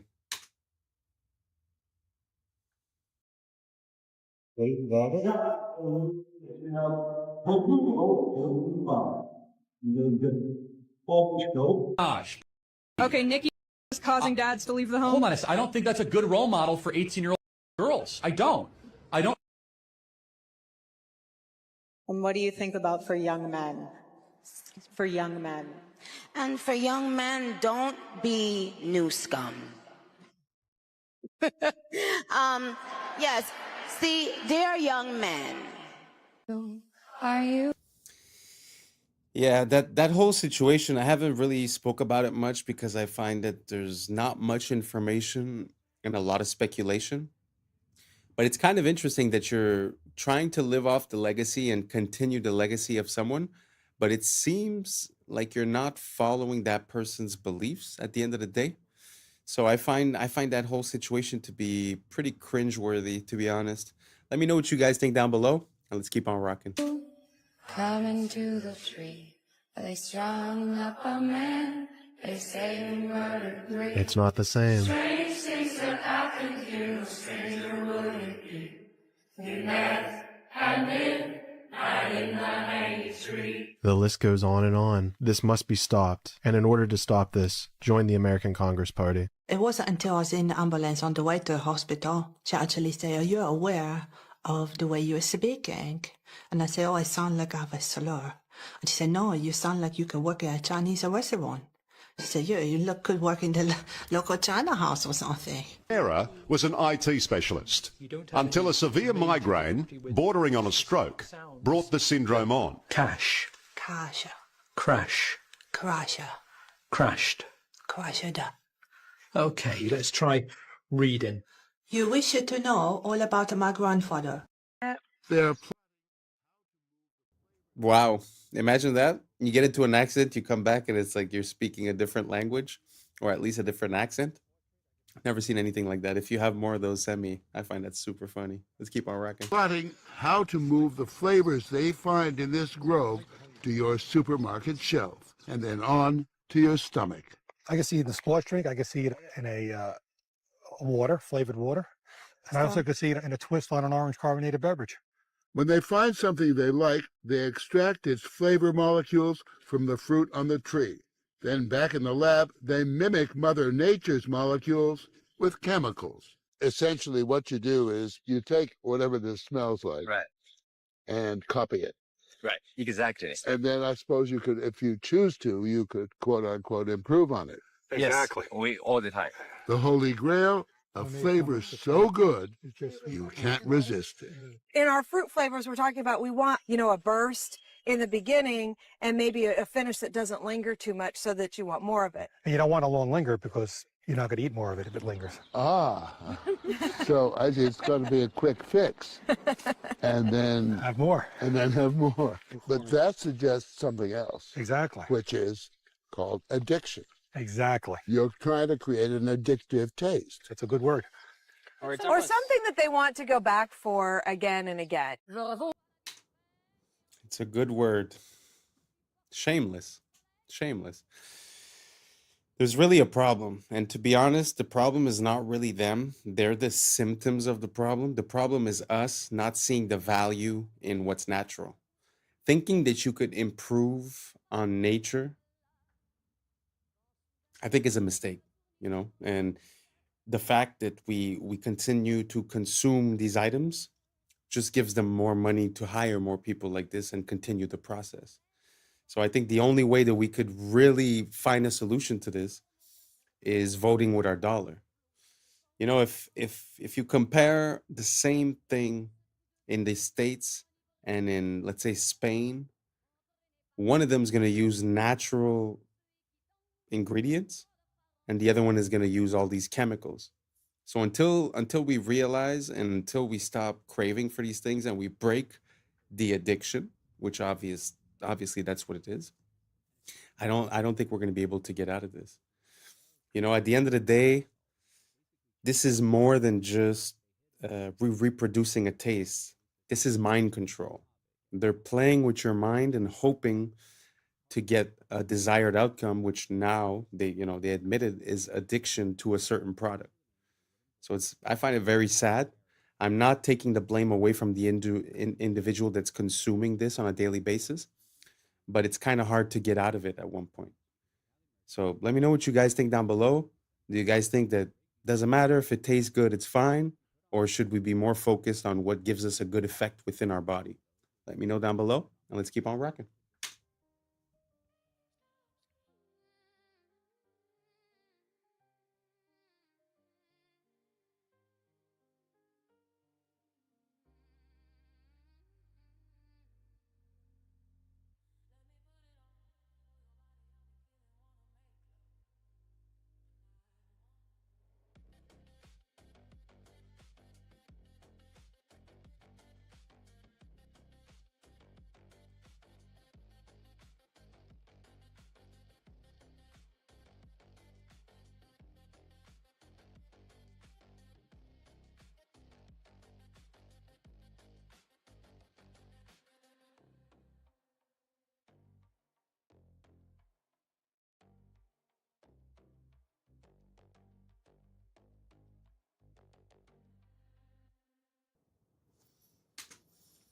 Wow.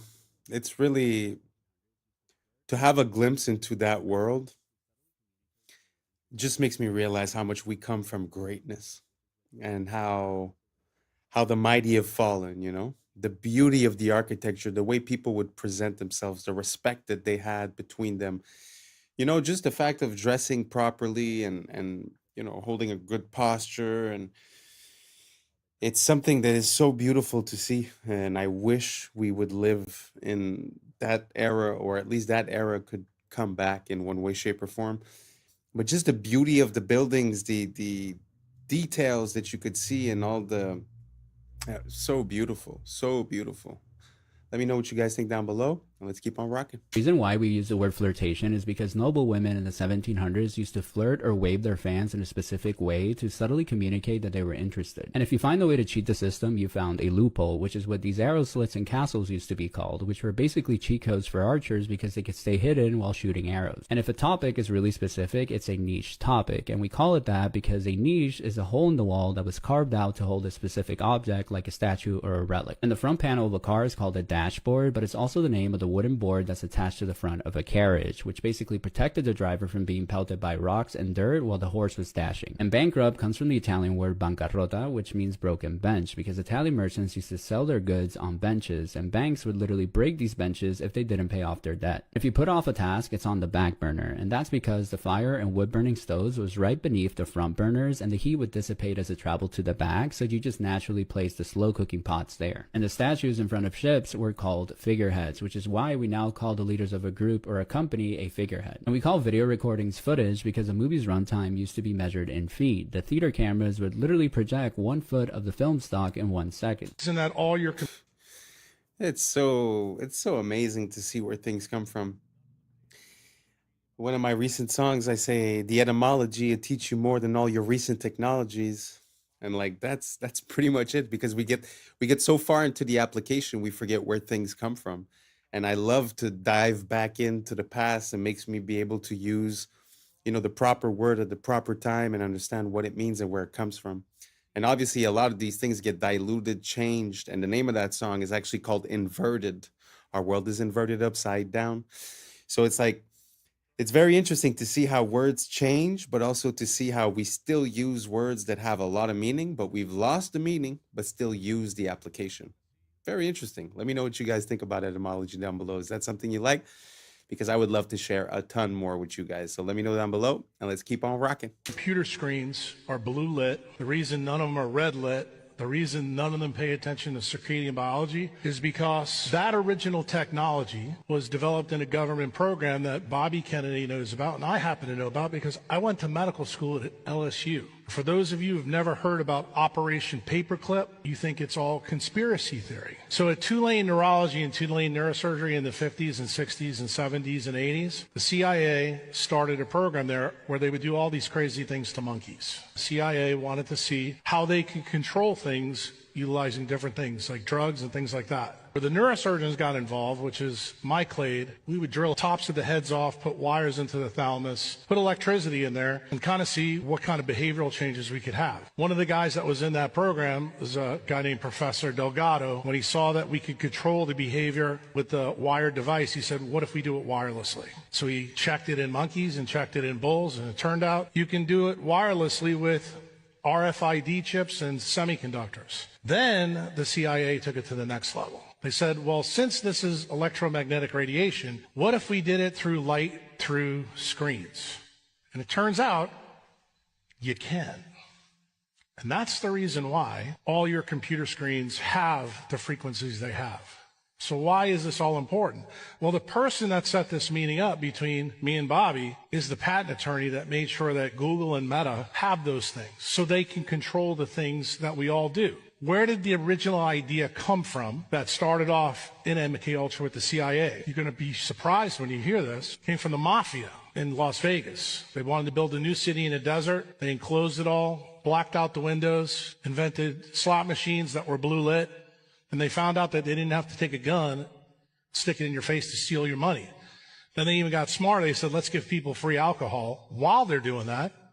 And they found out they got the money quicker. And that's when the CIA got the idea to start this program. That's really how it started. Have you ever read the tiny folded up piece of paper with micro font that you get with your new iPhone?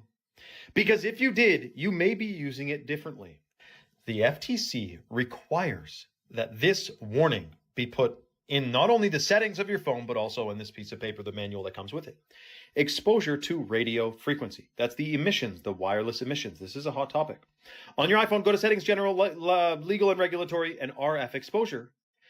What does it tell you in the RF exposure part of your settings? No big deal. Just that you should keep it away from your body to ensure exposure levels to these electromagnetic frequencies remain at or below the as tested levels.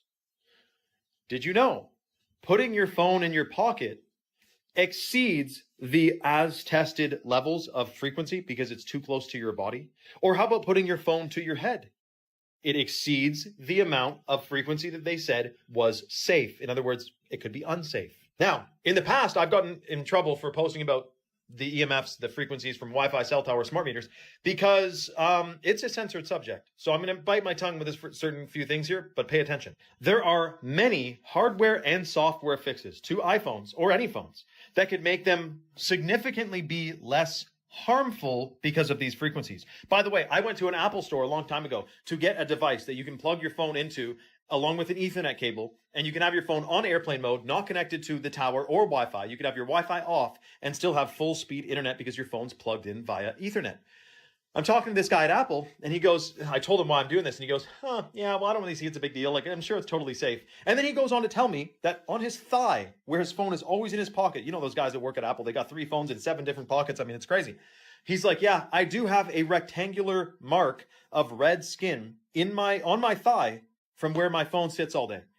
Yeah, dude, that's called a rash from radiate. I mean, what do you think? It's EMFs, man, electromagnetic frequencies. It disturbs your cells. Now, it turns out one of the things you can do if you're using Wi-Fi, which I recommend figuring out how to not use it, but if you are using Wi-Fi, have your phone on airplane mode while it's connected to Wi-Fi. Then it's not trying to connect to the tower and the router and reduces the EMFs. Ideally, though, you plug your phone into the internet and have it on completely airplane mode. And obviously, don't put it in your pocket or talk with it directly pressed to your head. Let me know your thoughts in the comments below and follow for more. I mean, it kind of makes sense. You know, you're connected at a distance from a tower that's radiating all these EMFs, so it kind of makes sense that it would be dangerous to have it close to your body. But it makes me think about the older technology. You see, back in the days, we used to use the cord phone, right? And the cord phone, when you think about it, it was plugged into the wall, but it wasn't even plugged with electricity. So I'm pretty sure that the radiation or EMFs that would have been radiated by that are probably 1,000, if not 1,000,000 times less strong. So a lot of time, you know, we change our technology for accessibility, but we either reduce in quality or we increase in toxicity. I think we're a bit lost, you know. And I was thinking about that recently. Like, if I were to build a house today, I wouldn't want it to be wireless. I would want wires everywhere inside of the walls so that anywhere I go, I plug myself in. Why would I want all the information? Like, let's say you're watching a video on your phone. Why would I want the information of that video all around me at every moment, you know? And then to go just a step further, if you look at, you know, a lot of people now, they tend to live in condo buildings, apartment buildings.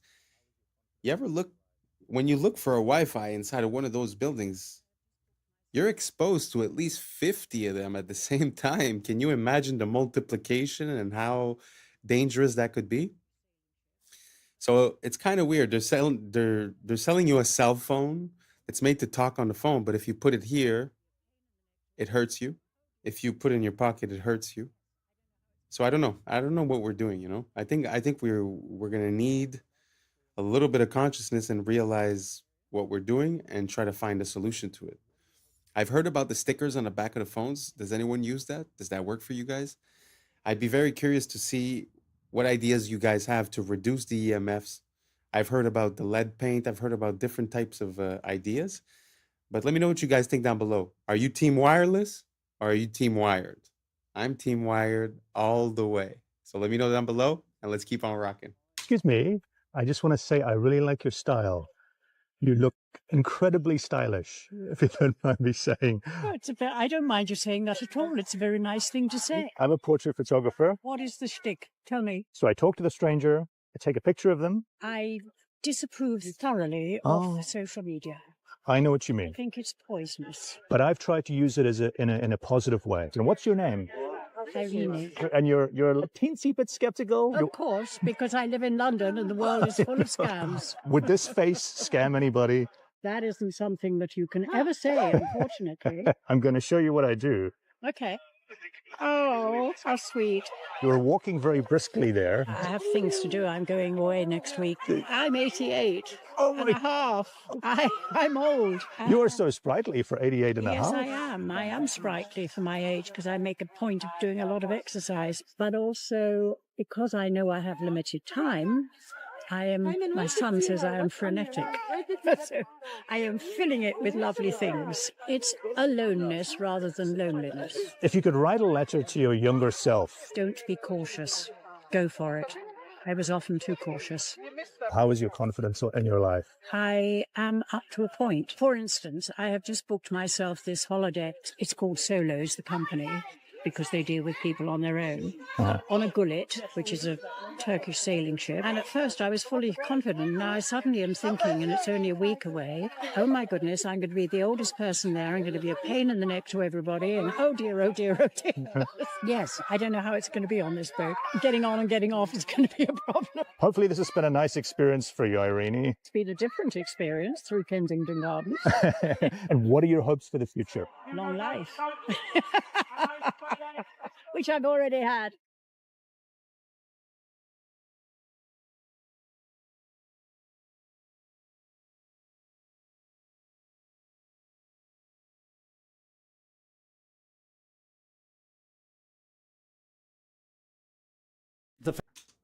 Wow. What an amazing woman. I really love everything that she said, to be honest. Don't be too cautious. It's aloneness, not loneliness. Wow, 88 years old. Very impressive, very inspiring. And wow, so beautiful to see, to be honest, to see someone with so much liveliness. Wow. I hope she has many, many more years to come and continues being frenetic, because I agree. It seems like people nowadays, they hustle to be able to do nothing. I never understood it. Like, the goal of working for money is to be able to do something with your money, right? It's not to go home and close your brain down for 8 hours on Netflix and then go to bed, right? So I love to see something like that. And to be honest, I feel like I have more in common with this woman than a lot of people of my age. Really beautiful, really inspiring. Long live her. And yeah, let me know what you guys think down below. Let's keep on rocking. Famous experiment by the Russian biologist Dmitry Belyaev, who in the 1950s started selecting foxes on the basis of reduced reactive aggression. So here's what he did. He took foxes, slightly black version that occurs in Canada. They'd been in Russia for 50 years, breeding without anyone deliberately selecting them. And so what Belyaev did was to arrange for people to walk towards the young foxes when they were something like 6 weeks old. And at the point that the young fox said, "Ah!" then they would write down, well, how far was that? And they would breed from the ones who got closest, who allowed the human to get closest. And within a few years, in sometimes 3 years, sometimes 5 years, sometimes 10 years, different features that are found in domesticated animals suddenly appeared, such as these white patches. Doesn't look much like a fox anymore, does it? It looks like Fido. Floppy ears. You probably remember that there's only one animal in the wild that has floppy ears, or one kind, and that's elephants. Floppy ears are characteristic of our friendliest dogs. So these are examples of features of the domestication syndrome. And what we're seeing here is evidence that you select against reactive aggression, and then, boom, magic, you get these features of the domestication syndrome, which is why goats and horses and cows and cats and dogs all have individuals that have got white patches of fur on them. Floppy ears occur in all of these animals too. And it means we can now reverse engineer, as it were, and go backwards and say, okay, if you show a self-domestication syndrome, or if you show a domestication syndrome, that means that there was selection against reactive aggression. And fascinatingly, Homo sapiens, that's you and me, or most of us anyway, I think here, has key features of domesticated species as determined by archaeologists. So archaeologists working in the range of, say, 5 to 10,000 years quite often find an animal bones, and they want to know, was this a domesticated species or was it a wild version? Was it a wolf or was it already a dog by this time? So they look at the bones and they say, well, okay, how do we tell? And here's how they tell. Lighter body, shorter face, smaller teeth, feminization of the skull and skeleton, and brain reduction. And guess what? Homo sapiens shows all of these features in relationship to our earlier ancestors. So why did it happen? Wow, isn't that crazy? How a fox sort of becomes a dog just by selective breeding and by reduced aggression? That is completely ballistic. I wonder if we're going to start drooping our ears soon, because when you think about it, we're all pretty much domesticated now. It's very, like, socially speaking, they talk, as soon as you show any sign of aggression or you say no, or you're categoric about something, they call it toxic masculinity. So there's this association that aggression is toxic, So I wonder what's going to happen to us. Are we going to start having patches on us? Are we going to start drooping the ears? What do you guys think down below? Did you know about this? I had no idea. That is, to me, it's mind-blowing. But let me know what you guys think down below, and let's keep on rocking. Dubai is absolutely insane. They plan on building this, which is a real Emirates A380 that's being decommissioned and is going to be on the top of a 580-meter building, 125 floors. It's going to cost $3 billion to build. And it's absolutely insane. They've got a sky bar with glass walkways over the wings being proposed, a restaurant in the cockpit, infinity pool, exclusive lounges. They even want a helipad on this thing. It's still in the proposal stage, and this is obviously an AI recreation from the designs. But man, Dubai, first the wall, and now this. It's going to be insane. Absolutely insane. 75% of the brain and central nervous system is made from cholesterol. All of your sex hormones are made from cholesterol. All of the walls of all of the trillions of the cells in your body are made from cholesterol. Cholesterol is so important to the human body that your body makes it. She's from Texas, I can tell by the way he's two-stepping round the room. And judging by the smile that's written on his face, there's nothing I can do. It doesn't take a crystal ball to see. A cowboy always finds a way to leave, drinking Jack all by myself. Rome is in the middle of the Americas. It's all a Roman corporation. Every time I see the Mexican flag, I see the Italian flag, because it's exactly the same, minus the Roman eagle. Rome, which runs Mexico, in fact, Mexico is the center, Mesoamerica, it's the center of the Americas.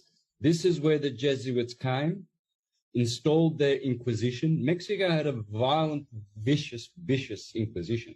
They're telling you in your face, if you know what you're looking for, they've got the eagle, the Roman eagle, right in the middle of the green, red, and white, exactly the same as the Italian flag, which comes from the Persian flag, which is horizontally green, white, and red. Because the Roman elite families, the Farneses in particular, the Orsini, the Pallavicinis, Aldobrandinis, they're all from Persian. They're all Iranians. And that's a wrap for today, familia.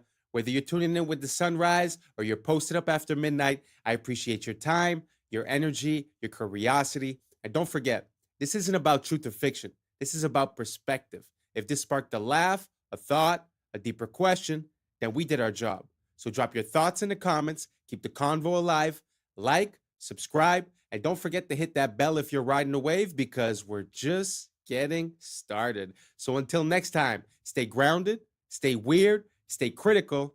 I'm Adam Strain, and this has been Adam Strain Reacts. Peace! I don't know what y'all think, but now's the time for us to link up. Really think we on the brink up, making a change from living this strange. Living this strange. Making a change from living this strange. Yeah. He's actually conducting electricity now through his tongue. It looks very smart, but it may not be as smart as you think it is. How? Yeah. I was sleeping, had to wake up. Why? Every reason. Look closer. What's up, YouTube? Today, we'll be looking at disturbing TikToks that'll make you question reality. So without further ado, welcome to Adam Strain Reacts. Let's get her done. Okay, one more time, because it is pretty incredible. That's the tail that you're looking at, the one that looks like the head. I'm trying, but until she turns around, that looks like a snake, right? It's not. It's just a caterpillar, but it's made to look like a snake. And this one, more than any other, looks the most like a snake I've ever seen. Guys didn't even believe me. Jesus, look at that head on it, but it's a tail. The head is actually up here. It's so cool, this thing. So good. Thank you for doing that, Leah. Jesus, look at that. Incredible.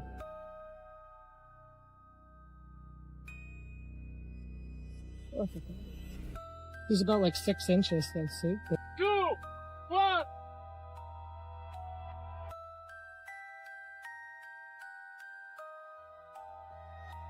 Não posso parar. Não posso parar.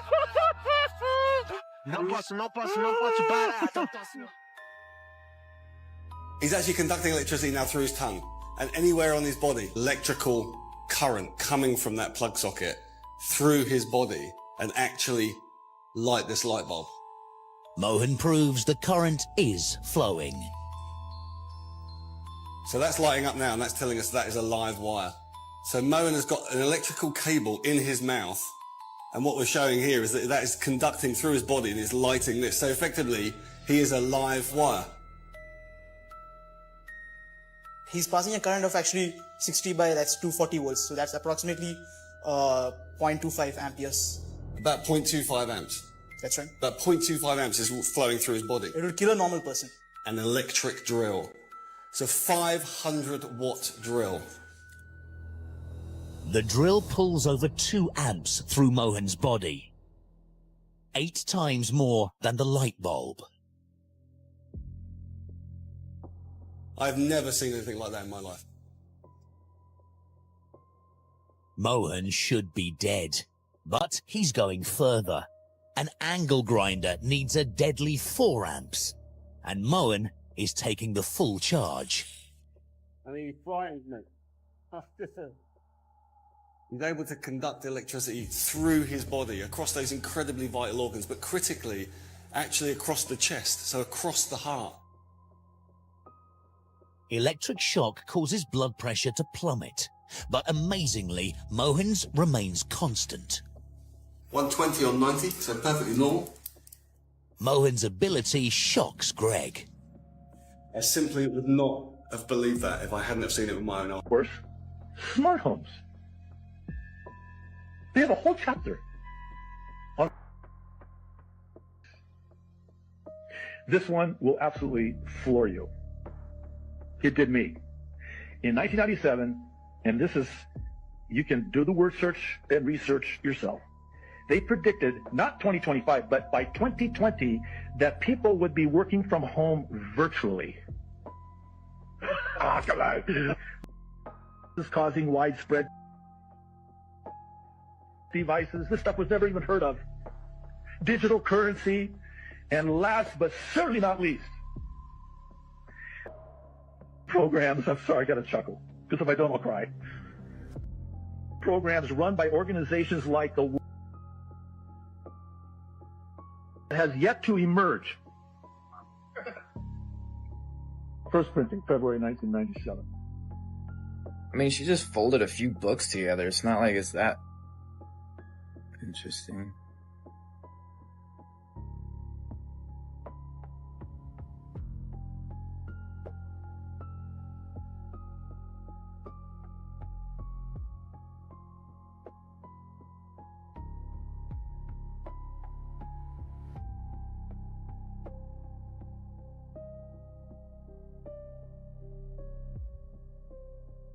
This goes deep, literally. I've been connecting the dots and was a member of the advisory board for an organization called the Life in the early 2000s. And well, they have a program called Life, which discusses developing fallback positions on Earth in the wake of an apocalyptic event. The Life is interesting because it was the second organization ever to perform a wireless money transfer in the early 90s, decades before cryptocurrency. Money transfers was the original large-scale currency mining software. So now you have an organization that is able to perform large-scale, infinite, untraceable money transfers, and they're building giant underground infrastructures. Donald Barr was a man who inducted the Dalton Institute in a college degree. He authored a sci-fi novel called Relations in Space about an aristocratic slumlord class who tried. What's even stranger is the U.S.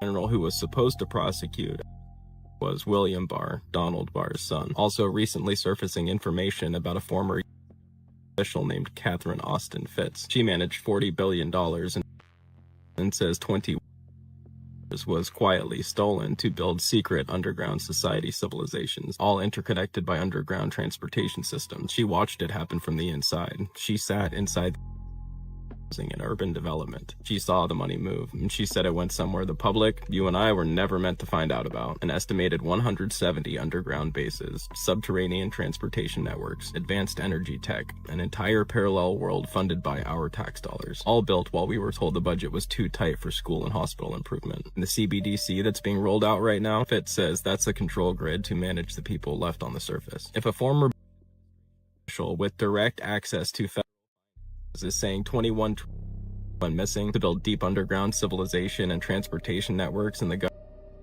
never told you where it went, what does that tell you? That is exactly where the national... Well, that's very interesting.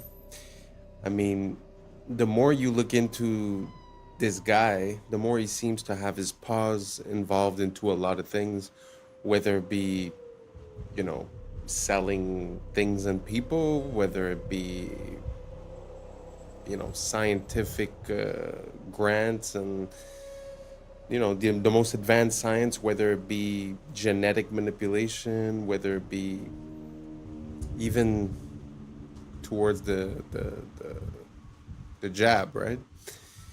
But the question that he's saying at the end really got me, because how do you think it's possible that the national debt of the US is so high, you know, and it's multiplied basically in the past 20 years? This would kind of make sense, you know? So let me know what you guys think down below, and let's keep on rocking. I'm gonna need you to lock in to understand this. This video will require you to lock in. Civilization was designed to replace humanity. And I'm not talking about politics, ideology, technology, greed, human failure, whatever you want, belief, human invention. I'm naming the pattern beneath it all, because there is a pattern, a stable pattern in abstract space that is far older than humanity, older than culture, and older than gods. It does not live in organisms. Organisms fall into alignment with it. Wherever extraction can outrun regeneration, and consequence can be delayed, and abstraction can replace contact, the pattern will appear. And it's worn many bodies, and it's wearing us now, because the pattern has a historical body, and that body is called civilization. I'm just trying to tell you what it is. Civilization is not a neutral tool. It is not a container.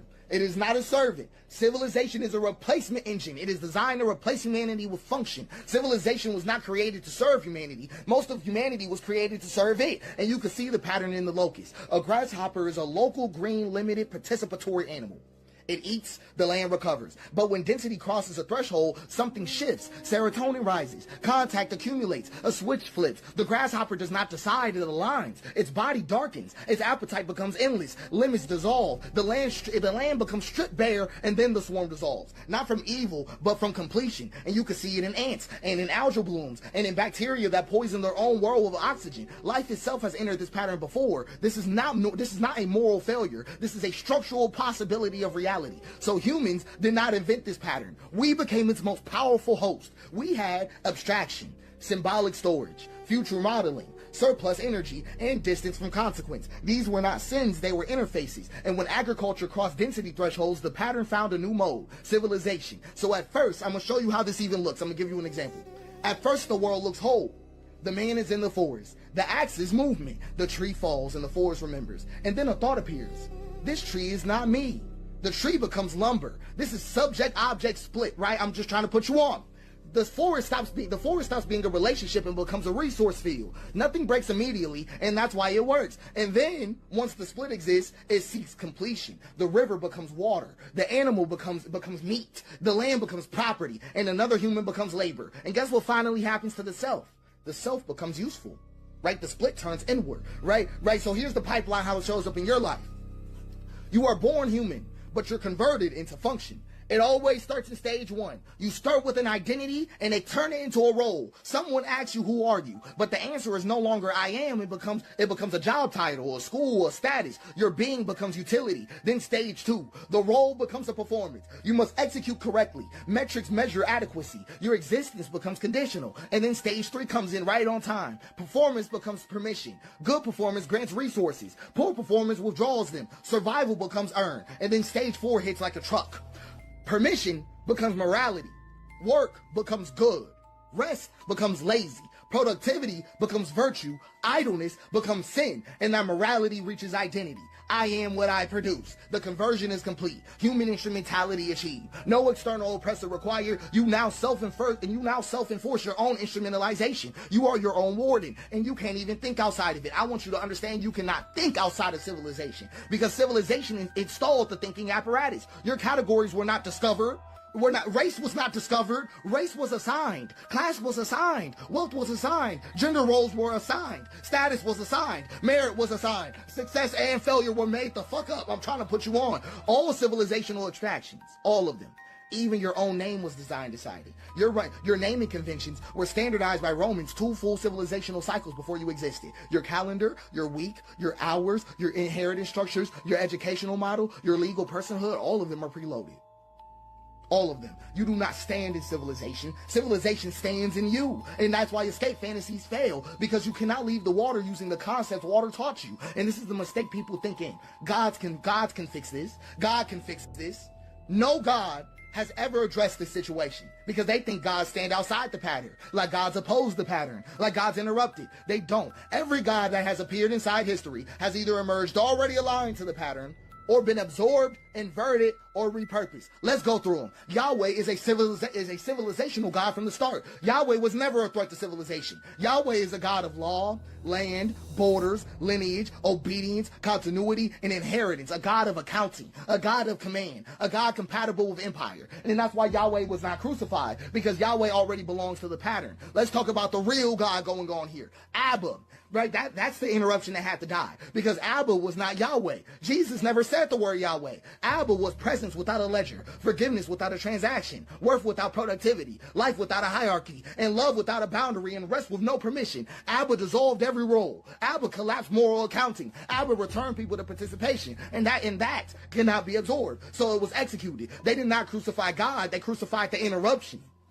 That's all they did. They didn't kill God, they killed the Father. And then civilization performed its most elegant move ever. It absorbed the corpse and then built a church around it. Let's go to Buddha. Let's go to Buddha right quick, right? Dissolution. That's all it was. Dissolution got contained, because Buddha names the trap: desire, attachment, identity. So civilization doesn't fight Buddha, it domesticates him. Meditation becomes optimization. Mindfulness becomes stress control. Liberation becomes private wellness. And awakening was neutralized. Let's go to Allah, because Allah appears transcendent, but structurally, Allah is an absolute authority requiring total submission, an eternal law, and continuity without interruption. A God perfectly compatible with civilizational order. Absorption was seamless. It was seamlessly absorbed into civilization. We can even have fun with it. Let's talk about Zeus, because Zeus was never outside the pattern. None of them were. The Olympus mountain was an empire mythologized. Hierarchy, domination, violence normalized. Zeus did not fall. He became unnecessary. The state absorbed his function. So every god that is ever born made a choice: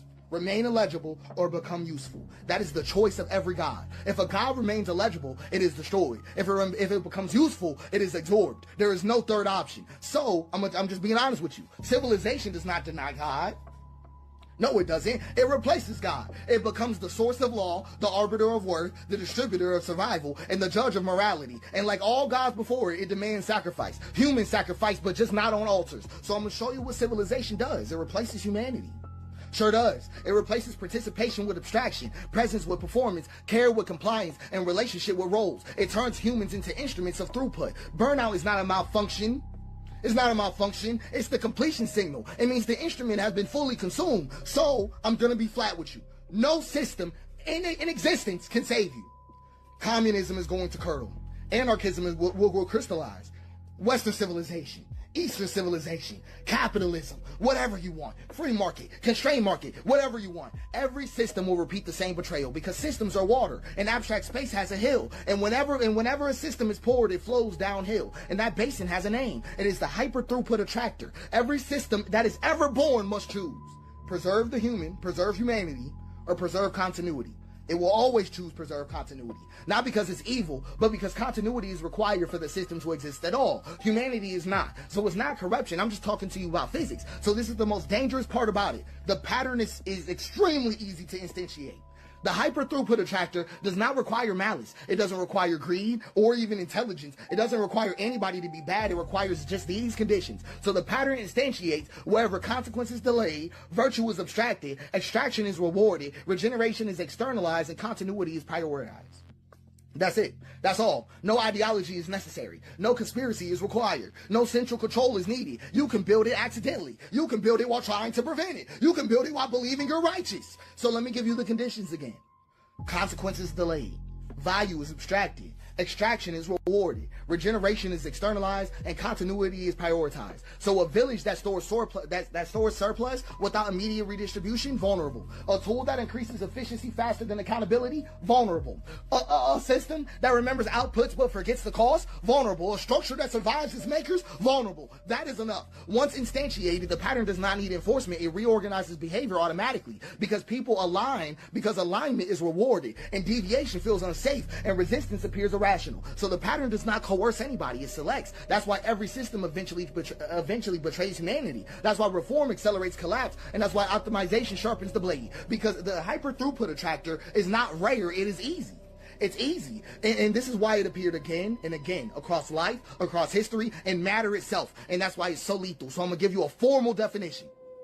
The hyperpredatory throughput attractor is a non-biological, substrate-agnostic, emergent pattern in abstract space that arises when extraction outpaces regeneration under delayed feedback, reorganizing agents through maximizing throughput at the cost of the conditions that sustain them until collapse terminates the configuration. So, all that is left after this, just being flat with you, is humanity. Not humanity as a plan, not as a future, but as a contact. I'm talking about bodies, land, risk, and care. No installation and no delay. You cannot leave this system. You cannot outthink this system. You cannot outsystem this system. The only thing that can ever survive this system is I am. Not your role, not your function, not even your name. Just I am. That's the only thing the pattern can't.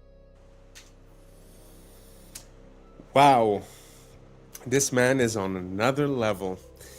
It's a lot to go through, but just to highlight a few things, I find it interesting when he makes the correlations with the gods, because I sort of had the same impulse in a way where these gods seems to represent authority or the way things work. Because even if you look at like the Buddha, if I'm not mistaken, his father was the supreme leader.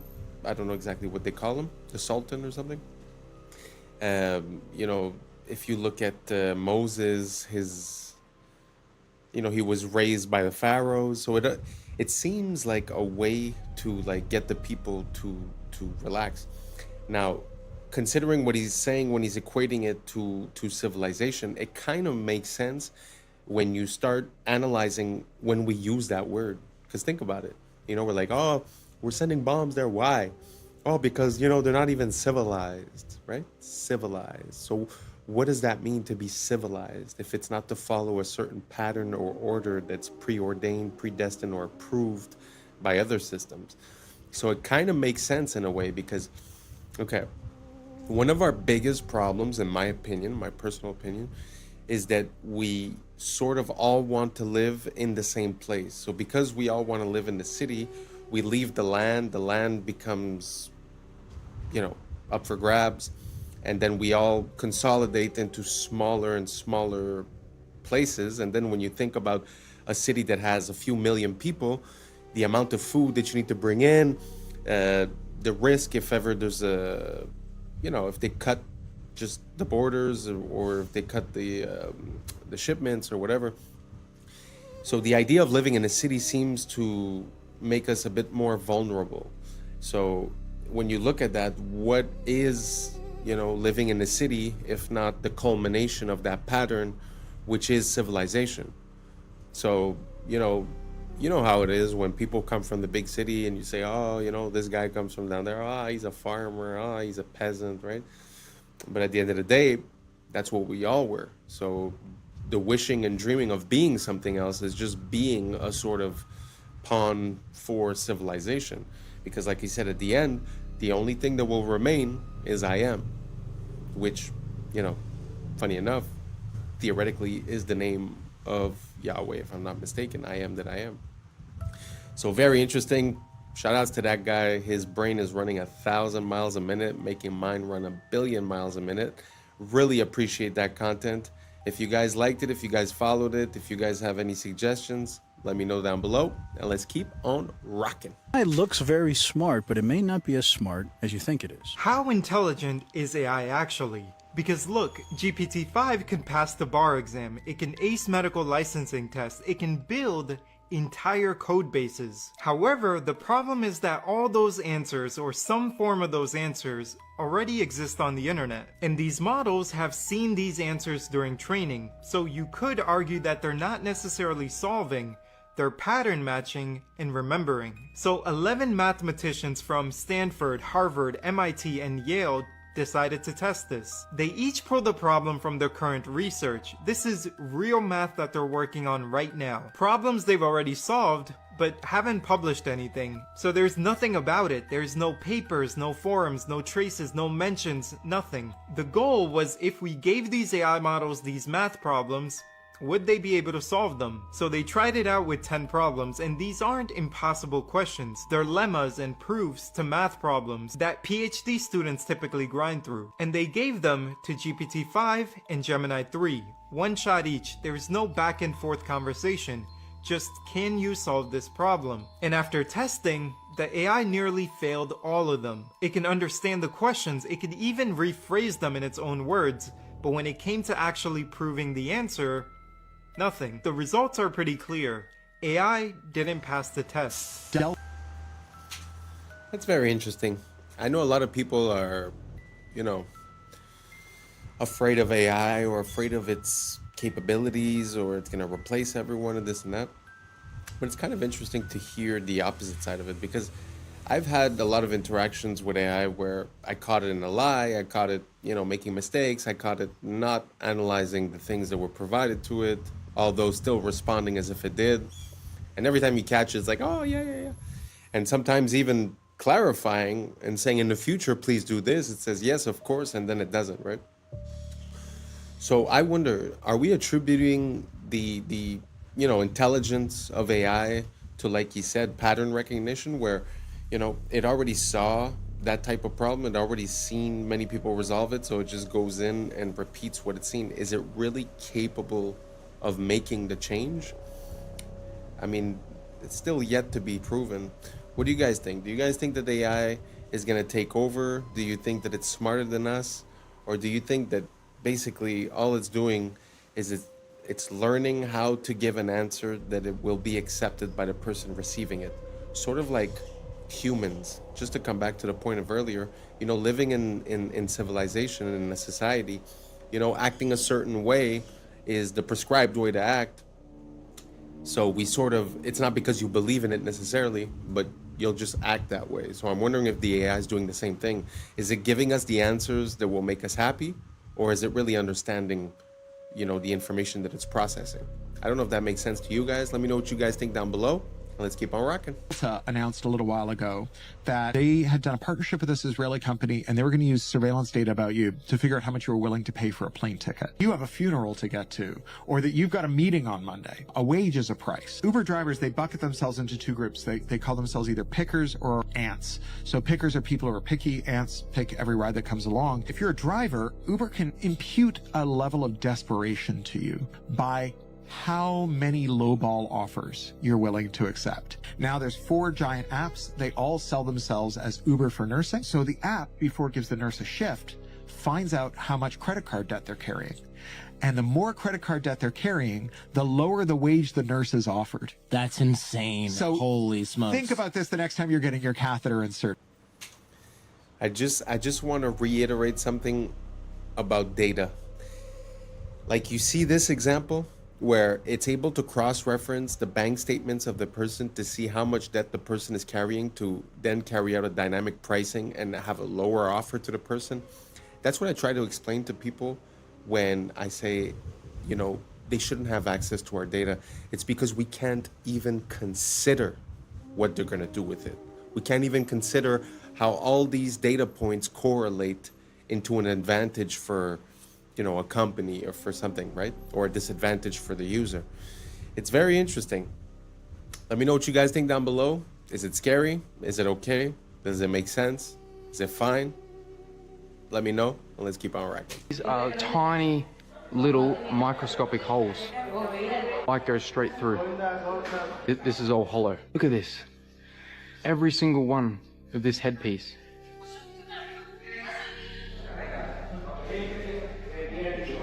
These tiny little holes, man. Light just goes straight through. This is another column that is just insane. All of this is hollow behind. So, allow me to make this clear. Me talking about it's not about whether it's good or evil. That in of itself is a binary spell. That's the trap, the bait, the engineered battlefield of perception. We think everything operates in a good versus evil framework, but the real operation is psychospiritual. It's a small group of magi, dark magi, sorcerers you could say, who are possessed by a very old godhead, who are forcing the world to play their role in a and they're doing it by making themselves the antagonists of our subconscious. Not because they want to lose, but because they need us to basically fire the first bullet. That's the ritual, but that's also the inversion.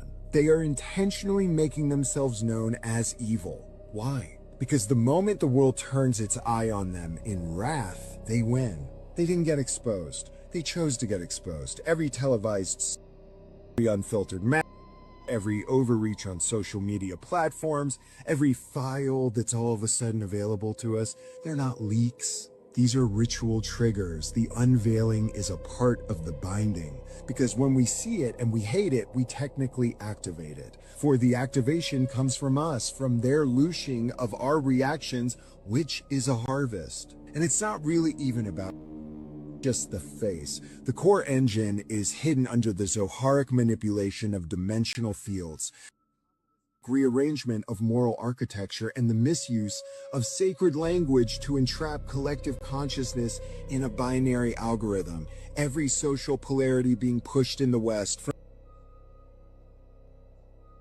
It's an echo operation to mirror the final battle script.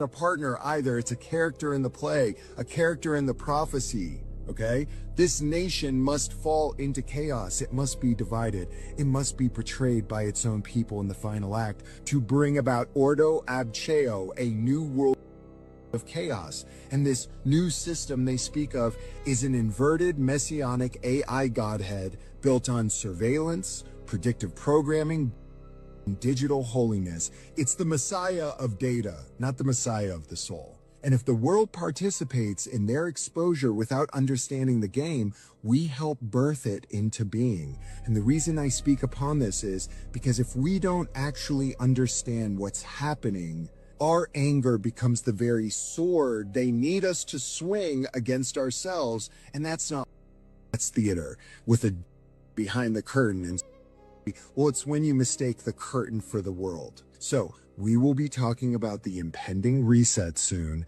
and there's going to be more to come. Love you.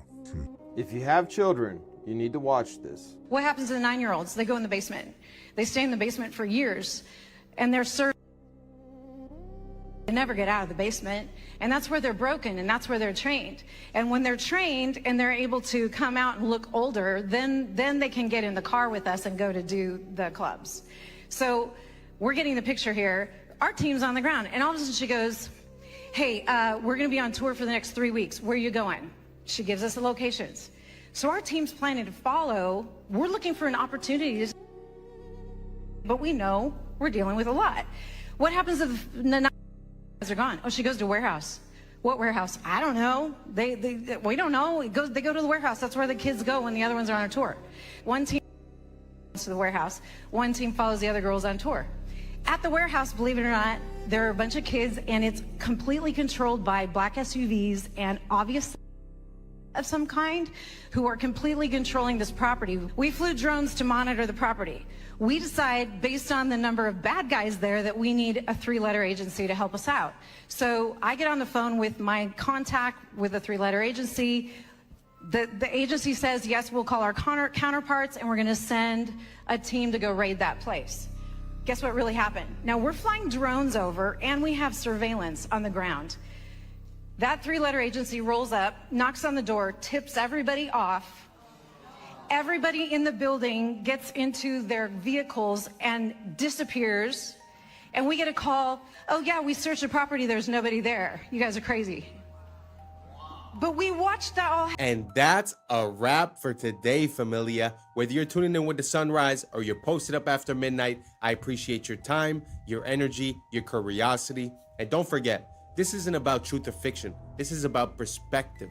If this sparked a thought, a laugh, a deeper question, then we did our job. So drop your thoughts in the comments, keep the convo alive, like, subscribe, and don't forget to hit that bell if you're riding a wave, because we're just getting started. Until next time, stay grounded, stay weird, stay critical.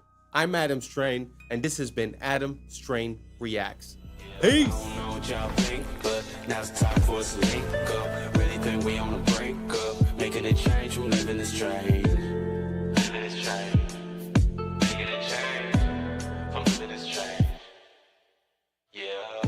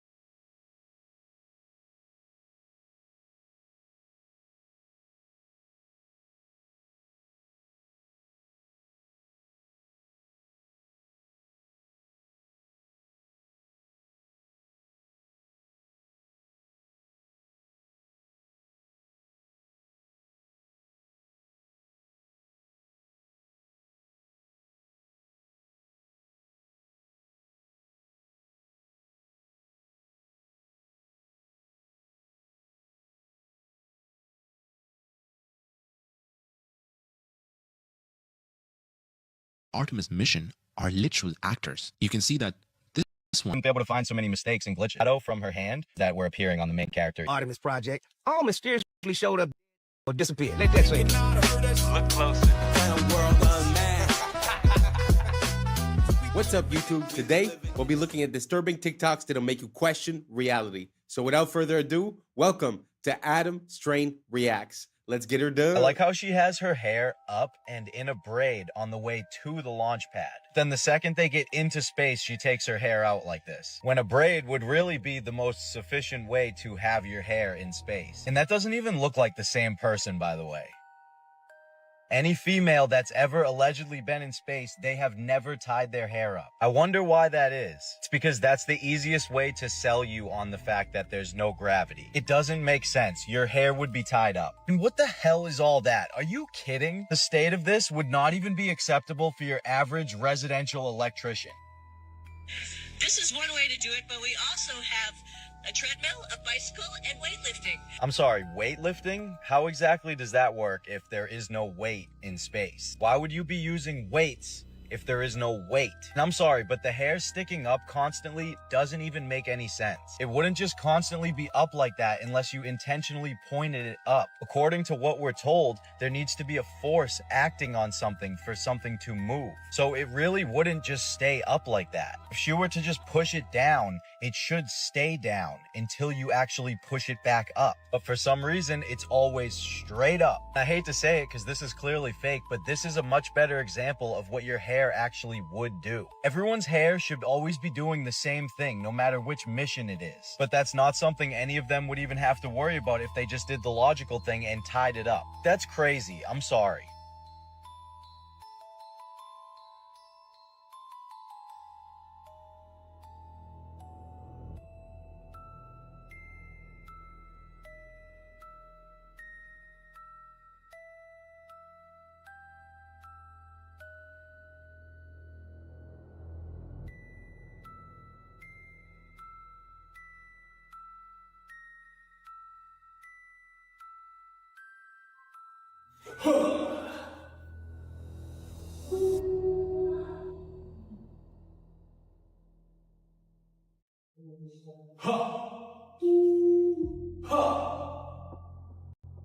For America and a waiting world, integrity is 5. What is that? The end of a paper towel tube? They're like looking out the end of a paper towel and turning the light on and off.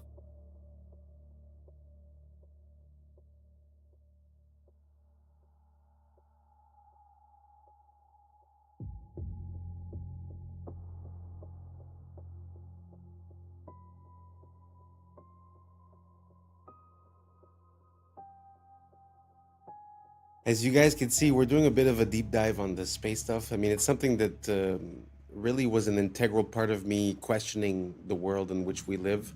And for me, it was satellites. When I started searching for that, it started bringing me to so many different questions and different pieces of how things work, and it didn't really make sense.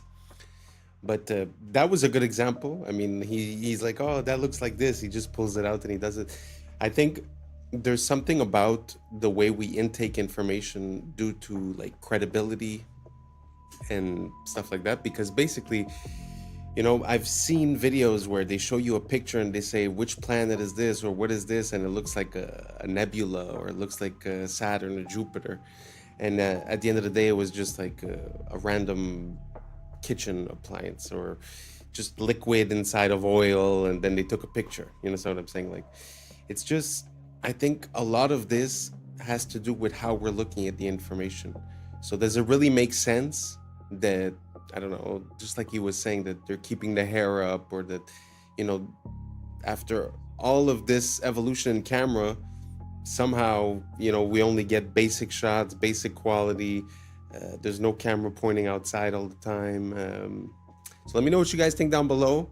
So this is the Artemis 2 special. We're just gonna breeze through it. Let's keep on rocking. Fast are you going at your top speed? It's interesting measuring speed in space. So, you know, we use like air density and to determine Mach. So when we enter the atmosphere, we'll be going about Mach 25, 26, or 25,000 miles per hour. 7 miles a second. Wow. He said entering the atmosphere at 25,000 miles per hour, 7 miles a second. So what they tell us is that the atmosphere starts about 62 miles up, what they call the Kármán line. You understand too that they tell us asteroids that we can view from Earth also move at about 25,000 miles per hour. So this tiny little pod about 6 feet across enters the atmosphere only 62 miles up, moving the same speed as an asteroid, which by the way is the same speed as escape velocity, which is required to leave the atmosphere. So if they were coming in at that speed, only 62 miles up, they would hit the ground in about 8 seconds. Oh, but I forgot they had parachutes, because you'd be able to stop an asteroid with a couple of parachutes, right? Oh, and I also forgot you can film something 60 miles away that's going 25,000. I keep seeing people say, oh, well, the air actually slows them down to about 300 miles per hour. Okay, so even if we went with that dumbass logic, 25,000 miles per hour to 300 miles an hour in just a couple of seconds. Remember, it would have to happen in just a couple of seconds because you only even have 8 seconds before you're at the ground. So basically an e-brake from 25,000 with humans inside. That would be even more extreme than going 500 miles an hour directly into a brick wall. This is about 5,000 miles per hour. Think about 5 times faster than that. 7 miles a second.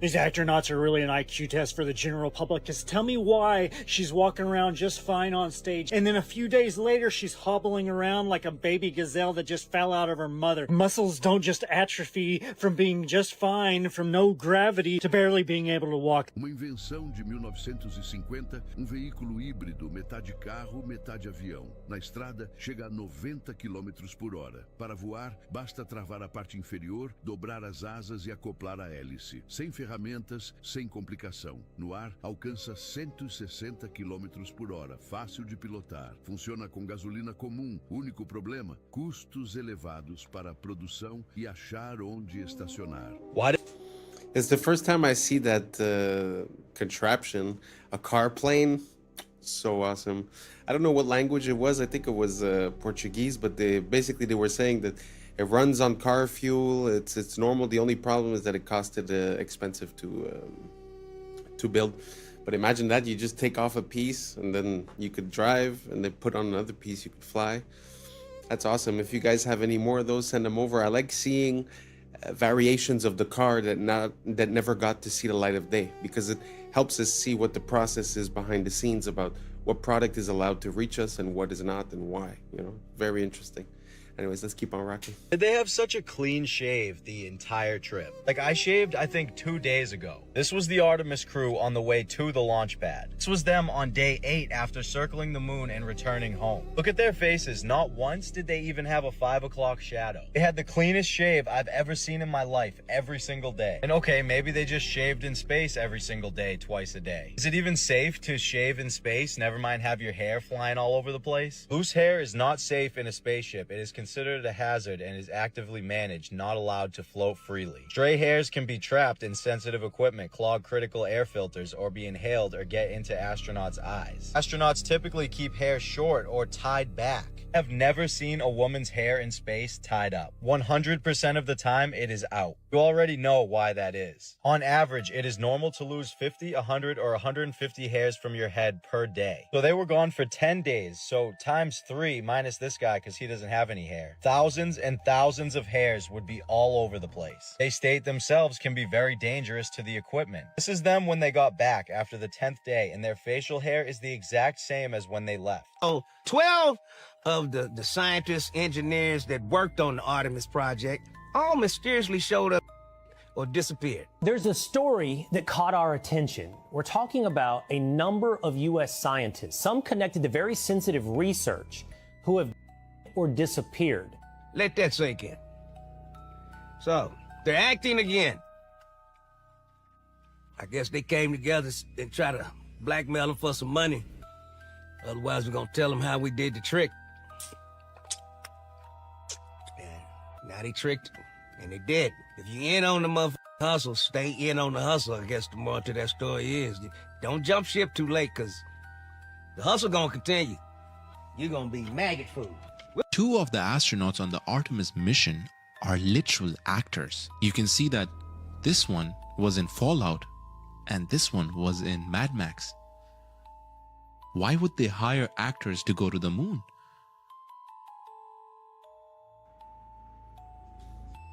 Isn't that concerning? I mean, it's a small detail. Don't get me wrong. It's not like it blows the lid off of everything. But what are the chances? And if you look at the girl astronaut, I don't remember her name, but if you look into her curriculum, like, she's been busy. Since 2003, she's been working at NASA, doing all kinds of stuff. So when is it that she becomes an actress? You know, and how come? I don't know. You guys tell me, does it mean something? Does it not mean something? Let me know down below. Maybe I'm missing something. Let's keep on rocking.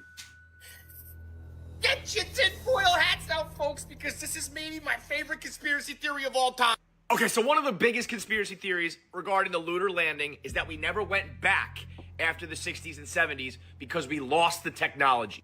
The idea is that the machinery and the tools that we used to get to the moon were either intentionally destroyed or lost over time. And the engineers that were working on it, they eventually all passed away. And so the actual hardware and the people that took us to the moon are no longer.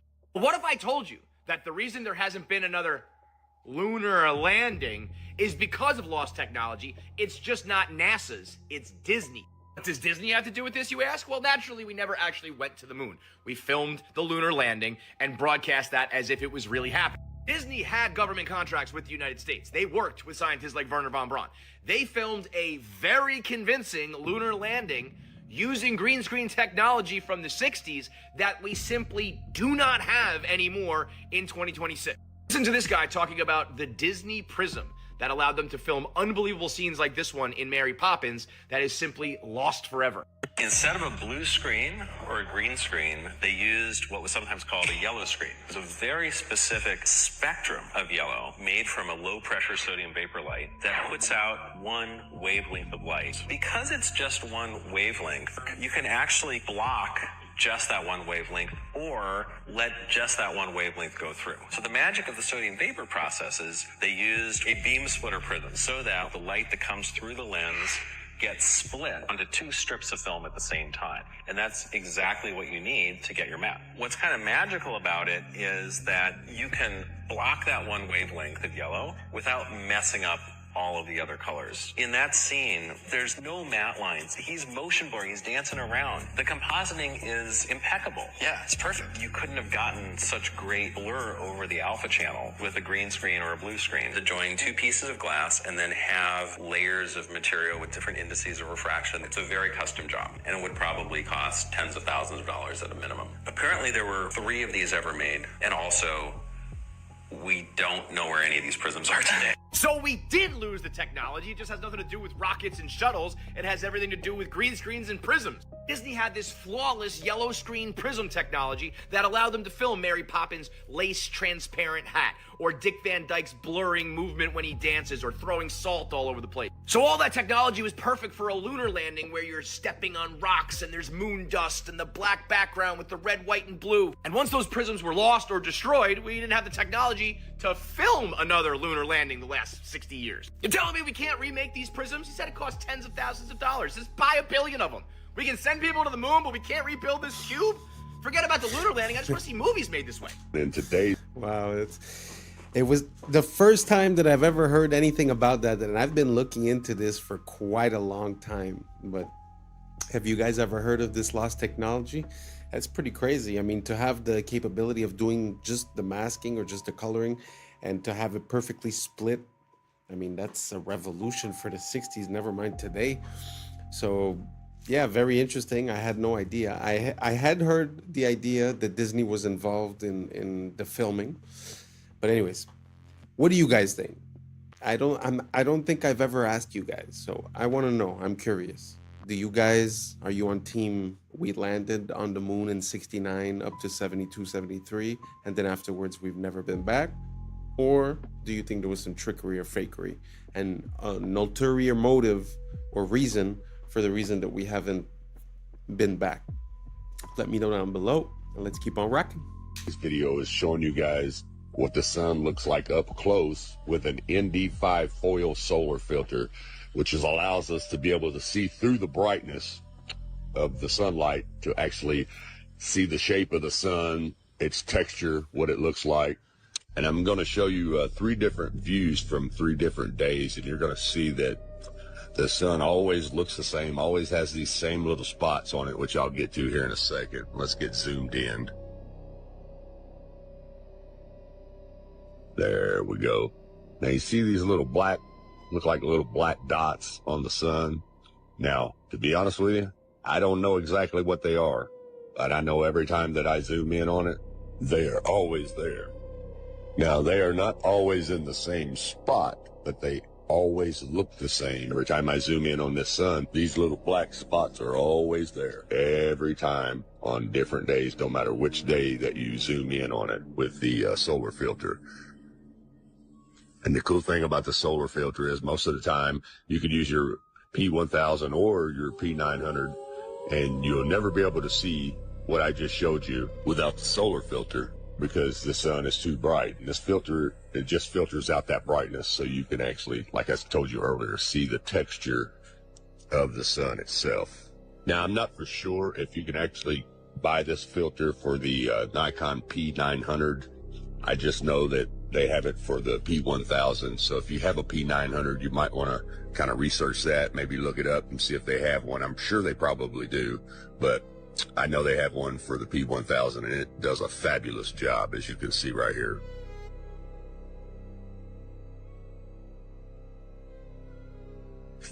Now you're getting ready to see those little black holes, those little black dots again, just as I showed you on the first day.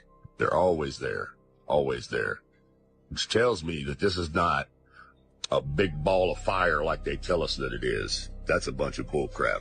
You don't see a big ball of fire anywhere on this. It just looks like a big light bulb with some bugs stuck to it. Not to mention the fact that I shouldn't be able to zoom in on this at all with a camera. It's supposedly 93 million miles away. Think about that. 93 million miles away. Trust me, there is no camera in the world that can see 93 million miles away. But anyway, it's a little shaky there. Sorry about that, guys.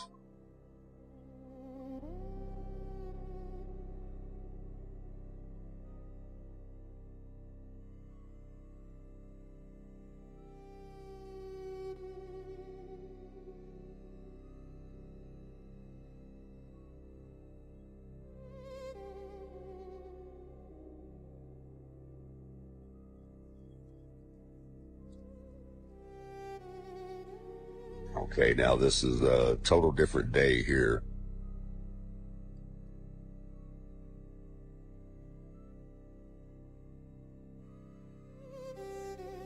There was some humidity on this day, so I didn't actually get the orange look or the yellow look. It actually had a white look to it. But you can see those black dots or little black holes are there on day 3 also.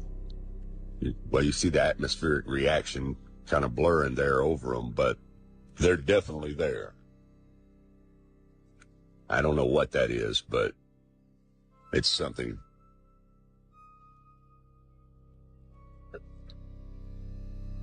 Now here you have NASA's computer-generated images. Now look what they show you. They show you this big old ball of fire with looks like lava and fire shooting out of it, which is all cartoon images. CGI, people. It looks nothing like what I just showed you in real time with a real camera with a real solar filter. It looks nothing like this NASA cartoon bullcrap.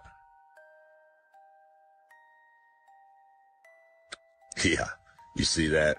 You don't see nothing on that one when I zoom in on it. Just looks like a big light with some little specks on it, little holes on it. Looks nothing like this cartoon crap. I'm telling you, people, the Book of Enoch tells us that it's a luminary, not a ball of fire, as you can see here. And that which thus rises is the great luminary, and it is so named according to its appearance, according as the Lord commanded. As he rises, so he sets, and decreases not, and rests not, but runs day and night, and his light is 7-fold brighter than that of the moon. But as regards size, they are both equal. So do you... Wow, that's very fascinating, very beautiful. I really love this type of content, looking into things close, whether it be with a microscope, with a telescope, with a camera. I find there's so much detail and grain to this world that sometimes, like you were saying at the end, you know, they show us a CGI representation, but does that even match reality at all? It's a very good question, but I found that super interesting. If you guys never seen, I'll try to get some videos, but also sometimes they zoom into stars and you could see this vibration and it looks like a cymatic pattern. It doesn't really look like a solid object neither. Very interesting to look at this world when you're looking in closely. Anyways, let's keep on rocking.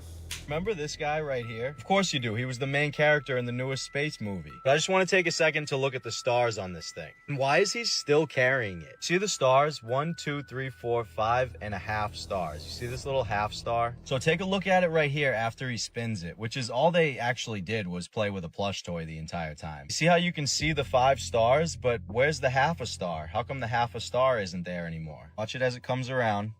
5 stars. You clearly saw 5.5 stars. Where is that half a star? How come it's not there? But maybe if they didn't focus so much on spinning microphones and plush toys and actually showed us the moon, Earth, or what space looks like, then we wouldn't be able to find so many mistakes and glitches. Now, I just want to look at one more thing from our main character here. See right here how there's a shadow from her hand? Well, there should also be a shadow from the toy, but there isn't one. You see, she brings her hand back. There's the shadow. Takes it away. No shadow. So why isn't the toy giving off a shadow when her hand is in the same exact spot giving off a shadow? We don't even have to talk about the words that were appearing on the main character either. We've already talked about that. I mean, they were all interesting, but has anyone seen a debunking about the last one that he just showed? The one with the letters going through? Because if you think about it, it would make sense if they're using a blue screen and the little plush toy is blue. So let me know if that's been debunked, because that's a pretty good one. What do you guys think? You guys think it's what do they call it? Augmented reality, where they use 3D modeling in real time? Or do you guys think that it's just a mistake of lighting or in our mind? Or let me know what you think down below. Let's keep on rocking.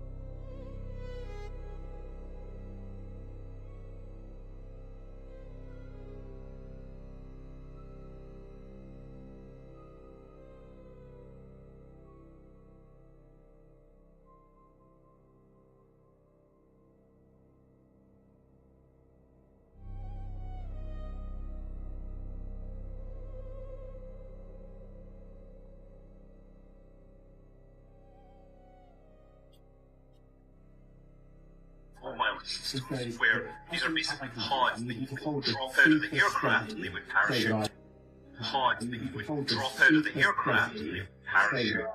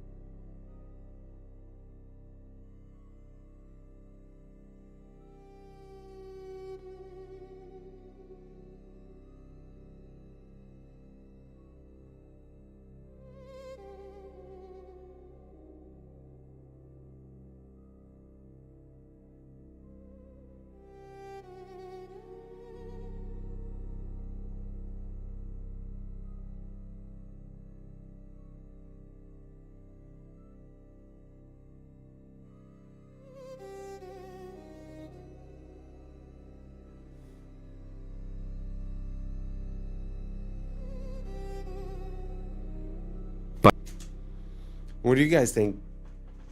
Do you think it's possible that they just dropped the pod off from a plane instead of it reappearing? Or do you guys think that's just a coincidence, the fact that that plane has that capability and was passing over it on the same date towards the same area?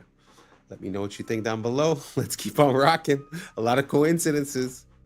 Pas de caméra interne pendant l'ascension, juste des coupures pour faire place aux images de synthèse. Ils sont prudents pour pas faire les mêmes erreurs qu'avec Apollo 11.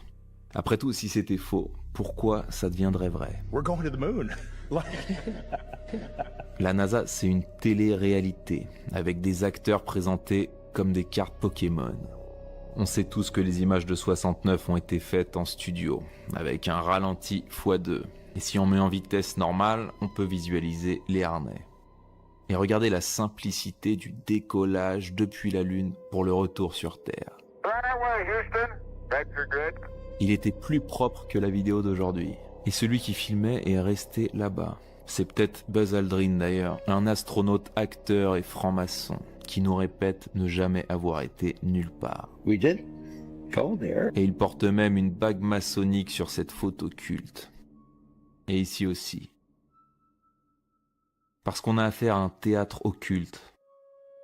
La fusée fait 322 pieds de hauteur. En Gematria Prime, Artemis 2 égale 322. Le fameux nombre de la société secrète Skull and Bones. Parce que la conquête de l'espace est une conquête de l'esprit. Répétée depuis ton enfance pour t'éloigner de la réalité et t'enfermer dans leur prison digitale.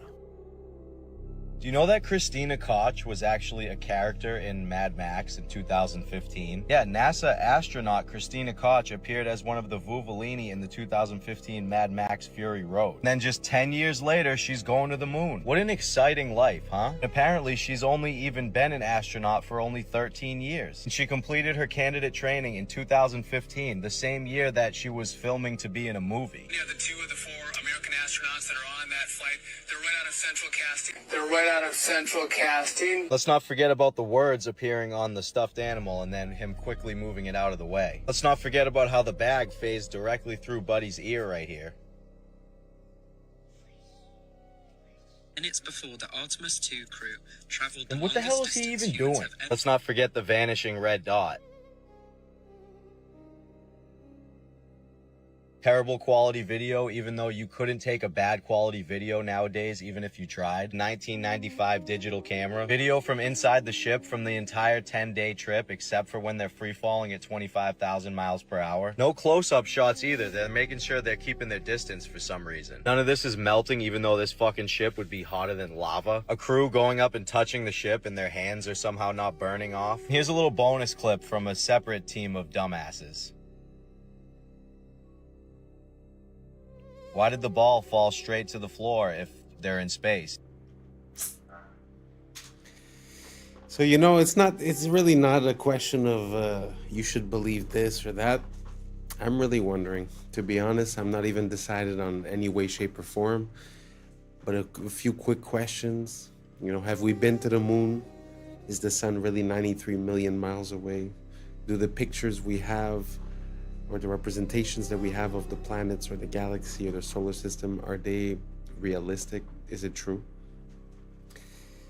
Let me know what you think down below, and thanks for rocking. And that's a wrap for today, familia. Whether you're tuning in with the sunrise or you're posted up after midnight, I appreciate your time, your energy, your curiosity. And don't forget, this isn't about truth or fiction. This is about perspective. If this sparked a thought, a laugh, a deeper question, then we did our job. So drop your thoughts in the comments, keep the convo alive, like, subscribe, and don't forget to hit that bell if you're riding a wave, because we're just getting started. So until next time, stay grounded, stay weird, stay critical. I'm Adam Strain, and this has been Adam Strain Reacts. Peace! I don't know what y'all think, but now's the time for us to link up. Really think we on the brink up, making a change from living this strange. Living this strange. Making a change from living this strange. Yeah.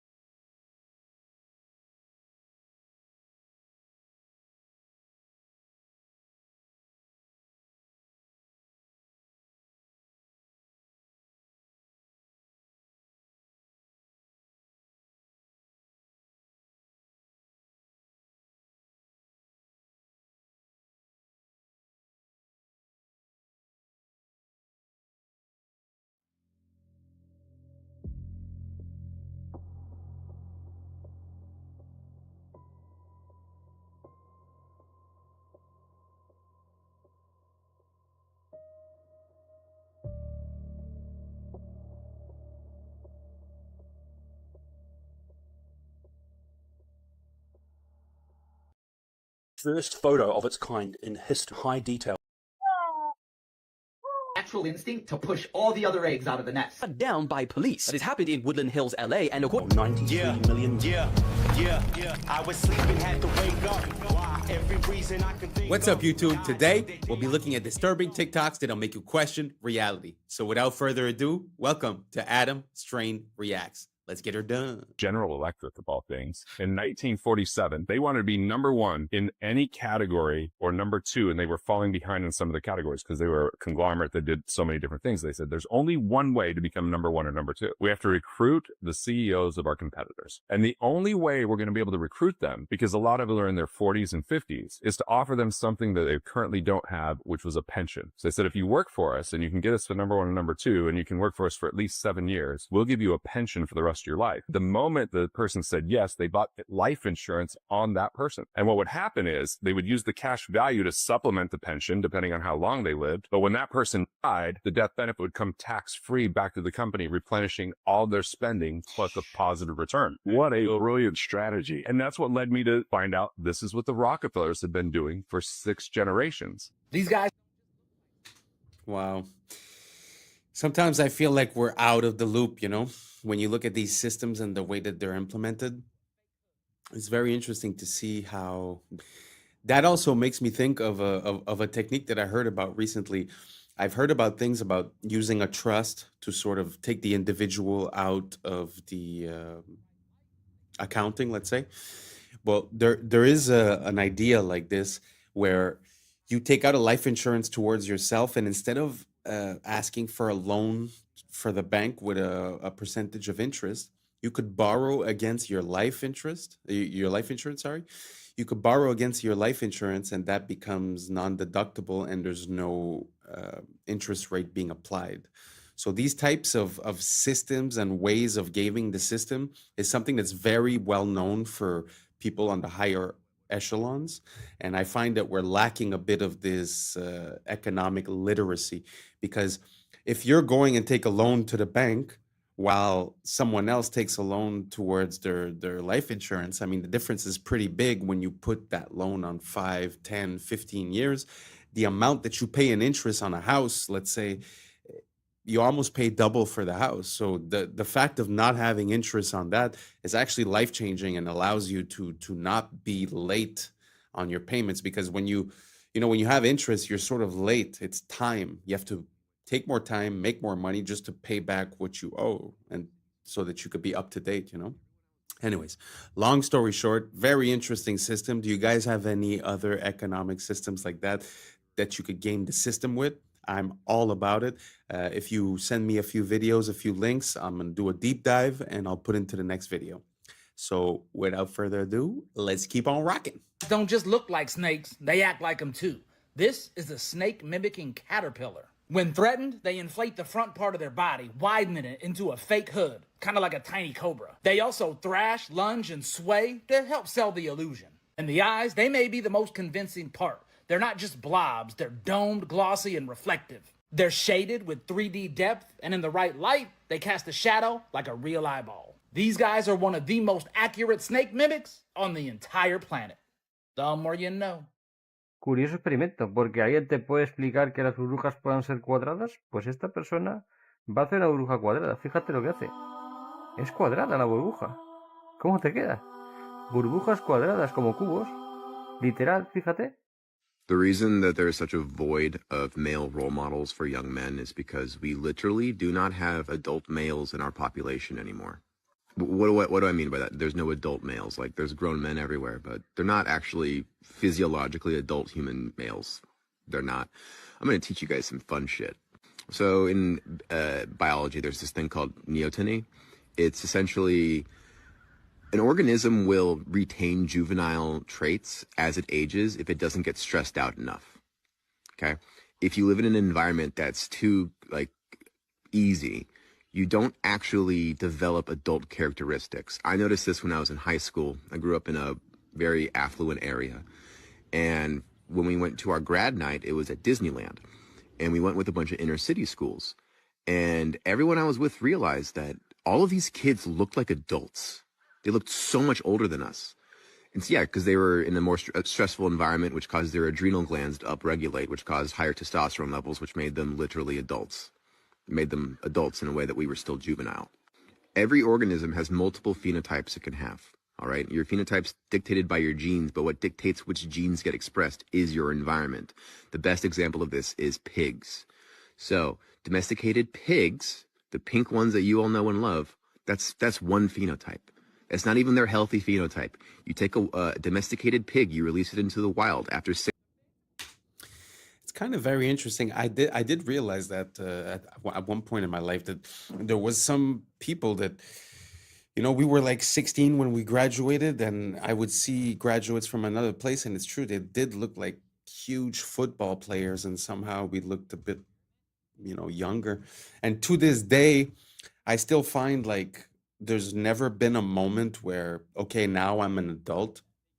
Yeah, I handle, taxes and all that stuff, but I mean, I still don't feel any different. It kind of makes sense in my mind what he's saying, that if you're not stressed enough, you might retain characteristics of something that's considered not mature, not developed. Kind of makes sense.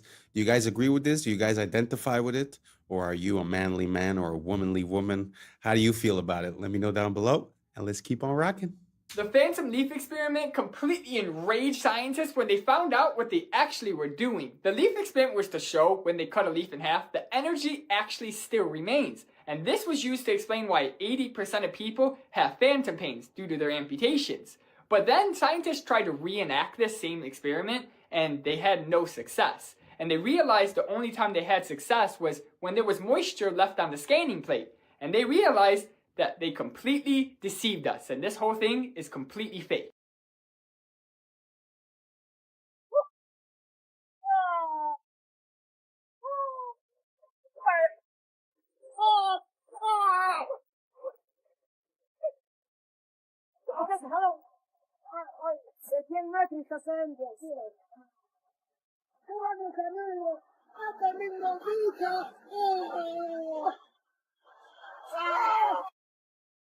That's very interesting. I've seen a few videos like that where you see like localized rain.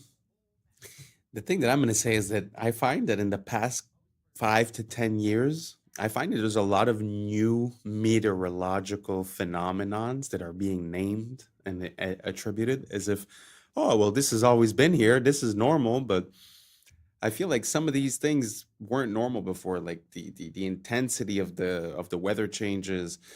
Like I grew up in a place where you have 4 seasons, and it feels like the more time has went, the more they get intense. So it gets intense heat and also intense cold, and it's like it changes very drastically. I don't know if you guys see the same thing. I find that the weather has been changing these past couple of years. What do you guys think? Do you guys think it's all the same? Is it just the fact that we have more information coming from social media, or do you guys agree that there's a bit of a intensity to the weather compared to before? Let me know down below, and let's keep on rocking. Yep, that bird just wiped out the whole nest. And that's not even the worst part. Meet the cuckoo. Like most birds, they lay their eggs in a nest. The only difference is they don't lay their eggs in their own nest. Nope, they lay their eggs in other birds' nests. And they usually pick a bird whose eggs look a lot like theirs. That way it blends in. It's kind of genius. And then they just skedaddle and have that other bird feed and raise their baby. This is known as parasitic nesting. But it gets a lot worse than that. You see, when it's time for the cuckoo to lay its egg, instead, it'll wait 24 hours and keep it on the inside. This ensures that the cuckoo egg will hatch before any other egg. And when a cuckoo is born, they come stocked with the natural instinct to push all the other eggs out of the nest. It comes right out of the egg as the villain. That's impressive. And even if the other eggs do hatch, they'll push the chicks out. They take over the whole nest. That way, they get all the food, they grow up big and strong, so they can go and do it to another bird. Talk about a vicious cycle. And as always, follow for more facts. Don't worry if you can't hear what I'm saying. I couldn't even hear myself. This is the loudest sound you could possibly conceive. And as it turns out, the cleanest.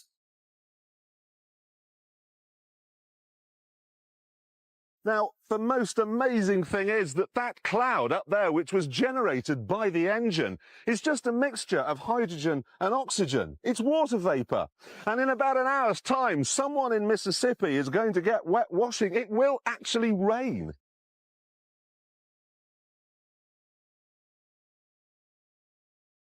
I told you. It's raining.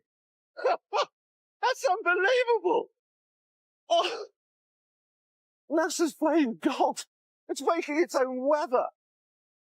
For years. You know, stuff like that. I find it just shows how this place is ridiculous, because on one hand, they're going to tell you, oh, weather modification is absolutely not a thing. And then on the other hand, they're going to tell you, oh, well, look at this. We made it rain. I mean, you have services that are selling you the service of making it rain in Dubai or whatever. So obviously it's a technology, but like you said, NASA's playing God. And I find that there's a lot of things like that that we're just not aware of. We're out of the loop for national security, for this, for that. But I do not agree and do not consent with playing with nature or playing with the weather, because I think that there's repercussions that we might not be aware of in the immediate present. And I would rather we not do that. And if we're stating consent, I would also, not consent for anything that has to do with cloning, anything that has to do, all that type of stuff. So what do you guys think about that? Do you guys think it's fine that we might be controlling the weather? Like, this theoretically is by mistake because it's like the byproduct of the engine. But do you think that intentionally the government might be doing that? Let me know down below, and let's keep on rocking. I believe sound was just a physical phenomenon. Vibrations through a medium measurable, predictable. But then I came across something that changed everything. The Tartarian Bell Towers, a lost civilization, an architecture of impossible precision. We thought they were just church bells until a 250-year-old recording was discovered, preserved on a wax cylinder, buried beneath a collapsed monastery in Eastern Europe. A recording that was never meant to be heard again. And when we analyzed it, the data made no sense. Frequencies appeared that don't exist in modern tuning systems. Oscillations extended beyond standard auditory perception. Decay patterns defied known acoustic laws. The harmonic overtones weren't random. They matched geometric structures found in sacred architecture, resonating at frequencies that align with bioelectric fields in the human body. This wasn't just a sound. This was a transmission. Modern science tells us that sound can affect the brain. It can synchronize neural activity, stimulate the vagus nerve, even alter gene expression. But this was something else. The Tartarians built these towers with frequencies engineered to interact with human biology. Their bells weren't just ringing. They were broadcasting structured resonance, potentially influencing consciousness itself. And then all of them were removed. The towers dismantled. The bells taken down. The recordings locked away. Why? What were they trying to erase? And if this is just one recording, how many more are out there? I put that video in because I like the visuals and I like the storytelling. I like the association that they're making with the frequencies and with the effect that it might have on the human. When it comes from the bells, it could also be the organs, it could also be the churches, it could also be all that kind of stuff. But one thing I want to say is that personally, I don't put any credibility to Neil deGrasse Tyson. And this was AI, so it was not Neil deGrasse Tyson. So if you believe what you just heard because of Neil deGrasse Tyson, just move along. But the reason why I put that in is because I find that it shows a parallel between the like either the Germans or either, you know, religion, Christianity. There's this emphasis on bells and on vibration that's very important, and I'm almost sure that there is something hidden there, that there is something that we're not being told. And yeah, let me know what you guys think down below, and let's keep on rocking. This is a great example of why filmmaking will be completely overtaken by AI. This is someone showcasing what Photoshop can do in adding people to a scene using photos only and creating a movie scene using Photoshop. Look, they're going to write a prompt in here, taking these photos and just adding them into the scene. This is the beginnings of it. Very easy prompt to write in. Now they're in the scene. You can't distinguish that from reality. Now they're going to add another person in and create the actual scene, the movement, the action. And you can create audio, visual, and it's indistinguishable from real life. They're not going to need to go out and film on location. And look at this.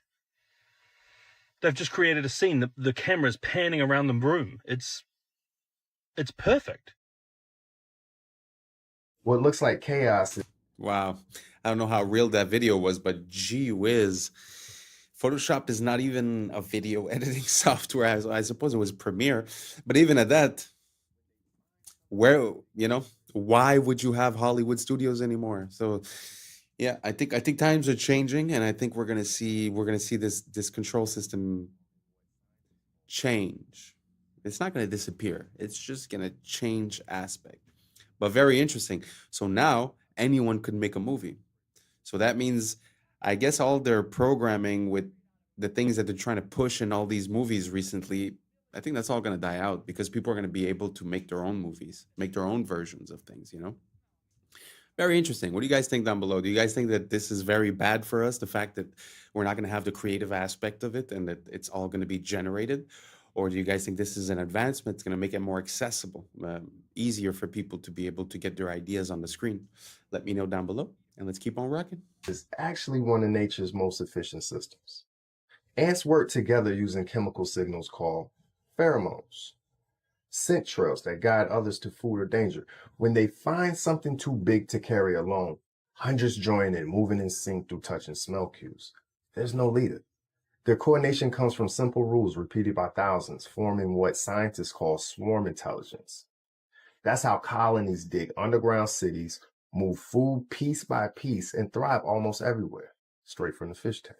I cannot be the only one that saw this and didn't think it was straight out of a movie. But it's not. It's actually bees in military training. Like, I'm not even joking. They began to realize that bees have a very good sense of smell. I mean, they have to smell pollen. So they began to vacuum up bees and they put them in this container. They dropped the container into the fridge to calm them down because they were kind of angry. This is kind of when it gets weird, but they have this little thing that pushes them into this little tube, and these tubes drop them in these pots. Still feels like this is a movie, but anyways, they began to feed them sugar water. But before this, they would actually release a gas into the area, because the gas they release is the smell of bombs. So they kept redoing the cycle of releasing gas and then feeding them sugar water, and releasing this gas and then feeding them sugar water. And one of the times they released the gas and its tongue began to go, because it was anticipating the sugar water that it was going to get. And at this point, these bees are ready for war. So all they gotta do is release it in an area that they think there's like landmines or something, and the bees will go flying around, and when they find a bomb, they'll go and start moving their tongue. One of the only creatures known to do this was dogs, but bees, they do it better than them. Other than that, thanks for watching and follow for more.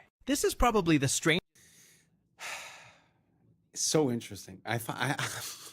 It amazes me how you're able to control another being and rewire its behaviors, habits, and actions. Let that sink in. Because we think we're so special as human beings, but what you just saw for the bee is very applicable to human beings, and they have been using that against us. So I know it seems like two different topics, but really think about it. If they're able to associate a smell with a taste or with a craving, how easy is that to be done with us? And because we're exposing ourselves to external signals all the time, so social media, TV, and all that, we're not even in control of the signals that we receive. So how easy would it be to put now it's sugar, but it could be like a certain flash rate, it could be a certain song, a certain color, a certain frequency. So every time you see some item like a potato, let's say, they put you these positive signals. Why wouldn't that leave you at the end of the movie craving a potato, right? So anyways, super interesting. I never thought that the military would be enlisting bees as their soldiers, but very interesting story. What do you guys think about this? Do you guys think that it's unethical? Do you guys think that it makes sense? Is it better to use bees than humans? Or do you guys think that we're taking away their free will?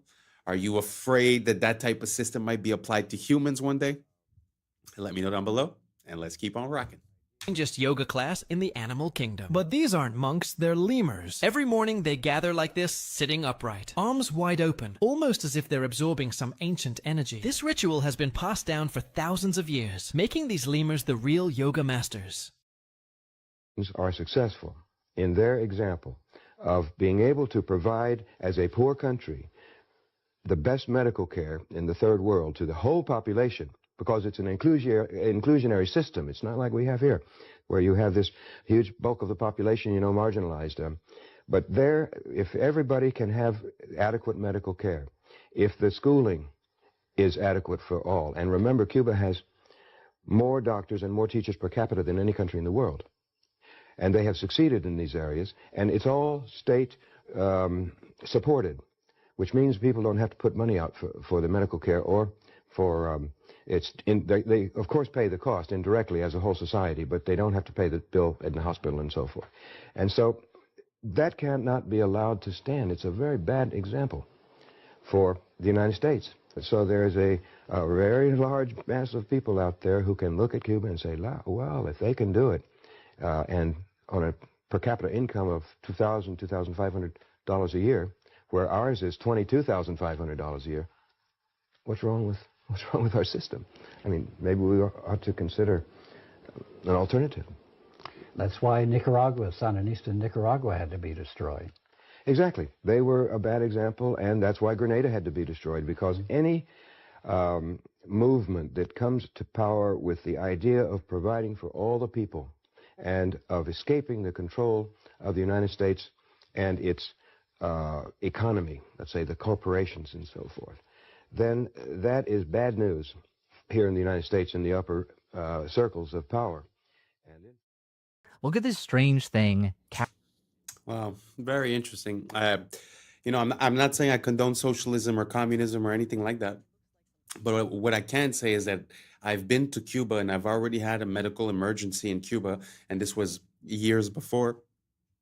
But I do remember that it is a complete different world. I mean, the doctor was there, he was present, he was happy, he was helpful.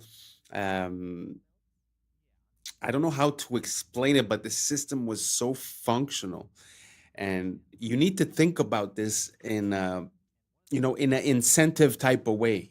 Earlier I was talking about mental control. It's the same thing, because when you control what the person receives as a reward, you change what decisions they're going to make for their life. So when you have a place where you're not going to make more money being a doctor, but you're going to help people. So if you desire to help people and you desire to be a doctor, you will be a doctor when money is not the incentive. So think about it fast. What was your experience the last time you went to a hospital? How was it done? What was the attitude? What did it seem like? What did you feel like?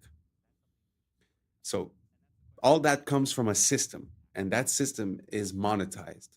So if every person that comes in is a potential profit, you're going to treat them very differently than, okay, I have my budget for the month. No matter who comes, I'll do what I can. It's a complete different outcome.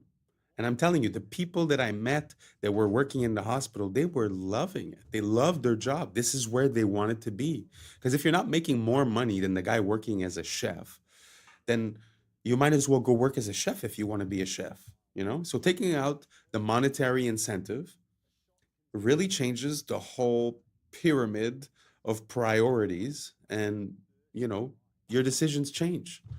So anyways, this is this very long point that I'm making, but I'm just saying, we consider these countries as being third world or as being lacking, but sometimes the basics are the most important. You might have the most luxurious things, but if you don't have health, what do you have?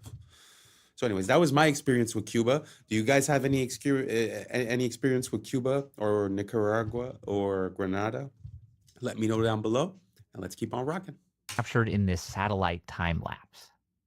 Ooh. This is out in Siberia. Okay, it looks like something flesh eating. You can see in this Cold War era spy satellite image that this chasm doesn't exist in 1965. And now it's a kilometer wide. This is called a thermokarst depression, and it's caused by thawing permafrost. This, I assume, is the top layer sort of caving in as the bottom layer also melts. Yeah, on these edges, the soil, the frozen soil is exposed to air, and that triggers landslides that sort of chip away at the edges. And one of those landslides revealed this incredibly old baby mammoth they called Yana, one of the best preserved ever found. There's also Luba and Chroma, who looks a bit sadder because she was discovered when a hunter saw a fox gnawing on her trunk. And what's crazy about this to me is the fox clearly found this trunk meat to be sort of edible, like it's that well preserved. And I even found some reports of humans trying mammoth meat, though they both said it tasted pretty bad. And you got to wonder if the permafrost can preserve a mammoth calf for tens of thousands of years. Could it also be preserving ancient bacteria and viruses? Is that something we should worry about? And that's the question that our latest full episode tackles. You can check it out on YouTube. A photographer in Arizona. Yeah, that's very interesting. I would really like to see, like, the way you saw that crevice sort of become bigger through the years was, it's something that you would never realize, just walking there, because you wouldn't see the difference. Maybe you'd see the difference 10 years later. But I would really like to have like a time lapse of the Earth. I'd be very curious to see how things have moved. I know they have the theories of Pangea and this and that, the Bering Strait. I get it. But I'm not talking about theories. I'm talking about, it'd be so interesting to see, the Earth evolve and change. I wonder what else has changed, Yeah. What do you guys think? Let me know down below, and let's keep on rocking. I just captured what's now being called the greatest shot of all time. Renowned astrophotographer Andrew McCarthy sent his friend Gabriel Brown up in the sky for a very unique skydive that had to be timed perfectly. He watched from his laptop in anticipation. He knew it straight away that he had something absolutely amazing. The first photo of its kind in history, capturing a skydiver with a sun in high detail 93 million miles behind him, perfectly crossing paths. A shot considered almost impossible, but he did it, and it's fantastic. They did it first try as well, which is even more amazing. And it's an amazing photo because we're in a world now where there's so many AI images, and it just hits so much harder that it's real and raw. Dostoevsky warned us tolerance will reach such a level that intelligent people will be forbidden to think so as not to offend the imbeciles. And the prophet was right. We live in an age where thinking has become a crime, where the sensitivity of the fool is worth more than the clarity of the wise. Truth must now apologize, thought must walk on tiptoes, and he who dares to question it is silenced, labeled, and canceled. What they call tolerance is in truth the new name for cowardice. A society that protects stupidity is doomed to be ruled by it. Dostoevsky saw the abyss long before us, and he was right. The world won't be destroyed by the wicked, but the cowards who can't stand to hear someone think differently. Researchers at Rice University have developed... Wow, that hit hard. That hit really, really hard. That's amazing. Because really think about it. Look at all these platforms. You know, back in the days, we used to have like 3, 4, 5 companies that were media companies. They'd give you the news. So now we thought we would be safe because we have thousands and thousands of content creators, right? But you sort of realize that the incentives are being manipulated. So if you want the engagement, you're going to have to be repeating the signals that they send. And if you repeat the wrong set of signals, then you get the opposite result. So it's very, very easy to control what's allowed to be said, what's not allowed to be said. Like you said, you know, the questioning of the fool has now became more important than the knowledge of the wise. It's very, very interesting and powerful words in these days. What do you guys think down below?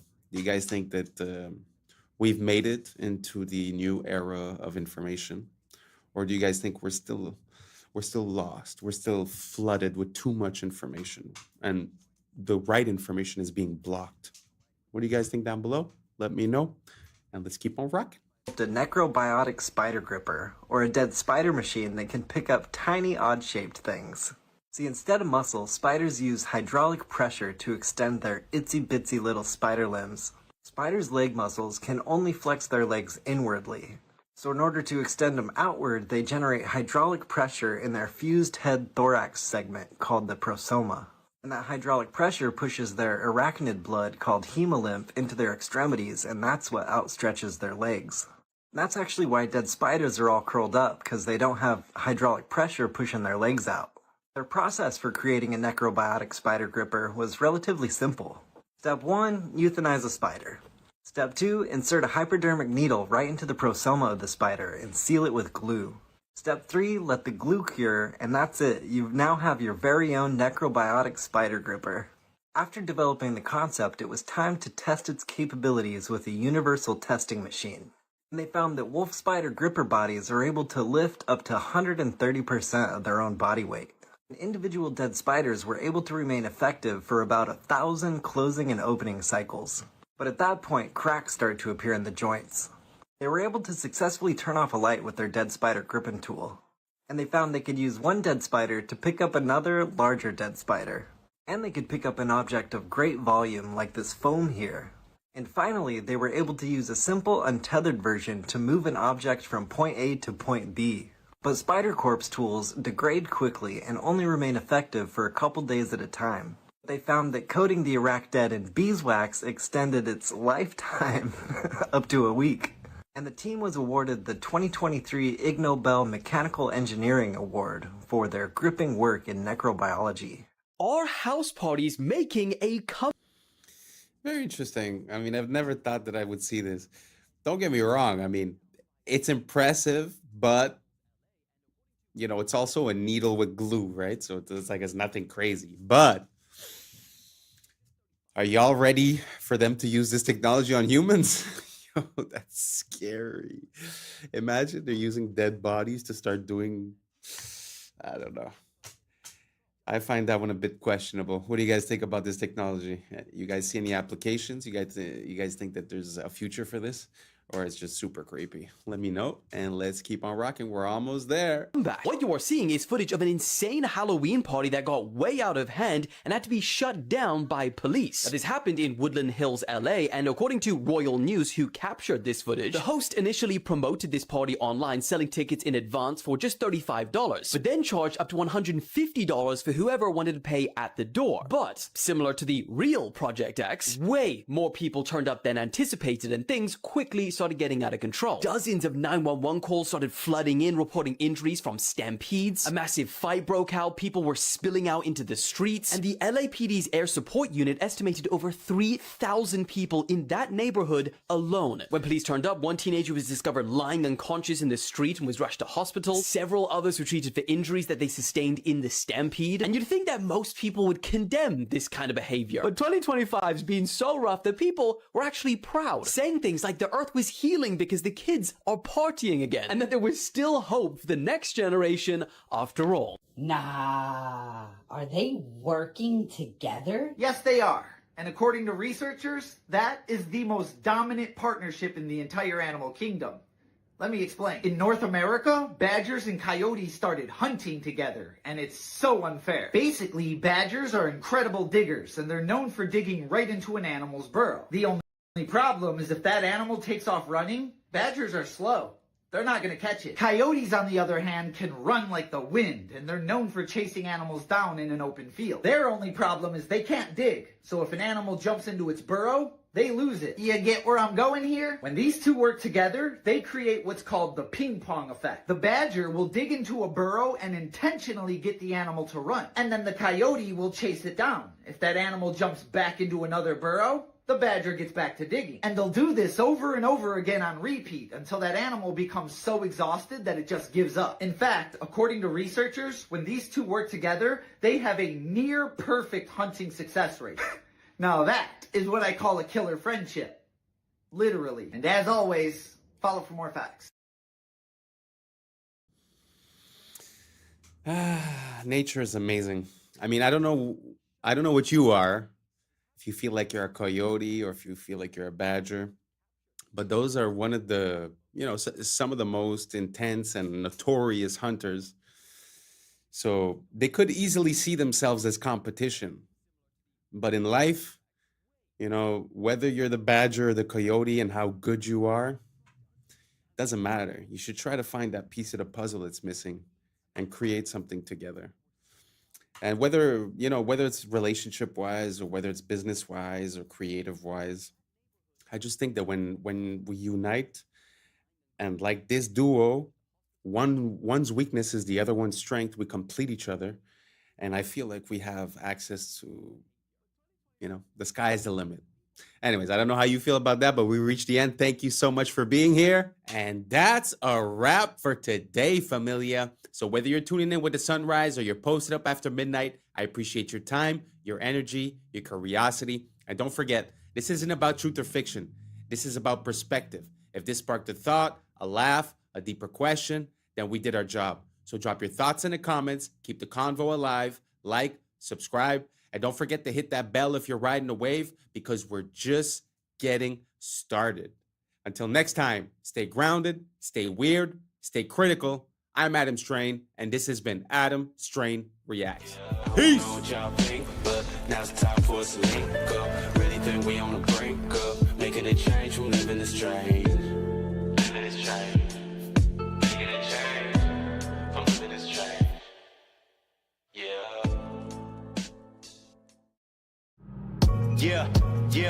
Yeah. I was sleeping, had to wake up. Why? Every reason I could think of. God, till the day I keep the ink up. What's up, YouTube? Today, we will be looking at disturbing TikToks that'll make you question reality.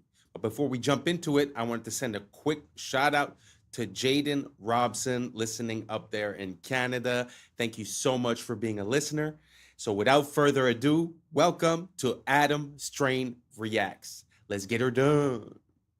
It's funny, like even like the story of Isaac Newton. So how did he discover gravity? Well, of course, he was sitting under a tree and an apple hit him on the head. Children, can I explain to you this? He already knew things fell down. Everybody knows things fall to the ground. That is not how he came up with the theory of gravity. The apple is symbolic of the tree. Once again, the tree of knowledge and good and evil. If you actually look up the old Apple logos, the very first ones, it's literally Isaac Newton sitting under the tree. So what did they change that logo to? An apple with a bite out of it. You guys understand what that means? Do you remember when they sold the first Apple computer and it was $666.66? Do you think these are coincidences? Like, no, that is what they're telling you without telling you. What if I told you the reason you feel temptations for certain things and certain sins is very specific to what you're supposed to do? Before continuing, I wanted to warn you guys, their phones were being spied on. Click on this icon, then more. If you see it, delete it immediately. So if you have the urge to smoke or damage your lungs, it's because your voice was made to worship. The enemy's trying to silence you that was meant to praise. If you have crippling self-doubt or insecurity, it's because you're meant to lead and inspire. If you weren't dangerous to darkness, it wouldn't try to mute your confidence. If you have constant distraction and procrastination, it's because you carry strategy, vision, and ideas from heaven.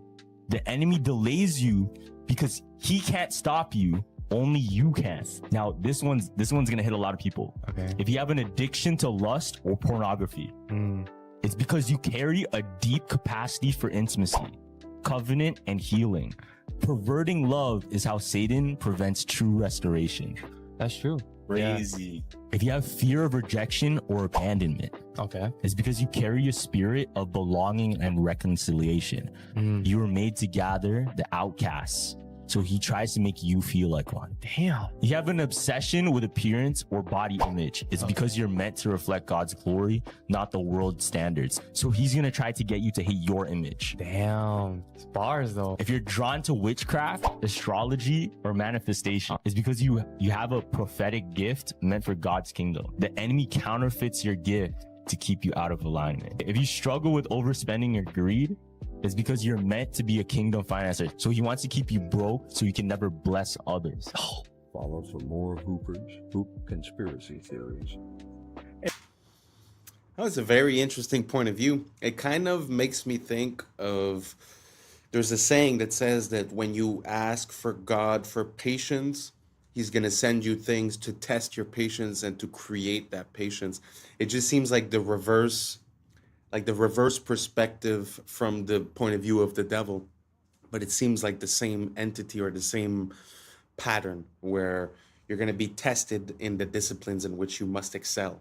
So it's very interesting. Do you guys see that parallel within this? Do you guys think it makes sense? Do you see yourself as one of these archetypes? And if so, let me know down below which one. And let's keep on rocking. It's interesting, if you study history, all of the ancient civilizations, the Babylonians, the Sumerians, the Greeks, they all are the Chinese. They just arose out of nowhere. Poof, there's a civilization.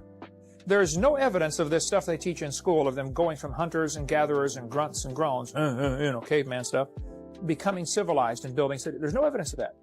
It's farther back you go, it's all of a sudden, poof, there's the beginning of the Egyptian civilization, the beginning of the Chinese civilization, just like they moved in and built it in less than 100 years.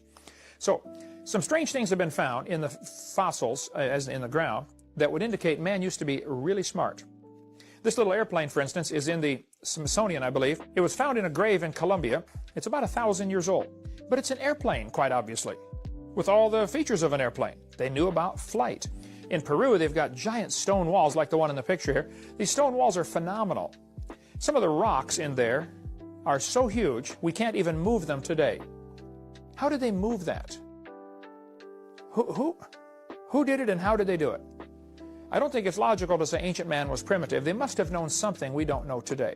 I think it's just going to get weird. It's very interesting to see all the inconsistencies in the megalithic structures. But one theory that I heard about those types of walls, like the one that we just saw that he said, how did they move that? Was the idea that they might have like made bags and filled the bags with a geopolymer, which is like basically a cement type of thing. And then through the hardening process and with time, the bag disappears. And so the structure remains the same and everything is stuck together because basically, you know, the rocks had time to settle in and to stick each other. And then as the bags disappear, it sort of creates that rock. Have you guys ever heard of that theory? You guys think it makes sense? Do you guys think there's another explanation? I know that there's always the camp of the ancient aliens. Me personally, I don't really abide to any of that. Do you guys have any ideas on how we came to build these megalithic structures and move those huge rocks? If so, let me know down below if you have any rabbit holes I could go down. And if not, let's keep on rocking. Weirder and weirder and weirder, and finally it's going to be so weird that people are going to have to talk about how weird it is. I look for the invention of artificial life, the cloning of human beings, possible contact with extraterrestrials, possible human immortality, and at the same time, appalling acts of brutality, genocide, race baiting, homophobia, famine, starvation. The mushroom said to me once, it said, "This is what it's like when a species prepares to depart for the stars. You don't depart for the stars under calm and orderly conditions. It's a fire in a madhouse." And that's what we have, the fire in the madhouse at the end of time. This is what it's like when a species prepares to move on to the next dimension. The world is not what you have been told. We once had access to free energy, and they've been lying to us ever since. There is significant evidence showing that Nikola Tesla was on course to changing our universe forever. In the early 1900s, Tesla developed a technology called the Wardenclyffe Tower. This was more than just a transmission tower. Tesla designed it so it was able to wirelessly transmit electricity across the globe by harnessing the Earth's natural energy. He was able to power his home and devices without a single wire. But here is where it gets dark. Tesla's invention threatened powerful individuals who controlled the energy market. J.P. Morgan, who initially funded Tesla, pulled the plug on the project when he realized that free energy couldn't be metered or monetized. But it gets even stranger. Tesla's lab mysteriously burnt down, and many of his notes and prototypes disappeared. Tesla's discoveries went beyond just wireless electricity. He hinted at tapping into what he called radiant energy, a limitless source of power derived from the very fabric of space itself, similar to what modern scientists refer to as zero-point energy. Many say that this is also how the Tartarians were able to pull off so many of their technological and architectural feats. Do you think this tower is still in use today? This is gonna keep you up while you sleep tonight. The hollow moon theory. Our moon really doesn't make sense when you look at the facts. Like, it shouldn't exist. The moon is about 25% of Earth's size, the biggest moon to planet ratio of our entire solar system. Pluto's not a planet, that doesn't count. That's 72 times larger than the expected average moon to planet ratio of our solar system. Moons are just not supposed to be this big relative to their home planet, but sure, maybe we got lucky. Despite this, the moon is only 1% of Earth's mass.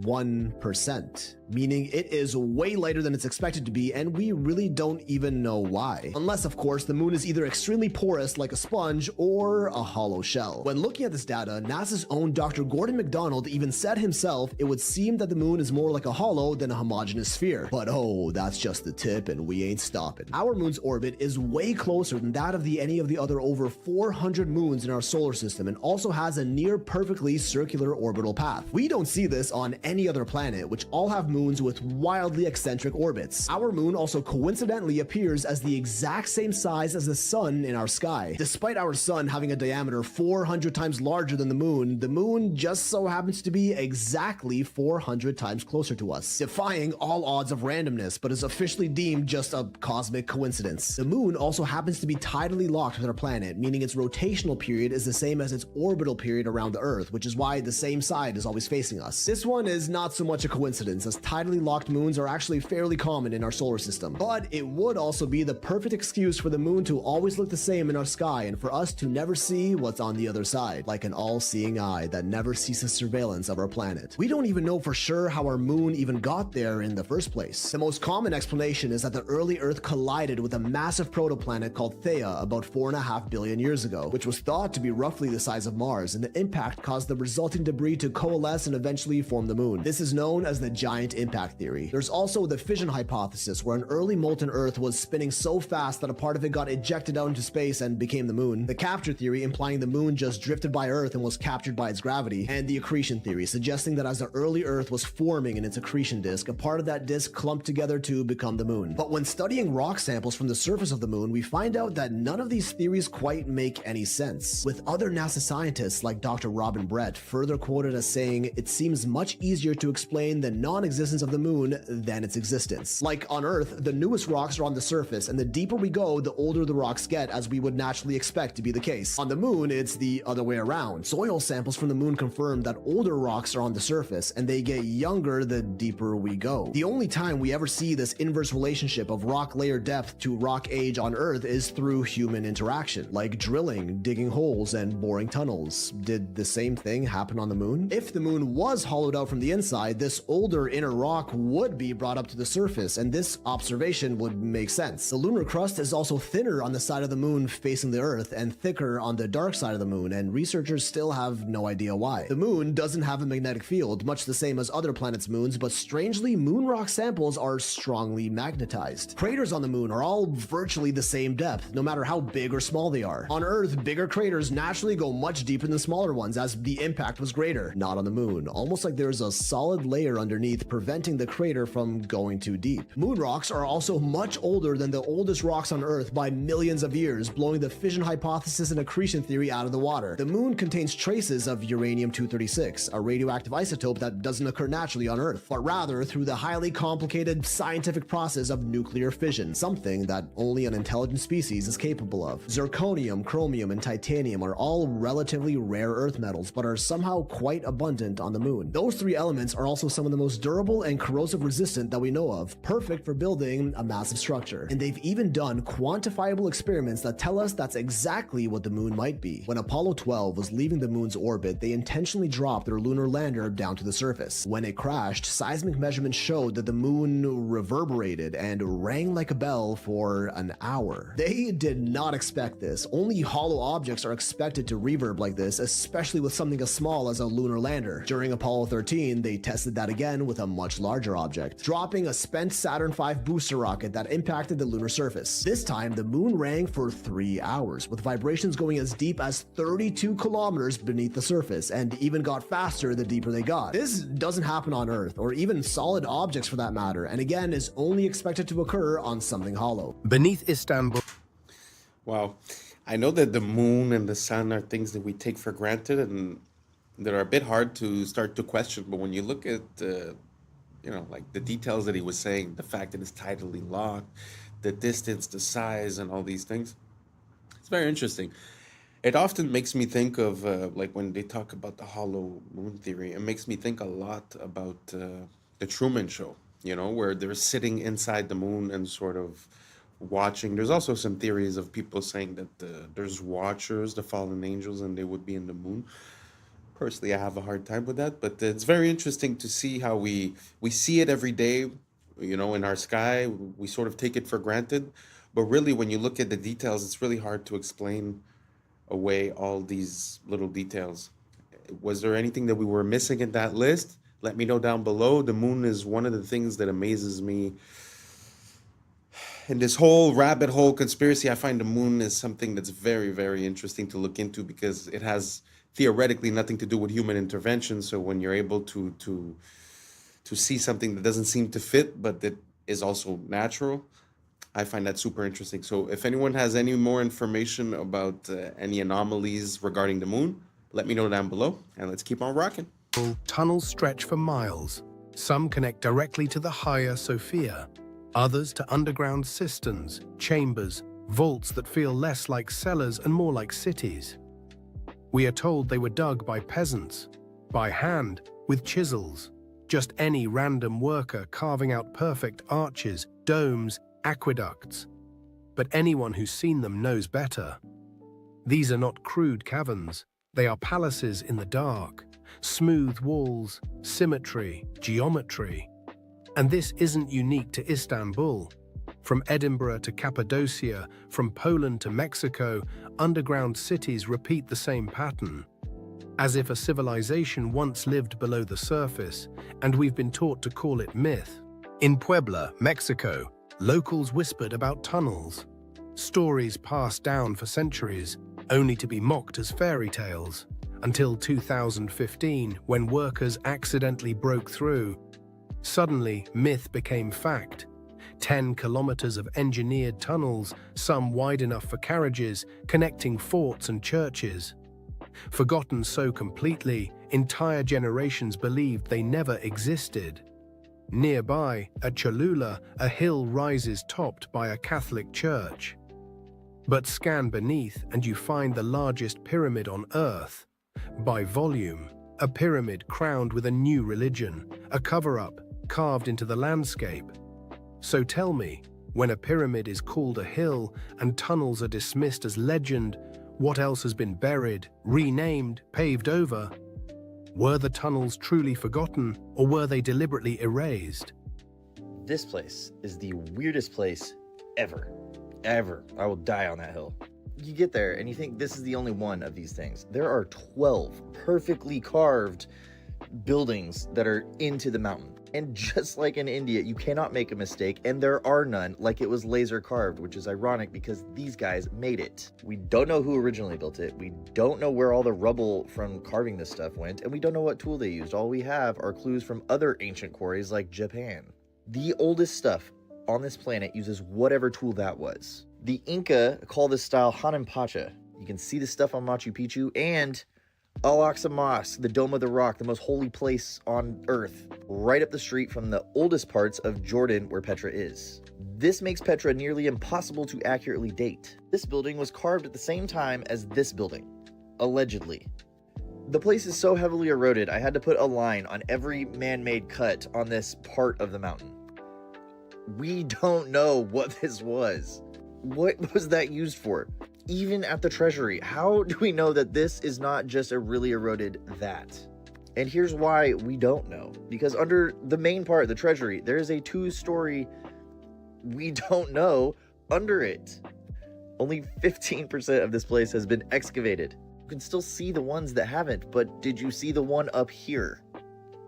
There's hundreds of these. I haven't even talked about the mysterious stuff. Jordan is an incredible place to visit. I make these videos because the more attention these sites get, the more they excavate.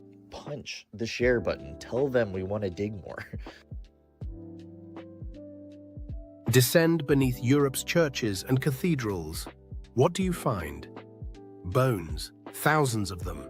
Catacombs where human remains are arranged into geometric patterns, floral motifs, even walls of skulls. Official history explains it neatly. A practical way to store bodies when cemeteries overflowed. But pause. Does that explain the artistry, the deliberate design, the way skulls form archways and ribs frame altars? Or is there something ritualistic here, something we're not meant to understand? The dead aren't just buried under the old world, they support it. They become part of its architecture. Why? What were these people remembering or honoring when they built monuments on top of fields of bone? 2 miles below Antarctica. Of course, we don't really know that much about Antarctica. It's a little bit strange, a little bit creepy. We know about the pyramid, like this is 100% true, and that strange like island similar to the island. Now, this is Lake Vostok. Great picture, I know. It's a hidden lake in Antarctica. In 2024, researchers were searching this lake. I mean, it was actually frozen in ice for like 200 years. They used sonar and scans to basically scan underneath the lake and under the ground in this entire area. Now, they discovered living bacteria, completely unknown to be able to survive in these conditions, but also completely unknown to science. Like, they had never seen these type of bacteria before ever. These organisms surviving with no oxygen, no sunlight, and they don't even have any DNA to match anything on Earth's database that scientists have ever found. So scientists are saying this is the closest thing we could probably ever have to actual aliens. Not like an alien from a movie coming down from space, but something that we've never seen before and is completely unique. But there's a far scarier part, unfortunately. They found never seen before shapes and man-made structures 1,300 feet along the bottom of the sea. And the mission abruptly ended and no one's been allowed back since. So what the hell is going on? Okay, you have got to see this video that China just released of a rocket launch they did. This looks like a boat skimming across the top of water, but in fact it's allegedly something going into space. Listen to this freaking video. China recently released footage of the Tianzhao 9 scraping upon the firmament. Now that statement that I just made, you probably think that I'm a little bit crazy, but just look at the comparison. The top video is literally a boat driving around on the water, and the ripple effects that it's creating is looking just like what the Tianzhao 9 is creating while it's flying around in the heavens above. Yeah, so Tianzhao quite literally translates to heavenly ship, and 9 is associated with the polarity in a torus field, Nikola Tesla's 369. It's really complex stuff. I honestly don't fully understand it, but 9 is the polarity, which would be Polaris in the torus field that we live on, called Earth. Yeah, so the rocket is scraping on the firmament, and they're quite literally telling us with the name of the ship itself. And if you don't believe me, literally look at the trajectory of the rocket. It's following an arched trajectory. The reason they may be hiding from us the truth about the nature of our reality and space and all that is because if we weren't on a spinning ball that came from a giant explosion called the Big Bang, then we were definitely created. That would throw apart the whole Darwinism, would be decimated. Darwinism wouldn't exist. Evolution wouldn't exist. No one would be talking about it. If we were on a different, let's just say, in a different realm, put it that way, than flying on a spinning ball. I mean, it's just true. So that's why they're hiding potentials of this. And listen, forget everything I just said. Just know NASA is to deceive. NASA is, you got to dig into the whole history of them and how much they get caught lying, and their green screens in their swimming pools and their training grounds and all that. It's absolutely shocking. It's riddled with inconsistencies. There is something being hidden from us 100%, and we shouldn't trust this agency that's been caught lying on telling us the nature of our reality and what we live on and galaxies and all that. So keep your head vigilant. We'll discuss more about this. Comment for part 2 and follow for more. Nobody makes. I can't really approve the whole message, but what I can say is for the budget that NASA has had for the past forever, the past 70 years, which, if I'm not mistaken, revolves around $50 million a day, then I find that the information that they give us is very lacking. You know, like, we went to the moon, we put down flags, but yet we can't have any pictures of the flags. That's without saying that we never went back to the moon. So many things lacking. Even the pictures that they send us, supposedly 3i Atlas was pictured by amateur people. It wasn't given us to us by NASA. Yeah, there's a lot of, like he was saying, the training in the water pools, the CGI, the blue screens.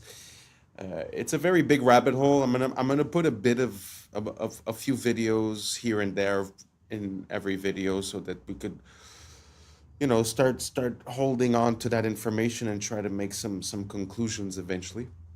What do you guys think about NASA, space exploration, the Big Bang? Do you guys think that the official narrative makes sense and that there's really nothing that we should be questioning? Or do you guys think that for $52 million a day or whatnot, NASA is not really cutting it, not really making the world a better place, not really giving us valid information? Let me know down below, and let's keep on rocking. You feel tense. Nobody makes you feel upset. You always decide how you're going to feel. Blame is the core of all negative emotions. When you stop blaming, you cut down the negative emotion tree. You cut it off, you kill it, and all the negative emotions die simultaneously. The conscious mind can only hold one thought at a time. It's the thought that the conscious mind holds that determines how the emotions will react, how the subconscious mind will react. Since it can only hold one thought at a time, what you do is you knock out the thought that is causing the negative emotion, the blame thought, and you replace it with this affirmation: I am responsible. This is the most powerful, positive affirmation you can use, because the instant that you say, I am responsible, you exert complete control over your emotional life. The instant you say, I am responsible, suddenly you are back in the driver's seat. A lot of y'all think it's just only McDonald's, but it's Burger King too. Check this out. Tell me why the fuck this thing just fell out of my Burger King and is now fucking moving on its own. What in the actual fuck? Y'all, what is that? What is that? I have never seen this thing in my actual life. What is that? Why does it move like a balloon with water in it? It doesn't even have a head. Where is the head? Burger King. Welcome to Burger King, home of the Whopper. Come inside and let us serve you. Have it your way. I'm glad you all could make it. Are you ready for your daily feeding? Lunchtime has arrived. Once you try this burger, you will not be able to resist the craving for more. People always wonder, how do we get so much beef to feed all of these people? You love it. You need it. Come get some now. Look at you. You can't resist my food. You love it. Every greasy bite. Goodbye for now. And it's crazy how people see these videos and they still go back to these places. So if they don't have enough meat for the food, what are they feeding you? Because what is that? It's a headless type of worm, bacteria, virus. I have no idea what it is. Let me know down in the comments below what this is, y'all. The shift is here. Y'all need to change our diet. Let's continue to get it. Peace out. And that's a wrap for today, familia. Whether you're tuning in with the sunrise or you're posted up after midnight, I appreciate your time, your energy, your curiosity. And don't forget, this isn't about truth or fiction. This is about perspective. If this sparked a thought, a laugh, a deeper question, then we did our job. Drop your thoughts in the comments. Keep the convo alive. Like, subscribe, and don't forget to hit that bell if you're riding the wave, because we're just getting started. Until next time, stay grounded, stay weird, stay critical. I'm Adam Strain, and this has been Adam Strain Reacts. Peace. But now it's time for us to link up. Really think we on the brink up. Making a change from living this strange. Living this strange. Making a change from living this strange. Yeah. This guy was literally missing for 22 years. They found him was a picture on Google Maps. I know what you're thinking. That's an alien. We call this a SALP. Are they slits or are they rectangles? More debt in the system than there is currency in existence to pay the debt. What's up, YouTube? Today, we'll be looking at disturbing TikToks that'll make you question reality. So without further ado, welcome to Adam Strain Reacts. Let's get her done. This guy was literally missing for 22 years. The only reason why they found him was a picture on Google Maps. Oh, shit. And it was in a nice ass suburban neighborhood. The day he went missing, he told his girlfriend that he was gonna go to the club. No like missing person alerts, no Amber alerts for this guy. His family was like, he probably got abducted. We're not gonna do anything about this because no one's gonna find him. There's no like reports on him. One day, randomly, 22 years after, this guy's on Google Maps and then he's looking at this little lake with a bunch of suburban houses, right? And then he sees a little car by the side of the lake. And he's like, okay, I'm gonna zoom in, tilt my head a little. And he's like, okay, what the heck? I'm gonna report this to the police. This is weird, right? So police come, pull the car out, and it has a bunch of algae, right? They flip the car. In the car, there's still a skeleton with the seat still buckled. Oh, shit. That's you know crazy. What I mean? This is the sidewalk, and this is the car that's been there for 22 years. Damn, like and just people, nobody like paid attention to it. Like kids grew up from 0 to 20 probably with that thing in their backyard. You knew there was a car in the lake, but nobody would have thought a body was in the car. Oh, we got your ass. We got your ass now. So as you know, there was a painting in 1562 that showed humans riding what we would call a dinosaur. And many people said it could not be. Some said dinosaurs don't even exist. Others said dinosaurs and humans didn't live at the same time. All right. Okay. Let me ask you a question. Can somebody tell me why has China got the same creature on the wall? Oh, you son of a bitch. Before you say that's a dragon, you can clearly see that the Chinese know the difference between dragons.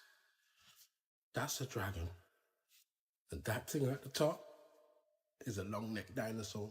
So the Flintstones was telling the truth. It's real. Humans, dinosaurs, and dragons at one time all lived together.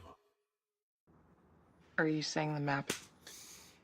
In this channel, we haven't really dug that deep into the dinosaur stuff.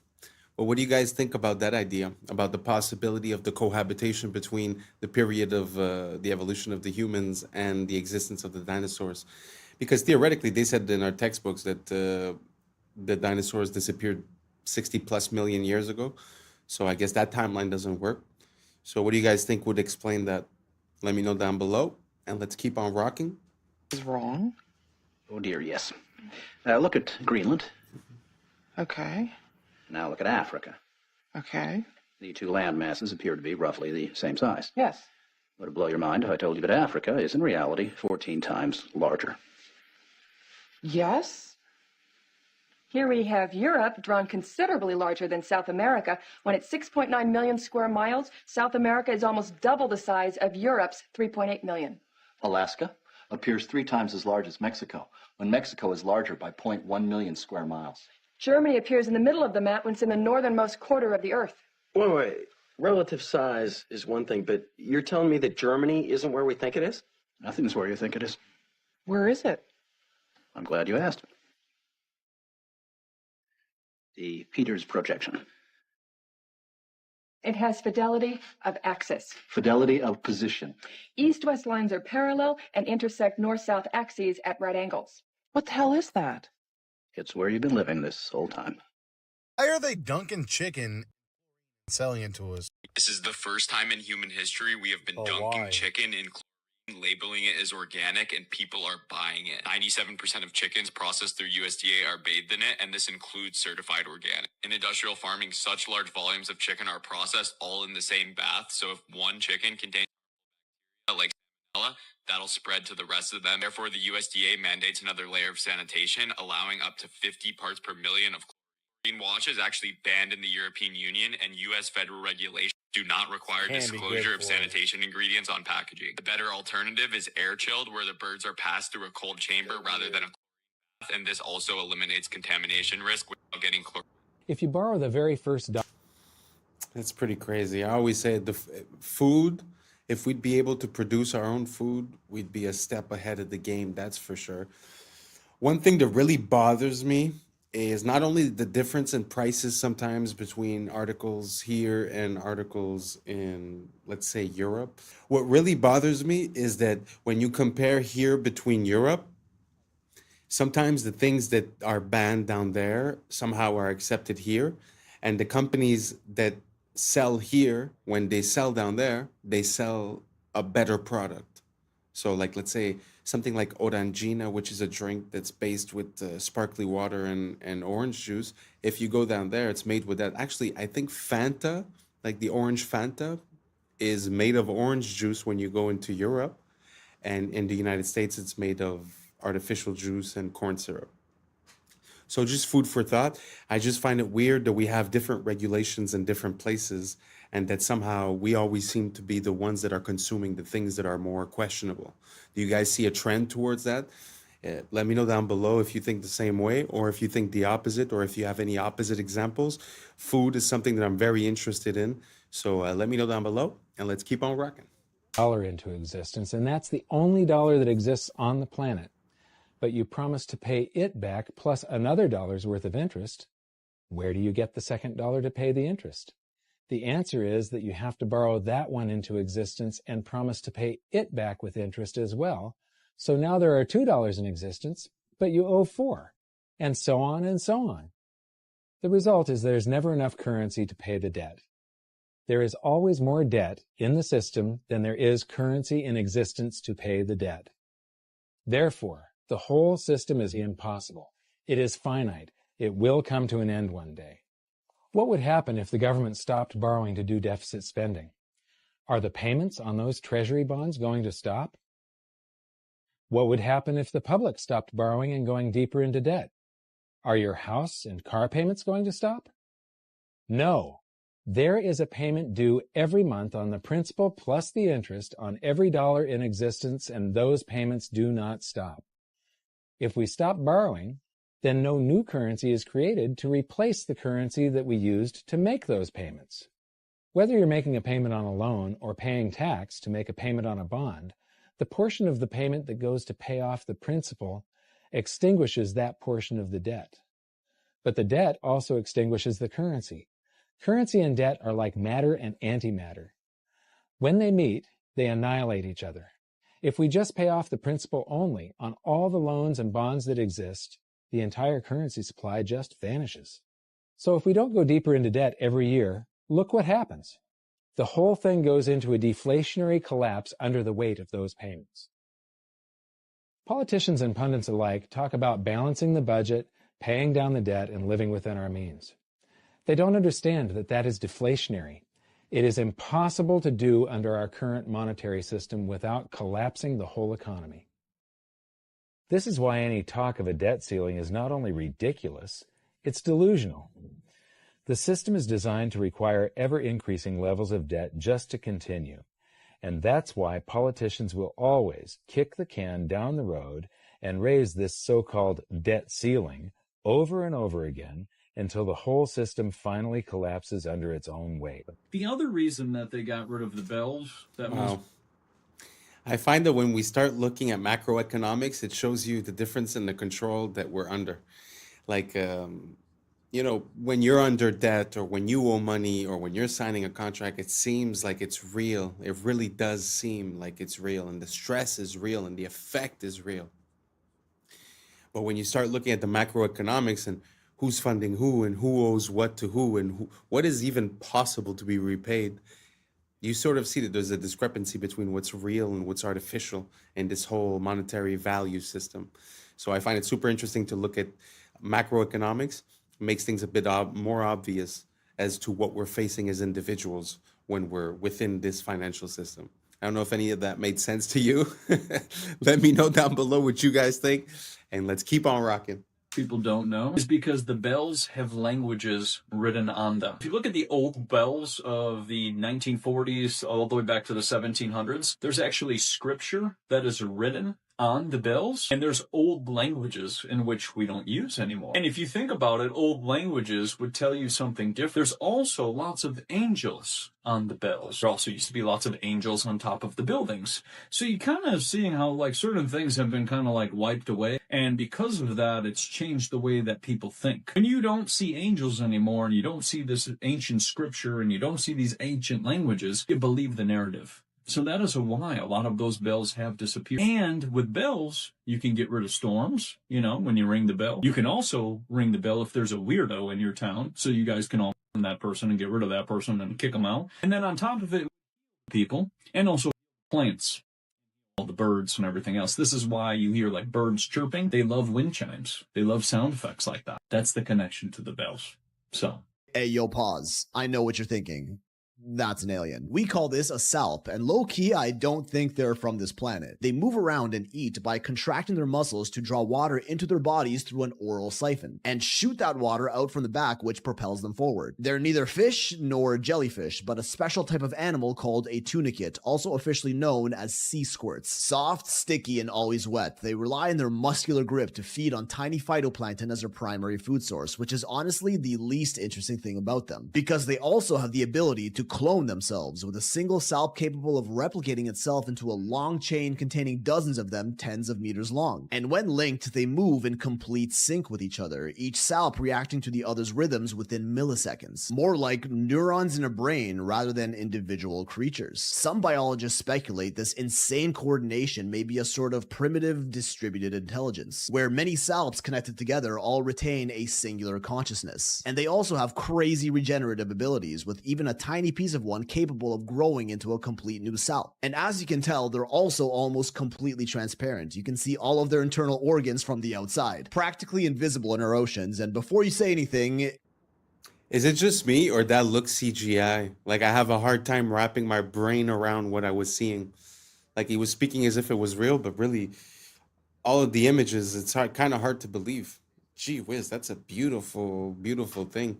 So it sucks in the water from the front, creates some sort of a compression effect as it gets the nutrients out of the water, and then it just shoots the water out of the back to propulse itself forward. Amazing, amazing design. I've never heard of anything like that. Makes me think of the octopus and the squid that we see. Some people say that they're like aliens and they're ancient, they come from somewhere else. But that thing gives me the same exact vibe, and it actually, sometimes I doubt myself. Is it AI? Is it CGI? It looks almost unreal. Did you guys get the same feeling watching that video? Or am I just losing it? Let me know down below, and let's keep on rocking. Morbid Facts, Part 802. Trailer Park Boys star Mike Smith, best known as the harmless wide-eyed Bubbles, has been charged with Nova Scotia for an incident that allegedly happened back in 2017, a case that stayed buried for nearly 8 years before finally surfacing in court. The identity of the victim is under a strict publication ban, but Smith is now legally barred from contacting them or going anywhere near their work, home, or school. The charge has forced him to step away from the Trailer Park Boys production company, tainting the wholesome persona millions have associated with him. Deep inside a sulfur-filled cave on the Albania-Greece border, scientists have uncovered the largest spiderweb ever recorded, an enormous 106-meter sheet stretched across the cavern's walls. Hundreds of thousands of spiders from two normally rival species have formed a massive cooperative colony, a terrifying behavior never before seen in spiders. The cave's toxic, sunless environment created a self-sustaining ecosystem powered by sulfur-eating microbes, which attracted swarms of insects, which in turn supplied this spider megacity with endless food. The web is so dense and vast, it looks like the cave is wrapped in ghostly white fabric, proof that life can evolve into something terrifyingly efficient when pushed into extreme conditions. Have y'all seen this bridge? Wait, what the? This is called the Poughkeepsie Bridge, and it's the only interesting thing in New York. That's because this ain't just any old bridge. It is the longest elevated pedestrian footbridge in the entire world. Rises 212 feet above the Hudson River, and it's more than 6,000 feet long. That's a length of almost 1.3 miles. Technically, this isn't the longest pedestrian footbridge in the world. That's a title that's technically held by this zoo in Colorado that has a footbridge that's almost 8,000 feet long. But this thing's like a damn boardwalk, okay? That's some weak sauce for the longest bridge in the world, and I therefore refuse to recognize it. The reason that this bridge is objectively cooler than that thing in Colorado is because it wasn't always a footbridge. It was first built in the 1880s as one of the only train bridges across the Hudson. And it was a big deal when it opened, with this cantilever steel design being an engineering marvel of the day. It would stay in service as a train bridge for almost 100 years until the industry on the East Coast began to wane. In May of 1974, sparks from a train crossing the bridge set fire to its rail ties. While it was ultimately brought under control, this fire would claim 700 feet of the bridge's deck. Warping to the steel caused from the immense heat of this fire essentially was the final nail in the coffin for its use as a train bridge. This very easily could have been the end of the story. Bridge is damaged, just knock it over, who needs the thing anyway? Just a few years later, it got added to the National Register of Historic Places. Many years and a lot of funding later, was finally opened as the longest elevated pedestrian footbridge in the world in 2009, preserving this engineering marvel for generations to come. If you recognize this bridge, well, you're in luck because I'm giving a live show in Poughkeepsie tonight. Still a few tickets available, link is in my bio, and now if you'll excuse me, I'm gonna go walk across this bridge. When I first saw this, I was like, there ain't no way that town is actually built inside a meteor crater. I mean, look at that, it's just too good to be true. Look at how circular that is. So I looked into it, and that's where I found that this town is absolutely built inside a meteor crater, and that this town is probably the least interesting thing about this meteor crater. This is the town of Nordlingen in Germany, and it's located inside the Nordlinger Rice impact crater. And you gotta be like, yeah, no shit, look at how circular that is. Of course it's an impact crater. Yeah, that's what I thought too. But here's an actual map of that impact crater. It's 15 miles in diameter. While while technically that's true, it's a little misleading because it makes you think this is the crater. But the real crazy thing about this crater is it has a mineral found nowhere else in the world. It's called moldavite. It looks like this. It was a type of projectile glass that was formed when this meteor impacted the ground 15 million years ago. If you like geology, it's super cool because it's really fucking rare and only comes from this one crater. And if you're a crystal girly, it's really cool because it's super fucking powerful and can make you explode people with your mind. If you want to learn more about cool archaeology and natural science, come check me out over on YouTube, Mini Minute Man. I guess That's pretty interesting. I had never heard about the fact that that meteorite had created the green glass, because basically that's what is guessed and supposed that would happen if you were to have a nuclear bomb explode in a desert setting. It would sort of melt the sand into glass and it would have a green tint. So it's very interesting to see that they find pieces of that green glass. I'd have to look it up a bit more. I haven't really looked into that, but it's just interesting to see the fact that they find that. Do you guys think that makes sense, that there was that we got impacted by such big pieces and that we remain the way we are today? My big problem with the meteors and all that is the fact that it seems like it doesn't really happen on the regular. It kind of makes me think of like they show you videos of the space station, of spacewalks and all that stuff, but then after they show you also a picture of the space junk around Earth, and it's like it doesn't coincide. And I feel like this gives me exactly the same vibe. So again, let me know if I'm crazy, and let's keep on rocking. I'm afraid like other people won't like it. So what? Who cares? The ones that don't like it, it's not for them anyway. It's only for the ones that will like it, isn't it? Yeah. Does that make sense? Yes. Not everyone is going to resonate to what you have to create, but it doesn't matter. What you're creating isn't for the ones who aren't attracted to it. It's for the ones who are. So who cares about the ones that aren't? Yeah. Is that too logical for you? No, it makes sense. Do you understand? You have no business measuring yourself against others. You have no business comparing yourself to other people. And what anyone else thinks of you is also none of your business. Do you understand? Yes. It's none of your business. Because that's not what your business is about. Your business is about being yourself as fully as you can. That's your purpose in life. And if you're not willing to be yourself, all the people that would be attracted to the gift you have to give are being deprived of your gift. Why would you do that to them? Why would you hold yourself back from people that are looking for you? Why would you be that stingy? Oh, yeah, I guess. You see, you think, in a sense, you're doing something humble. But you're being arrogant and hoarding your gift and keeping it away from people who might need to see it. Relax. You would not be where you are. You would not have the gift you have if there wasn't someone who needed to receive it. As we have often said, there are no one-sided coins. If you have the head, the tail has to be there or there's no coin. You have the head by saying you have the gift. The fact that you have something to give defines the reality that there must, by definition, be somebody in that reality who needs to receive it, or you wouldn't be excited about it. You'd be excited about something else. So don't hold back the gift that you are. Someone is waiting to receive it. Don't make them wait. Yes? Yes. And when you don't make them wait, you won't be waiting to be yourself. Channel more of yourself. Yes? Yes. Is this helping you? Yes, thank you very much. You are very welcome. Stop arguing with creation about your value. If you weren't valuable, you wouldn't exist. Stop arguing with creation. All right?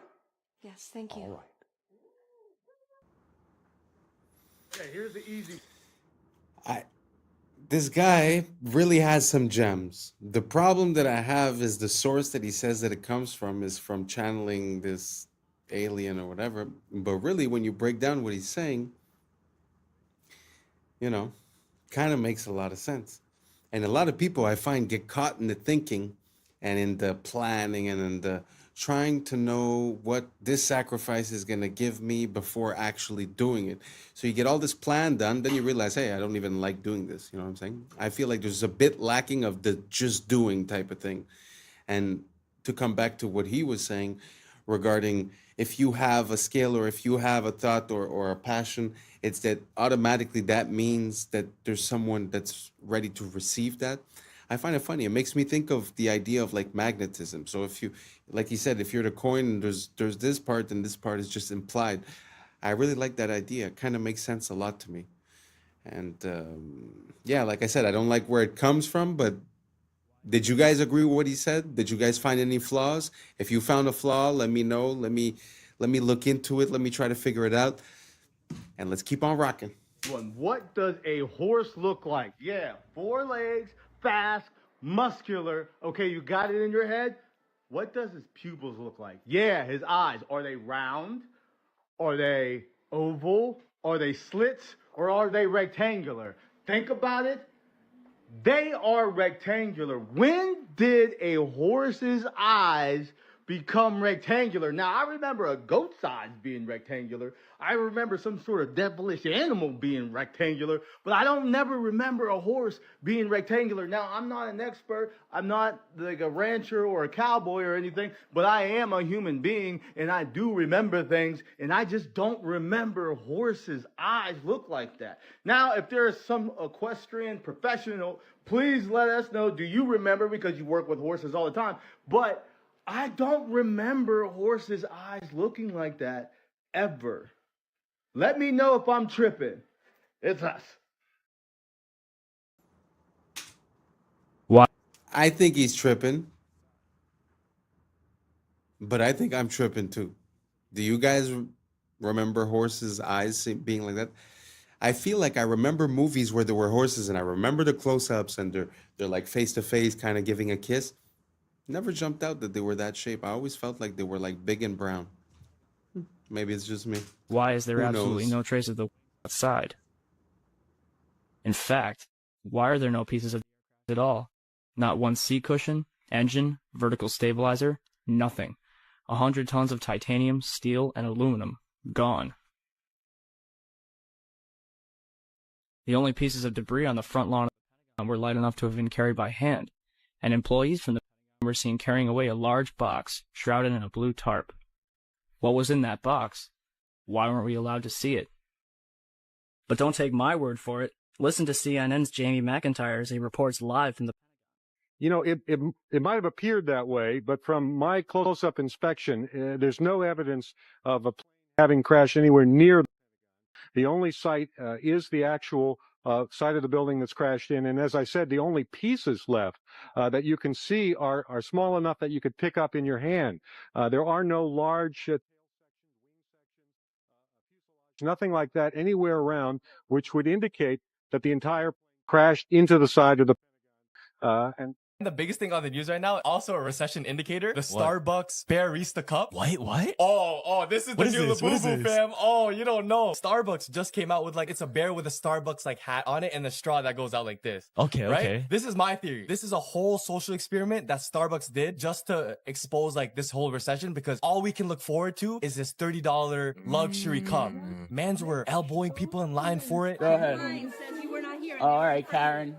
All right, that's fine. On the photos, bring up the photos. You're escalating the situation. I'm not. I'm in line just like everybody else. Everybody else was in line up there. I was in line the same way. Wow. They were arguing, sending threats to Starbucks because the workers got first dibs and they were lining up for 5 hours. Sneakers, bro. Fam, sneakers just for this bare cup. Yeah. You can get this cup on Amazon without the Starbucks branding for $15. It is a recession. But why does everyone want it? Because it's limited. It looks like luxury. Oh, I have it. This is a collection. Yeah. Because what's going to happen, because the Labubu, I guess, idea is proven, they're just going to start remixing that shit, bro. And they just made new versions. So it's like, oh, you have a winter version. You have a Christmas version. Oh, they know exactly what to do. This is peak consumerism at a time of recession. In 1951, a man named William Albee.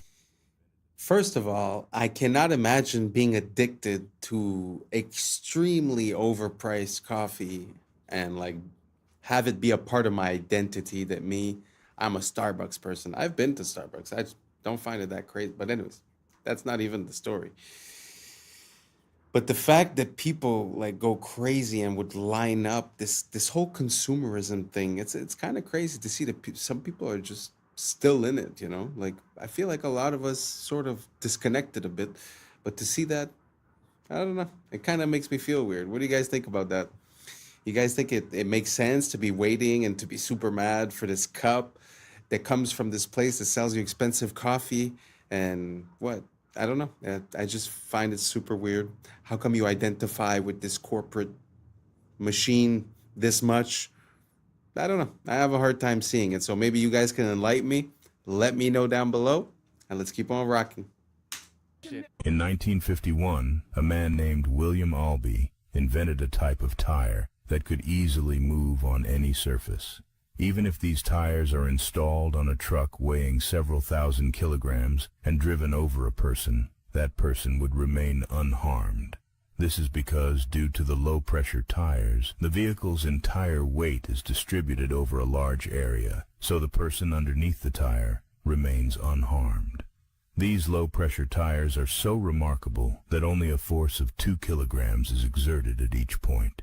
They were primarily invented to move on soft and weak surfaces like snow, and they are also known today as Rolligan tires. Wow, amazing. That's genius. I can't really understand how the person was still under the weight of that part of the car and somehow was occupying almost all of that wheel, even though the wheel is made out of a bubble or whatever. I just don't understand how the weight was distributed where that person didn't get hurt. So if we have any engineers or any physicists in the comments, let me know down below. Kind of confused.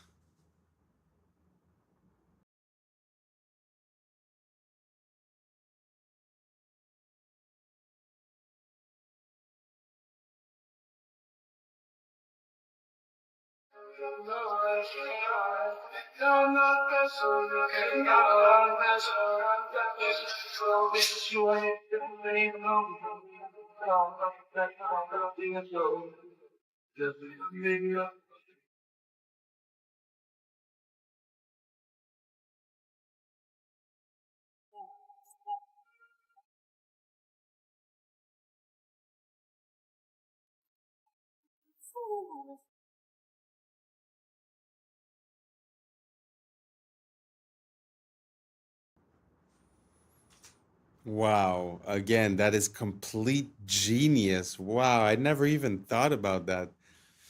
So you're throwing stuff in the garbage and it's like a never-ending garbage in a way. So you're occupying the same amount of space as you do with the certain amount of garbage collection, but you're actually collecting way more and there's way less garbage visible, at least. Wow. Amazing idea. Amazing idea. And that's a wrap for today, familia. Whether you're tuning in with the sunrise or you're posted up after midnight, I appreciate your time, your energy, your curiosity. And remember, this isn't about truth or fiction. This is about perspective. If this sparked a thought, a laugh, a deeper question, then we did our job. Drop your thoughts in the comments. Keep the convo alive. Like, subscribe. Don't forget to hit that bell if you're riding the wave, because we're just getting started. Until next time, stay grounded, stay weird, stay critical. I'm Adam Strain, and this has been Adam Strain Reacts. Peace. Now it's time for us to link up. Really think we on the brink up. Making a change, we're living this change. Living this change. Making a change. I'm living this change. Yeah. Like what, for example? I had no idea how many people were like actively getting into like rich that I happen to know personally. In Hollywood? Oh, yeah. The mice lost intellectual behaviors, and scientists still extrapolate this model to humans on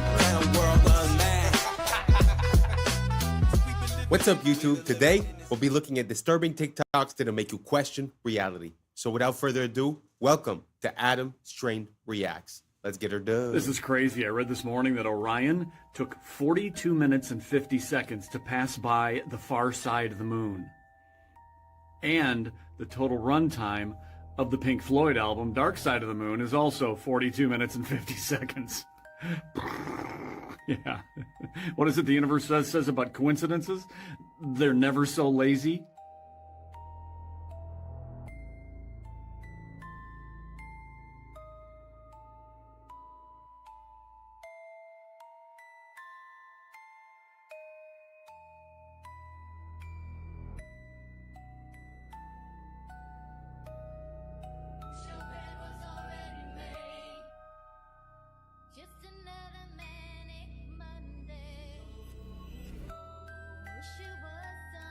Era assim a vida dos entregadores e você achando que é fácil. Não, olha isso aqui, ó. Tem que ter habilidade, meu amigo. O cara vai lá de moto e ele tem que ter habilidade para lançar na mão da pessoa e muitas das vezes por debaixo do portão ou por cima.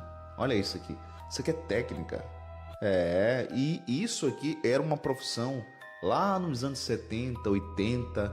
Olha só como estamos hoje, né? Hi everyone, so I'll give you a look in here.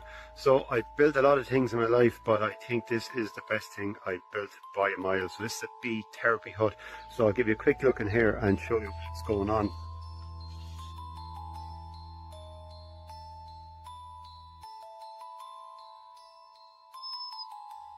So in here now, underneath this is the bee bed, and underneath this there's 3 hives. There's about 150,000 bees in there, and then just down here at the end I have another hive.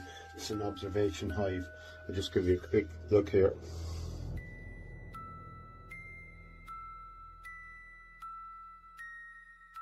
So you can see all the bees, they're working away there today. Now they're actually out flying today. It's a nice mild day, but they're feeding away. I didn't take any honey at all now from this hive. It's all left to them. So we have a symbiotic relationship here. I'm providing them with a good home, and they're giving me a beautiful vibration in here and a beautiful aroma. So the concept is then you lie on the bed here, and it's sort of white noise. There's a vibration underneath me, and then behind me here I have all the bees, which are causing a beautiful aroma in here because there's 2 little holes on top of that hive. So there's a beautiful smell of propolis and beeswax, and it's just amazing. So the concept is, this is called apitherapy. So they reckon 5 minutes here is equal to a night's sleep.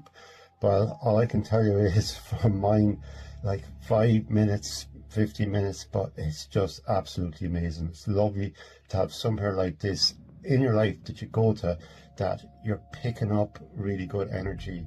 When I leave here, I leave feeling good. So I know when I come back here, there's a good feeling left behind me. And we know water holds memory. So there's a lot of moisture in the air and in the timber and in the structure. So it contains the memory. And yeah, so feeling good.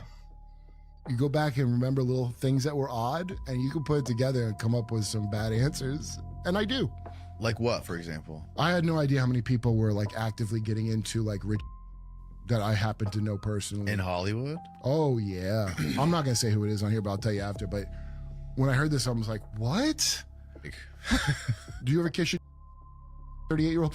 No. Are you sure? Put Carl Rob Reiner kiss and, oh, here we go. Hold the back of their...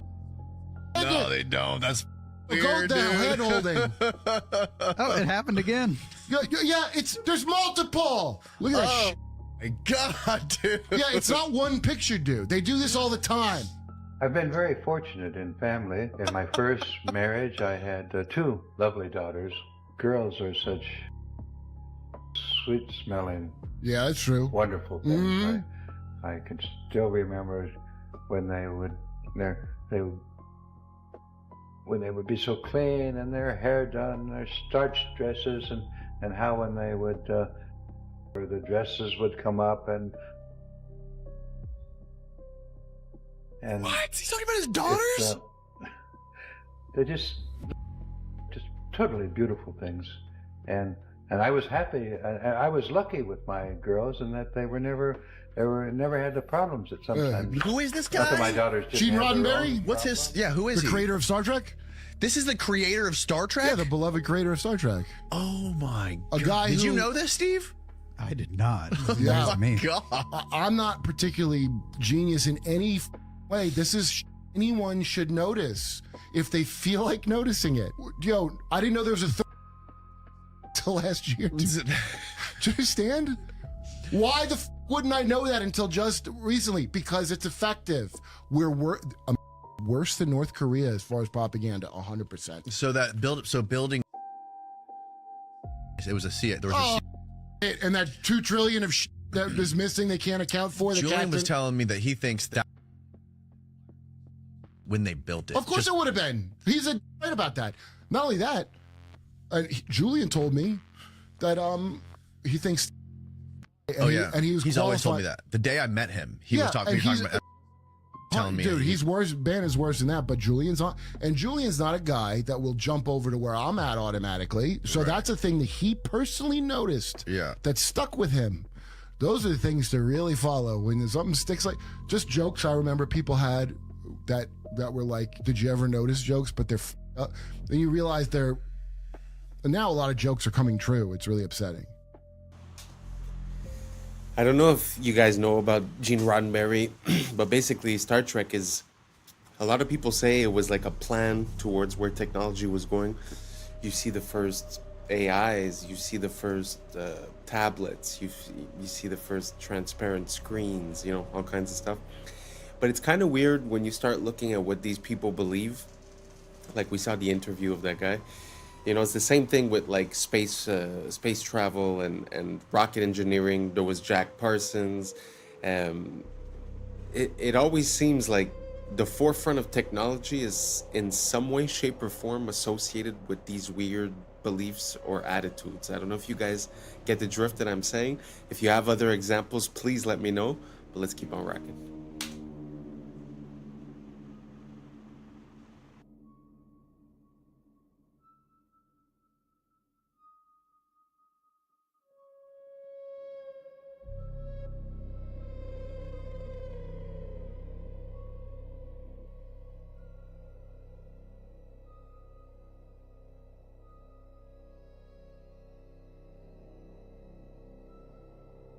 Watch this.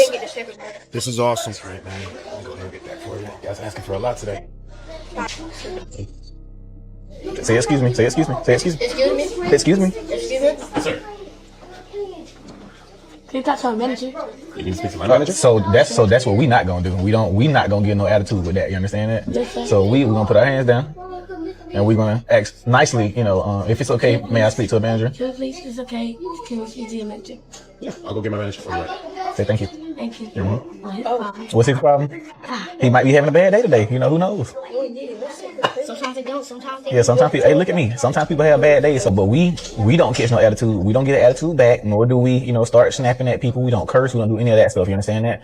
We as men keep our bearing. You understand that? When we have issues, what should we do? Stay calm and keep our bearing. You understand that? Yes, sir. All right. So we had to ask her to speak to manager just because we just need to let her know our experience because he's not doing good. We're not having a good day at the restaurant. We've had to ask for our refill. We had to ask for silverware. We had to ask for plates. All this stuff, and then he not bringing stuff out. We had the wrong food. So think about all that stuff, and then you need to tell the manager that when she gets here, okay? But you're gonna tell her nicely. You understand that?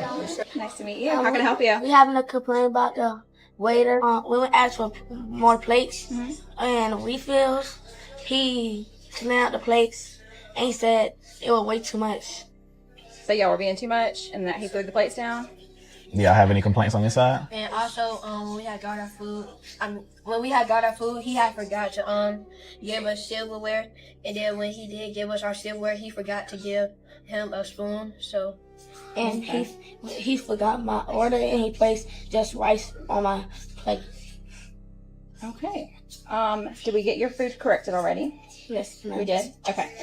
I apologize for our server's attitude towards you guys. That's unacceptable. I will go have a talk with him and hopefully we can get things cleared up. Is there anything else I can do? No, ma'am. You sure? Yes, ma'am. How's everything going? Good. All right, I just want to come out and apologize. My manager spoke to me. I was having a really bad morning, guys.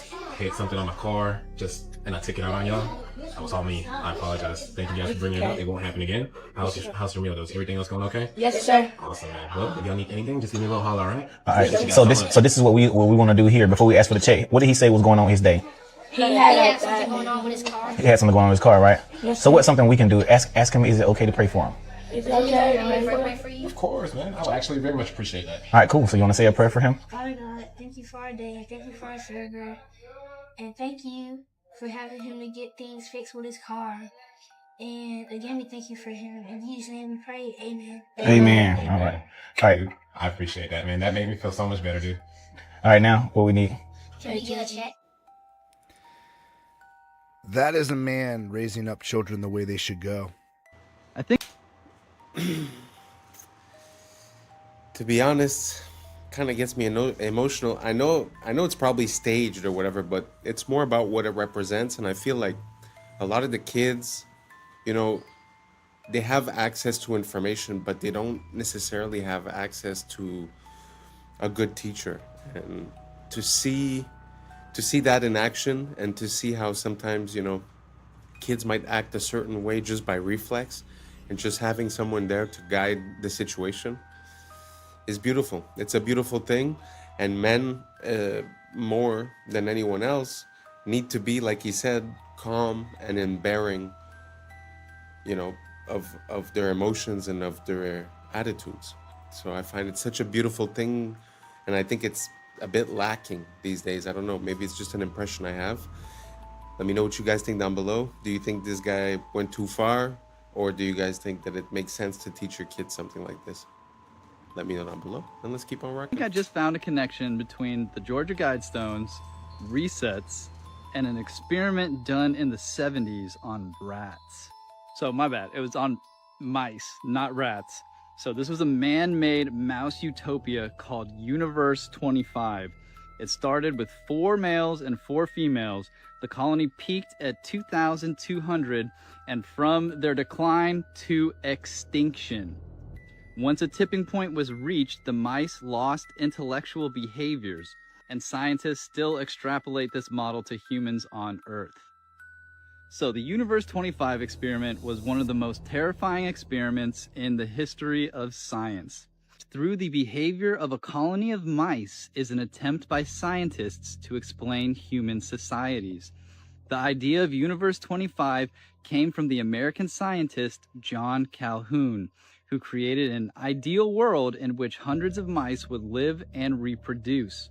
More specifically, Calhoun built the so-called paradise of mice, a specially designed space where rodents had abundance of food and water, as well as a large living space.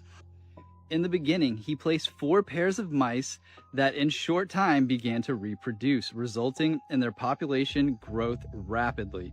However, after 315 days, their reproduction began to decrease significantly. When the number of rodents reached 600, a hierarchy was formed between them and the so-called wrenches. This is what appeared. The larger rodents began to attack the group, with the result that many males began to collapse psychologically. As a result, the females did not protect themselves and in turn became aggressive towards their young. As time went on, females showed more and more aggressive behaviors, isolation elements, and lack of reproductive moods. There was a low birth rate and at the same time an increase in mortality in younger rodents. Then a new class of male rodents appeared, the so-called beautiful mice. They refused to mate with the females or to fight for their space. All they cared about was food and sleep. At one point, the beautiful males and isolated females made up the majority of the population. As time went on, juvenile mortality reached 100% and reproduction reached 0.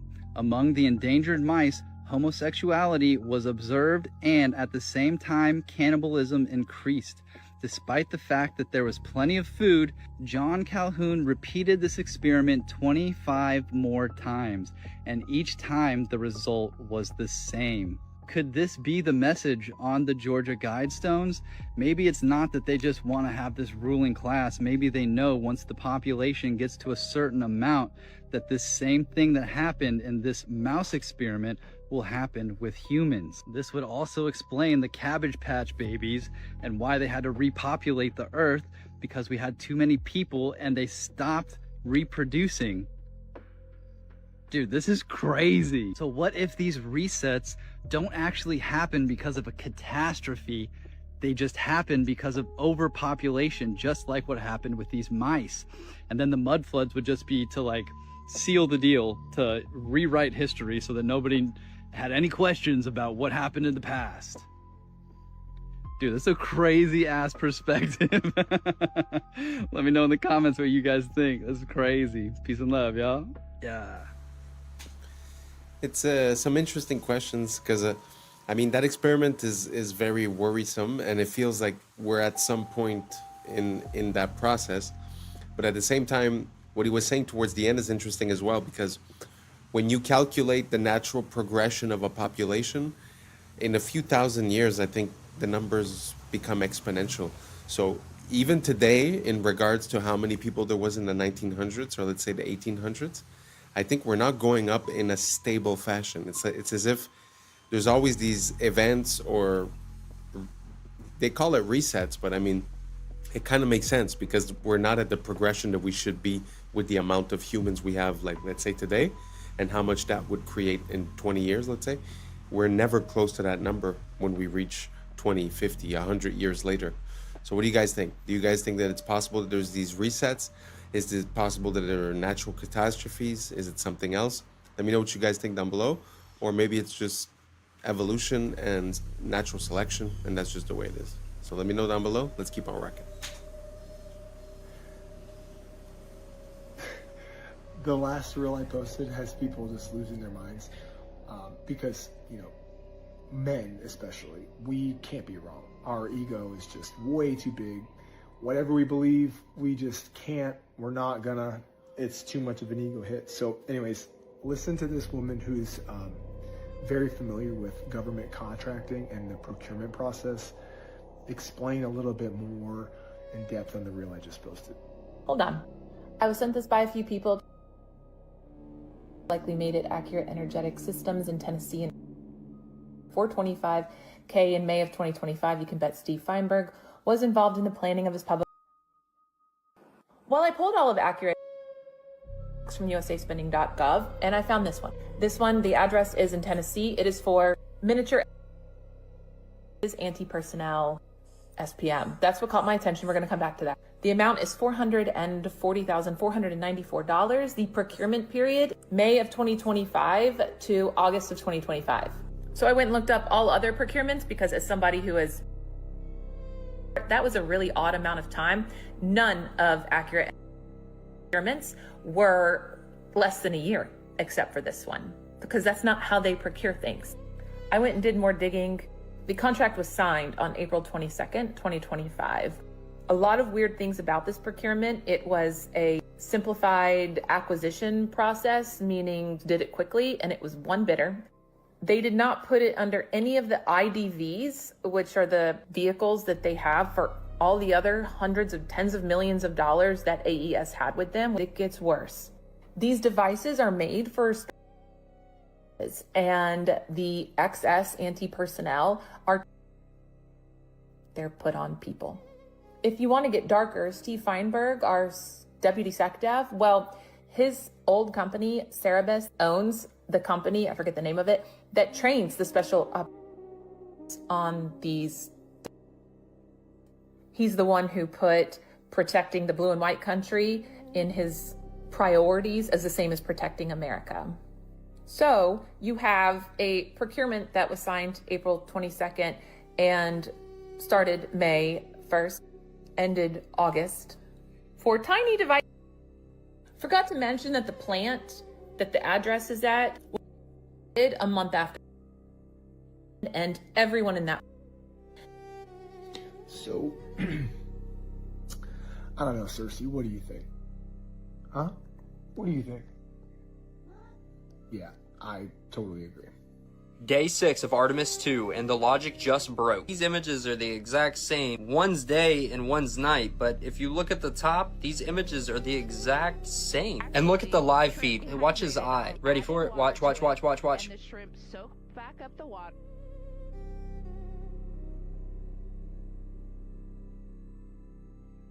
Everyone's talking about this red dot. Watch it disappear as it floats. Watch. You see it? And those are green beans. So Gone. And for this toy, you can literally see text from the background bleeding through the toy. Watch. That's a, look. And then he moves it. Why didn't he just leave it there? The crew of the Artemis 2 has captured some incredible views of Earth. Ils ont utilisé les mêmes nuages sur les deux images. C'est censé être l'Afrique, de jour et de nuit, avec exactement le même angle. donc environ 12 heures plus tard, et les nuages n'ont pas bougé.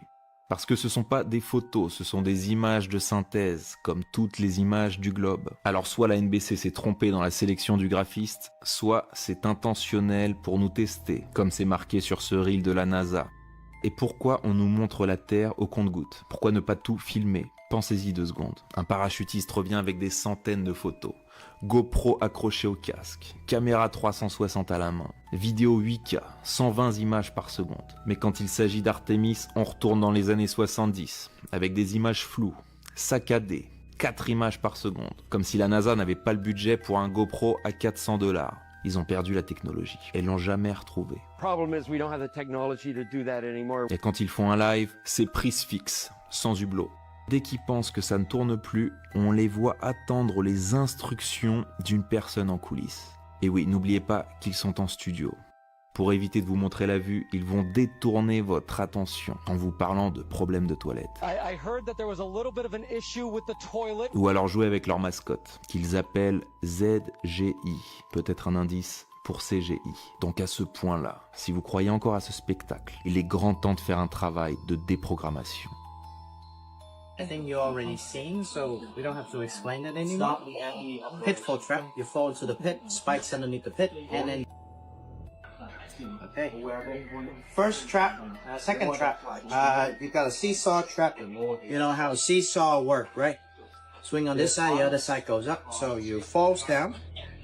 The spike will goes back when you try to stand up. Yes. Standing style. This one and down. It's a fish trap. So this fish trap came from the idea of the actual fish trap. You see, the river flows, and when the fish follow the river, goes into the box, and the fish, when in the box, cannot escape the box because they are too big to fit through the gaps here. So, fish trap same apply, but opposite side.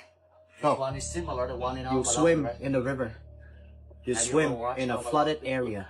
You have your leg fell down. And when your legs fell down, you stab the spike here. And when you try to pull your leg out, that's what happens. Okay. The next one is the armpit trap. Armpit trap, you fall right into the middle.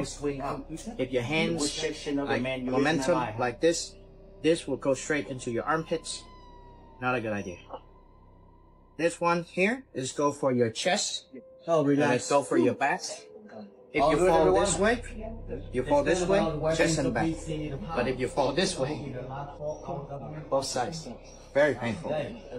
This one, well, this it just hits you everywhere.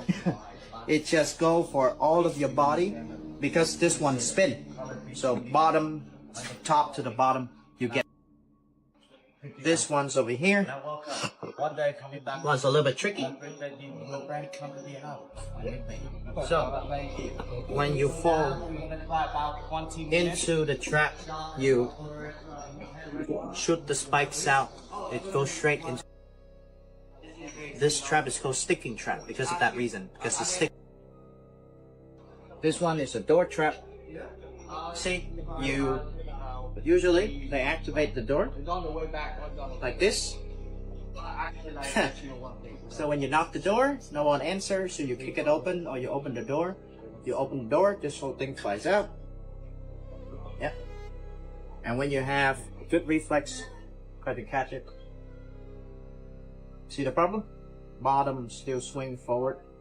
So there you go.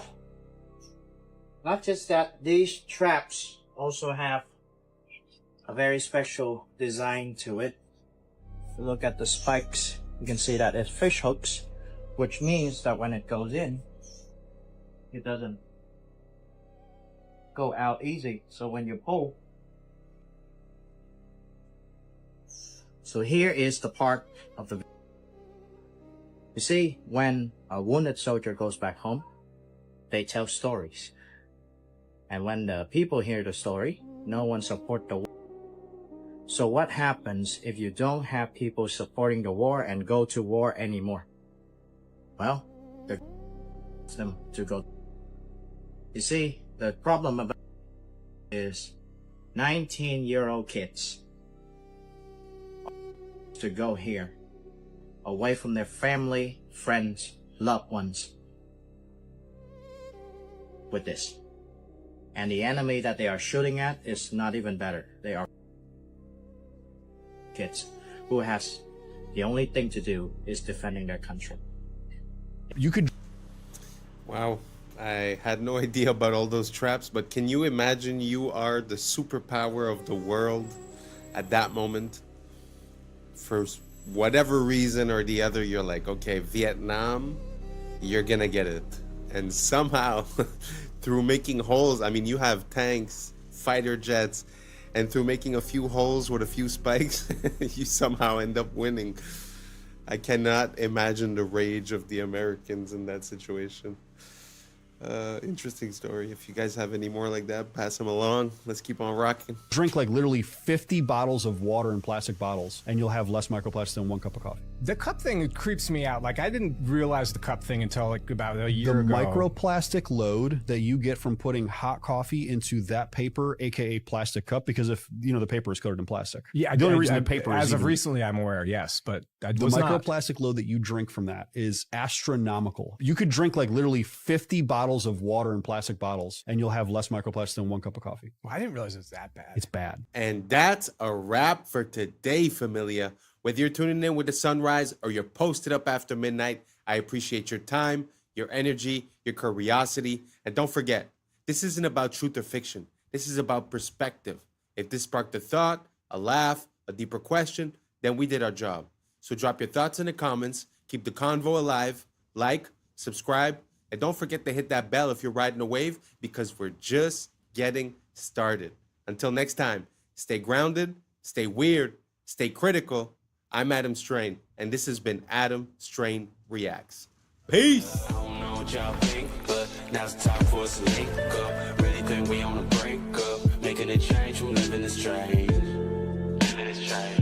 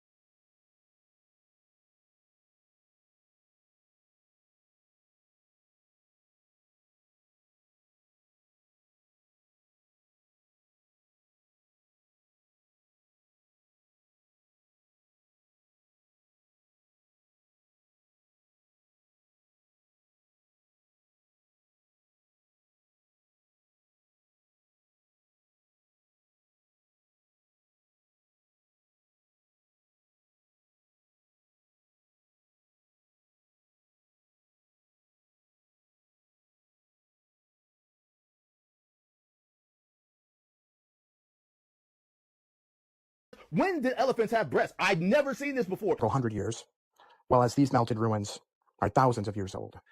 Jake, I'm not even kidding. Go look this up. They literally brought in to dig through the rubble. Yeah. There's pig this. Yeah. I was sleeping, had to wake up. Why? Every reason I could think. What's up, YouTube? Today, we'll be looking at disturbing TikToks that'll make you question reality. So without further ado, welcome to Adam Strain Reacts. Let's get her done. That's the cost of living crisis. Suddenly, we went up from prices being around there to prices being there. And you don't really see that in this data, okay? Because inflation is really just measuring the difference between that and that. And if you This is how they lie with numbers. look at those two lines, you're talking about a 2.3% change. That's the number we're talking about today. But for a lot of people, it's not about that. It's about the difference between this and that. What is that, like 19, 18%? And when you look at the difference between this Yeah. and that's 20%. And I think that's the dichotomy here between these inflation numbers where it looks normal and this, which is really not normal at all. Not to mention how they change the basket of goods that they use to mark inflation against, such that they can make the numbers look smaller. It's all a ruse to make you feel like you're going insane, when the reality is that they're trying to manipulate the reality of what you see. In order to fix this, join me and the American Congress Party. Did you see the about the Nephilim? The Nephilim are often referred to as giants in the Bible, but some believe they are the offspring of fallen angels and humans. Sounds crazy, right? Well, email here requesting documents pertaining to the resurrection chamber of Gilgamesh, the location of his body, and the location of the buried Nephilim. If they didn't exist, why is she requesting documents for them? And about Gilgamesh, a Mesopotamia mythological hero. Here is supposedly a video that some people think is Gilgamesh found in his tomb.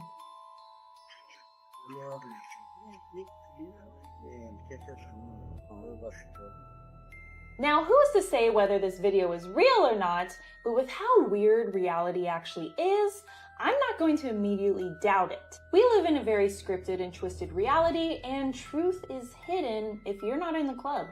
But I don't know, I'm just a conspiracy theorist. Let me know what you think. That is kind of interesting because they like to make people seem a bit crazy when they inquire about these types of things, but how come the people that govern us also are inquiring about these things? We've heard about stories about when they went into Iraq that they were basically trying to take control of the ziggurat of Ur. We've heard about a lot of things, and one of the first, stops when they go into a new place often seems to be the museums and the ancient artifacts. And that kind of reminds me of the times of the Nazis when they used to do the same thing. They were on like a mission to find occult teachings and occult practices and relics and stuff like that. So again, very interesting question that she raises. How come these people that lead us are sort of talking and looking for these things as if they believe in it? Let me know what you guys think down below. If you guys have any supporting information, let me know. I love to look into this type of thing. So let's keep on rocking. You watched the Hunger Games and you sided with the Resistance. You watched Star Wars and you sided with the Resistance. You watched The Matrix and you understood and sided with the Resistance. When it's fiction, you understand and you side with the Resistance. Yet when it's happening to you in real life, right now, in the news, in the world, right now, you refuse to see it when it's the reality that you are living in. Would you like a free water? Yeah, I'll take the free water. Here you go. What company is this? It's called Free Water. It's free because we put ads on the packaging. Free? Is it crappy water? No, it's the best water. It's natural spring water. Other people buy similar water for a couple bucks. We give it away for free, and we also donate 10 cents per water to charity. Charity? Which charity? Right now we're donating to Well Aware. They build water wells in Africa, and they have a 100% guarantee on their work. How much does this cost?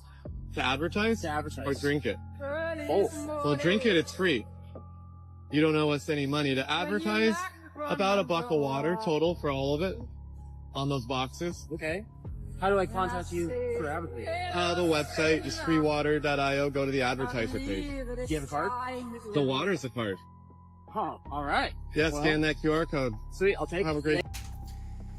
I mean, I'm not trying to make everyone jump on the same idea, but man, that was pretty revolutionary, no?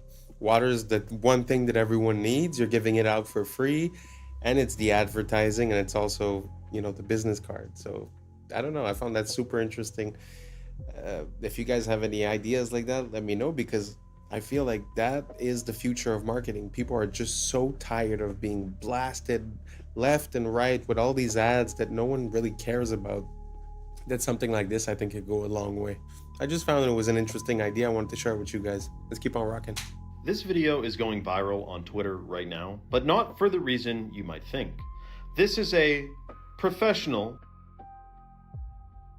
of this skyscraper somewhere in the United States. The problem is, many people notice a similarity to it in regards to something that happened 20 years ago. Here we have a lesser known angle. That one didn't get hit. They said it was from fires. But the fires in Hong Kong, 7 towers caught fire. They burned for almost 48 hours. And none of them collapsed to their own footprint. Now, officially, it's just, it happened to happen, man. A fire can weaken the structure. Don't worry about what architects and engineers say, but fires apparently can cause it to drop just like that. For the first time, though, in recorded history. Now, I would have expected something bigger to come from this, now that it's been. But seemingly, many people are still sleeping. Again, the Hong Kong towers, almost 2 days on fire, still standing. Let me know your thoughts in the comments below and follow for more. There has been many different resets since the Great Flood, or the Flood of Noah. When you look at the age of the buildings in the previous video and the ruins from the buildings here, the melted bricks, the melted red bricks, there seems to be a clear age gap between the two. While this is much older than the mud-flooded buildings, the mud-flooded buildings looking fairly newer by comparison, last several hundred years, while as these melted ruins are thousands of years old, indicating the many different cycles this realm has went through. Since the Great Flood, or Flood of Noah, the theory is we're looking at about 6 or 7 resets here that happen about every 150, 200 years, kind of like clockwork. And with that cycle, it has taken many advanced civilizations. Think back in the stories of Atlantis, told throughout ancient time. After that, the Tartarian Empire. Just look at these structures, clear evidence of melted, deformed stone and brick. That is not some ancient design choice of hammer and chisel. History is nothing more than a set of lies agreed upon. Question everything, friends. Until next time. Man, do I love looking into ancient history. I mean, even if you had an excuse for 1, 2, 3 of those pictures, man, it's so anomalous to see all these, you know, all these temples within mountains, or the bricks being melted, or sometimes you don't even know where the mountain ends and the castle starts. I just find it so interesting. If you guys have any good footage, send it over and I'll feature it in the next video. Let's keep on rocking. So quickly, I'll go through this 2-year war, over 60 million tons of rubble there, and tens of thousands. Pour eux, les débris comptent plus que les vies humaines, parce que ce n'est pas une guerre, c'est un nettoyage. One of the great honors for me has been working with Steve. Steve, qui l'année dernière nous expliquait travailler sur son plan depuis 2 ans. Been working on master plans for the last 2 years. So there are plans already. Au WEF, les plans de reconstruction existent avant la guerre. We have plans already. We have a master plan already, and we're working together on it. And I think if the world saw the progress so far, they'd be pretty impressed. Et on attend que tout soit détruit pour signer la paix. Comme ça, on peut reconstruire sans résistance. We have created a sense of hope for what the future can bring. On félicite ceux qui ont créé le problème. I am so honored. I'd like to thank. Parce que sans eux, ce nouveau système n'aurait jamais pu être justifié. Nobody's ever dreamt of. You used him well. Obviously used him very well. C'est grâce au chaos qu'il provoque que le sauveur devient nécessaire. The world needs a savior, and the hope is that AI is the savior that we need. Ce qu'ils appellent sauver le monde, c'est en réalité le reformater pour le rendre compatible avec l'IA. This vision for the future as an example of what's possible in other parts of the world. Il nous parle de paix, mais la paix ici, c'est l'absence d'imprévisibilité humaine, l'absence de liberté. Et c'est exactement le but d'une Smart City, une ville sans âme, où tout est mesuré, tout est prédit, où l'humain n'est plus un être vivant, il devient une donnée. Regardez le plan, zone industrielle intelligente pour Musk. Donc en réalité, ce qu'il construit, c'est un monde post-humain. Are there aliens among us? I am one. Quand il parle d'alien, il ne parle pas d'extraterrestre, mais de conscience inorganique. Parce que l'alien, c'est la rupture avec le vivant. Et ils vous vendent votre disparition comme du progrès. Did elephants have these? Did we jump timelines? Did elephants jump timelines? When did this happen? Not out the Troublemaker Travels for saying this, because I had no idea. Am I in an alternate universe? When did elephants have breasts? I'd never seen this before. Never dawned to me that they would look like this. I mean, it's okay, but I've never seen this in no Discovery Channel, in no animal book, in no internet search. I have never, and I mean never seen this before in my life. When did this happen? Why is it like this? Apparently, female elephants, this is how they feed their young, and this is what it looks like. Does that look weird to you? Did you know that? Have you ever seen this? Obviously, it's not weird for elephants. Is it weird for me? Is it weird for you? Is this strange? I don't know. Am I tripping right now? Because I have never seen these on an elephant. I mean, never. I've seen elephants all my life. I've looked up elephants. We learned about elephants. They are mystical creatures, but I did not know they had those. What are those? When did this happen? Am I the only one? Let me know on this one. I know it wasn't 5, but let me know on this one. Let me ask you something simple. How does a comedian with zero political experience become a global icon and the centerpiece of the largest in Europe? Come on, Peter. Elected, people chose him. That's democracy. Was it? Let's rewind the tape slowly. Wasn't a politician. No manifesto, no party background, no governing experience. He was an actor and comedian. Then comes the TV show Servant of the People. In the show, plays a regular guy who exposes corruption, goes viral, gets drafted by the public, becomes president. That's just fiction. Coincidence. Except the show was financed and broadcast by one of you oligarch, prime time slots, endless promotion, crossovers with news. The show didn't just entertain, it trained the audience. 1 year after the show peaks, registers a political party, same name as the show. Then he announces his real candidacy and still wins 73% of the vote. That's overwhelming support, though. Or overwhelming narrative control. And NGOs had already spent over $5 billion in Ukraine since 2014.